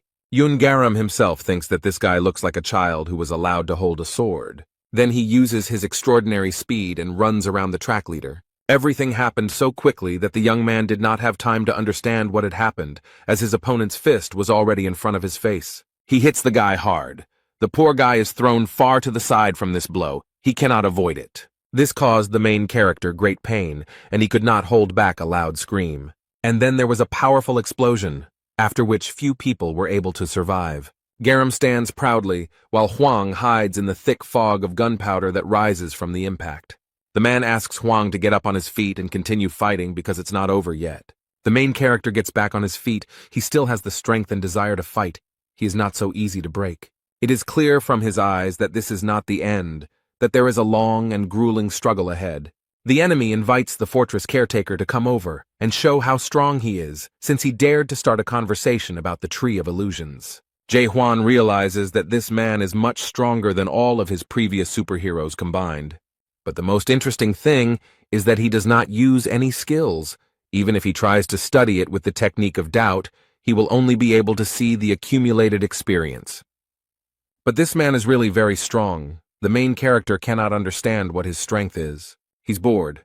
Maybe it's just the experience of creating such incredible physical potential. Meanwhile, Garam mocks his blow and hopes that this weak blow is not the only thing he can do. The fortress guard does not stop for a minute. He continues the attack and increases speed. In a matter of seconds, he disappeared from the enemy's sight, which greatly surprised the Major General. The protagonist suddenly found himself behind the man and momentarily gained an advantage in the fight. And then, right from behind, he performs the universal strike he just used to destroy the previous two opponents. But not only did it not destroy his opponent, it did not even harm him. He noticed that the guy was performing cheap tricks. And then he quickly turns to the boy and clenches his hand into a fist. This man is very strong because he defends himself from attack with his bare hands. The resistance is colossal. This is definitely the most difficult fight for Jae Hwan. He can't believe this man is doing the universal thrust with just his fists, without any weapons. Then Sam Yun Garam jumps up from his seat and uses his extraordinary speed. But in less than a second he finds himself in front of the fortress guards. Such speed would confuse anyone. The guy didn't have time to do anything, or even get his bearings, before he received a strong blow and fell to the ground. The Major General does not stop. He quickly approaches the boy and is about to explain the situation to him. The protagonist can barely breathe, and then a man comes up to him and explains that the spiritual power attack does not work on him. Garam claims that the spiritual power used by the fortress overseer is not supported by the system, but he knows that the awakened ones still continue to try to disrupt the structure of this system. The man comes even closer and grabs Jae Hwan by the head. The boy has no strength to resist. He lifted the boy above the ground and declared that this was a unique world created by someone. The young man wonders, is it true that his opponent's strength is much more natural than spiritual strength? Perhaps this world itself is the root of power. This is the true truth of this system. Jae Hwan looked at his opponent closely and tried to use his move. Despite being in Garam's hands, the fortress's caretaker uses the moon eye technique. But it didn't work. The man said the guy was still using someone else's non-fundamental technique. However, he explained that a unique world without original creation is no different from banal witchcraft. The Major General hit Hwang so hard that he could hardly breathe afterwards. And then, without giving him a moment's peace, he dealt him another extremely powerful blow. Many would not have survived such a test, but the commandant of the fortress is still trying to hold on. He's still trying to get up, and his opponent sadly remarks that he's disappointed in this guy. Yun Haram himself will not stop. He intends to put an end to all this, so he is preparing to attack again. He explains that the awakening he knows about is something completely different. The main character is in great danger, because this huge fireball is flying straight at him. The guy is a little scared. This fight is much harder than all the ones he had before. Jae Hwan didn't have time to get up, but he managed to use his weapon as a defense and tried to block the blow. But it's not that simple. This powerful force seriously damaged his hand holding the sword hilt. The guy feels unbearable pain. His fingers are literally crumbling, but he cannot allow himself to let go of the weapon. The next moment, the main character still managed to repel the attack, but it was very difficult for him. The hand of the fortress overseer Gorgon was seriously wounded, and the youth realized that the impulse of the moon's eye had no power. The man extended his hand to the boy and declared that he had met his enemy, but this did not inspire him at all. He calls on Hwang to quickly clear the way to the very beginning of this world and show it to him. The protagonist frowns and tries to understand what this man is talking about. Is he really talking about the origin? About what was behind the 8th gate in hell? Outside the gate, Mulark left a reward called Message from the Depths. In these messages, he spoke about all the stages of awakening and how it should happen. According to the rules of awakening, the keyword can change, but the process itself always remains the same. It consists of 6 stages. The first 3 stages, doubt, awareness, and renunciation, exist to destroy the existing world. The stages that exist after the fall of the old world in order to build a new one, the second half is the 3 stages of birth. Hwang believed that the next stage of awakening should be incarnation, but he could not fully understand the essence of birth. Yun Haram himself considers the boy pathetic because he cannot use his world wisely and cannot wait for the birth to begin. He is not one to wait or teach softly, so he plans to forcefully open this stable in Hwan and points his hand at the wall. There Serena hides with the old man and Cayman and tries to escape somehow. The guy understands what is happening and he doesn't want this to happen. These are his true friends who don't deserve this. The fortress commandant quickly gets up and wants to save them. If they die under such circumstances, he will not be able to forgive himself.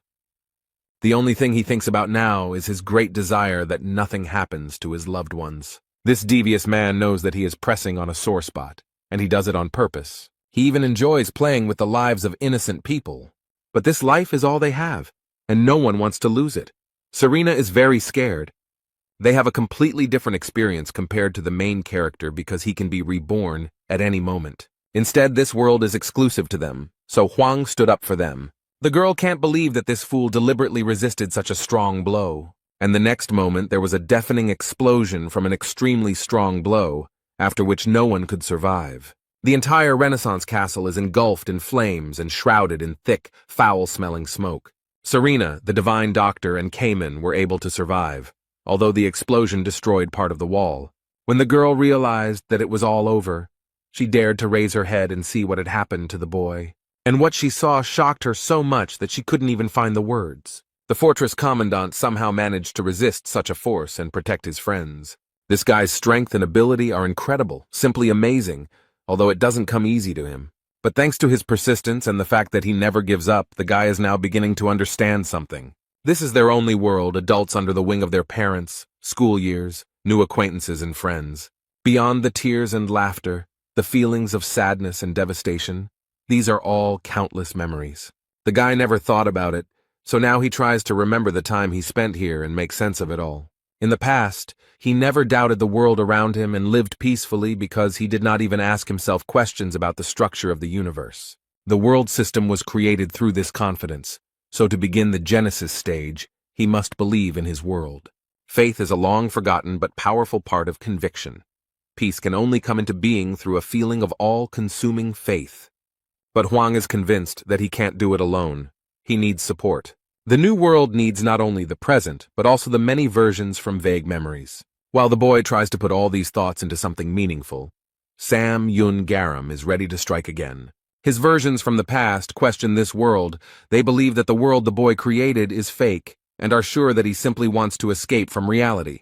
They have a lot of doubts, and they think they shouldn't help him. So Jae Hwan realized that he wouldn't be able to convince all the versions of himself from the past, and he didn't have time to do it. All his past versions have become silent. They no longer inspire doubt and uncertainty. After all, the main character is confident in himself and his faith is unshakable. He is not so easy to break. So he says that if they are not all going to help him, then they should disappear, because he will not convince anyone. The castle is almost completely destroyed. There have been too many battles here. It lasted for a very long time. But that's not all. Jae Hwan continues his fierce fight with the Major General. More precisely, he continues to receive strong blows from him. It is hard to believe that he has endured so much. Before he could recover from the previous attack, he received the next one right in the face. This man is extremely cruel. He does not give a second to rest. Huang does not have the slightest chance to attack. He doesn't even have time to run away or defend himself, as the fortress guard Gorgon is already very exhausted. But his opponent does not stop for a minute. He stubbornly continues his work. The boy received another strong blow that destroyed the walls and destroyed the castle. Yoon Haram himself approaches Jae Hwan, his gait smooth and light. He steps slowly on the ground. But at some point the man stopped. He was a little surprised by what he saw. The young man can no longer withstand all these blows. Now he just lies motionless. It seems like it was too much for him. The main character lowered his head and barely breathed. Perhaps he had already given up. One of his past versions approaches and asks if he really chose to die such a horrible death. If Jae Hwan dies now, all of his previous versions will die with him. The main character remembers all the events that happened in his life and how difficult it was for him to go through all of this. Has he forgotten everything he went through to get here and become who he is now? It's better not to be stupid, but to run from here as fast and as far as possible, otherwise it will be the end. The poor thing is struggling to stay on her feet, but they have already been through too much. So he falls to his knees, and one version of it claims that he has already reached the pinnacle of despair. Yun Garam himself thought that the guardian of Gorgon Fortress would last a little longer. He was even disappointed to see this. These words made a big impression on the main character, so he decided to try again. This surprised everyone present, because the guy no longer had any strength left, but he continued to try. Jae Hwan is breathing heavily and can barely stand, but he believes that he will succeed no matter what. His gaze is full of self-confidence, and he asks what exactly has disappointed his opponent. According to some versions, he completely lost his mind, and for a moment even forgot that they were all one person. Thanks to his strength and confidence, the guy convinced himself and all his versions from the past that he can do anything. Yun Haram himself was even glad when he saw that the boy did not give up, but continued to fight. All the previous versions helped the guy, now they also believe. He managed to convince them. This fills the main character with energy, which he is currently sorely lacking. The boy absorbs his strength and tries to concentrate to continue the fight again. And the next moment, the fortress caretaker opens his eyes and begins the second part of the awakening. It begins the inception stage, an important and very serious step on the path of development. Serena can't believe that Huang managed to initiate the birth process, because it's not that easy. So now the fourth station of awakening begins, which has the power to turn lies into truth. Under the dome of the castle, a multitude of purple particles formed, swirling next to each other. This is a very powerful force because it turns any belief into reality.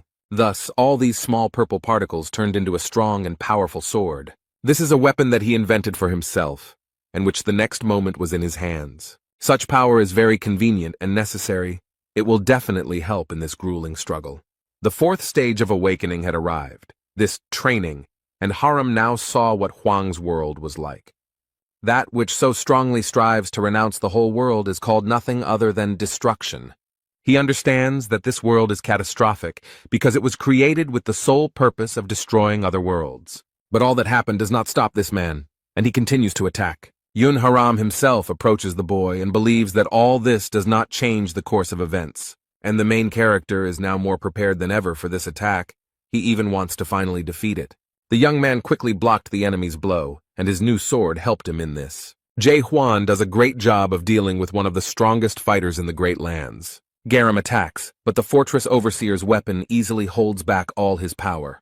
This man looks pleased with what he saw. This guy became stronger right before our eyes. He likes this type of fighting better because it is much more interesting to fight with a strong opponent. Now their blows follow one after another almost without a break, and the man finds it all simply amazing. He remembers the last time he was this excited was when he was fighting horror 1,000 years ago. So he thanks the guy for helping him experience those unforgettable feelings again. Then he walks up to the fortress guard and delivers a powerful punch to his head. The guy didn't have time to foresee it, so he couldn't avoid it and is now lying on the ground. Yun Haram himself pompously declares that, despite all his successes, everything comes to an end. However, the main character is not going to give up or stop there. After so much effort has been put into getting him to where he is today, it's impossible to just stop it. And the enemy came up very quickly and looked intently at this very confident guy. Another blow occurs. It seems that it will never end. Their fight continues for an unusually long time. And then everything turned into a huge explosion. Fire and smoke rose up. It was difficult to see anything. The main character has defended himself from the blow and is now preparing to attack. Huang has long wondered why he lived such a long life, trying to survive and perfect his lunge. Yun Haram himself had already managed to approach the boy and swing his fist. However, fortunately, the main character managed to dodge. He bent down and the blow hit the wall, not him. Everything happens very quickly. While the major general strikes, Huang is already behind him. The protagonist begins to understand what mistakes he made, but now knows how to correct them. All this time in chaos, this guy only did lunges, nothing more. It was his strategy, to learn one thing, but to perfection. He did it over and over again, as if he didn't understand how this world worked at all. It was completely different from the one Huang came from. Jay Huan was like a little child, completely unaware of what he was doing or whether he was doing anything right. Now the main character feels like everything he did before was just child's play. After being exposed to new and such fundamental information, he has a lot to think about. The protagonist looked at his opponent and realized that he finally had every chance of winning. Garam enjoys watching the fortress's caretaker realize the true truth of this world. Jay Huan smiles and believes that he can now put an end to this long and grueling struggle. But despite everything, he is glad that he met such a strong opponent. He will definitely remember this fight. He even wished that this momentous moment could last a little longer. However, it was not so easy to catch this man. He dodged the blow quite skillfully. The guy is not disappointed at all. He smiles sarcastically and is ready to continue. And then he pretentiously asks his opponent if this is all that the system has to offer him. The Major General bared his white teeth and cheerfully declared that he still had something to show. She attacks the boy, but Jay Huan easily blocks the blow using his sword as defense. They met again in battle. They are very strong opponents and their strength is almost equal. Because of all this, Many explosions occur, and the rebirth castle is completely destroyed. And Serena is scared and doesn't know how to protect herself from Chung-Ho and Cayman, because there are so many rocks falling from everywhere. After a while, everything became quiet. They stopped measuring their strength, and small fragments of the building continued to fall to the ground. The protagonist landed softly on a small patch of flat surface and exhaled heavily, and his opponent noted that he liked it, and added that he hadn't had such pleasure for a long time. He can't believe he met such a strong opponent in chaos. He definitely didn't expect this. The fortress commandant looks very serious and turns to his opponent to say something to him. Yun Haram himself fell silent and listened attentively to Jae Hwan. After their fight, the general treated the boy with respect. The fortress guard noted that during the battle he felt the same as Garam, and it was very interesting. Huang has been perfecting his lunge for thousands of years, and this man, like the protagonist, has spent his entire life honing one skill. But he regrets that this man is just an ordinary adapted man, the same words that Mulark once said to him. This man remembered, as Mulark now did, that he was sorry that such a great general had turned out to be an ordinary adapter. It really struck him. Garam sees more and more similarities to this horror. He has only one question for this guy who stands so proudly in front of such a strong man. The man asks loudly what this guy wants. What is his main goal in this life? The main character does not hide anything. He honestly and proudly answers that he is heading into the depths. Now he says out loud that Jae Hwan reminds him of the horror that happened to him many years ago. But then he explains that the depths are full of extremely powerful beings, much stronger than him. It is so difficult in the depths that even great monarchs have given up, and they are very strong. Even the horrors have given in, and this boy naively believes that he can do something. The wind picked up, forming something like a red tornado, and Garam found himself in the center of it all. Jae Hwan didn't expect to see this. He takes cover from the wind and this energy that is floating around. Suddenly, all this action stopped, and a figure holding hands became visible. Some strange creature appeared, something with big wings. It looks very strange. The protagonist cannot believe his eyes. An extremely powerful creature is looming in front of him. Yun Haram himself is all beaming. He smiles slyly, because he understands that now he is about to have a lot of fun. He challenges the commandant of the fortress to demonstrate to him a skill worthy of such ambitions. A dark guardian appeared in front of the protagonist, looking like an angel. It seems that Garam has significantly developed his abilities. Serena can't believe what she's seeing. All these events are extremely shocking to her. How can you watch calmly when a demigod guardian appears before you? It is obvious that Garam has long since surpassed the rank of general. Looking at Samyun Garam now, we can confidently say that he has reached the rank of lieutenant. This creature is armed with a long, sharp spear and challenges the fortress's caretaker to prove that it is worthy of going into the depths. The Dark Guardian has a very important and responsible task. He protects the system of this world.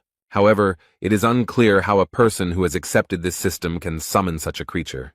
The protagonist realized a very deep truth about his existence when he met the Dark Guardian, and the fortress's caretaker is convinced that he lived only to destroy this world, and at that moment his two swords merge into one superpower. This guy will do everything in this fight to convince everyone, and especially himself, that he is worthy of it.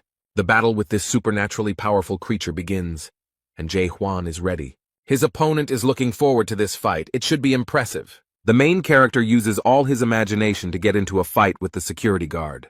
Their forces clashed, and now it will be possible to see who is stronger, the dark guard or the simple guy. A huge, powerful wave rises, sweeping away everything in its path. Serena and her friends are barely holding on. The fortress commandant strains all his strength.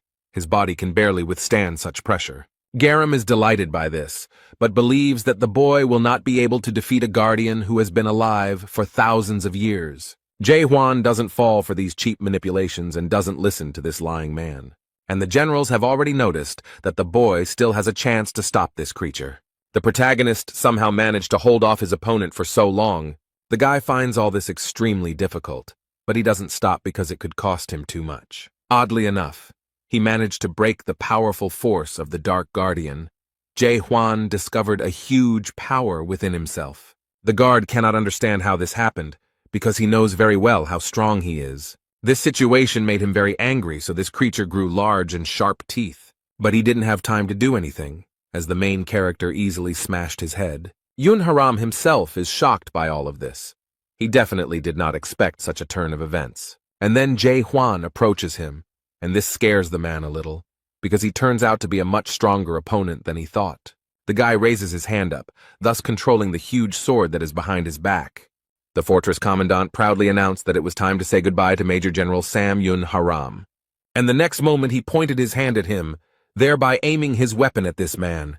The huge sword was rapidly approaching him, and Haram no longer had a chance to win. In fact, he doesn't even try, but simply watches in admiration as the sword flies towards him.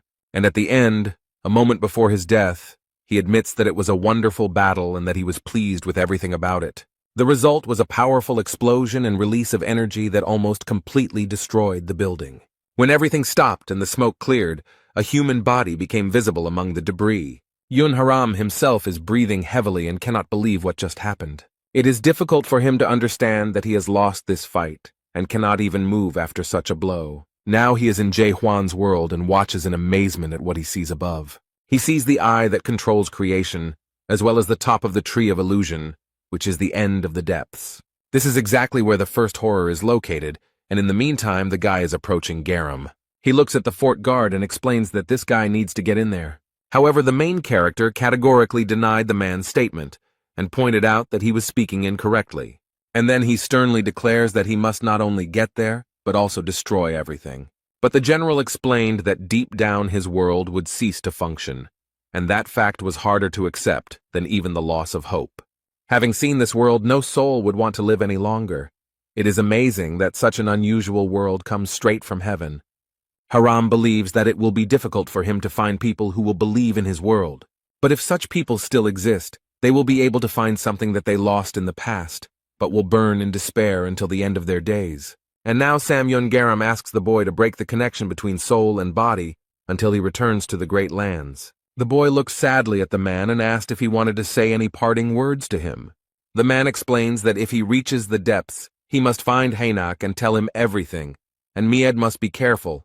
If he finds out that Huang has regained consciousness, there will be trouble. The protagonist takes advantage of the opportunity and asks why this man did not destroy him. After all, the Major General had many chances to kill the guy before he unlocked the final stage of awakening, but for some reason, he didn't take them.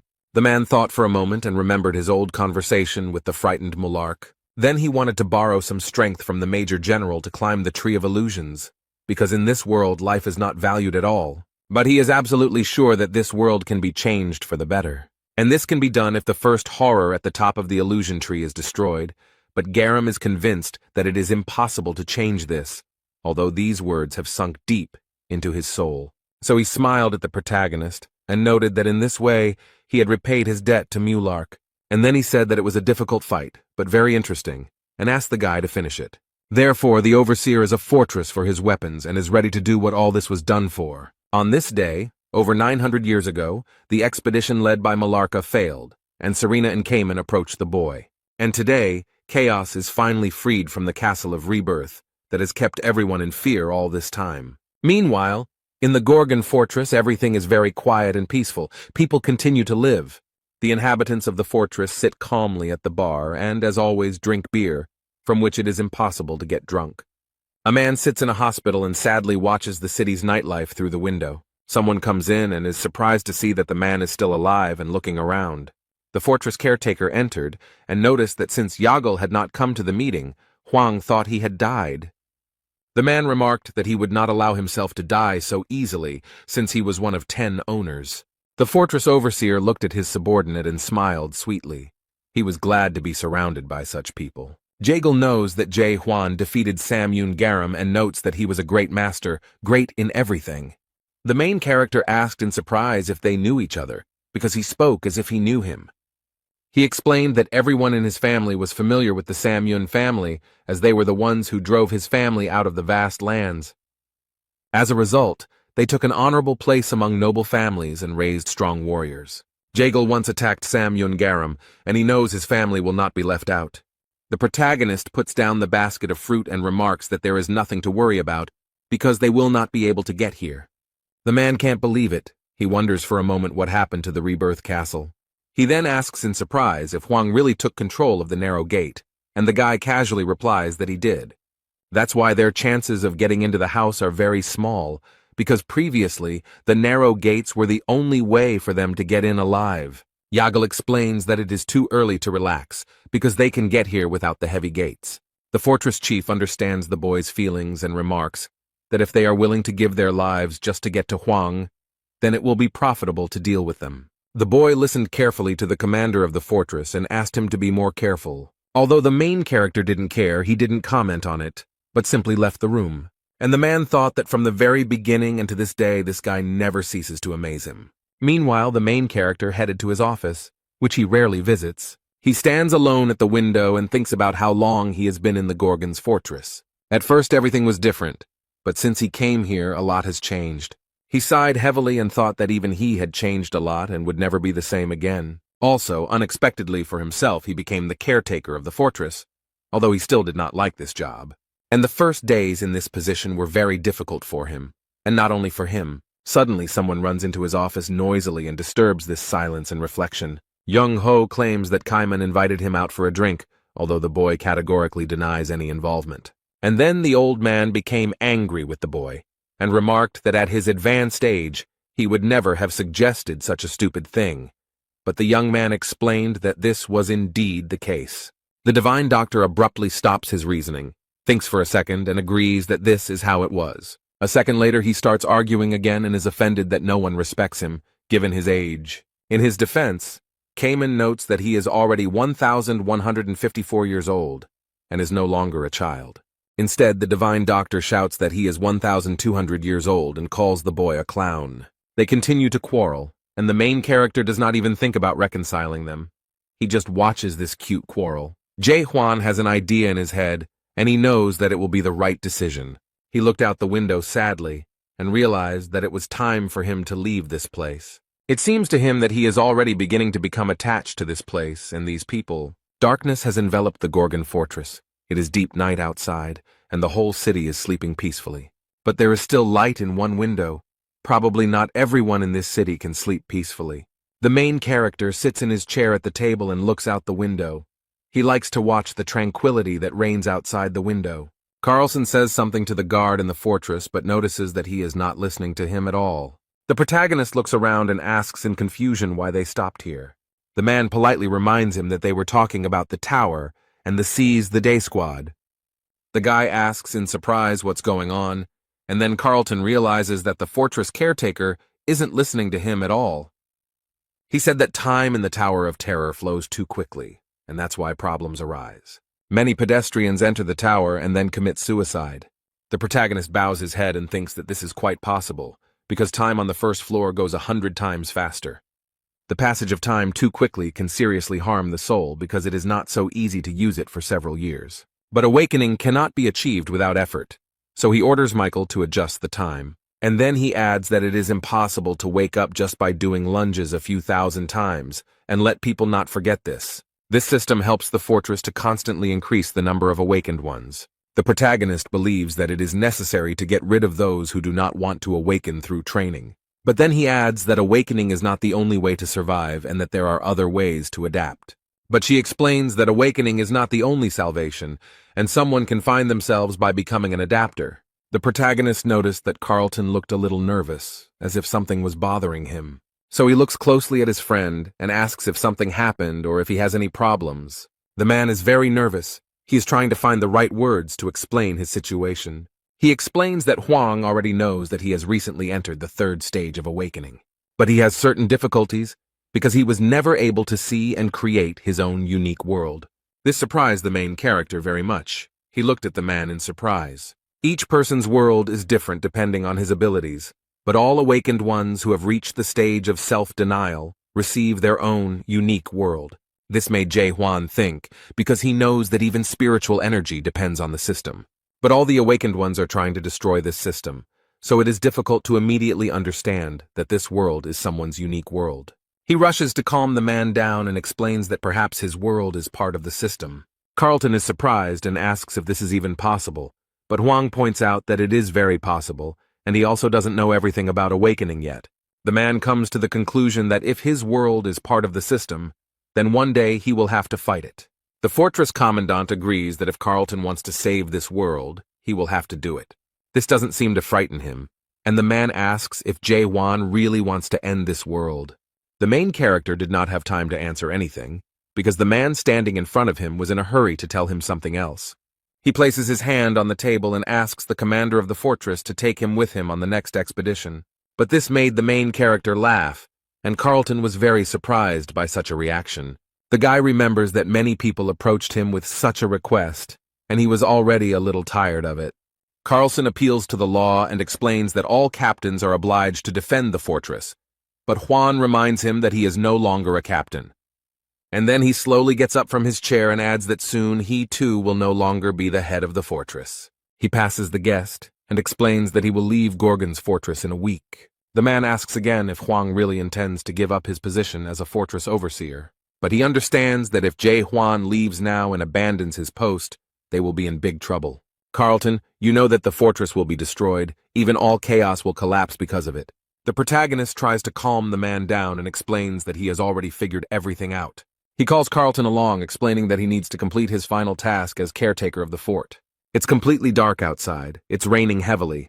Everything around is flooded with water and darkness. But despite such bad weather, many people are standing and waiting for something. They're all very sad, their eyes are full of tears, and it seems that the sky is crying with them.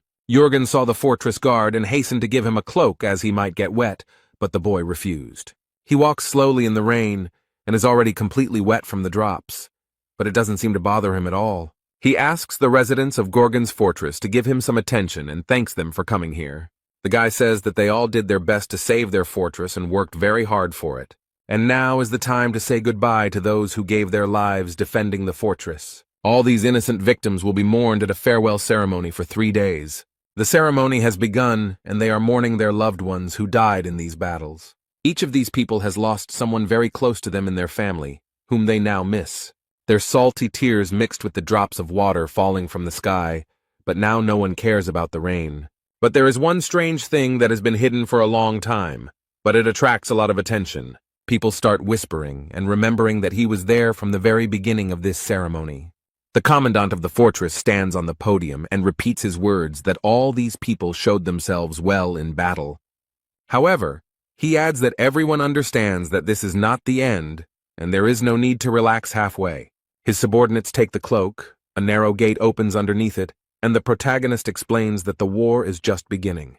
People are terribly frightened. They understand what it is, and ask the commandant of the fortress to get rid of this creature as soon as possible. They want him to destroy the gates. But these are not all the surprises that Jae-hwan has prepared. He explains that it is too early to be surprised. The people in the stands begin to worry and let someone get closer to the fortress guard. They saw the monarch emerge from the great lands with his hands cuffed, led by Serena. They can't believe their eyes. Is this really the monarch? People are afraid of him. The main character approaches this man boldly and without any fear. It's still raining from the sky, and the rat general looks very scared since Hwang doesn't look friendly. His veins tense, the man shakes with fear and timidly asks if he is going to kill him. He begins to get nervous and asks the commandant of the fortress to do it quickly, but warns him that he will get what he deserves for this. He continues to threaten and explains that the monarch of total darkness will never forgive him for this. Jae-hwan got tired of this meaningless chatter, so he decided to punish this man. It only took one swing of his sword to leave this idiot without both arms. When he looked at his hands, he started screaming hysterically because it was so scary to see. The protagonist assures him that he will not kill him here, because he wants to return this man to the great lands. But he asks that this monarch convey to his master that if he wants war, then let him come. Jae-hwan proudly and very confidently declares that he will wait for him at the top of the Tree of Illusions. The day has come, the weather has become much better, the main character is walking around the fortress, but he can't enjoy the quiet walk because Serena comes screaming after him. She wonders how a man who is going to resign as commandant of the fortress tomorrow dared to do such a thing. She finds it hard to believe that this man is going to fight the Lord of Pitch Darkness. The girl does not understand why the man sent the monarch Reich through the narrow gate. If he was going to destroy this thing, he had to do it quietly and without witnesses. Serena realizes with horror that they are all in for a terrible and irreversible revenge. The guy tries to calm the girl down and asks her not to make noise, because if anyone comes, it will be some lieutenant. Since there is war in the great lands, none of the great monarchs will be able to escape it. The girl explains that she knew the guy was crazy, but she didn't even know how crazy. She realizes that someone much more powerful than the first lieutenant will come to avenge the death of the monarch of silence. She is sure that at least 2, maybe 3 will come, and if representatives of 5 large clans come, then everything will reach incredible proportions. This is exactly what the main character wants, because only his death can change reality. The girl fell silent. She had nothing more to add, and she realized that now she would just have to wait. Jae-hwan looks back and asks why she came, to cry or to ask questions, and he adds that she is even a little interested in how events will develop in chaos, which he very much doubts. The girl admits that she came to hear about something that he had long promised to tell her. She asks the guy again what he saw beyond the 8 gates of hell. She is very interested in it. The main character, without further ado, told Serena absolutely everything that happened there. All this made an incredible impression on the girl. She asked him if he was sure of what he saw there, and what he told her. She asks again if Mulark really left it there, and Hwang confirms that there was indeed a message from her godfather. But the girl is unperturbed. She cannot believe all this, so she demands proof. Jae-hwan gives her a very short answer, cold winter, which makes the girl shut up. She looks at the guy in surprise and asks if she heard everything correctly. But the guy doesn't explain anything, and again answers with the mysterious phrase, cracking egg. At that moment, Serena realized that all this meant the winter of the illusion tree, and this impressed her very much. It was a long time ago. Mularka was in winter near the Tree of Illusions, when the snow crunched under his feet. In the very center of these harsh lands, where a powerful ice storm raged, something magical was happening. This amazing story was told to the main character by Mularka himself on the threshold of the 8th gates of hell. As he approached the glow, a bright egg, like a flower bud, was waiting for him there. At first, he was very alarmed because it was the first time he saw life emerging from an egg. This man assures that he will never forget such an amazing and touching moment. The birth of life appearing in a dream, a cute little creature hatching from a fragile shell. It was at that moment, when Mulark saw the child's face breaking through the thin shell, that he realized his godmother was right. The main character told the girl about all this, about the newborn child and how she found a godfather. He finds the whole story rather strange, but Serena listens to the boy very carefully. And then, with great surprise, she asks why he finds all this strange, because for her, these are completely ordinary things. The protagonist believes that this is strong evidence of something, and the girl is angry at him for speaking as if these were his personal memories. But he explains that according to these memories, all horrors emerge from an egg in the trunk of the Tree of Illusions. This is the winter base of the Tree of Illusion in the Great Lands, where horrors are born from the dreams of the Tree of Illusion and hatch from eggs. But the girl is disappointed. Did Mulyarka really not leave anything for her? No message or anything like that? However, Hwang answers rather cryptically. He doesn't know if there is any message for her. Maybe there is, maybe not. He explains that Mulark's message was not left in the form of a book, but rather a cluster of stars and chaotic memories. These were fragments of events from the past, which had neither a beginning nor an end. Perhaps he simply did not want his memories to form a whole story. That's why he can't tell her anything special, even though he would like to. But the girl considers him a liar. Jae-hwan looked at the girl seriously and asked why she was looking for a mason, maybe because he was her godfather? And then he added that if she wanted to return to Mulark's memories, she would be better off staying with Hwang. The girl is surprised by such a proposal, and the young man adds that her godfather disappeared into the depths, so she might be interested in it. And then he left her alone with her thoughts and realized that she needed time to think things over. Serena is very irritated by this situation, as she sees that Hwang is trying to manipulate her. And then she remembered again everything he had told her, and she realized that memories could be the key. So she calmed down almost immediately and asked the protagonist to stop for a moment. She asks again if she understood correctly that her godfather left a message in the form of memories. Jae-hwan slowly looks back at the girl and confirms that this is exactly how it happened. In this case, she had a great idea, and it made the girl very happy. Serena invited the guy to her lab again, despite the fact that she didn't really like the guest's previous visit. The guy looked at her with a smile and remembered that she herself said that she would not let anyone else in here. She also stated that he fits into her personal life, but the girl explains that it was a long time ago, and she needs him now. She was making something, and when she finished, the panels on the roof started moving, and the guy watched with interest to see what would happen next. From there, a cat-shaped device appeared on metal chains looking both cute and scary. The girl briefly and without details explains that this cool thing will help them with compression. But this scares the guy a little, so he asks her to explain, and she tells him that this device attaches to the soul and squeezes out memories. This is often used by horror films that have lost their spiritual strength. It allows them to gather all their emotions and memories together. Thanks to the use of compression, horror always has enough ideas. She then adds that this is her first experience using this method, but others say that squeezing is the best thing you can do to induce terror. Surprisingly, the main character quickly agreed to this experiment and realized that she wanted to use this technique to look into the memories of her godfather. The final preparations are already underway, but this waiting is a little tiring for the guy. He wants to finish everything as soon as possible. It seems that he was right to ask Serena about this technique, but it was too late to back out. She smiles and wonders if he will remain as calm once the procedure begins. She knows perfectly well that squeezing causes incredible pain to a person, but she did not warn him about this at first. But this pain only affects the victim to whom this technique is applied, so she was not interested in talking about it. So the girl began the procedure, which required considerable strength and concentration.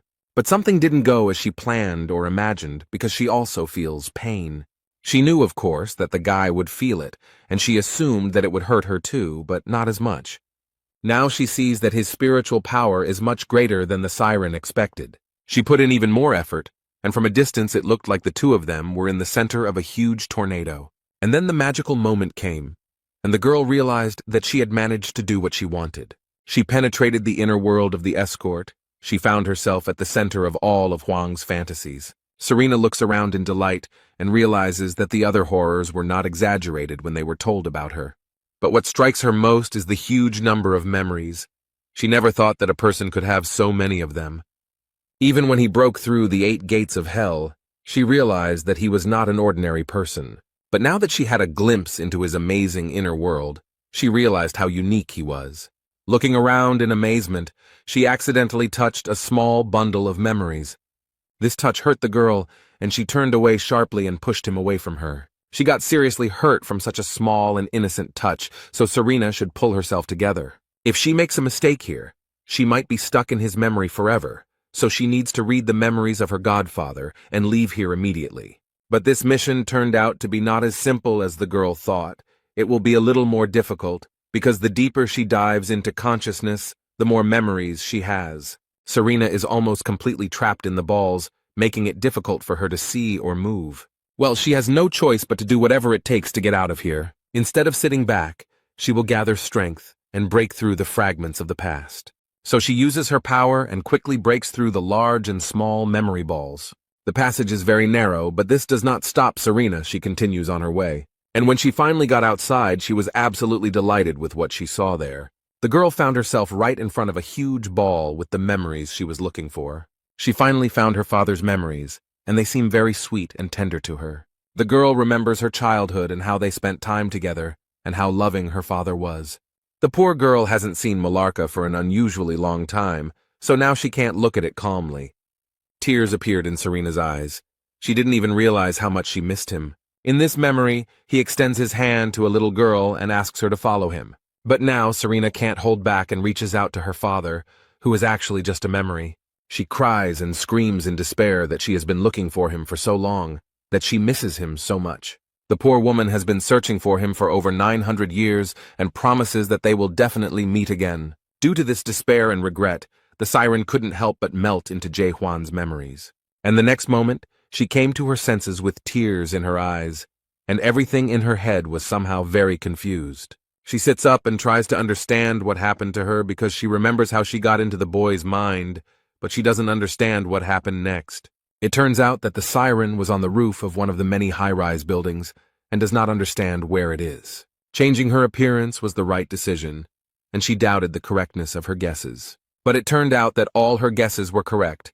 She understands that she is in the 194th world, that is, on Earth. The place is occasionally visited by horrors that move illusions across the tree's bark, and due to the horror's many attempts to protect the Earth, it has been forced to remain hidden from the authority. It seems she has entered the supernatural, the foundation that was formed when the Earth was created. Malarka said that there is a subconscious entity called the supernatural, that it is formed along with the place of birth, and that all the illusions of the world are formed through it. There is only one way to get out of there. You need to find a particle of consciousness in the subconscious world, that is, a guide. Serena is wondering where to find this manual when a boy quickly runs up to her. He runs away from someone and asks the girl not to disturb him and get out of the way. Two more boys run after him and rudely demand that he stop. One of them is holding sticks in his hands. The girl looked at all this, and it seemed to her that this guy looked like someone. These people cornered the child and noticed that the boy had been running away from them for a long time. They say it's time for this little one to give up, but it seems the child is not ready for that. The boy bared his teeth and prepared to fight the two men. Instead, a man in a police uniform waved a stick and declared that the only problem was the children. Serena couldn't take it anymore. She stopped the fight and screamed for them to stop. She asks why these men are harassing the poor child, and her comments surprise the workers. One of them looked at her and asked the girl to leave, as it could be dangerous here. And then they explain that this boy refuses to grow up and use this to justify their behavior. Another explains that refusing to become an adult is a serious crime and carries the death penalty. She adds that it is their duty to run after him, but Serena does not understand how being a child can be a crime. She doubts that such laws exist on Earth. The police looked at the girl, then at each other, and noticed that she was somehow different from everyone else. They find her pronunciation unusual and even very strange, and the girl does not like this situation. One approaches the girl to show her passport, and the other notices that Serena has horns on her head. She realizes with horror that she forgot to hide her horns. Now she is in a very bad position. Malarka warned that if she suddenly found herself in such a world, she had better not stand out in any way. This place is brutally repulsive to anyone who is even slightly different from the mainstream, and no one knows what might happen if they notice that you are different from others. Serena remembered with despair how her father had told her to be careful, but now there was nothing she could do about it. She understands that she is in serious danger, so she will have to use magic. People can't believe they are seeing a fire in front of them, controlled by an unknown girl. She suddenly points her hand at the attackers to take advantage of the situation, but it seems like something went wrong. The poor thing realizes with horror that her magic does not work in this world, and now she has no idea what to do. Suddenly, the city siren began to wail at the top of its lungs, announcing an impending emergency. These people in police uniforms begin to turn into terrifying monsters. Their clothes become too small for them because these creatures begin to grow. They increase in size, and the city siren continues to howl and warn about the detection of a suspicious object. The girl is so shocked by what is happening that she cannot even move. And in relation to these monsters, the system decided to begin immediate destruction. Serena is very scared and begs them to stop and not do this. All this scares her very much. But the monsters do not stop for a minute. They quickly approach the girl. And then one of these creatures grabs the poor thing and holds her face tightly with its hand. However, the guy does not hesitate to rush to help the girl. He is not going to leave her in trouble. He quickly runs up to the monster that attacked the girl and hits him hard on the head. This little boy is very skilled in fighting. It looks like this is not his first time. Another one approaches him from behind, but this child notices him and looks at him not at all childishly, but on the contrary, very sternly. He jumps away from the first monster and destroys the second one in one move. It seems like everything is going very easily for him. Since this creature was holding Serena, she fell, and before she could even blink, this guy had dealt with them. She recognized this boy as Jay Huan, a piece of consciousness in the subconscious world. The conductor of the supernatural is a reflection of the mental age of the ego. Now the girl realized that the mental development of this strong and courageous boy was at the level of a child. Meanwhile, when the boy stood up, looked around and asked who she was and what she was doing there, the girl realized that he was the guide. She somehow managed to explain to him who she was and how she got there. So now this guy is taking her somewhere. He points to a narrow passage and asks if she can fit through it. The girl realized that she would not have any problems, so the guy invited her to go with him. She finds this boy very cute, and his eyes and face express incredible determination. Now she understands that if the conductor expresses the mental age of the ego, then deep down Huang is an innocent child. She thinks about teasing him when she gets back, but she finds it hard to get out of this narrow passage. The child, helping her out, explains that she must have been carried away by a stream of memories, that there are fragments of memories that get lost and are transferred here. He explains that she is the first such creature to appear here, But the girl thinks that this world belongs to adults, and he is the only child here. So he asks why he stays here, since the police are constantly dealing with them. She wonders why this world is trying to get rid of a child who refuses to grow up. The boy briefly explains that this is all because there are only adults around who do not understand children. In this world, everything is the same, so the system tries to get rid of everything that is even slightly different. But the guy has a question for her, and the girl is ready to listen to him. He asks what he really looks like, and then adds that he doesn't care at all. But he asked anyway. This question made the girl think hard, and she was even confused for a moment. Serena recalls the events they experienced together and cannot think of how to describe Huang to her. Now she realizes that if she thinks about it, she knows absolutely nothing about him. But this child is waiting for an answer, and she needs to think of something to say to please him. So she says that Huang is like this child, but the boy does not understand how this can be, because he should be an adult. But the girl explains that he is actually a child, and deep down she knows that just the memory of Huang makes her angry. He seemed to like the idea that he looked like a child too, and it looked very cute. The boy promises Serena that he will help her get out of here. The girl is a little surprised. And then he looks at the girl's pink hair and finds something rather interesting there. He takes out a bright red crystal and says that this thing will help them save themselves. Serena doesn't understand what it is.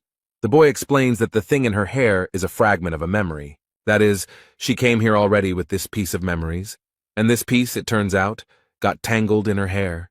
She doesn't understand how this is supposed to happen, so she asks if he wants to send her along with the fragment and wonders if he knows how to do it.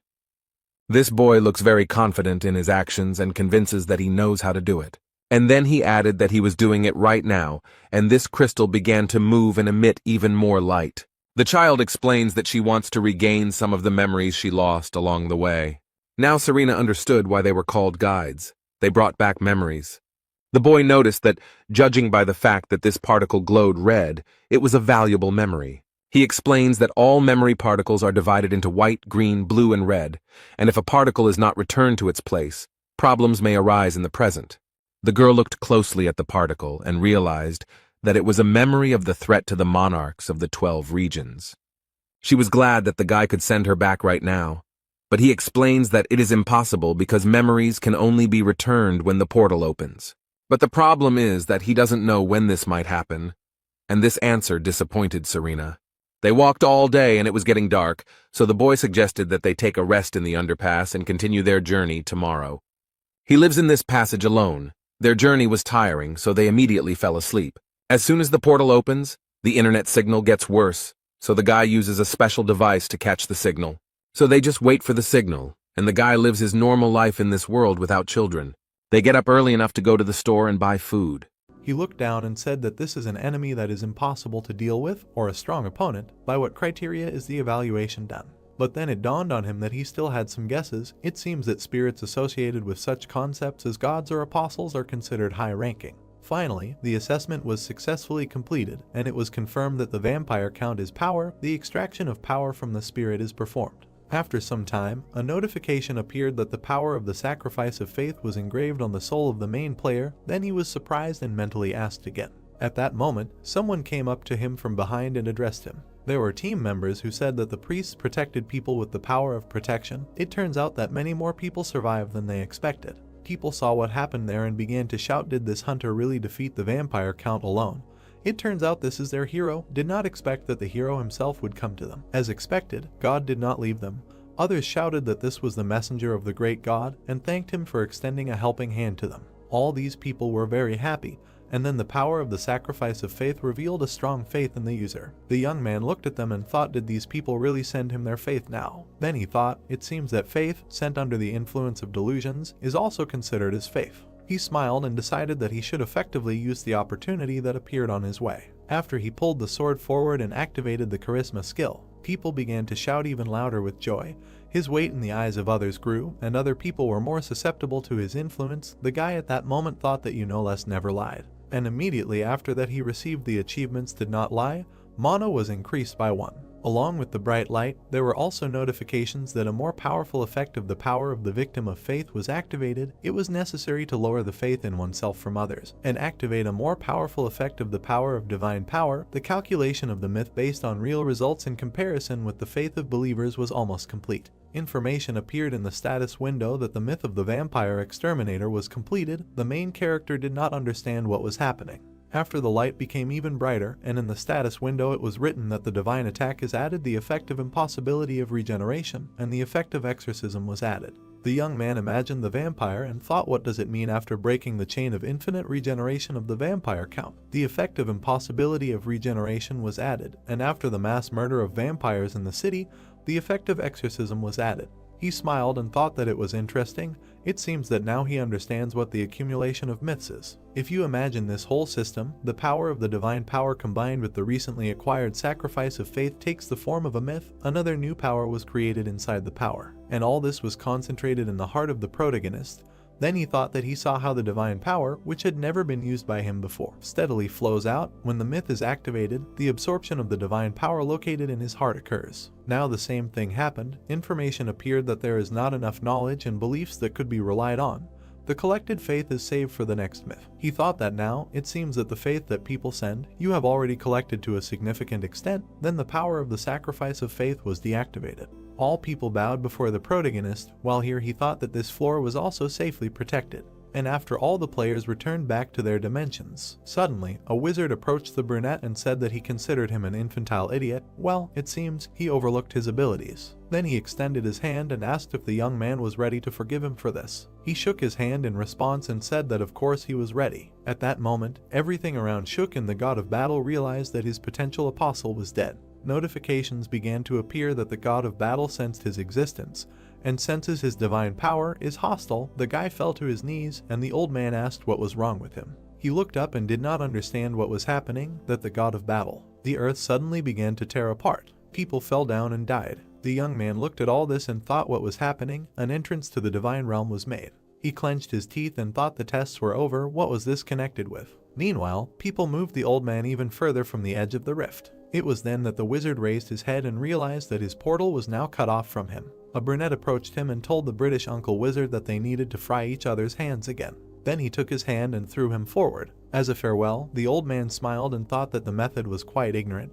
But as expected, it worked because he flew straight into the portal. Meanwhile, the ground continued to collapse and all the fragments fell into the lava. There were children there who were protected by a woman, and at that moment the main character landed and told them to step aside. With one blow, he pierced the ground with his fist and activated the counterattack shield skill. A protective field immediately formed around it. The old man was still flying into the portal and wondering if this guy was a hero or not, but if there were still heroes in this harsh world, shouldn't they look like this? The brunette was very heroic in saving everyone around him. At the last second, he thought that he hoped that the young man would also return safely.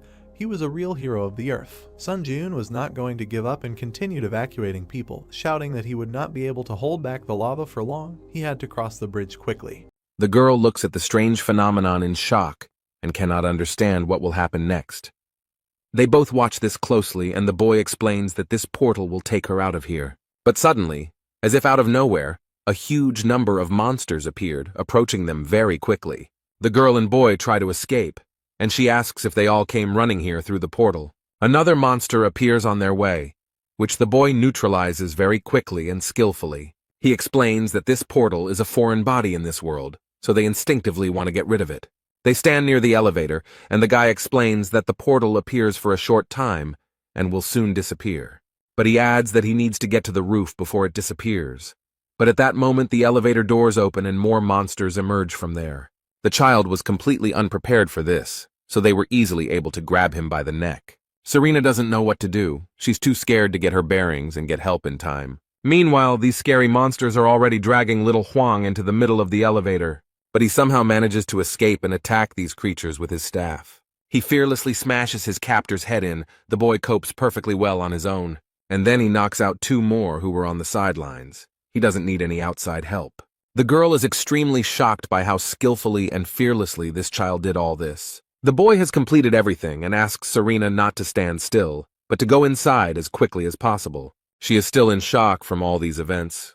But what surprises the girl most is that he is not scared at all. But on the other hand, he is Jay Huan's ego, and it is clear that he is not afraid of anything. It seems to be inherent in him. The elevator opened, and they saw a terrible picture. There were countless numbers of these monsters in the building. This little boy fearlessly protects and destroys these monsters without stopping. These are just numbers, they don't exist. They are just rules made up by adults in this world. They race up the stairs to reach the roof and get as close to the portal as possible. But there are an incredible number of these creatures on the stairs, and they are all chasing Serena and little Juan. They finally reach the door leading to the roof, but the monsters are already very close. One of these creatures almost grabbed the boy, another second and he would have been in their hands. Luckily, he manages to get through the door and Serena closes it, leaving them alone on the roof. The boy holds the door and explains that he will hold them all back and allow her to jump into the portal. Serena is worried about what will happen to him, but little Juan promises that he will take care of it, and she needs to go to the portal because Sarah will close. She doesn't want to leave without him at all, and suggests that they get out of here together. But the boy doesn't understand what she's talking about. Her words sound very strange. Serena explains that if she leaves now, he will be left here all alone. He has no one in this world. She asks him again and again to come with her. The boy thinks for a moment. He barely holds the door and declares that he can't do it. He can't leave there. And then he explains because this is his world, even if it is not the friendliest and most pleasant place. The boy lowered his head and said sadly that he would have to stay here, not looking at anything. He nudges Serena and reminds her that she needs to get out of here quickly before the portal closes. And she adds that she can no longer hold these monsters at the door, so she needs to hurry. At first the girl hesitates because she doesn't want to leave her child in such trouble. But then she realizes that he is right and she needs to hurry. In this situation, she cannot act differently. At the last moment, little Huang called out to Serena and she stopped for a moment. Before she disappears forever, he has one last question that interests him very much. He hesitates a little, but still wonders if he has any friends at all. The girl smiled and said that he had friends and there were very, very many of them. This answer comforted him greatly, and the boy replied that he was very glad to hear it. He did not even care that the monsters had already broken through the door. So he has to give up this sweet moment and return to his stick. He will continue to destroy monsters again and ask Serena to hurry while the portal is open. Finally, the girl thought that when she returned, she would definitely tell him about this child. When he feels completely alone and unable to move on, she will let him know that the version of the little prince she told him is real. After all, the little prince she saw was still fighting for his world. Here Serena is once again plunged into a stream of memories. Now she needs to decide what to do next. She will have to leave behind the memories of her godfather, because she does not know the time difference between reality and the supernatural. So she decided that she could no longer get lost in memories and subconscious worlds. But she has learned something and thinks that when she returns, she will be able to build a tower. At that moment, she firmly decided that she would go on the expedition with him. She was convinced of it. During it, the girl will try to find out as much as possible about her godfather. Suddenly, Serena remembered something and reached into her pocket. It seemed she had something there. The girl pulled out the memory and realized that she had never opened it, even though it was his memory. But she is convinced that everything will be fine and nothing bad will happen, so she touches the crystal.